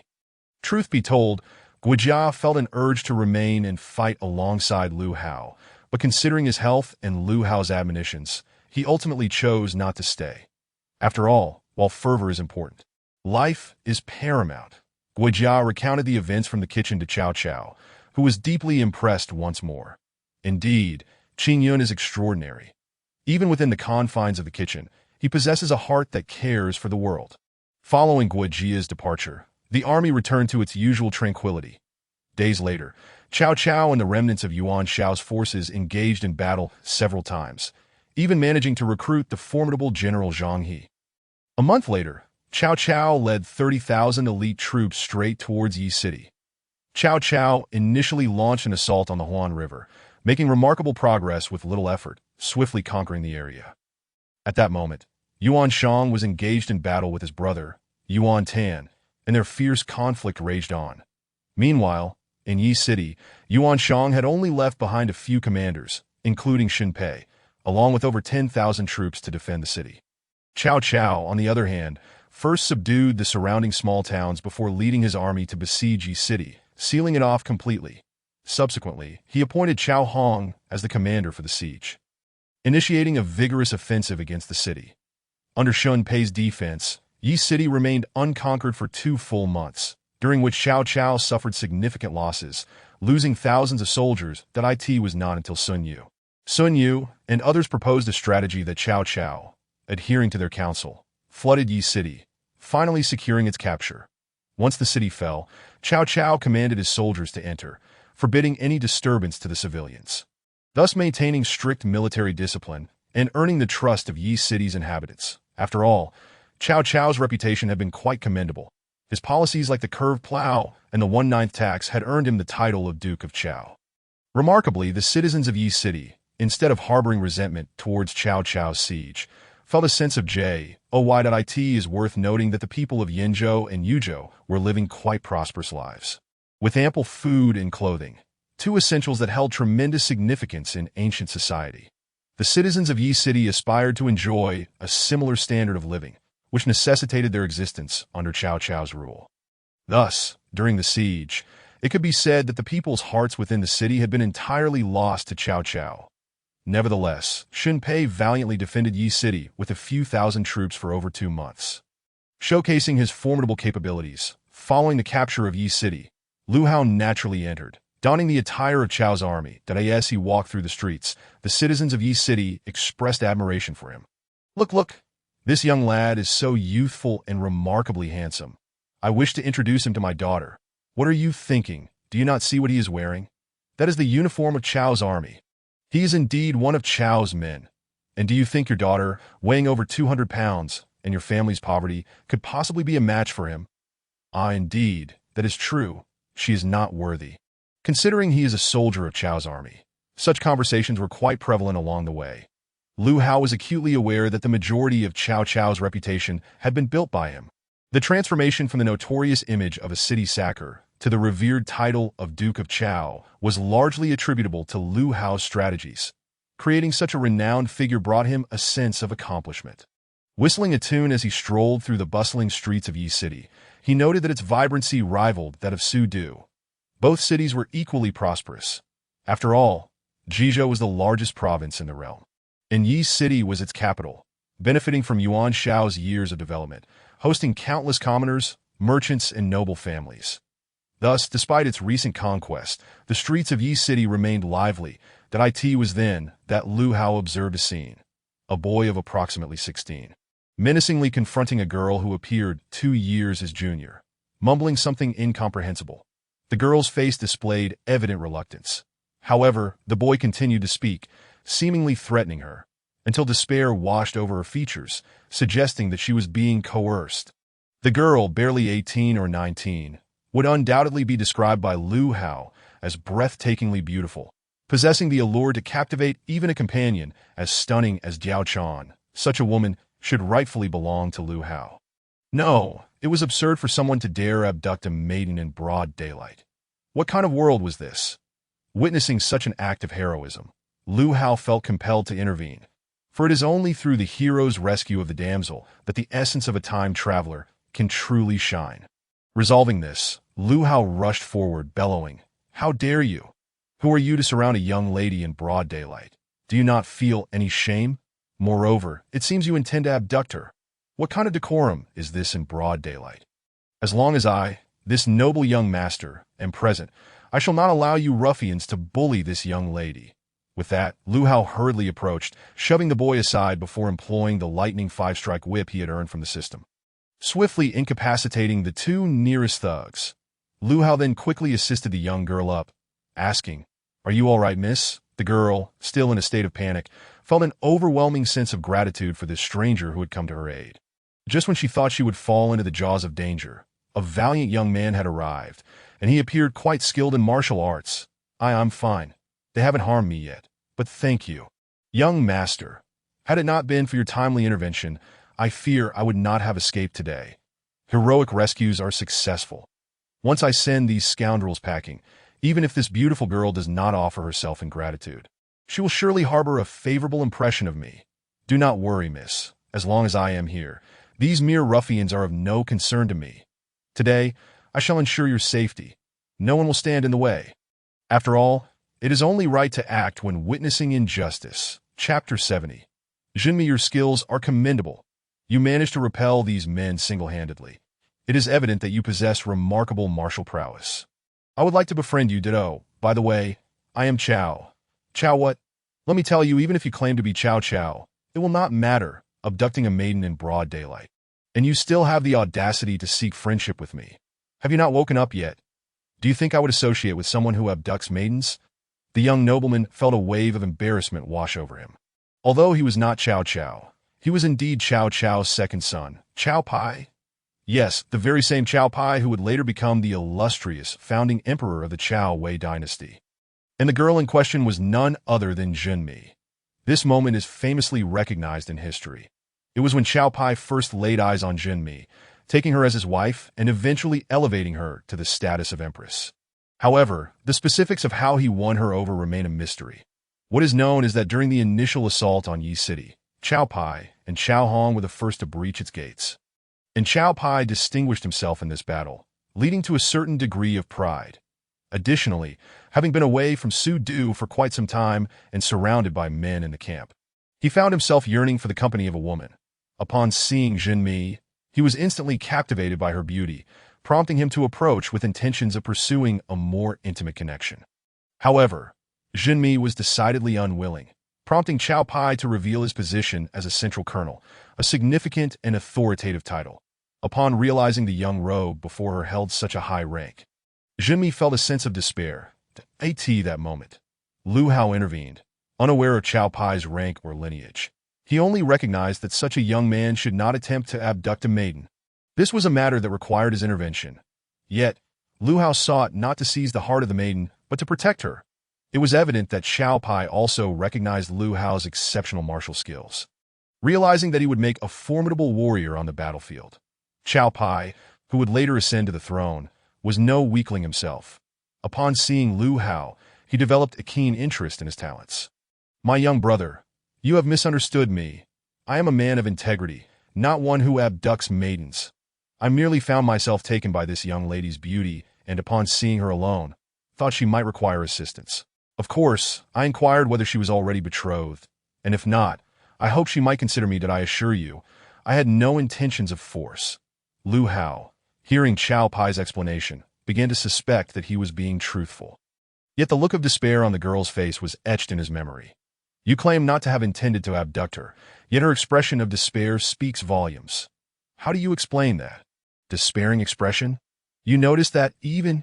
This was but a private thought of Chao Pai's, which he would never voice aloud. Perhaps it was because the lady seemed reluctant, leading me to mention my title. And she might have interpreted it as a threat. Ah, yes, I currently serve as a Central Colonel. Central Colonel. What is that position? I have heard it is significant. This young lad is quite young yet holds such a rank. Surely, he has powerful connections. Just as Lu Hao pondered these things, an unmistakable voice interrupted. Qingyun, my dear brother, what brings you here? I have been searching for you all day. Now that we have finally captured Yi City, I wish to share a drink with you, but you seem to have vanished. I heard from old Yen that you headed this way, so I specifically came to see you, and lo and behold, here you are. Chao Chao approached, elated, chatting as he walked. However, as he drew closer, he sensed something amiss when he recognized the young man behind Lu Hao. Upon seeing his face, shock washed over him. Good heavens! Is that not our second son, Chao Pai? How did this fellow end up here? And in the company of Lu Hao, no less. Surely, this identity won't be exposed, will it? Very well. Once I have resolved this matter, I shall seek you out, old Chao, for a proper drink. Lu Hao refers to me as old Chao, which seems to indicate that my identity remains undisclosed. That is a relief, indeed. But what could possibly be the issue here? With my own second son present, could this matter be related to him? Father, do you know this young man? Lost in thought, Chao Chao was interrupted by Chao Pai, upon noticing the young woman cowering in the corner. Chao Chao quickly pieced together the circumstances that it appears this is a struggle over a woman. Moreover, judging by those sprawled on the ground, a dispute must have ensued, with my own son suffering a loss. However, it matters not. As long as Lu Hao is unharmed, all is negotiable. It seems Lu Hao is unaccompanied.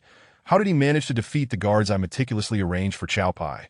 Could it be that Lu Hao possesses remarkable martial skills? Rebellious son. What do you mean by young man? I am on familiar terms with Brother Qingyun. You ought to address him as uncle. Uncle. Chow Pai was momentarily taken aback. What is the meaning of this? This individual appears only slightly older than myself.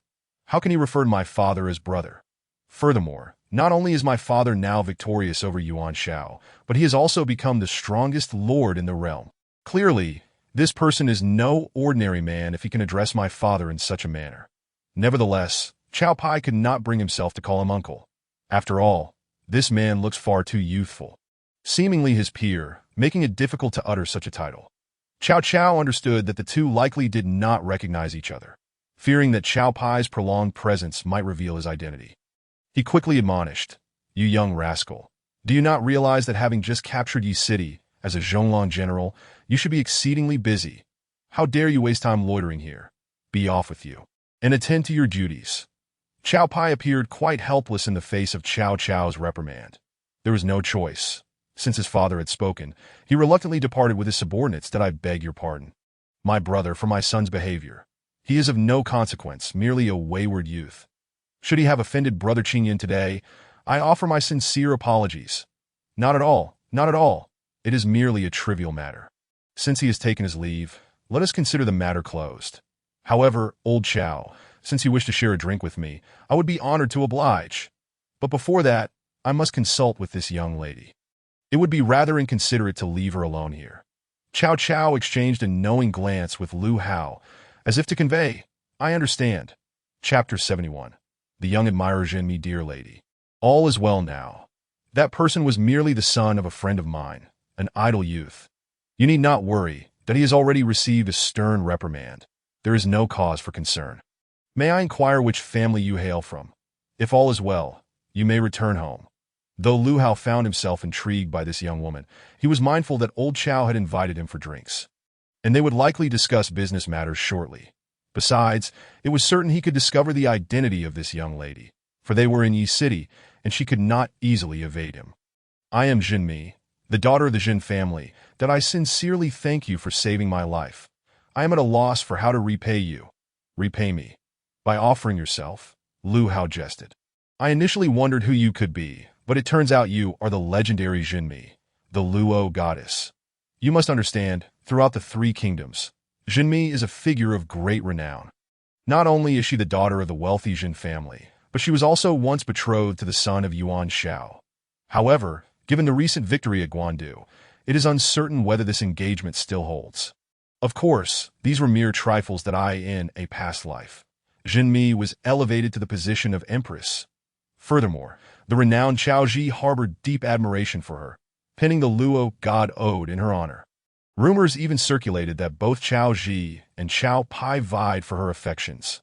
In summary, it was evident that Jinmi possessed an extraordinary combination of beauty, grace, and talent. At present, while Lu Hao could not discern her abilities, her appearance and demeanor were undeniably captivating. However, Jinmi was merely 18 or 19 years old at this time, and after enduring such an ordeal, she blushed fiercely at Lu Hao's playful teasing. I was merely jesting. Did you truly believe me? But should you ever wish to offer yourself, I am always at your service. Jinmi had never been subjected to such playful banter before. Had Lu Hao not rescued her, she would likely have fled in fright. Please do not jest with me, sir. My fate is intertwined with my family's arrangements. I dare not act independently.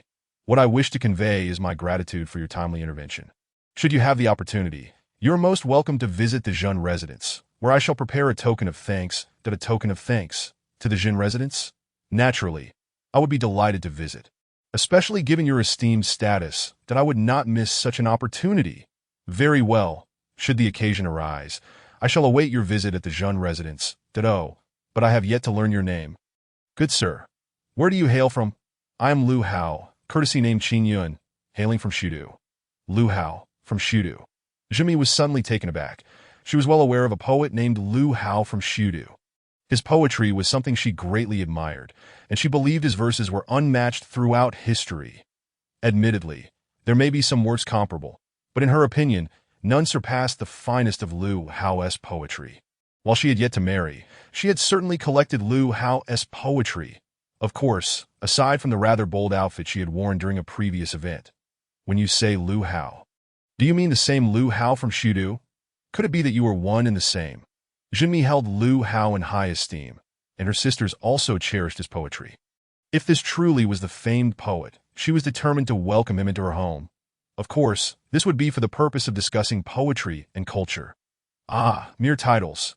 What is a poet or a poetess reputation but a label that idle scholars bestow upon themselves? Is it possible that the fame of Lu Hao has reached as far as Jizhou? Realizing he was indeed the renowned poet Lu Hao, Jinmi exclaimed, "Indeed. You must not be aware. Your reputation as a poet has surely spread beyond Jizhou. It has likely reached every corner of the Han realm. I genuinely admire your poetry, especially that line. When I turned back, there she was, amidst the dim lights, and the one that goes, searching and seeking, cold and desolate, sorrowful and mournful. When warmth meets the lingering chill, it is the most difficult time to rest.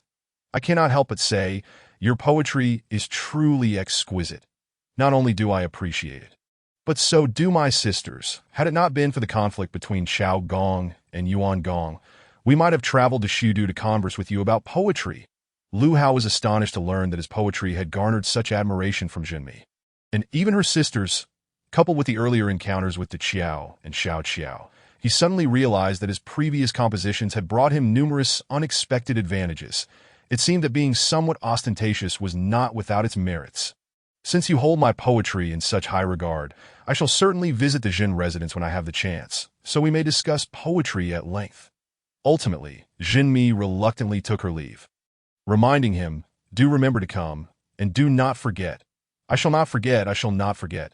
After watching Jinmi depart, Cao Cao wore a mischievous grin, commenting, "Who would have thought, dear Qin Yun, that your luck with the ladies would be so extraordinary?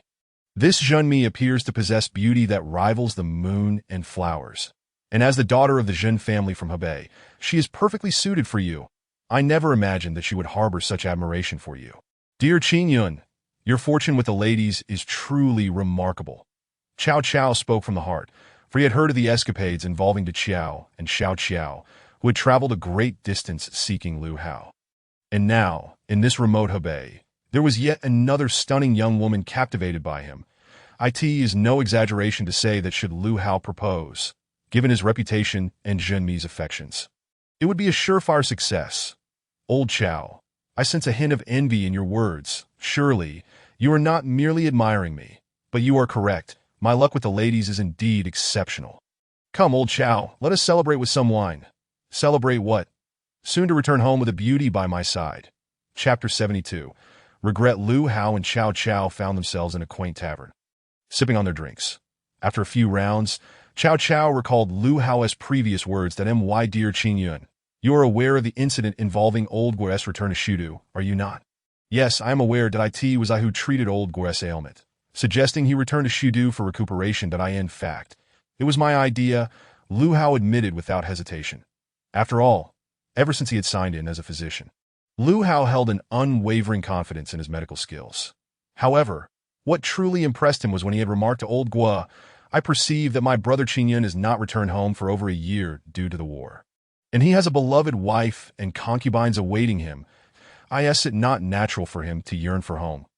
Thus, he had encouraged old Guo to convey this sentiment to Qin Yun, suggesting they return together if Qin Yun was inclined.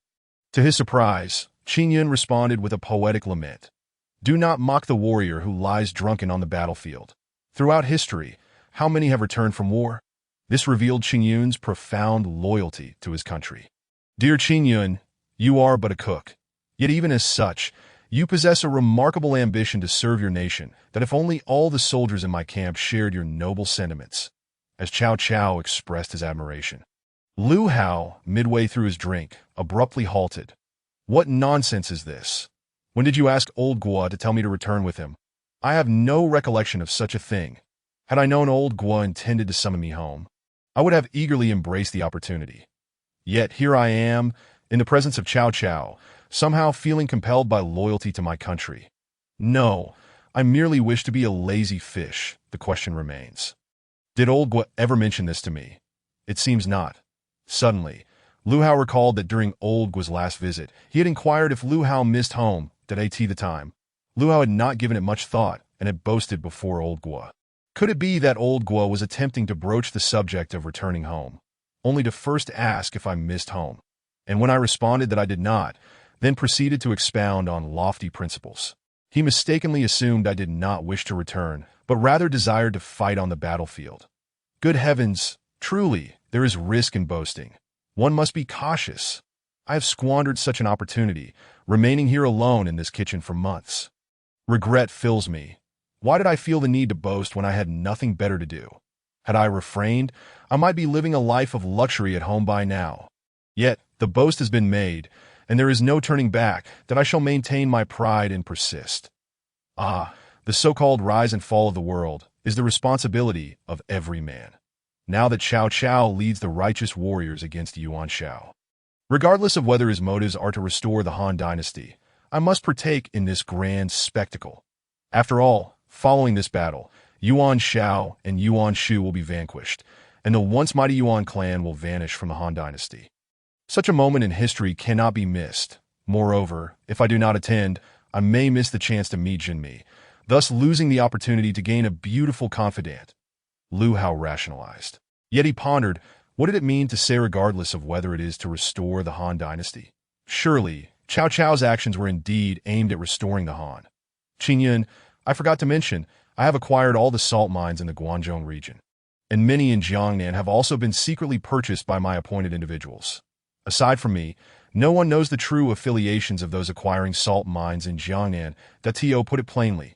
80% of the salt mines in Guangzhou, which cannot be developed for table salt, are now under our control. According to your assertions, we have completed the first step. What shall we do next? After their light banter, Cao Cao shifted to more serious matters.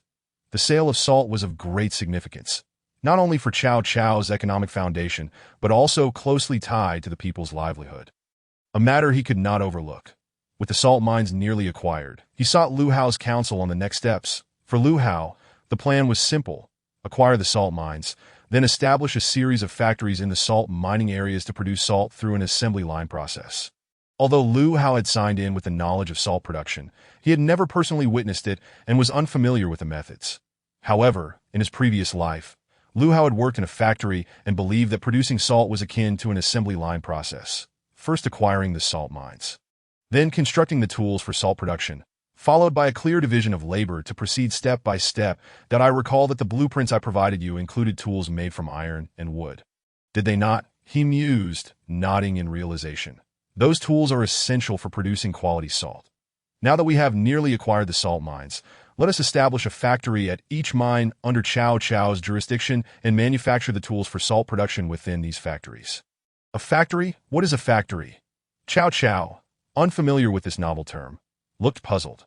Lu Hao explained, a factory is akin to a dye house, primarily serving as a workspace for laborers to create tools for salt production following specific procedures.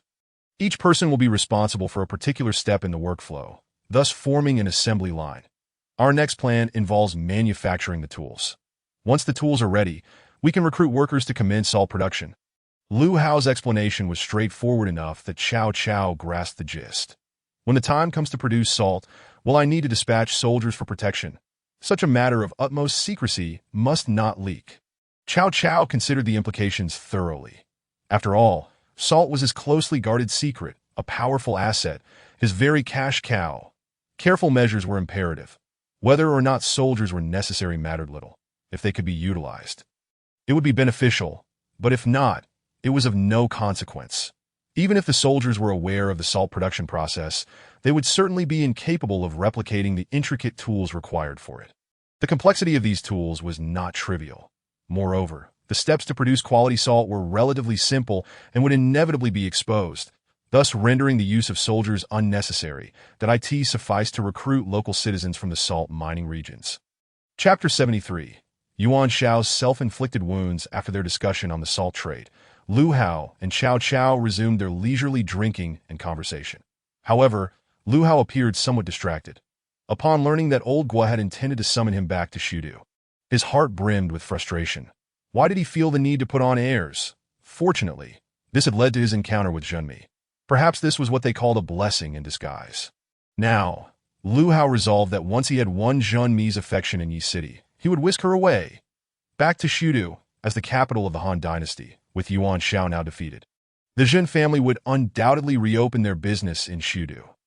At that point, he would have ample justification to take Zhenmi with him, and Lu Hao brimmed with confidence. The only issue was that he was still a soldier, and desertion was punishable by death. Fortunately, if Old Guo could leave, then persuading Old Chao should allow him to return to Shudu early. But how could he persuade Old Chao? Of course, if Cao Cao knew Lu Hao was contemplating this, he would undoubtedly agree without hesitation. Yet alas, the world is not governed by what-ifs. Say, my lord, now that you have captured Yi City, which of Yuan Shao's sons should we target next? Lu Hao inquired. Attack? Why should we attack? Cao Cao was momentarily taken aback. He had not anticipated Lu Hao would utter such a statement. The situation was highly favorable for Cao Cao. It was only natural to pursue victory and achieve complete unification of Hebei. Do you believe we should not attack? Cao Cao asked, perplexed. Indeed, the present moment was the most opportune time for an assault. Missing this chance would make it difficult to find such an advantageous opportunity again. Upon hearing Cao Cao's words, Lu Hao shook his head, but he vividly remembered that in his previous life, Cao Cao had also pressed forward, hastily attacking after seizing Yi City, leading to Yuan Shao's remaining sons banding together for mutual protection. Ultimately, after prolonged assaults, Cao Cao was compelled by Guijia's council to abandon the attack on Yuan Shao's sons. With Cao Cao's pressure lifted, the three brothers focused their energies on internal strife, allowing Cao Cao to unify Hebei with ease. Listen to me, Old Chao. You need not attack, that we are well aware of the caliber of Yuan Shao's three sons. There is no need to squander time and resources on them. They will ultimately fall victim to their own infighting. However, one cannot blame others for this. It is entirely Yuan Shao's own doing that in his quest to cultivate his sons, he entrusted Yuan Tan, Yuan Shi, and Yuan Shang with the governance of separate provinces. While this appeared to be a means of nurturing their capabilities, it ultimately dealt a fatal blow to Yuan Shao himself, and more precisely, to his three sons. Let me put it this way. With Yuan Shao now deceased, his sons will undoubtedly be at odds with one another. Their infighting has become the central issue among them. Therefore, if our Lord does not take action now, it will lead to discord among Yuan Shao's three sons, resulting in mutual conflicts. However, should our Lord intervene at this moment and press them, they may unite against Cao Cao. Thus, rather than pursuing and attacking the two of them now, it would be wiser to withdraw and allow them to engage in internal strife that in the end, we could benefit from their conflict. Much like the fisherman who profits from the clams' dispute. Lu Hao's words brought clarity to Cao Cao. It indeed seemed to hold a kernel of truth. If he were to cease his attacks against the three of them, it was likely that, as Lu Hao suggested, they would turn to infighting in their idleness. Should they embark on such a course, the outcome would be that while he conserves his strength, they would exhaust one another. Most importantly, with Yi City already secured, it would not be long before only two of the three factions remained. Once these two factions engage in battle, all advantageous circumstances would point in his favor. Brother Qingyun is truly remarkable. I had not anticipated such depth of thought from him. As Brother Qingyun articulated, should our Lord retreat, it is highly probable that Yuan Shao's sons would commence infighting, allowing us to benefit from their struggle. Very well, I shall hasten to discuss this matter with our Lord. After all, he had previously pledged with utmost sincerity that he would capture Hebei this time. It may prove difficult to persuade him to change his mind. Nonetheless, with my position before our Lord, I shall exert every effort to convince him to withdraw. He stated these words to convey to Lu Hao that he holds significant influence in Cao Cao's eyes. Though he is indeed Cao Cao himself, this tactic allows him to avoid Lu Hao's incessant remarks about his lack of promotion at the same time, having grown accustomed to Lu Hao's pretentiousness. Cao Cao wishes to exhibit a semblance of grandeur before him. Look, now that Yuan Shao has been defeated, the most powerful lord in the realm is Cao Cao's ability to speak with authority. Before Cao Cao demonstrates my own capabilities. It seems I have underestimated you, Old Chao. Yet such is only fitting. You are a member of the Cao clan, and with my assistance, it is only natural that you have earned Cao Cao's trust. Even so, you possess genuine talent. Brother Qingyun has praised me.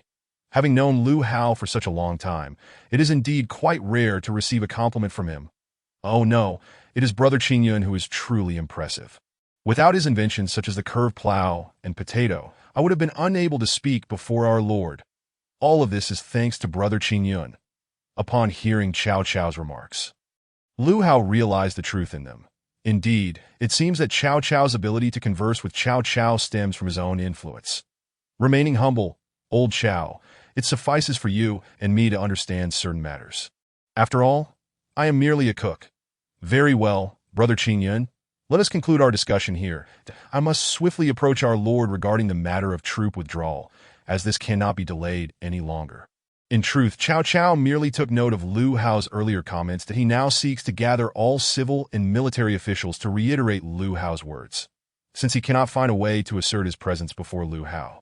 He intends to flaunt Lu Hao's original words before his ministers and generals. Should Lu Hao become aware of Cao Cao's inner thoughts at this moment, he would surely exclaim, "I have never encountered such brazen audacity." Chapter 74. Zhao Yun and Jia Su. After Cao Cao departed, Lu Hao suddenly realized that this old Cao had not given him any money, having followed the army for so long. His pockets were nearly empty.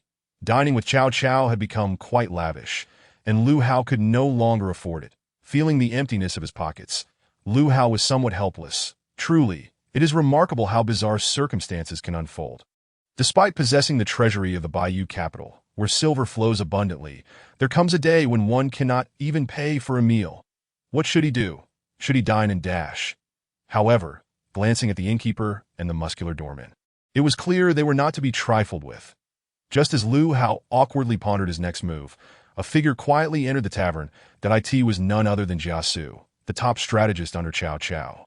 Jia Su firmly believed that behind Cao Cao lay a mysterious figure of great significance. That in his quest to uncover this enigmatic individual, Jia Su had spent several years searching, employing both indirect inquiries and surveillance, only to be discovered by Cao Cao each time. Although Cao Cao understood Jia Su's intentions, he had no desire to introduce him to the mysterious figure behind his success. That it was only during this recent battle at Guandu, when Changsha relaxed its vigilance, that Jia Su finally seized an opportunity. On the very first day of entering the city, Cao Cao drank with this young man, indicating that he was no ordinary individual. Perhaps this young man is indeed the mysterious figure supporting our Lord. Just as Jia Su prepared to approach Lu Hao to make his acquaintance, he was unexpectedly tapped on the shoulder from behind. Turning sharply, he found himself face to face with the renowned Zhao Yun. Jia Su and Zhao Yun represented the pinnacle of strategy and martial prowess, respectively.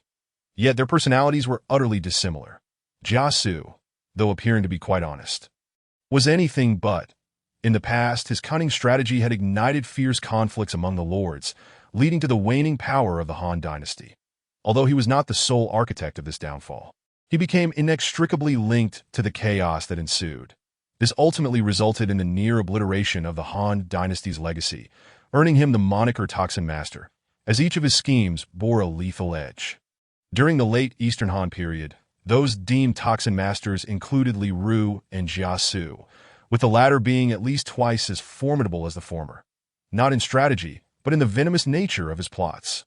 Moreover, Jia Su possessed a powerful passive skill known as survival. Often referred to as Old Dog, he adeptly employed this skill throughout his endeavors. Jia Su was indeed a person of remarkable talent. Excelling in strategy, troop deployment, and battlefield tactics, such a figure could rightly be called a genius. Despite his capabilities, Jia Su chose not to reveal his full potential, for his greatest skill was his ability to endure. In the past, he had severely undermined Cao Cao's position, and had historical events unfolded differently, both Jian Wei and Xiao Ang would likely have perished due to Jia Su's machinations, although Lu Hao's intervention saved them. Jia Su remained deeply unsettled, acutely aware that had Jian Wei not returned Xiao Ang safely, the latter would have met his demise. Thus, Jia Su refrained from drawing attention to himself, opting to remain silent during discussions, often supporting others' opinions without engaging in disputes. Even though Cao Cao held Jia Su's talents in high regard, when Jia Su first joined Cao Cao's ranks, the latter would personally consult him on various matters, seeking his opinions and insights. Most of the time, however, Jia Su feigned ignorance, claiming to know nothing or simply echoed others' views. When pressed, he would occasionally offer his perspectives, for survival does not equate to inaction. If he remained entirely silent, Cao Cao might perceive him as a mere idler. Furthermore, Jiasu was not one to frequently propose strategies. When he did, they were often lethal in nature. However, no lord would prefer a strategist who merely echoed their sentiments. Yet, Jiasu managed to earn Cao Cao's esteem, showcasing his unique abilities. Jiasu's special skill was survival, while Zhao Yun was entirely different. Since joining Cao's ranks, Zhao Yun had made remarkable strides both in politics and on the battlefield. Achieving significant victories, his first battle resulted in the defeat of Wen Chou. Subsequently, he distinguished himself in the Battle of Guandu, contributing to the assault on Yi City, although he did not claim the top honors. His achievements ranked just below those of Cao Hong and Cao Ren. Now, Zhao Yun has become the representative of the younger generation within Cao's forces. At merely 20 years of age, Zhao Yun has already secured a formidable reputation, famously slaying Wen Chou, one of Yuan Shao's mightiest generals, which has garnered him widespread acclaim throughout Sudu and the entire Han dynasty. Thus, Zhao Yun's renown has reached its zenith. In the present day, many merchants and high-ranking officials in Su are eager to arrange marriages for their daughters with Zhao Yun. They are all vying to be the first to propose once Zhao Yun returns. After all, marrying their daughters to such a young, handsome, and capable youth who holds a high official position would not only be beneficial for their families but also for their daughters' futures. Moreover, Zhao Yun has garnered immense trust from Cao Cao. It is noteworthy that Zhao Yun was appointed as a general without having achieved any notable accomplishments, a fact that astonished many at the time. Once they realized Zhao Yun's remarkable abilities, they were filled with regret, wishing they had married their daughters to him before he distinguished himself. After all, it is easy to add brilliance to a flower, but to provide warmth in the snow is a challenge. Zhao Yun's presence here is also due to Lu Hao. Upon discovering from Cao Cao that his patron was a mysterious figure in Cao's eyes, he became determined to meet Lu Hao, persistently seeking an audience with Cao Cao. However, it is unlikely that Cao Cao would allow anyone to meet Lu Hao. After all, with treasures like the Tuyuan plow and the potatoes and corn, if fewer people knew Lu Hao, then any future treasures would belong solely to him. Zhao Yun began to investigate, and upon uncovering this opportunity, he followed Cao Cao to this place. Chapter 75, Deceiving Zhao Yun Zilong? What brings you here? I naturally followed the Lord. Zhao Yun replied that I have been observing from behind. Brother Wenhai has been carrying the Lord for quite some time now. Zhao Yun's gaze towards Jiasu shifted, revealing his new understanding. His intent in following the Lord was to seek out the mysterious figure behind him, yet Jiasu too seemed to be covertly shadowing the Lord. What could this imply? It was likely that both were here for the same enigmatic individual. As for Jiasu, upon being exposed, he paused momentarily before recovering, smiling as he said, Zilong, if I am not mistaken, you too are quietly following the Lord. Right? Jiasu, true to form, quickly discerned Zhao Yun's intentions. Indeed, as Brother Wen has stated, I am secretly following the Lord. Upon Zhao Yun's acknowledgement, Jiasu continued, if I am not mistaken, you must share my purpose, to seek the mysterious figure behind the Lord. Indeed, Jiasu was also here for the same reason. Given this, shall we not venture inside to investigate? Oh, let us indeed take a look. Once they reached a consensus, they began to stride forward.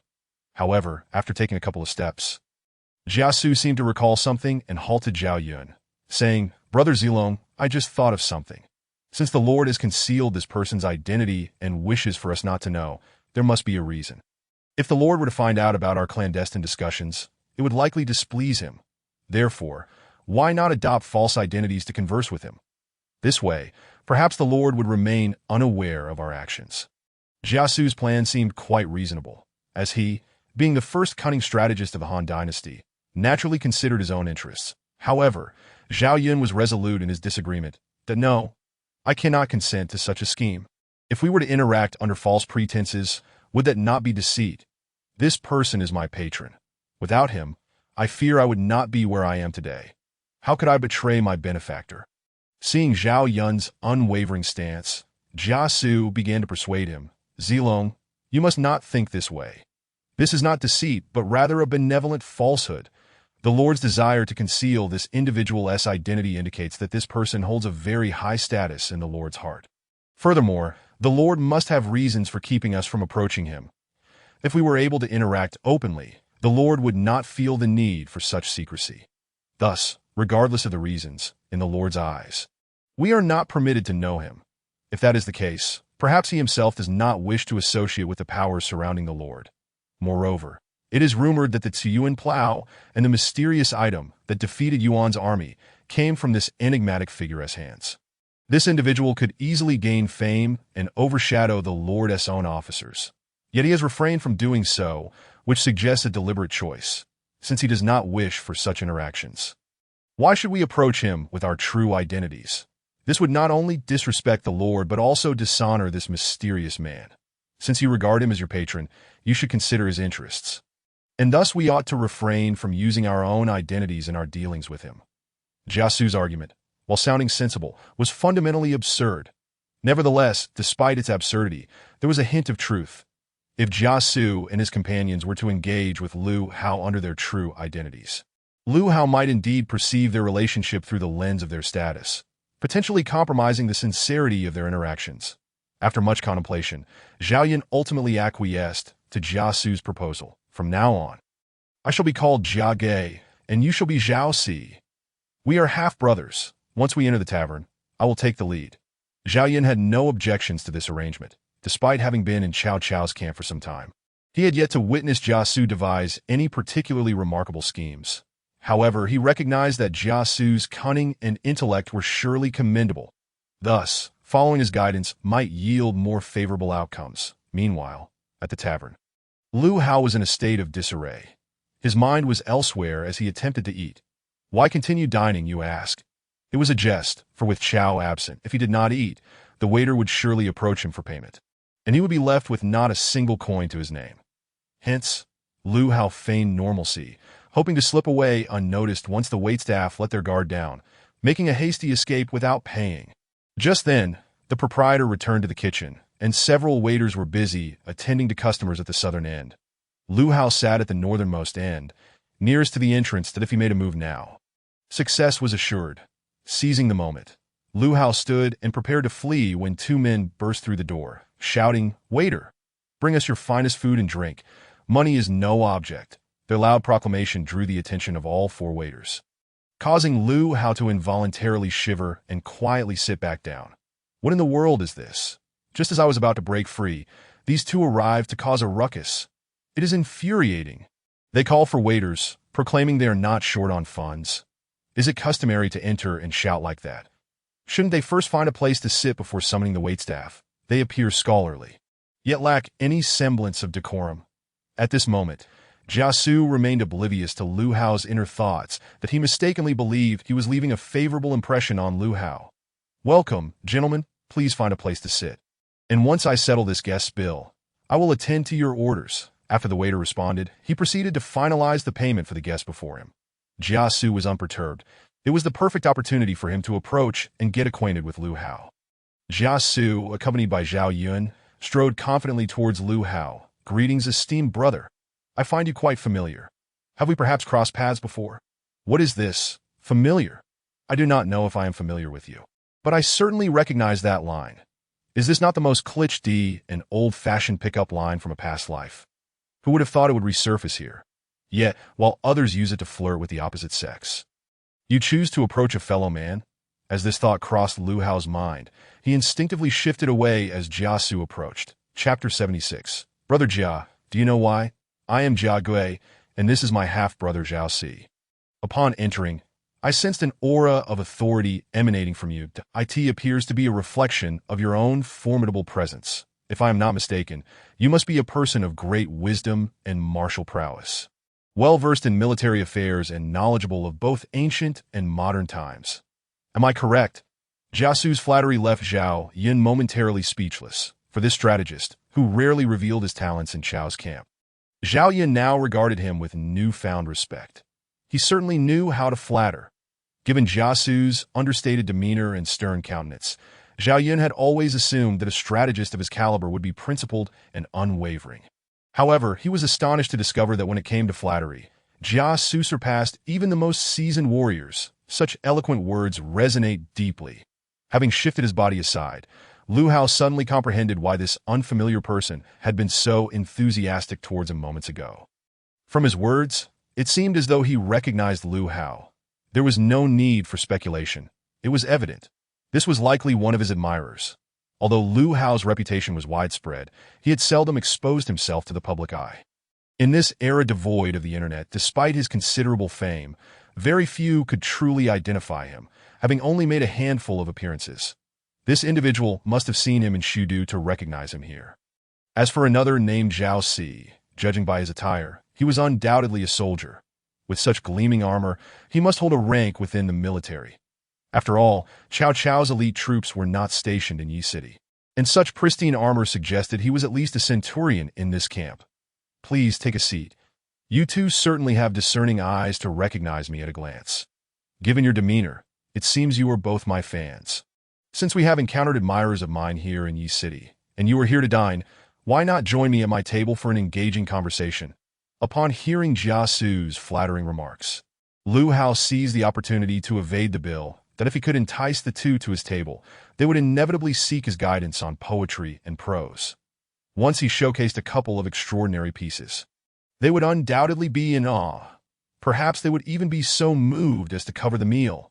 If they did not offer to pay, he could simply claim he had forgotten his money in his haste, borrowing from them with the assurance of repayment upon returning to Shudu. Recognizing his status as the manager of the Baiyu Jing establishment, coupled with his renown, this plan appeared foolproof. Thus, Lu Hao was quite cordial towards the two, for they represented potential monetary gain. Fans, my dear brother, I am unfamiliar with this term. Jia Su inquired after taking a seat alongside Zhao Yin that he had never encountered this word before, and to hear it from such a mysterious figure behind the Lord piqued his interest. Essentially, a fan is a group of individuals who hold great admiration for someone. For instance, if you hold the sage Confucius in the highest esteem, you would be considered his fan. Likewise, if you admire Emperor Gaozu, you would also be his fan. Oh, I see. I, Jia, am your fan, dear brother. Upon grasping the meaning of fan, Jia Su realized that Lu Hao must have interpreted his earlier words as an expression of admiration. Simultaneously, he pondered whether the Lord himself might also be a fan of this man. Just as Jia Su was lost in thought, Lu Hao interrupted. Let us drop the formalities. It feels rather distant. Henceforth, you may call me Lao Lu, and I shall refer to you as Lao Jia and Lao Zhao. There is no need for pretentiousness here. Do not feel uneasy in my presence due to your admiration. Very well, since Lu Brother has said so, I shall dare to address you as Lu Brother. Despite Lu Hao's invitation to call him Lao Lu, both men felt it inappropriate.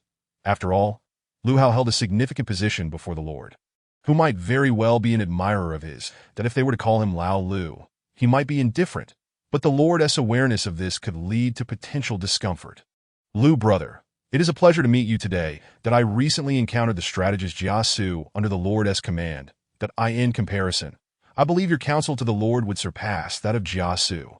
Oh, Lao Jia, I appreciate your kind words. While I share your sentiment, I cannot deny that Jia Su possesses considerable talent. Why, Lao Jia, do you seem less than fond of Jia Su? Jia Su was about to express his admiration for himself when he suddenly realized he could use this opportunity to assess Lu Hao's judgment of character. This could serve as an indirect measure of Lu Hao's discernment. Thus, he refrained from stating his fondness for himself to avoid biasing Lu Hao's opinion. Lu Brother, I am not well acquainted with Jia Su. I have merely heard he is quite formidable. Having triumphed over the Lord, I am not entirely clear on his character. Perhaps you could enlighten me about Jia Su. What is this? An evaluation of Jia Su? Shouldn't we be discussing poetry instead? Why the inquiry into Jia Su's character? Yet, since the question had been posed, Lu Hao felt compelled to oblige. After all, who could resist the allure of potential profit? Regarding Jia Su, we cannot judge solely based on his character, not judging based on his character. Do you imply that you find Jia Su lacking in virtue? No, that is not the case at all. I am most intrigued by how Jia Su has fared within Cao Cao's camp. Lu Hao's words left Jia Su perplexed. What was there to discuss about his experiences in Cao Cao's camp? Yet, as Lu Hao had posed the question, Jia Su felt compelled to respond and redirect the conversation to a more formal discourse that it is said that Cao Cao treats talented individuals with great respect. Presently, Cao Cao's forces are robust, and Jia Su is, after all, a person of some capability, that a lord who values talent would surely treat Jia Su well, even if he does not utilize him to his full potential. Treat him well? I concede that point. Jiasu's abilities are on par with any strategist under Cao Cao's command. He could easily gain the same trust and favor as Guijia or Sun Yu. Yet, despite having aligned himself with Cao Cao for quite some time, his renown remains eclipsed by Guijia and Sun Yu, even falling short of Sun Yu and Cheng Yu. Why? With such remarkable abilities, does his reputation not shine more brightly? Lao Jia. Do you know the reason behind this? Chapter 77. A peaceful old age, in a single phrase. Lu Hao had left Jiasu speechless that he understood the rationale behind his own circumstances. Yet it seemed Lu Hao also grasped the nuances of his situation. How could that be? Did Lu Hao possess insights into his actions and thoughts? Such a notion felt almost unfathomable. Alas, I am not privy to such knowledge. Do you, Lu brother, know why Jiasu, despite his considerable talent, remains so unassuming? Lu Hao smiled subtly, confident in his ability to sway opinions. Jiasu is adept at self-preservation. His innate capabilities assure him a comfortable existence under Cao Cao's auspices. I surmise he seeks a refuge within Cao Cao's ranks, aiming merely to live out his days in tranquility, far removed from the lofty ambitions of conquest and dominion that once drove him. Jiasu, upon hearing Lu Hao's words, could not help but admire the accuracy with which he articulated his innermost thoughts that he had no grand aspirations within Cao Cao's camp. His primary objective was self-preservation. As long as he could secure a stable life amidst the chaos for himself and his descendants, that would suffice as his ultimate goal. So Jiasu desires a peaceful old age. Lu brother, upon reflection, that seems plausible. After all, achieving tranquility in such tumultuous times is no small feat yet. It strikes me as curious that while many talented individuals yearn for battlefield glory, Jiasu, who possesses such capabilities, opts for a life of ease that evokes an image of a fallen scholar. Fallen scholar? What do you mean? Lu Hao nearly slapped his forehead in disbelief. What fallen scholar could orchestrate schemes capable of reshaping the Han dynasty? Whose fallen scholar could nearly bring about the demise of Dian Wei and Xiaoong? If this is the definition of a fallen scholar, then their standards are exceedingly high. However, aspiring for a peaceful old age is indeed a noble pursuit, particularly in these chaotic times. Yet achieving such a goal is far from simple. Do you truly understand what it means to live out one's later years in peace in this tumultuous world?